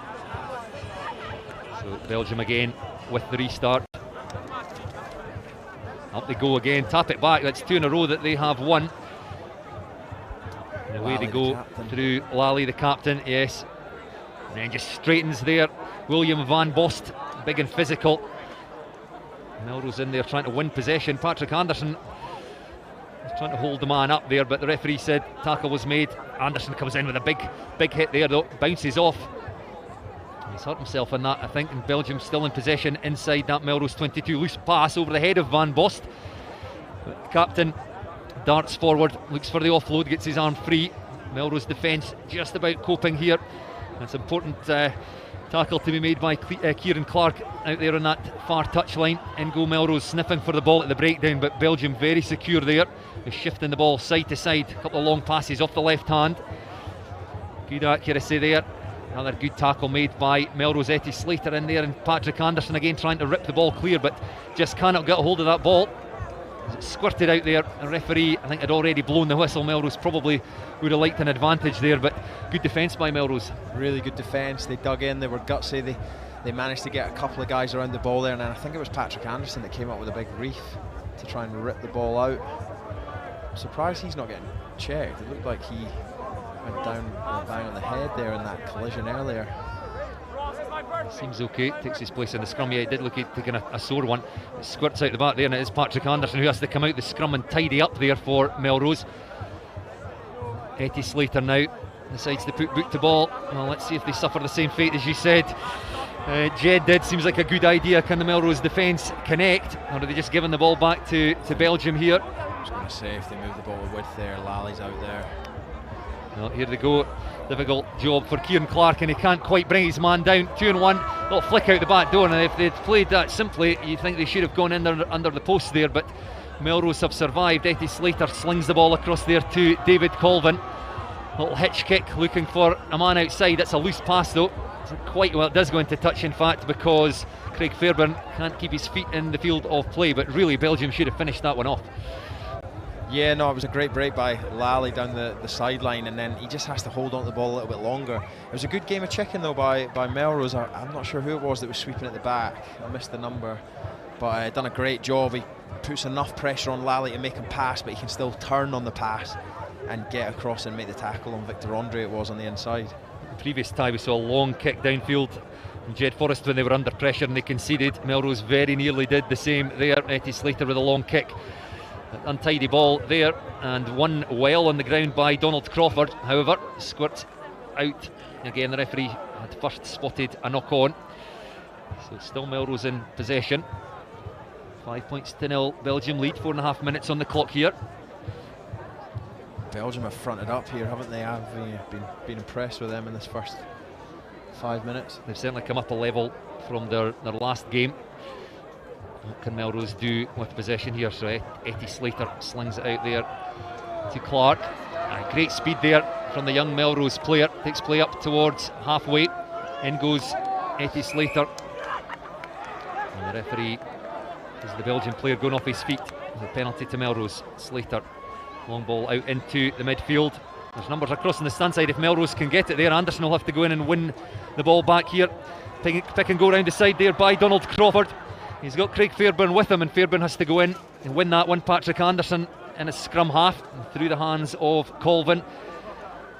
Struan Hutchison. Etty Slater again pops up with the ball over on the far side, keeps his hands free, tries to offload, can't quite get it away, but quick ball here for Melrose, and they're moving this defence, the Belgian defence, around from left to right, up to the task so far. And if Crawford could have got his hands free there, that was going to be dangerous for Belgium. Melrose still in possession with Colvin. Anderson again, handoff, tries to stay in field. He's about a foot away from the touchline, does well. Anderson, Southern Knights player, again out into the midfield. Struan Hutchison, Kieran Clark. Etty Slater darts back inside. He's certainly very physical, takes the ball into contact just inside the Belgian 22, and again the penalty. No release this time at the breakdown by Belgium, and Melrose not hanging about. Struan Hutchison desperate to keep the pace of the game up, and Belgium happy to give Melrose a bit of space to move that ball about. Missed tackle, can he get his hands free? Can indeed. One more offload should result in a score here. It's Struan Hutchison on hand to dot down for the home side. It's all square, 5 apiece.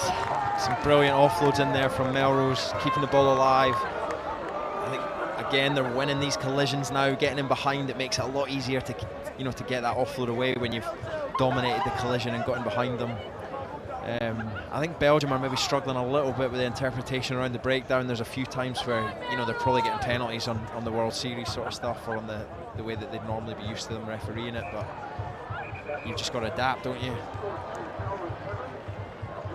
Well, this tie has certainly sprung into life as we go into half-time. All square Melrose, well, in fact the conversion over, so Melrose 7, Belgium 5. And Melrose, we'd probably feel that they were you know, the first 2 or 3 minutes of this that Belgium were just almost too good for them, but that'll have settled their nerves. They've really come into this game, and this is anybody's now. Definitely, they were under the pump a little bit at the start, but they look like they've settled now. They're into they've kind of hit their straps a bit there, didn't they? They held onto the ball really well, they tidied up the breakdown and looked after the ball, so yeah, it's going to be an entertaining second half. Belgium's defence was good there. They defended really well, they scrambled hard, but ultimately just ran out of steam, and a couple of brilliant offloads led to the try. Melrose coaching team in the middle of there. Graham Dodd's vast experience of sevens, played several times here at the Greenyards, Bert Greg.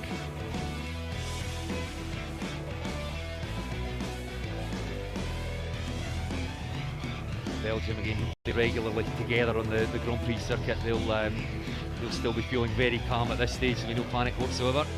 Absolutely, they'll be fine. They'll just be thinking about the process now, about getting this kick-off back, securing it, looking after the ball.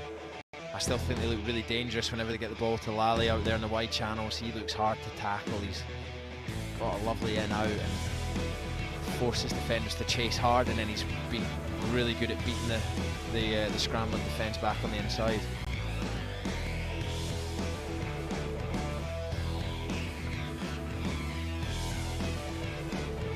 So it'll be Struan Hutchison to get this second half started.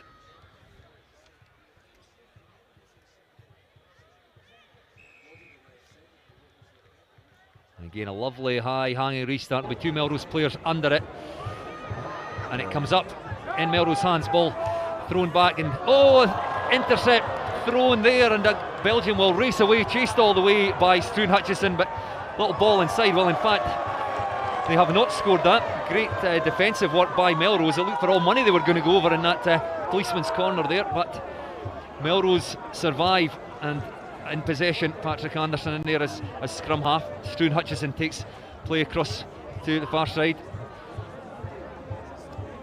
and then David Colvin takes the ball into contact right in front of his own posts. It's Lewis Mallon on now.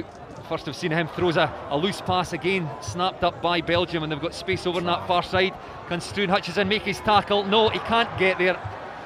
Over go Belgium. Loose play by Melrose when they had possession in their 22, gave the ball to Belgium, and it's first blood of this second half to the Belgian side. A couple of massive tackles from Kerr and Carroll there, and the scrum cap for Belgium just rocked the Melrose boys back. Makes it so much harder to, like we talk about, keep the ball alive, move the ball when you know you're getting banged backwards like that. Good defensive set there. Ultimately come up with a big turnover, and it's led to an easy try. I thought Louis de Montfort said, well, he did, didn't he? He butchered it after a great intercept, anticipated it so well. Then he's just so kind of careless almost with that flick out the back door. Just like turn, sight your man, and make the pass. Instead, it could have been costly.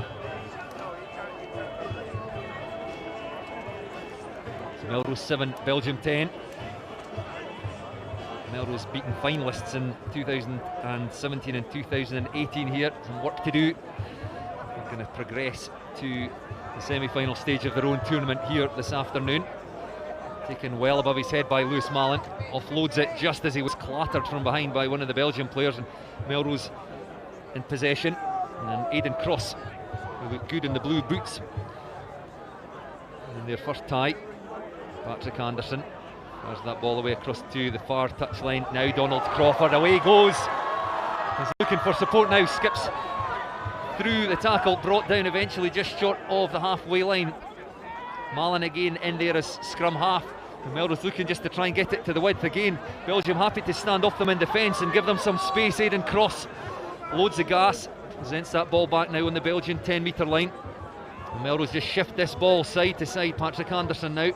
We need to go forward a bit. Just a little injection of pace. He's dealt with well though. Offloads off the deck to Malin. Driven back again, very physical by Belgium. But again, that interpretation at the breakdown, as you say, maybe going against Belgium, and Melrose just trying to up the pace of the game here. Good work by Colvin. Support from Struan Hutchison again. Offload back to Colvin. Good interplay between the 4 and 5 for Melrose. A little bit slower from the breakdown there and thrown back. Aidan Cross has to go back and tidy up on the Belgium 10-metre line. Again, Belgium will look to win this at the breakdown. Good work by Donald Crawford. Patrick Anderson in there to clear the breakdown. Malin now, skip step, comes back. A loose pass, Patrick Anderson way back over halfway, does well to evade the tackler, and out comes that big handoff again. Dip the shoulder now. Superb play here by Anderson, and he could have created some space here on this stand side touchline. Nope, defence closes that door again, so into contact goes David Colvin. Great ball retention here though by Melrose. Aidan Cross now, out to Kieran Clark. In this 15-metre channel, back to Cross. Happy just to play that patient game. Now he goes forward, gets a hand free, and offload to Struan Hutchison. Superb play there by Cross. And in goes Hutchison to put the home side back in front.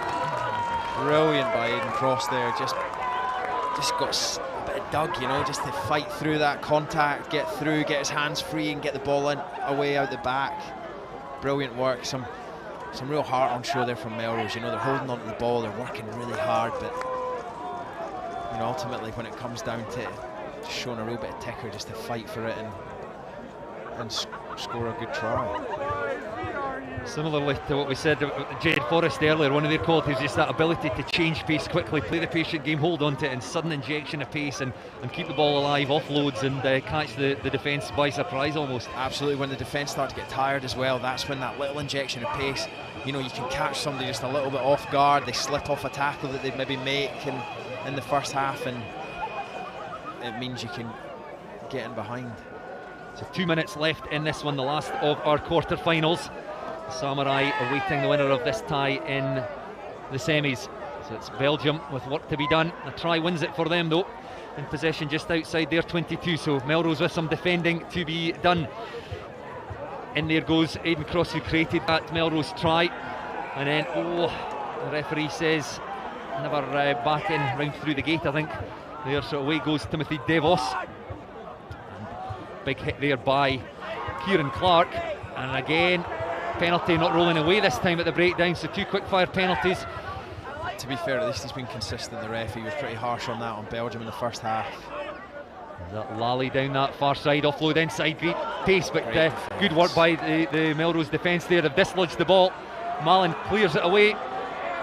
Crowd noise is up again, and that injection of pace we spoke about almost worked. 2 defenders just clinging on for dear life, but Aidan Cross again adds something every time he gets his hands on the ball, dives into contact there, and that heart and mouth stuff there, but away goes Malin. He's got men outside him, finds Ross McConnell, and away he goes up into the 22, ball in one hand. What looked like a scoring pass couldn't be taken there, the ball lost deep inside that Belgian 22. Belgium survive, it's still Melrose 14, Belgium 10. And we're into the final minute of this one. So unlucky there, and you know, it looks like his first touch off the bench almost, you know. Really good work by Melrose again, though, being patient.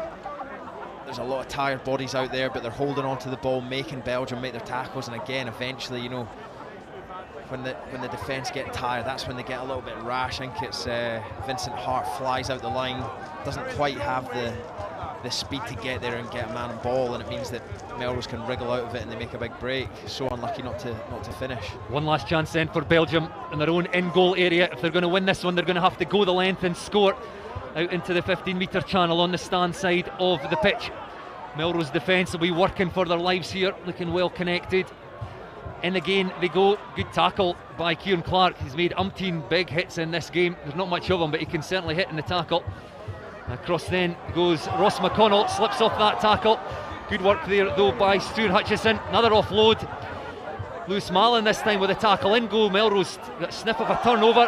That ball's been lost, knocked on by Belgium, and the referee blows for full time. The crowd on their feet, and Melrose do progress to the semi-finals of their own tournament. 14 points to 10 victors over Belgium, and they will face Samurai in the second of our semi-finals. Brilliant by Melrose getting back there. They've got so many bodies around the ball, just made it so tough for Belgium. Even when they conceded the line break, you can see the heart of the boys. They're all sprinting back. You see how much it means to them. They get 4 bodies around the ball and eventually force a knock on just through sheer pressure. Brilliant stuff. So Peter and I will be back at 6:50 for the second semi-final. That will be contested between Samurai and Melrose. But we'll hand you back now to Lee and Stuart for the first semi-final between the British Army and Curry.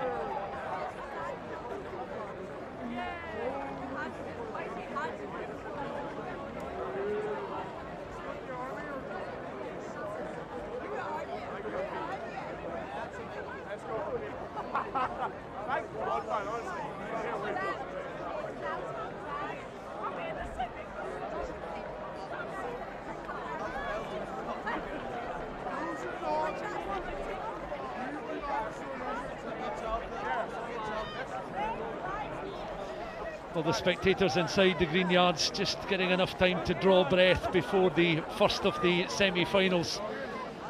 And Bruce and I just talking about Rocco Tugini, one of the British Army squad members this afternoon.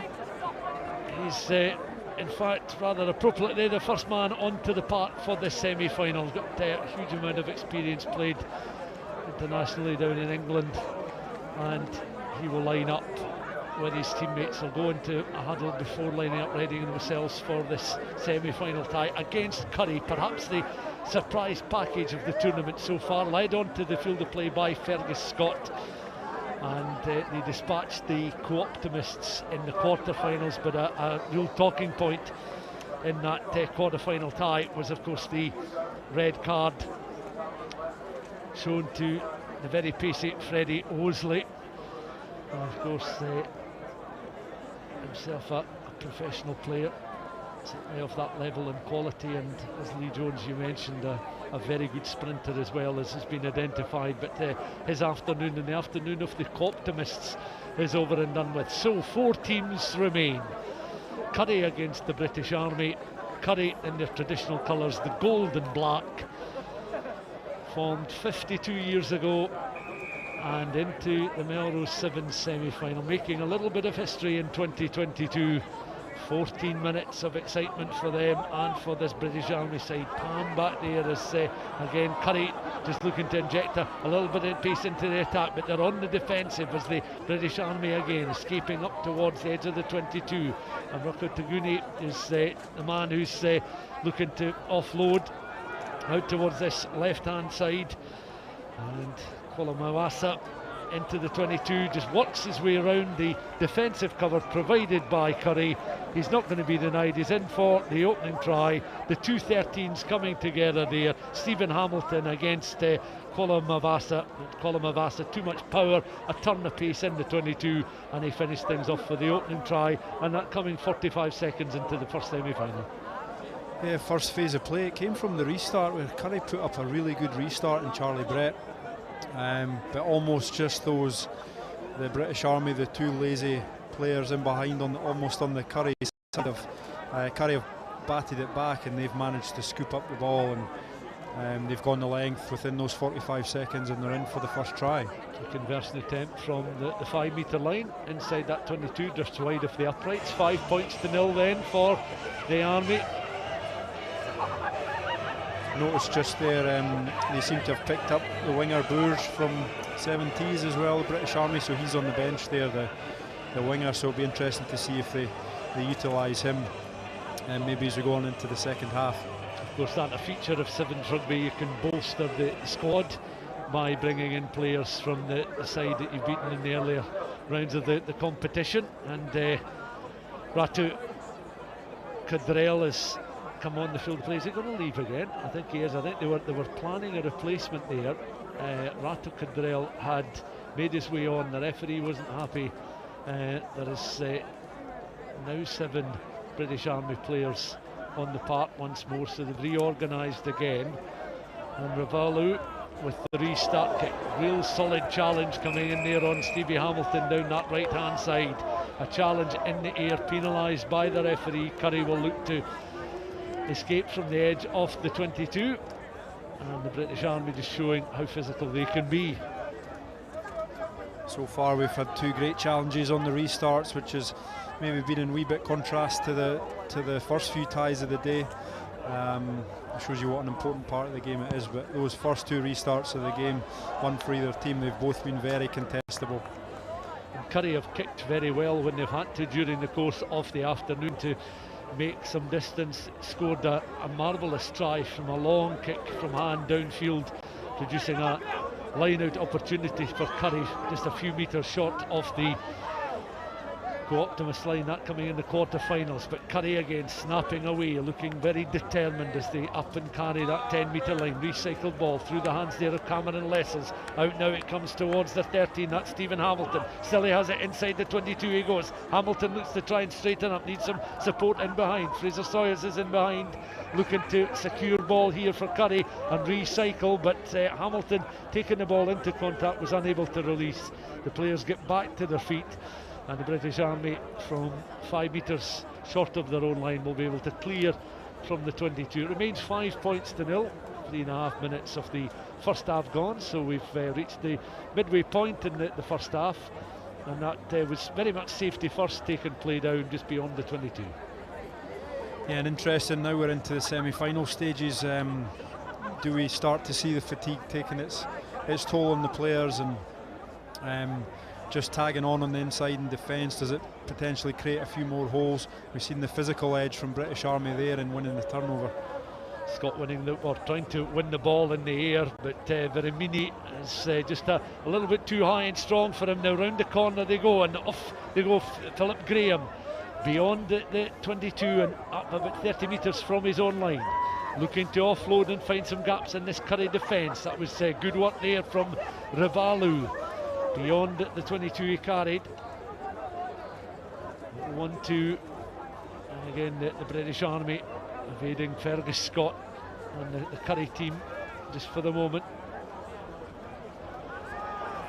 Now away they go, picking up on their own 10 and galloping more than half the length of the pitch, and it's Sula Vakwala in for his try in this semi-final. He's been a superb exponent of the abbreviated game, but Sula Akwala in underneath the post for try number 2, snapping onto that loose ball 10 metres from the halfway line inside his own half, and off he goes, and he was not going to be stopped. He's not the tallest of players, but he's very, very fast, very quick. Pinned his ears back, and a second try scored by this British Army side, looking to try and get a real stranglehold in the contest. There's the conversion, it means it's 12-0. Yeah, I think we're looking out here at the body language of the players. We're really starting to see a bit of tired legs, and that gap opened up in the middle there, and British Army were happy to take that. Showed good pace. So Kwalu then, delighted that his try has been converted. 12 points to nil. Restart kick. Curry able to find Fergus Scott, playing the ball just on the deck. Up with play once again as they're forced backwards, and the offload is secure though. Charlie Brett now up and just over halfway. Scott just palms it back. Can it find Curry hands? It does indeed. Brilliant pick up there, but the ball dislodged, and it's Sula Kwalu now is able to gather back on the British Army 10 as the ball carrier there was beginning to struggle. I think it was Ravalu, but down this right hand side they're still in possession of the ball despite Ravalu's injury, and they're going to be in for another try. Huguenot in for try number 3, and it just extends their advantage in this tie. Yeah, I think one of the players, he looks to be running okay now, but I think he almost went down with a wee hamstring or a calf, Raivulu. But he looks all right now. I think he's coming up to take the conversion actually. Hogan Wally great finish. He looked strong when he came off the bench in the first 2 ties of the day for the British Army, and once he gets into his stride, he's looking strong, and it's a good finish by him.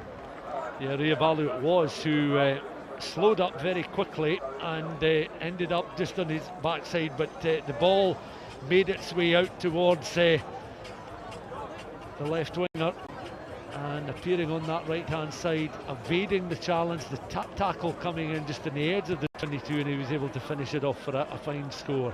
Restart kick is deep and long, will just carry beyond the try line, and will it just land it just on that very back line in the end goal area. And the referee had a quick glance at the watch, whistles that that is us at half time, 19 points to 0. And Curry, well, I suppose they were looking to try and get out onto the front foot and start well, start positively, getting the British Army seizing opportunities when they come their way, and again without looking perhaps the most impressive exponents of the Sevens game this afternoon. They're doing enough to progress round after round, testing the opposition that they're up against, but you feel that if they were to make it to the final, the level of opposition they'd face would go up a notch or two compared to what they've been up against so far today. Yeah, done really well to get so far. I think they'll be a wee bit frustrated that half for Curry's just been a wee bit scrappy. There's not been much fluidity in terms of their play, and they've not managed to string passes together, and it's probably down to, you know, a bit better opposition in the British Army. So they'll be frustrated. They'll be trying to get a bit more flow to their game in this second half, and the British Army ended that half really well. It was an intelligent kick-off to go deep, and even over the try line there, but it was enough to see out the half. And if these guys can save any energy in their legs for this next half and what may remain in the final, should they go on, then those little things can make a big difference. Yeah, that Michael Ugunwall try, the third try of the first half there for the British Army. They may well feel that that's a turning point in the contest for Curry. They've a lot to do in 7 minutes to maintain this fine run which has seen them reach the semi-finals of the Melrose Sevens. The British Army themselves will be seeking a place in the final to replicate, I should say, the likes of Randwick and the Shimlas, the Irish Wolfhounds, the, of course, French Barbarians back in 1983 as one of the visiting sides from overseas that have been able to come to the Greenyards and conquer for an afternoon at least. So the British Army will restart, of course, from the UK, but they will join the likes of the Co-Optimists and sides within the UK to make a real contribution in this tournament. As from his own goal line, Curry looking just again through Charlie Brett to escape downfield. Their little tap and go, an opportunity here for the British Army to snaffle another try. Camped right on the Curry line. You feel this would be curtains for Curry if the British Army were going to finish things off, and underneath the posts they go, and it's Uluvesu is in for a try, and that makes it 24 points to 0. Uluvesu scoring a wonderfully worked fourth try in the end, and it was wonderfully worked in the pressure they applied to Curry. Just again an example of them putting the stranglehold on. Yeah, from the kick-off applying pressure. Actually, Curry did really well to almost scramble back and keep a hold of the possession, but eventually turning over, and it was a wee bit too easy for the British Army, and they were camped right on the line. They had a wee pick and go, and then they were able to stroll between the sticks, but it's almost looking just a wee step too far for Curry at the moment, but you'd like to think they can maybe contribute a bit more to the remainder of this game. And I think the recruit from Cementis is on the field of play now. I can see him just across on that right hand side as the restart is gathered in here by Wallace Nelson of Curry, up and beyond the 10 metre line. Recycle ball taken into contact initially by Matt Bradshaw. Back it comes quickly through the hands, offload there from Charlie Brett, on now towards Fergus Scott, out towards this left hand side, 1-on-1 situation opening up there as the British Army just closing down. But yeah, we mentioned some of the visiting sides from overseas, like the Co-Optimists as well, and Edinburgh and Glasgow's professional sides have won this Melrose Sevens in recent times as guest sides, but it's been picked up by Curry just at the moment, trying to get on the front foot once more. Jack Peter with the pass, tries to bring Brett into play, thought about the pass, times a better offload, now on towards Fergus Scott, and Fergus Scott now, can he finish things off? Oh, that's a wonderful one-handed pass there to James McCaig, and McCaig is in, over for the score. He can't quite get round the post to score a try. That may be just consolation at 26 points to 5, but Curry will be delighted with that, a well-constructed try. Oh, it's another vote for try of the tournament by Curry there. Some great offloading. They worked the ball up the far side there. Another kind of basketball style by Fergus Scott. And yeah, Curry really had their tails up there. I feel British Army are really, they're looking a bit more comfortable as this tournament goes on, and maybe just a wee bit too comfortable there, but good to see Curry get on the score sheet. 26 points to 5. It's still quite emphatic from a British Army point of view, but Curry now from the restart. Charlie Brett will come forward. I'm just having a little look at who's across on this left hand side, who will challenge the kick-off from the restart. He takes a couple of steps back. Plenty of height on that raking kick, contested there by Fergus Scott. But again, the British Army are able to regather possession of the ball. Further offload, one-handed, out towards the right-hand channel, played on there by Ulevesi, and into their territory they go, and it is the Frenchman that's able to offload now, and the pace being produced here by Ratu Cadrell, who wanted to be on the park moments earlier, but was told to leave because there was a full 7 players prepared to stay on the park from a British Army point of view. And the congratulations all round for the efforts there. Ruta Cadrell in for a try, just working his way across the park, and their guest player doing a major piece of the groundwork in scoring that try. Yeah, really earning his worth there for British Army choosing him. He was across on the right wing there. He came right across field, drew in a whole host of the Curry players, and it was a simple enough pass which were then stopped short, and our man Ogunwale managed to squeeze over in the corner for add another try to his tally.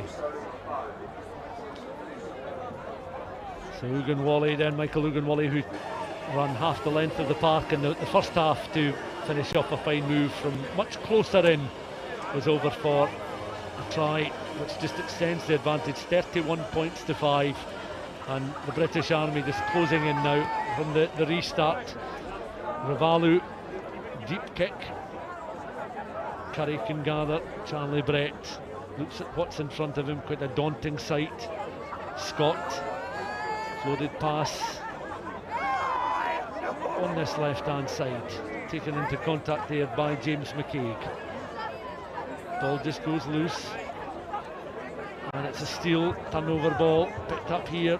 The Army again just looking to try and straighten up, while Ravalu, who seemed to pull or tweak a hamstring during the course of the early period of the first half, is certainly shaken off any signs of an injury. He's back to his feet, he's now determined to continue on. Fergus Scott now for Curry, out towards this right hand side, accelerating down the right hand channel, but the tap tackle comes in there on Matt Bradshaw, and the British Army showing a turn of pace in defence on this occasion, and a long steer there from Luke Ravalu in the direction of the flying winger there in Curry colours.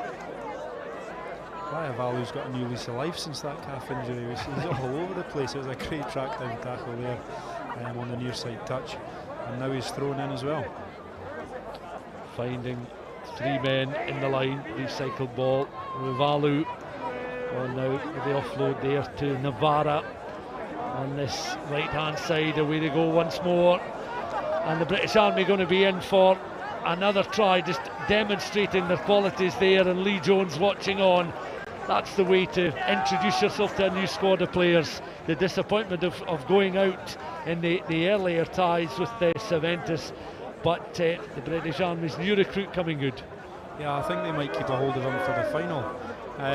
Yeah, wise decision on their part, and it's a unique part of sevens when you see it happen. We've not seen it happen much today, but more often than not, if a team loses, you've got a lot of matches in a day, and a team loses an injury early on, you can select a player if he's happy to do so to come across.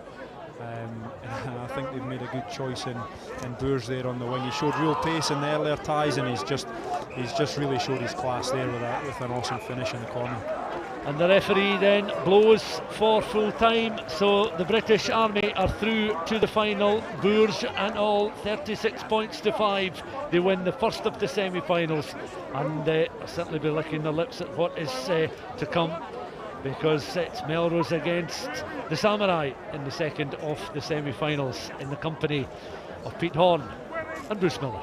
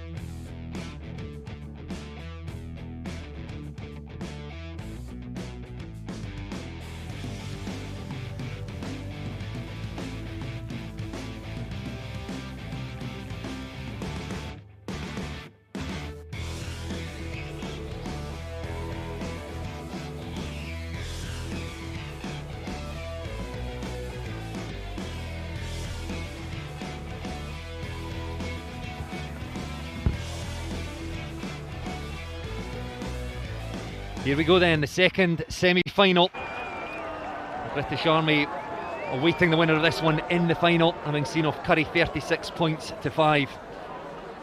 Can the home side make it through to the final? 2017-2018 finalists, 2011 the last time Melrose lifted their own trophy.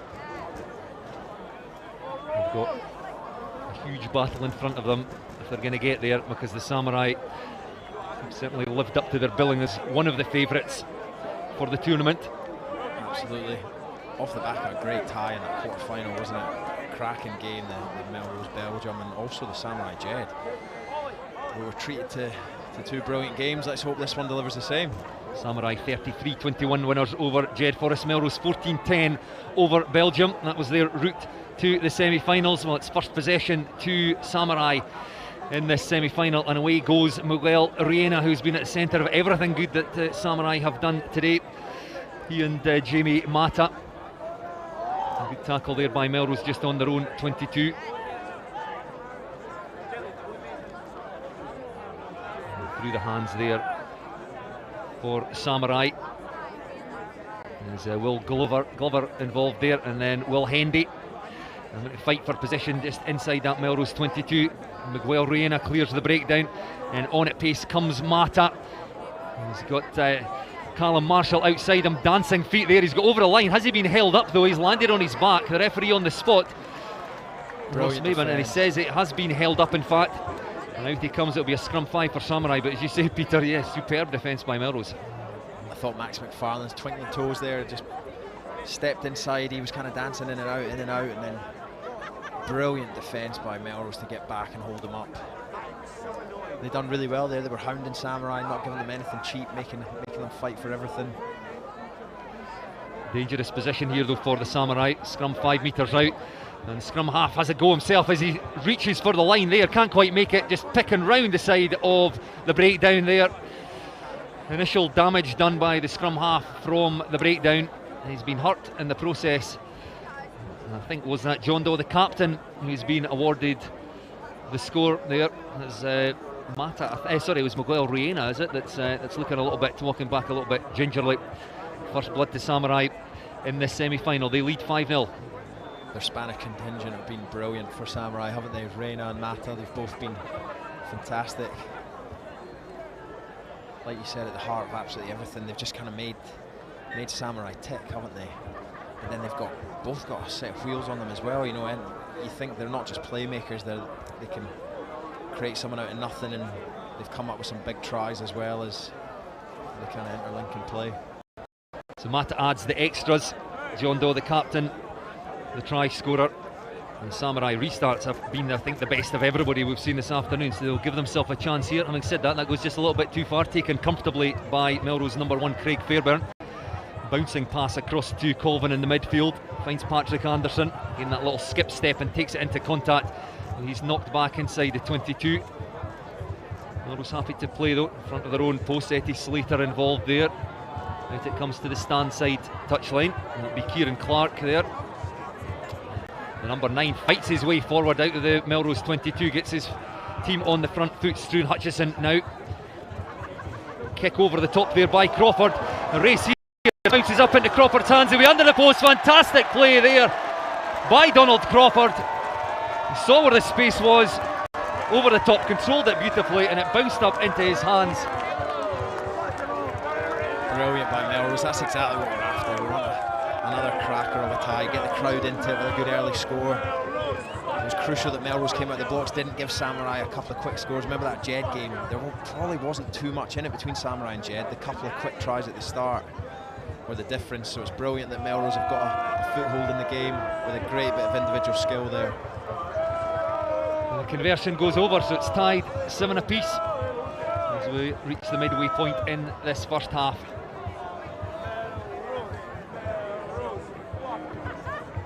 It's Hutchison there adding the extras, but Crawford created that try himself from nothing.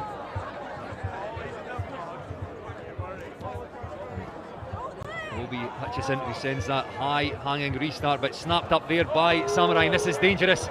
Down the stand side touchline goes John Doe, the captain again, turns his man inside and out, and Doe will go over for his second try, side second try, in the corner. The referee on the spot asks his assistant referee, and the arm goes up. Great work there from the restart again by John Doe. A little bit fortunate perhaps to get the ball in space, but he certainly made everything of it. Yeah, really good by Samurai again. They're so clinical, aren't they? They literally, any chance, any sniff of 2-on-1 they get, they're taking. I think it was Owen Jenkins that done really well to gather the restart. In behind, he managed to just get in behind a little bit, circling the defender, and his timing of the pass was perfect. And then John Doe still had a lot of work to do though, didn't he? 50 yards he has to run, he does a nice little in-out and finishes it off in the corner. Mata unsuccessful with the conversion from out wide on the left foot. So it stays Samurai 12, Melrose 7. A couple of minutes left in the first half. And it will be Mata with the restart. Melrose will be desperate to get their hands on the ball here. And taken cleanly by Craig Fairbairn. Does well there just to keep the ball alive in the tackle. Through the hands there of Hutchison. And then Colvin. Anderson can't take that one though, goes back and tidies up though. Again, hands his man off, fights his way forward, a Southern Knights player. Quick ball for Melrose, still inside their 22. And Kieran Clark goes forward again. In goes Samurai, try to win that ball at the breakdown. The referee said not rolling away on the deck. And away go Melrose from the penalty. Across to the stand side this time. Eddie Slater in wait there, looking for the ball. Has to go in and clear it. Ball comes out. Lost there in the contact, but knocked on by Samurai. And Melrose will feed the scrum just on their side of halfway. I thought again, just another one at the breakdown there. I thought John Doe done really well at getting and get the ball, but it's been judged to maybe, I think they were saying he was the assist tackler there. I think you said the same about Belgium in the last tie against Melrose. Probably just different interpretations to what these guys are used to. It's not that the referee's right or refereeing is right or wrong. It's just different to what they're used to. Struan Hutchison into the scrum, squirts out the back, and he just throws it back there to Colvin. Great dancing feet, so half a gap in front of him. That's actually a really great tackle there by Will Glover. Important tackle for the Samurai. Put his hands on the deck before he won that ball, and away now goes Donald Crawford. Try scorer for Melrose. It's still 12-7 to Samurai in the closing stages of this first half. Fairburn now pops up over on the other touchline. Eddie Slater enacting as scrum half. Thought there was a chance down that blind side, but he's been dragged to deck and lost the ball in the process. Trying to make amends here, Eddie Slater, looking to make the tackle in the Samurai 22. What can the Samurai make of this in injury time at the end of the half? Patrick Anderson, a great spot tackle. Well, he doesn't hold on to his man though. A hand free there and a chance for Samurai up the stand side touchline here. They're into injury time at the end of the half. Can Melrose cling on here? John Daw, the captain, dragged down on his own 10-metre line. Will Hendy now, and it's scrum half. Eddie Slater just pushed off there. He comes back on again, falls off the tackle. Stuart Hutchison with important work to be done at the back there. Offload, and away goes Owen Jenkins, and then finds that man Jamie Mata in support, who races away to the corner. And it's Samurai who score just on the stroke of half time. So unlucky there. Melrose are looking good, weren't they? They made some good meters, looked dangerous, and just, I think it was Eddie Slater, just as he's put the ball down and tried to get up and pick it back up again, he's just lost a bit of control of it. And then from there again, Samurai, every time they get the ball, they're looking dangerous. I thought Melrose were starting to frustrate them, you know. They didn't get a couple of decisions at the breakdown. You can see them all chucking their hands up, and I kind of was hoping that was going to play into the hands of the Melrose guys. That's a great conversion as well by Mata. So half time then, it's a Samurai 19, Melrose 7, so 12 points the difference. Melrose certainly not out of it. No, by no means. It's been a cracking tie again. Not much between the teams. That one real soft score just off the kick-off that Samurai scored has kind of been the difference really. Apart from that, it's been tit for tat. Both teams, both defences are making the other team work hard. They're hounding them, trying to get in and make a mess. It's been good. There's a lot of tired bodies. That's where you can see the guys that have played a lot of sevens, like Mata, Reyna, even Will Hendy there. Played a lot of sevens for England. They're just kind of coming into their own there. When the ball's been in play for a while, they've still got that little burst of pace that just changes it up a bit. Samurai, of course, featured in the first round. We spoke about how hard it is for a team to go through from that stage. The comfortable winners, 71-0 over Heriots and then 43-0 over Gala. So you could argue that they weren't overly stretched until they met with Jed Forest in the quarter-final stages. Certainly pushed here by Melrose and will continue to be pushed by them in the second half. But looking good at half-time for a place in the final. British Army already there. The final will be at 7:30 under the new floodlights here. We've spoken about the new pitch, the 3G surface at the Greenyards. Also floodlights here for the first time. It's been a cracking occasion. The weather's been brilliant. The sun's come out, and like you said, the pitch has been brilliant. So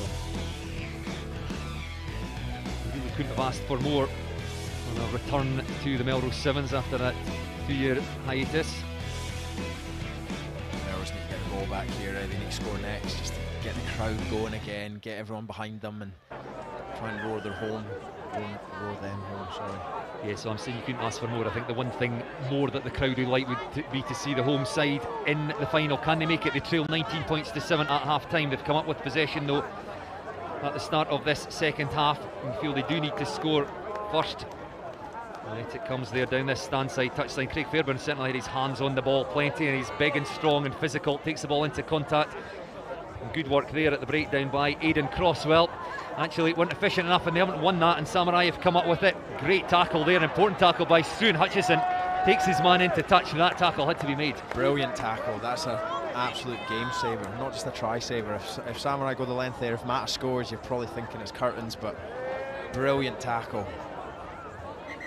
Mata looks like he's had a wee bang on the knee as well in the process.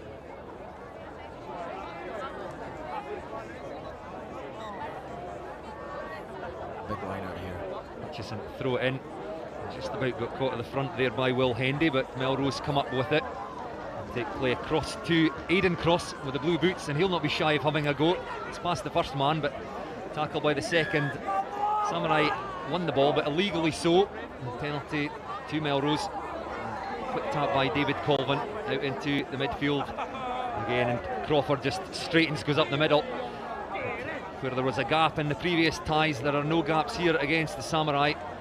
Up to the task in defence and physical there as Mata driving his man back. Not just an attacker, Mata. Out it comes there to the wing, and Crawford again tries to hand off, throws that ball inside, and Samurai will come up with us, throw that one back, and it's Miguel Reina. What can he come up with? He's got men outside him. Take the direct approach first, and Patrick Anderson fighting hard, the Southern Knights player, to drag his man down, does well. Just on the Melrose side at halfway, however, not rolling away, and away go the Samurai. Good tackle again there by Ross McConnell. Samurai have got men out here. They may not need them. Patrick Anderson chasing back, just about gets a hold of the jersey there of Will Glover, but can't get him, and Glover goes over. And Samurai stretch the lead out 24 points to 7. That could well be the clincher for the Samurai. It's unlucky there, isn't it? They thought they'd probably got a turnover at the breakdown, maybe just got a little bit narrow, and then Glover comes up with a big play. A lot of tired bodies. I can't go with the engine that Matt has got on him. He runs, 60 metres, gets tackled at the touch, he's straight back in, he's counter-rucking, making a mess at the breakdown. No idea how tiring that is. You know, in the first tie of the day, never mind the fourth. And then he's still getting across and putting in a try-saving tackle out on the edge.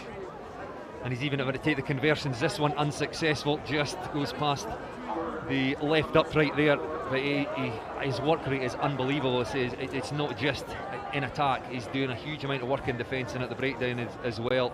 Incredible performance.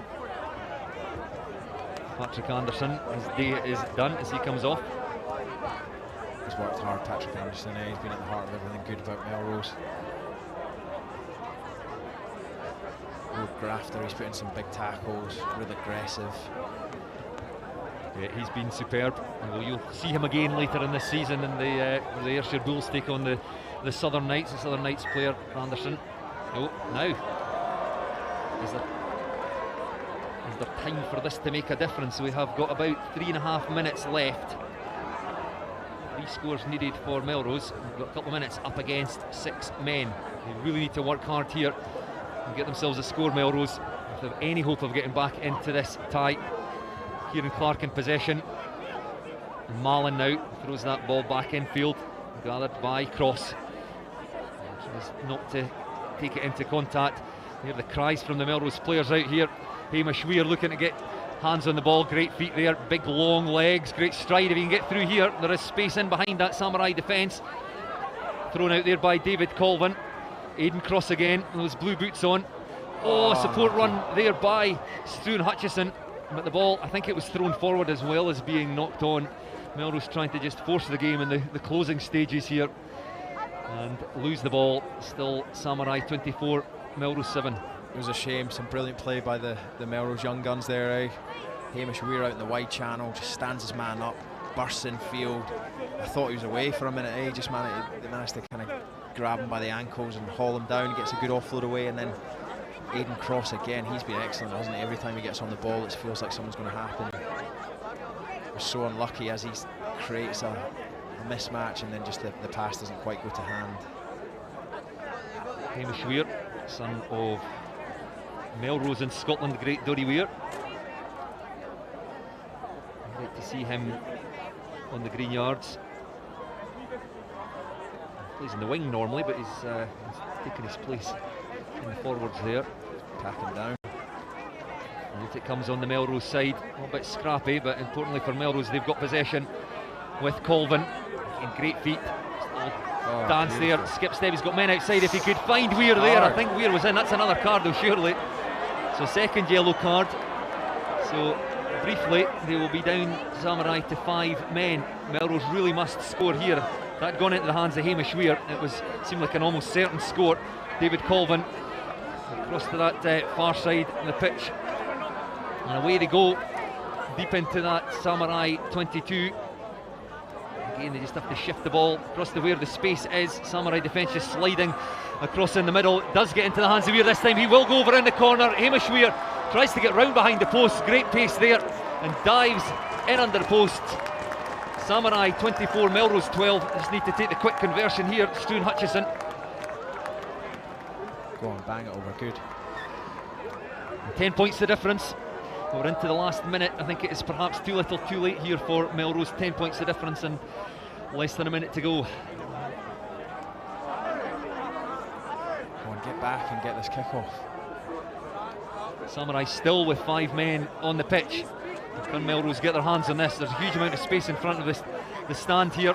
They've seen it. Can Aidan Cross get his hands on this? That's superb work there by Cross. Samurai in there trying to win that on the ground though. And I think they may well come up with it. They have indeed. Ross Maben says that was legal. And away they go. The 5 men of Samurai can clinch this tie here down the stand side. Great run there. Mike Walsh, has he been tackled? In fact, he has put a foot in touch. Great tackle there. I think that was by Stuart Hutchison. Great work there by the Melrose number 4. It seemed that Melrose must score again against the 5 men of Samurai. They won the ball through Cross from the restart, but couldn't win it at the breakdown. That ball's been knocked on now, has it? No, referee says play on. Well, yes, it is good defence there. Samurai forcing Melrose back, and with that, the referee blows for full time. So Melrose unable to make it to the final of their own tournament. That would have been a bit of a fairy tale in their return to the Greenyards, but it's Samurai who progressed 24 points to 14, and they will face the British Army in the final here at the Greenyards. That will be at 7:30. So British Army Samurai final. But before that, we have a women's 7 match. Delta Drone Tucks against Rugby People Women's Sevens. So join us again just shortly, and we will bring you coverage of that one.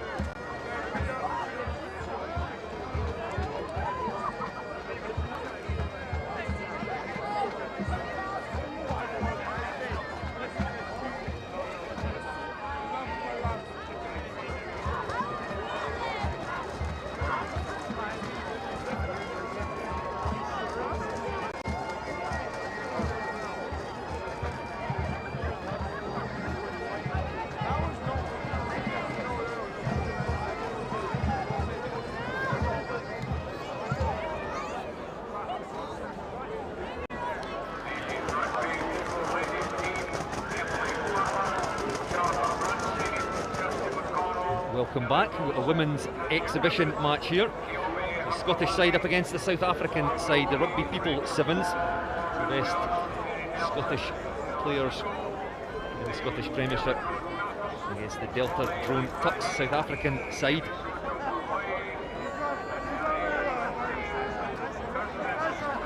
It's Tucks who get us started here. Well, good work for them. Gathered there, nobody able to take that kick-off on the Scottish side. It comes up in the hands of the Tucks just outside the Rugby People's 22. The Tucks in possession, being pushed back towards the halfway line, still in possession. And bring play across to the stand side of the pitch. Good pace there, and this could be the opening try for the Tucks. Just managed to stay in the field of play. It was brewing there, racing away down the touchline.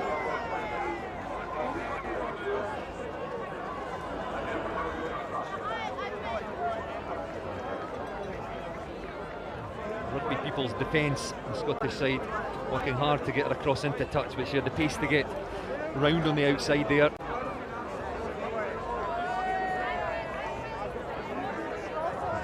Langban tasked with adding the extras. A great conversion, just drops over the crossbar. That's a fantastic effort from out wide there on the right foot. So it's the Tuck 7, the Rugby People Sevens 0.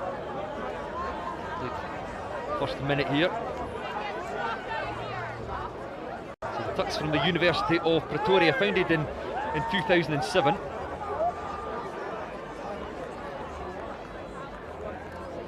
It's the Scottish side, the Rugby People 7, in possession for the first time in this tie. Deep in their own half here.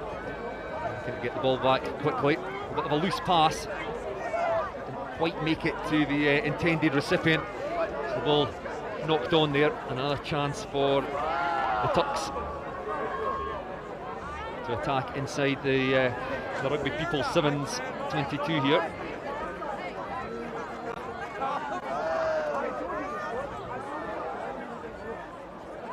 So plenty of space on the blind side if they want to use it, but the three Tucks backs lined away across to the right, and that's the way they go. Long pass off the left hand. And then the outside break, out comes the arm there, outstretched arm, just hands off the last defender. It's a lovely outside break there by the Tucks, and they go over for another try. And 12 points to 0 they lead.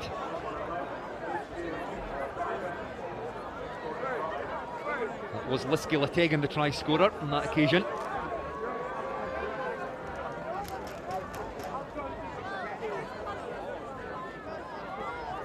Once again, Lily Langbang tasked with adding the extras, and from a slightly easier position this time.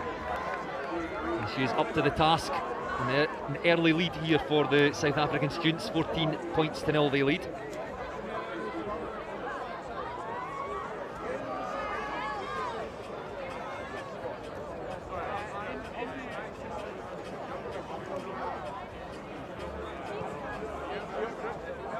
That could be Nadine Roos, the captain, taking the restart and the kicks there.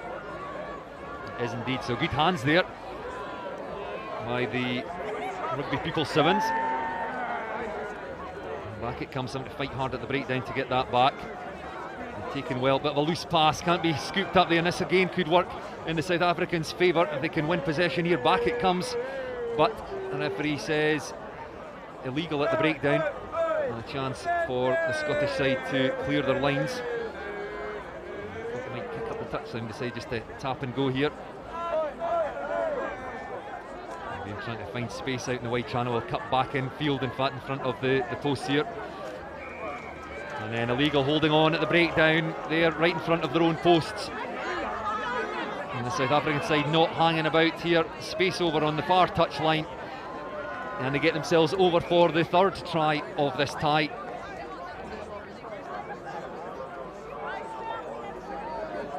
That was Lolly Langbangi there.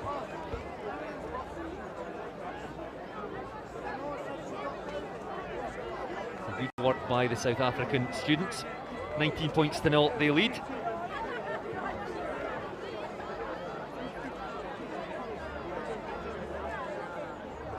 Quick reminder that the final here will be contested between the British Army and the Samurai. 7:30 kick-off in that one, with Stuart McFarlane and Peter Horne, so straight after the end of this game.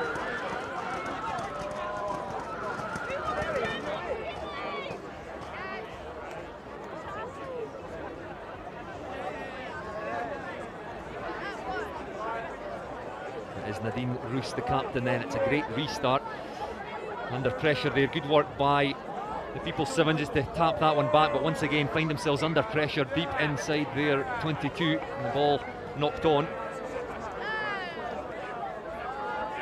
Just run you through the Rugby People Sevens team: Emily Flavel, Charlotte Runcie, Kirsty McConnell, Ellie Wilson, Tanya Griffiths, Kayomi Punjigawa, Laura Wilkie, Rachel Law, Morgan Welsh, Mary Nelson and Giselle Chicot.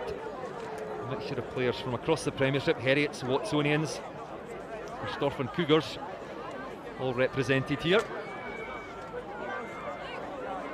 That's the South Africans again in possession. They lead 19-0. Approach the half-time in this one. Long pass out there to the captain. A great little turn of pace there. She did well. She just held onto the ball long enough, pulled the last defender onto her, and then threw the ball out there to our winger, Bruin. The second try for Bruin, fourth try for the Tucks. Made there by the captain, Nadine Roos. Got the ball in the centre there, just made that outside break. Put enough doubt in the mind of the outside defender. Drew her in and then timed the pass nicely. It'll be Roos. Again, pass with adding the extras. Her kicking has been superb.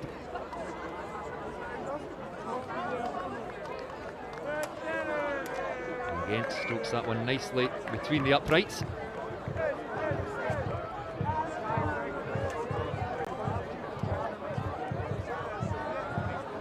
So the Delta Drone Tucks lead 26 points to 0 as we approach half time here. The Scottish side really struggled to get their hands on the ball here. What can they do with possession from the restart? If they win it, it will be under huge pressure from the South African side. That's well taken there by the Scottish side, and then a high tackle by the Tucks.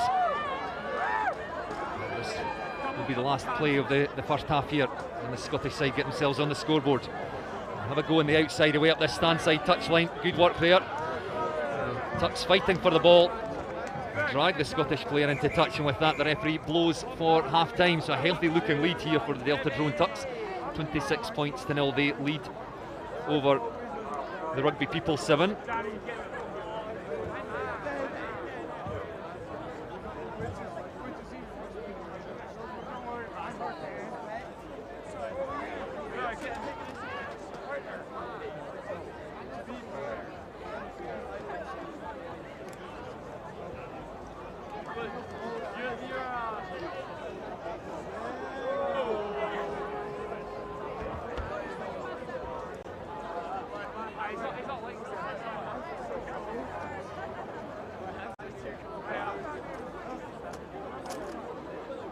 Half-time in this one. I'll remind you that the Scotland women are in action at Scotstoun Stadium tomorrow. They host France in the TikTok Women's Six Nations, so get yourself along there to support the team.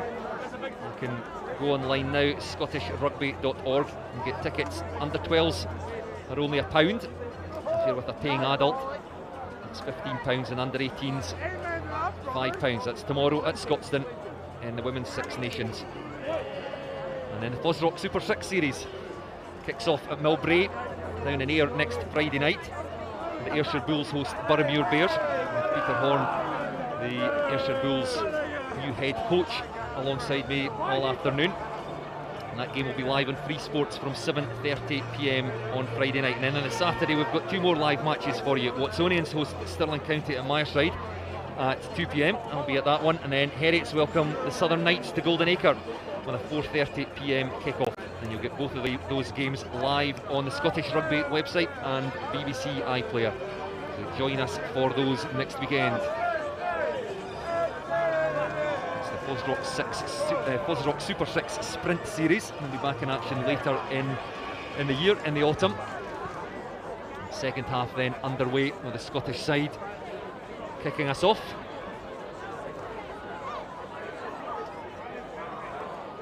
And it's the Tucks, the Delta Drone Tucks from South Africa in possession again. The Scottish side just need to get their hands on the ball and keep a hold of possession. They trail 26-0 and away again up that far touchline. Go the Tucks, that's great pace there.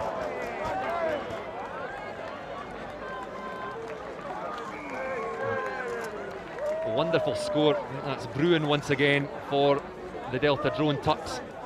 Chased all the way by the Scottish side, never giving up there. The Tucks just with too much pace. And they extend their lead out now to 31 points to 0.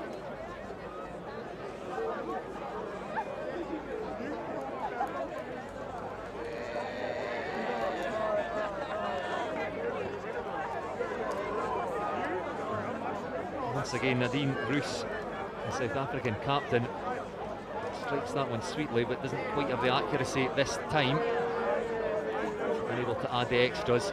It remains 31 points to 0 in the early stages of this second half. This women's exhibition match.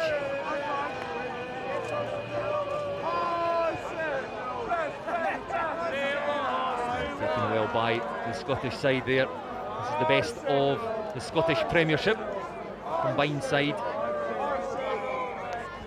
No release at the breakdown there by the South Africans. It's a penalty to the Scottish side. Playing outside there, 22. Tuck's looking to hold that one up, but good work there by the People's Sevens. Get the ball to deck, recycle quickly. A nice offload out the tackle there. And some space, the first chance really for the Scottish side. Away there goes Laura Wilkie upfield and recycled again, and there could be space now on the far touchline. They can get the ball out there.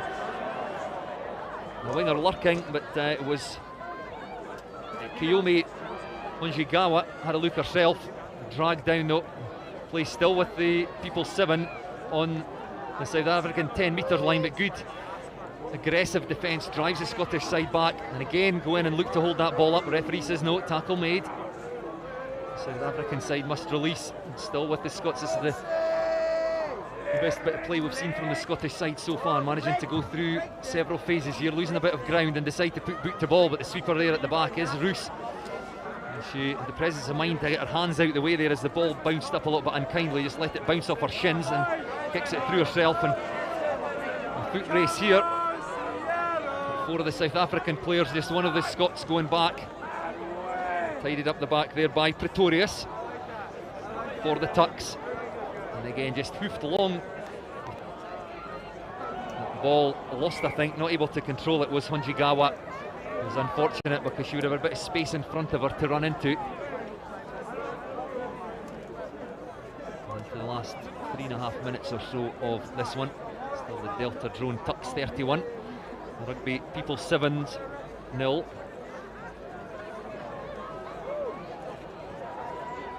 That the final of the Melrose Sevens will be on immediately after this. British Army up against the Samurai. Good work at the scrum there by the Scottish side, and they've managed to win possession back from that. However, bundled into touch just on this stand side. The referee was playing an advantage though, knocked on by the Tucks.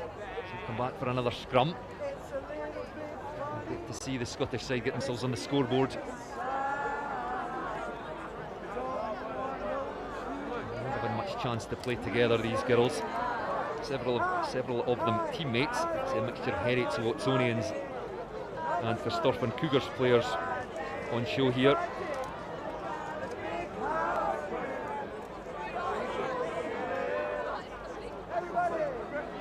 Comes then by Rachel Law of Watsonians, Scottish features player, on the bench for Scotland. And kicked through again there by Mary Nelson of Watsonians.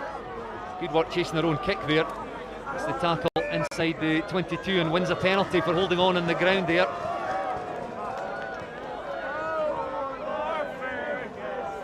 Another opportunity here for the Rugby People's Sevens. Attacking inside the Tucks 22 now. An aggressive defence, but offside I think there, yes it was. The referee playing an advantage. Giselle Chicot grew up in France, that's where she got into rugby. Will get us going here, plays at Heriots, another member of the Scottish Futures setup. Back there with Honjigawa and the Christopher Cougars. Again, you can see this is a tactic of the Tucks trying to create them all at the tackle. I think they've been successful this time. The last couple, the referee called it a tackle. But this time, I don't think it will come out. Well, not good work there in defence by the Delta Drone Tucks. Into the last 90 seconds or so of this one. Still 31 points to 0, the South African side lead. Changes here. Here comes Magagu in the number 8 jersey for the Tucks.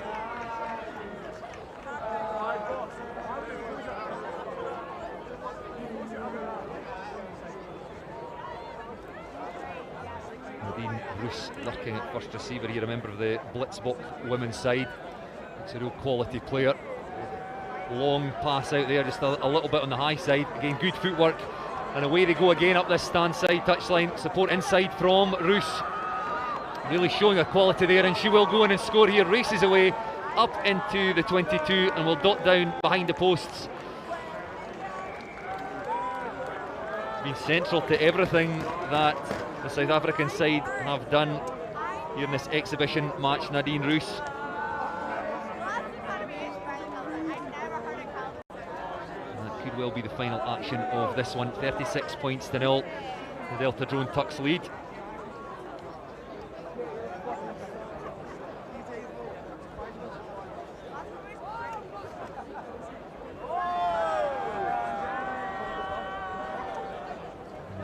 Away now from the final of the Melrose Sevens.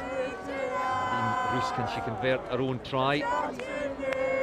Cracking kick there, lovely strike, and that brings this game to a close. It's the Delta Drone Tucks 38-0 victors over the Rugby People Sevens. They give a very good account of themselves, but the South African students, who I suspect will play together much more frequently, just a little bit too strong for them on this occasion.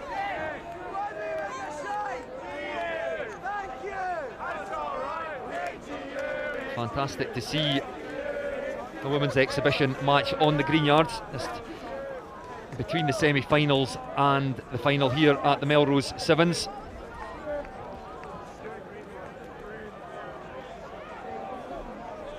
So just a reminder, as Peter Horne takes his place back in commentary, that the British Army 36-5 winners over Curry will face the Samurai in our final here at the Greenyards, who saw off the home side Melrose in the second semi-final.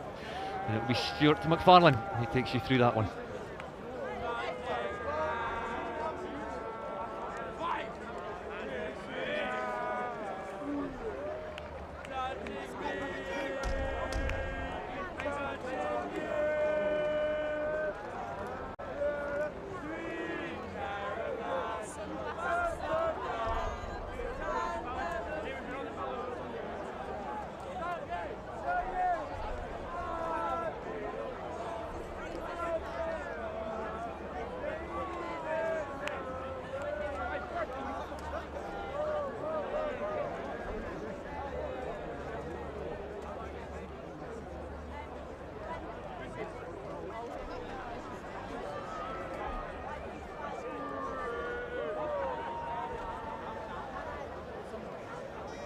Well, welcome back to coverage from the Greenyards, and you can hear the strains of Highland Cathedral just in the background as the two ladies' guest sides just head into the dressing rooms down below us, receiving the applause from those in the main stand and round the four corners of the Greenyards. It's a chilly Saturday evening, and the Lone Piper is on the field of play as part of a tribute to a true Scottish rugby great, and the Scottish rugby community, the wider rugby world and the sporting community within Scotland and further afield, I'm sure, would come together and voice their many memories, reflections and appreciations of the life of Tom Smith, who passed away at the age of 50 on Wednesday afternoon. And Tom, of course, was highly successful rugby 15s player, Scottish internationalist with over 60 caps, and a British and Irish Lion on two occasions, touring in 1997 and in 2001. And of course we can't forget that in 1996 he was here with Scott Hastings and with Watsonians. Of course, Watsonians winning the final, and he was able to collect that particular afternoon a Melrose Sevens winners medal, showing his rugby skills much more than a loose head prop. And onto the field of play, the British Army, the first team out of the dressing rooms and onto the park this afternoon to take part in the 2022 Melrose Sevens final. But all thoughts right now will be on Scotland's former loose head prop, one of the very finest in the game, arguably the finest front row forward that Scotland has ever produced. and both the Samurai and British Army teams will line up in front of the main stand to remember and to honour a great Scottish rugby player. And Pete Horne, I know that I'm sure you'd echo the words of many that have reflected upon a very short but a hugely impressive life. Absolutely. Your thoughts go out to all his friends and family, but they must almost be overwhelming how the messages that have been coming in for him, you know, just such an amazing man and an amazing player.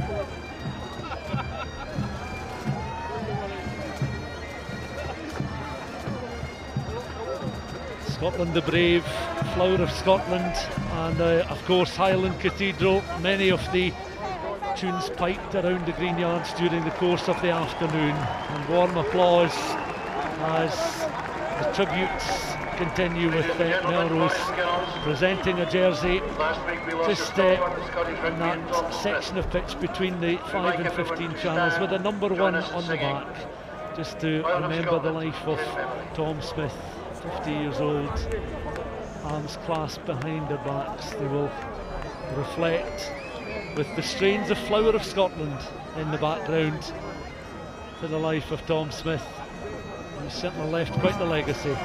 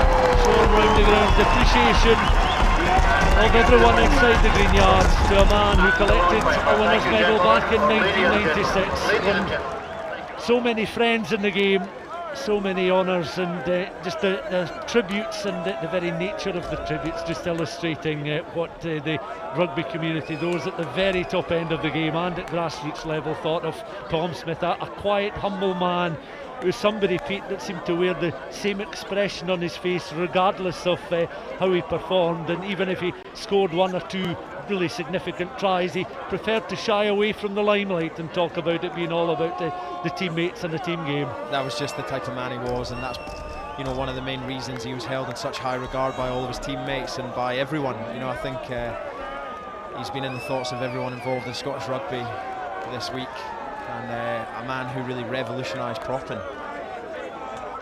5 foot 10 inches tall, perhaps not the tallest, the biggest, but my goodness me, powerful and a wonderful scrummager. The 2022 Melrose Sevens final then gets underway, and immediately Charlie Walker is able to steal the ball there with a little off-road. Will Hendy up towards the edge of the 22.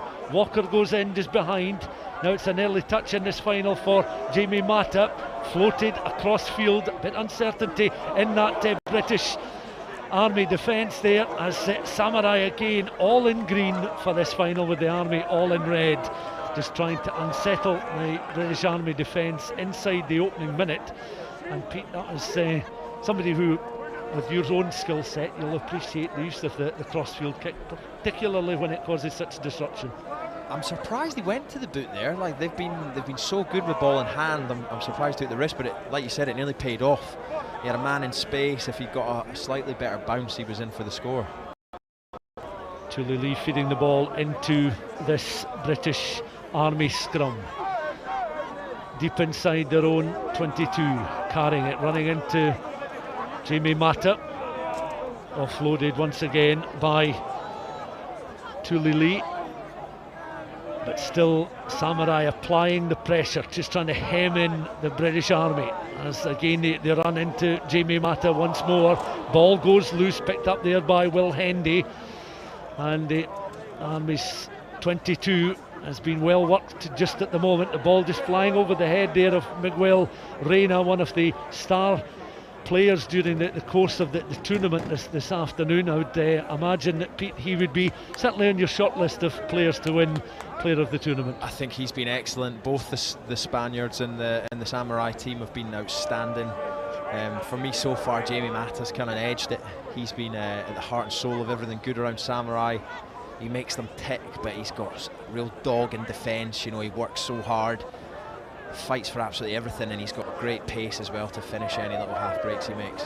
Into the scrum, rather lateral, ball allowed to bounce again, just into the 22.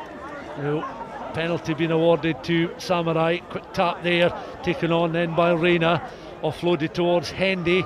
Across on that left hand side is Daw, the captain of the side, occupying a position on the left. They'll cut it back infield, closing in. Penalty awarded this time though to the British Army. Both sides, you can tell, are just sizing each other out just at the moment, as the Army now with an opportunity to go. Some gas to burn here, and it's Kane Burge is on the field of play. So too though is Philip Graham, and it's Philip Graham who accelerates up towards the edge of the 22. Graham with that unorthodox offload, and the Army are going to be in through Suluvaqualo underneath the post for the opening try. And it was a great lung-bursting run from Philip Graham on the angle, up and beyond the halfway line. He was aiming towards the corner. He couldn't arc the run round, but he knew that Suluvaqualo was just on his shoulder, and it was all about the execution of the pass to bring in his teammate on the 22, and he was able to accelerate in for the opening score. And I think a lot of people felt, Pete, that to make this a really enthralling contest, if the British Army were to get a bit of a head of steam up and a lead on with that converted try now being given by the referee, then it would certainly make the many neutrals inside the Greenyards sit up and take notice today. Definitely. Like we talked about earlier, Samurai have been out the blocks so quick in the last couple of games. They've got a couple of scores on the board before anyone can kind of even realise the game started. So exactly what we're after. The Army with a brilliant score off the back of some brilliant defence, down in their own 22, and it just shows the quality they've got. They can run it in from anywhere. Kane Bowles was one of the French visiting side's squad players selected by the British Army to play in the semi-final and the final. Cervantes going out to the British Army in the quarter-finals, and the Army have won a penalty which they will quickly take and tap. And again, you could see Suluvaqualo was in position there perhaps to receive possession of the ball, but it's the Samurai who knocked the ball on there, and you could see he was glancing to the heavens there, Philip Graham, because I think he felt that an opportunity was calling for the British Army to get a second try on the board in this first half. It's been a productive 4.5 minutes. That'll certainly rock Samurai if the Army can make the most of this pressure here. Tulili will feed the ball into the scrum. Alongside him is Miguel Reina. Tulili almost losing his balance, thinks about the offload. Now he's able just to float the pass out towards this left-hand channel, but just going into touch there. You could see the players were beginning to just drift across. They move so well, the Fijian boys, don't they? Just brilliant goosey there, gets on the outside, makes was it Max McFarlane there, makes him turn in, and he just can't quite execute the pass. Ruko Denui was just across on that left hand side, waiting, just biding his time to receive the ball, as it's now the chance for Reina to feed the ball into the scrum. Quick offload there from Mata. Now they'll spread the ball out towards this left hand side. Now the acceleration up and beyond halfway. The British Army have got a sweeper back here, and again, Samurai breakaway runner just colliding with the sweeper rather than working his way around. Well, Hendy now, he goes round the corner, he tries to straighten up, he knows he's not going to make it underneath the posts, but he has returned down into the 22, over the line, and grounded 5 points for the Samurai side, who were trailing, I think, for the first time in the tournament when they lost that converted score earlier on. 7 points to 5 is the score in the final now, with the kick to come. Absolute pace from Max McFarlane there. I thought Tulele done such a good job sweeping. He held off, he bought a bit of time for Philip Graham to get back. You know, he kind of put Max in two doubts. He didn't just give him an easy inside shoulder, and he didn't give him the outside either. It was brilliant, because that's so tough to do, you know, especially down the middle of the field like that. You know, he makes a good tackle, but ultimately brilliant follow-up by Hendy, and a good score. And an excellent conversion attempt from out wide, 7 points all. So both sides scores on the board. They'll feel a little bit more settled into the contest. Lussie Veriemi, I think, was looking to come onto the field of play there, but he's been ushered back, the British Army number 5, as the restart kick is floated high. And now you can see the Army going after that. Will Glover with hands in the air, but the Army steal the ball back, stung by that try scored just moments ago from this Samurai side, who will be many people's favourites to win the trophy in this final. The Sanderson Silver Salve up for grabs for the runners-up, of course, and the Centenary Ladies Cup will go the way of the winners. The referee just puts whistle to mouth. He's blown for half-time. 7-all then the score. And you have to say, Pete, from a neutral's point of view, that's exactly what you wanted from the first half. A bit more from the Army, and a little bit uncertainty perhaps at times from Samurai. Definitely, it's great that the game's still in the balance at 7-all. The Army look really good. It's like we talked about, it's the first time they've been tested. The one thing that's letting them down is just that cutting edge with their kind of basics. You know, they're doing really well. They're so difficult to tackle, the way they're moving, you know, those goose steps. They're really standing up the Samurai boys. If they could just execute some of these passes once they've done the hard work, they're not far away from a couple more line breaks. You can see that Luke Rivalu has come on to join the players in the huddle, and he's not been moving all that freely since I think the early stages of the semi-final, when he seemed to injure a hamstring.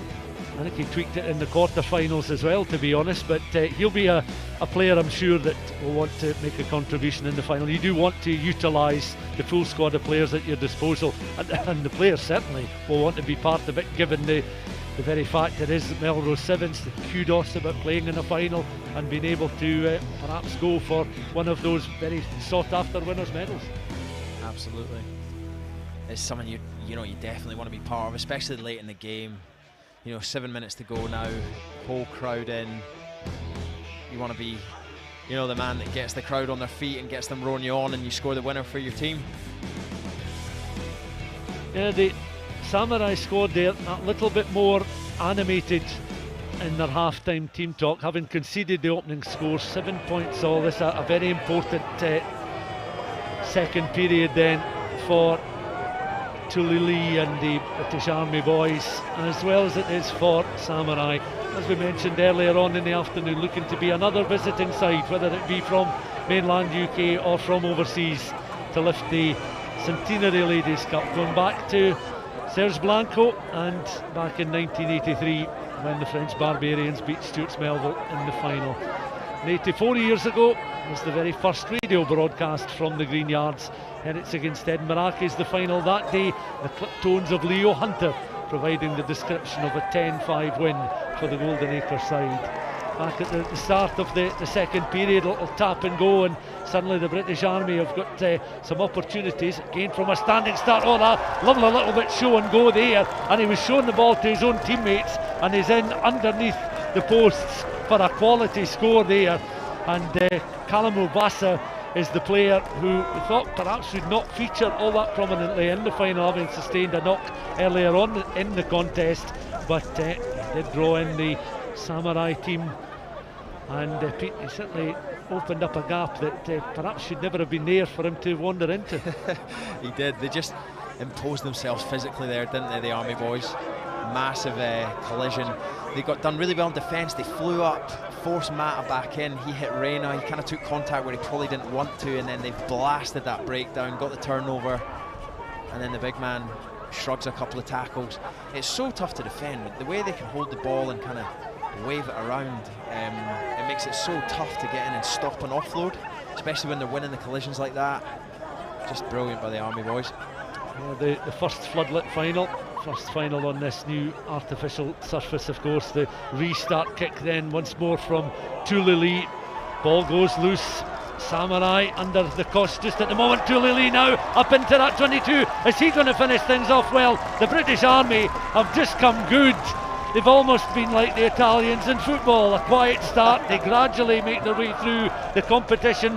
One or two raised eyebrows as they progress without really showing their qualities, but my goodness me, they're into the final now, and 19 points to 7. They're turning on the style when they have to, but this Samurai side that put the likes of Heriots to the sword, and Gala and Jed Forrest and Melrose all knocked out by these boys, they're not showing their true qualities right at this moment. No, they've struggled. They've not really had the ball, have they? This second half, the Army have dominated. They've made a mess of any of the breakdowns, and they're looking big and physical, breaking any sort of, you can see Samurai getting a bit tired. They're not getting their feet in as close in the tackles. There's a lot of reaching and diving off their feet to make their tackles, and the big Army boys are just breaking them. Rivalu goes long with the restart kick as Samurai are hemmed back inside their own 22. One or two players look a little bit shell-shocked, but they're a group of players that know each other so well and work together, that they're slick operators, and if they were to score a try and convert it very quickly to bring the score to 19-14, it would certainly change the complexion of the game.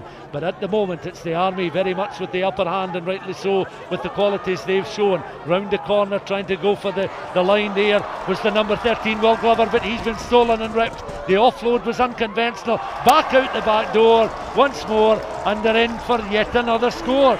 Wonderful piece of play there, and it's Rokodungi who's in for yet another score, and Rokodunui has added his name to the list of British Army players to score a try in the final. I can't help it. The Fijian boys just make you smile, the way they are. They just look like they're having so much fun. It's great to see. Oh, it looks like they've called it back. There's been a knock on. Yeah, for pass with the offload at the back. Right. The referee and the assistant, after a quick consultation, has said, well, no further scoring, and it's maybe a bit of a let-off for Samurai. And well, they're 5 metres from their own line, so they've got some distance to cover with the clock very much against them just at the moment. Again, Reina just bringing Mata into play down this right-hand channel. Floodlights on at the Greenyards, eating into time in the second half of this Melrose Sevens final. The British Army on top at the moment. Maybe a slight surprise if they were to win the trophy, but all credit to them as Samurai working it down the left-hand channel once again with Will Glover. Glover still going, needs the offload. Successfully passes infield there, and tracking in was Charlie Worth underneath the posts. And how the importance of that disallowed score and that try at the other end a minute later is going to be to this final, because it keeps it, Pete Horne, very much on the knife edge. It's on a knife edge, exactly. 19-14, huge kickoff coming now. All of a sudden the Army just look a little bit tired. They went from being in complete ascendancy to looking a little bit shell-shocked there. Yeah, there's a nice sort of casual assurance about how they approach the Sevens game when they're on the front foot, but sometimes when the opposition get the upper hand, they can't necessarily get back into the groove and turn things around. But this British Army side has certainly been tested this afternoon, perhaps not quite to the level of the Samurai in the quarterfinals and the semi-finals, but nonetheless they've been able to dispatch the likes of Ceventus from France, Curry, and of course Stirling County in the second round of the competition when they came in as one of the guest sides with a seed, and it's still 19-14 on the scoreboard. I'm surprised the Army haven't got the wee winger that they picked up from Ceventus on. I'm sure they brought him into the squad when they got an injury. He's stripped and ready down there. He was actually stripped and ready to come on. I thought he was on in the first half, but now he comes on. But Pete, it's a good point you make, because he was burning some gas down the wings, and I think he'll occupy a place down this right hand side. Will Hendy here on the wing for Samurai must be thinking, oh God, here we go. I'd expect them to try and get up pretty high and almost force them back inside, because you don't want to give this boy with a relatively fresh pair of legs any space. Well, it's going to be a reset scrum, just adding to the tension there. Round the corner was McWalsh, trying to work his way in towards the 22. Of course, an unconverted try would level the game at 19 points all, but British Army have this time been able to negotiate the scrum. They're still inside their own 22. That was a solid pass out there towards Borge, and Borge now, the jersey almost ripped from his back as he tries to work it up towards his own 22. He may well be a British Army Sevens winner in just a few minutes time, but again the Army trying to escape the attentions down this left hand side. Solid challenges coming in, but that's a good breakaway run down beyond the halfway line. Veramidi doing extremely well to gain some vital territory for the British Army. Little goose step on now towards Borge. Borge now over the 10, over the 22. He'll cut inside. Borge almost runs into his own teammate. It doesn't matter. He's going to be in for the score, and that is icing on the cake. And the Army now lead by 24 points to 14, and I don't think there's any question over this particular tie. It was a little bit calamitous. It could have been Pete Horne, but no damage done in the end for the Army. He held on, did Borge, and he scored in the final. Brilliant, absolutely brilliant. You can see how much it means to the Army boys. There's a bit of a kind of carnival happening down in front of us here on the sideline. Just like I said, you can't help but smile when they get going. The Fijian lads, they just love it.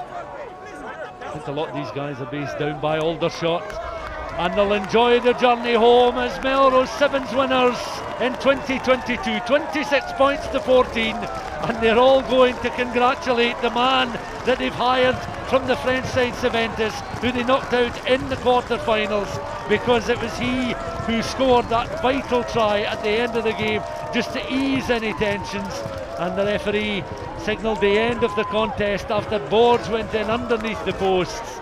And you have to say, Pete Horne, that it's a final and an outcome that we didn't necessarily expect, but all credit to the Army. When it was up for grabs, they produced the goods. You're bang on. Like we said, we fancied Samurai. I just thought they were going to have too much. They had a lot of pace, but they had a lot of power and a lot of dog. I don't know if potentially they're just a little bit leggy having that extra tie, but so impressed with the Army in typical kind of Fijian fashion. Just when they needed to, they go through the gears, and they shine the brightest when it's on the biggest stage. Brilliant, absolutely brilliant. Some great individual skill, just the way, like you said, the footwork, the way they move, they look brilliant.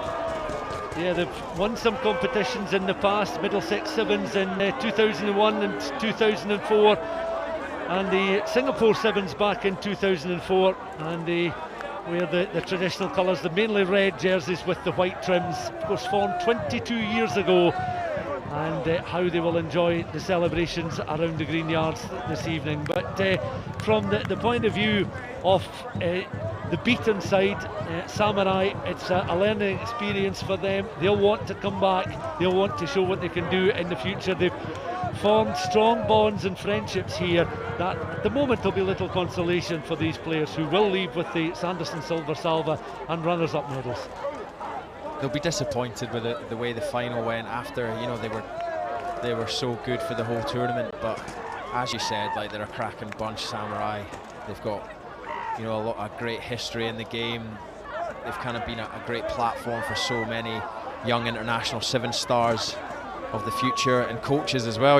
There's so many guys have got a great affiliation with the Samurai, and like you said, I'm sure they'll be back. And just a final word as well on a past winner that we honoured just before the final, Tom Smith. I would imagine he would appreciate the qualities of these big solid Fijian forwards, the one-handed offloads, the skill set that they bring to the Sevens game. As one or two spectators on the pitch in fancy dress, certainly enjoying the experience. But yeah, just back to the serious point there. These guys, like Tom was, very skillful players. Really skillful. Like you said, he you know, Tom was brilliant. He had such great hands for a prop. You know, he was so good at his offloading, his skill set. It looked like a centre sometimes, you know, when he was making line breaks. And as we kind of talked about, the more you read about him this week, the more you realise he changed propping back. You know, he went from props were just a kind of set piece orientated position to all of a sudden he, like we said, he was beating people, getting the ball in and out his hands, creating stuff. And it's, you know, I'm sure guys like Tad Furlong and things like that will have been inspired by some of the stuff that he's done in the past. And this evening, as we reflect on his life, we also applaud the efforts of both these teams in the final, and all 26 who of course were part of the Melrose Sevens this afternoon. It started at 10 minutes to 11 this morning, 9 hours of Sevens rugby. It's become a significant length of tournament spread over 4 days, with a number of social events held on the Thursday and Friday, and of course a music concert including Big Country just to sign off the weekend tomorrow evening as well. Is that in your music repertoire? Would you find Big Country? Would you in a karaoke be prepared to sing one of their numbers, Pete? I'm not sure they're too high on my Spotify list, but they I'm sure they'll do a good gig tomorrow night. Yeah, they're certainly looking forward to appearing down in Melrose. There's still smiles on the faces of those Samurais players. They appreciate the efforts of the squad. They've come together. Terry Sands, who's been instrumental in ensuring that a Samurai side has been around the Seventh Circuit for some time now, guesting at various tournaments at home and abroad, and they'll receive the Sanderson Silver Salvas runners-up in 2022, and they're just in front of the main stand at the moment. And the trophy collected there by the skipper, the number 9 Miguel Reina. I think he's been awarded the player of the match as well. He's certainly one of the players that is, I think, yes, he's now actually coming forward to receive the Sanderson Silver Salva, because that looks like the new Buccleuch trophy, which would go to the player of the tournament, and it has gone to the Spaniard Miguel Reina. He took a knock in the final there, didn't he? It was a shame he had to go off, because he was brilliant. Every time he touched the ball, something happened. The whole day he was excellent, and a well-deserved player of the tournament. Yeah, and these Samurai players, see on the screen there, Jamie Mata receiving his runners-up medal, and well, they've something to take home, many memories, something that they'll want to do one better. I'm sure they'll get invitations back to the Greenyards in the future. An important day as well for Miguel Reina, winning the player of the match trophy, and then there'll be an almighty cheer, I'd imagine, when the British Army make their way up to collect the Centenary Ladies Cup, first collected back in 1983 by Serge Blanco and the French Barbarians, defeating the Stuart's Melville side, including that afternoon Finlay Calder. And forward they come, and I think the very first man is the try scorer, Keen Borge, who played for Seventus in the early rounds, and then after going out to the British Army, he joined their ranks, and he'll now lead them up, and quite deservedly receiving a winner's medal for his contribution this afternoon.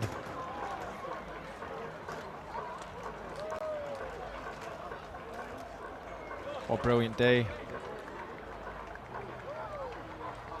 culminating in a fantastic final, and real worthy winners. Yeah, they showed their class when it mattered. They made it through each of the rounds, perhaps keeping a little bit in reserve, and now it's their moment. Now it's their time to lift the Centenary Ladies Cup, the third winner's trophy in the history of the Melrose Sevens. And these guys, big broad smiles on the faces. These are conversations and memories they will share with people during the years ahead, and of course after a 2-year hiatus because of COVID, it's so nice to see a tournament reach a conclusion. Another new name on the silverware, and there on your picture right now, the 2022 winners, the British Army raising the trophy the Centenary Ladies Cup now in the ever-darkening skies with the floodlights on around the Greenyards, and all the players will get the opportunity just to get a little touch of the silverware and writing the latest chapter into the history of this Melrose tournament. And Pete, it never fails to attract the attention, the interest. There's never disappointment when you come to Melrose. You know, it's quality tournament, quality sides both at home and the visiting sides as well, and always great stories to tell, and always a few surprises during the course of the afternoon's Rugby Sevens action. This is it, it's so special, it's such a special tournament. It's got a real place in any kind of lover of the Sevens games hearts. My old mate Nico Matawalu, he, you know, still talks about when he came down here with Glasgow Warriors and they won the competition. It was one of the kind of, you know, highlights of his career. And I'm sure these boys out here today, like you said, this will be one that they remember. Yeah, these photographers are lining up to take pictures that you'll see in your newspapers tomorrow. A few will appear on websites as well, of course. And this evening, at least, this little part of the Scottish borders will belong to the British Army, as they've simply been too good for a Samurai side many people felt could go all the way and conquer. But it's plenty of stories to tell. It's been great to see Cecil Africa and the Co-Optimists back, and Cecil Africa, who of course was inducted into the Melrose Sevens Hall of Fame just 2 days ago, back on the field of play after his 2020 retirement, and I'm sure he's enjoyed his experience despite a disappointing early exit for him.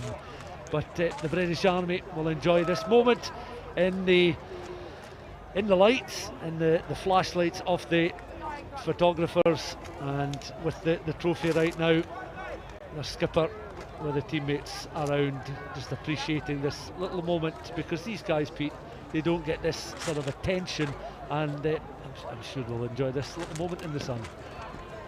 Yeah, it's what you like to see, smiles on faces. They're all having a great time. You're quite right, make the most of it.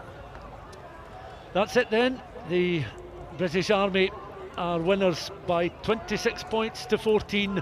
The flashlights going on all around us, the photographers taking pictures of players on one another's shoulders, one at a time, lifting the silverware, enjoying the moment. Commiserations to Samurai. They certainly brought plenty of thrills and spills to a contest. 71 points in the opening round, making a bit of history in doing that themselves. But it's the British Army that will leave with the silverware. From myself, Stuart McFarlane, also many thanks to Bruce Millar and to Pete Horne for his contribution in the final, and also to Lee Jones, who summarised during the course of the afternoon. Thanks to everyone for watching, and good night.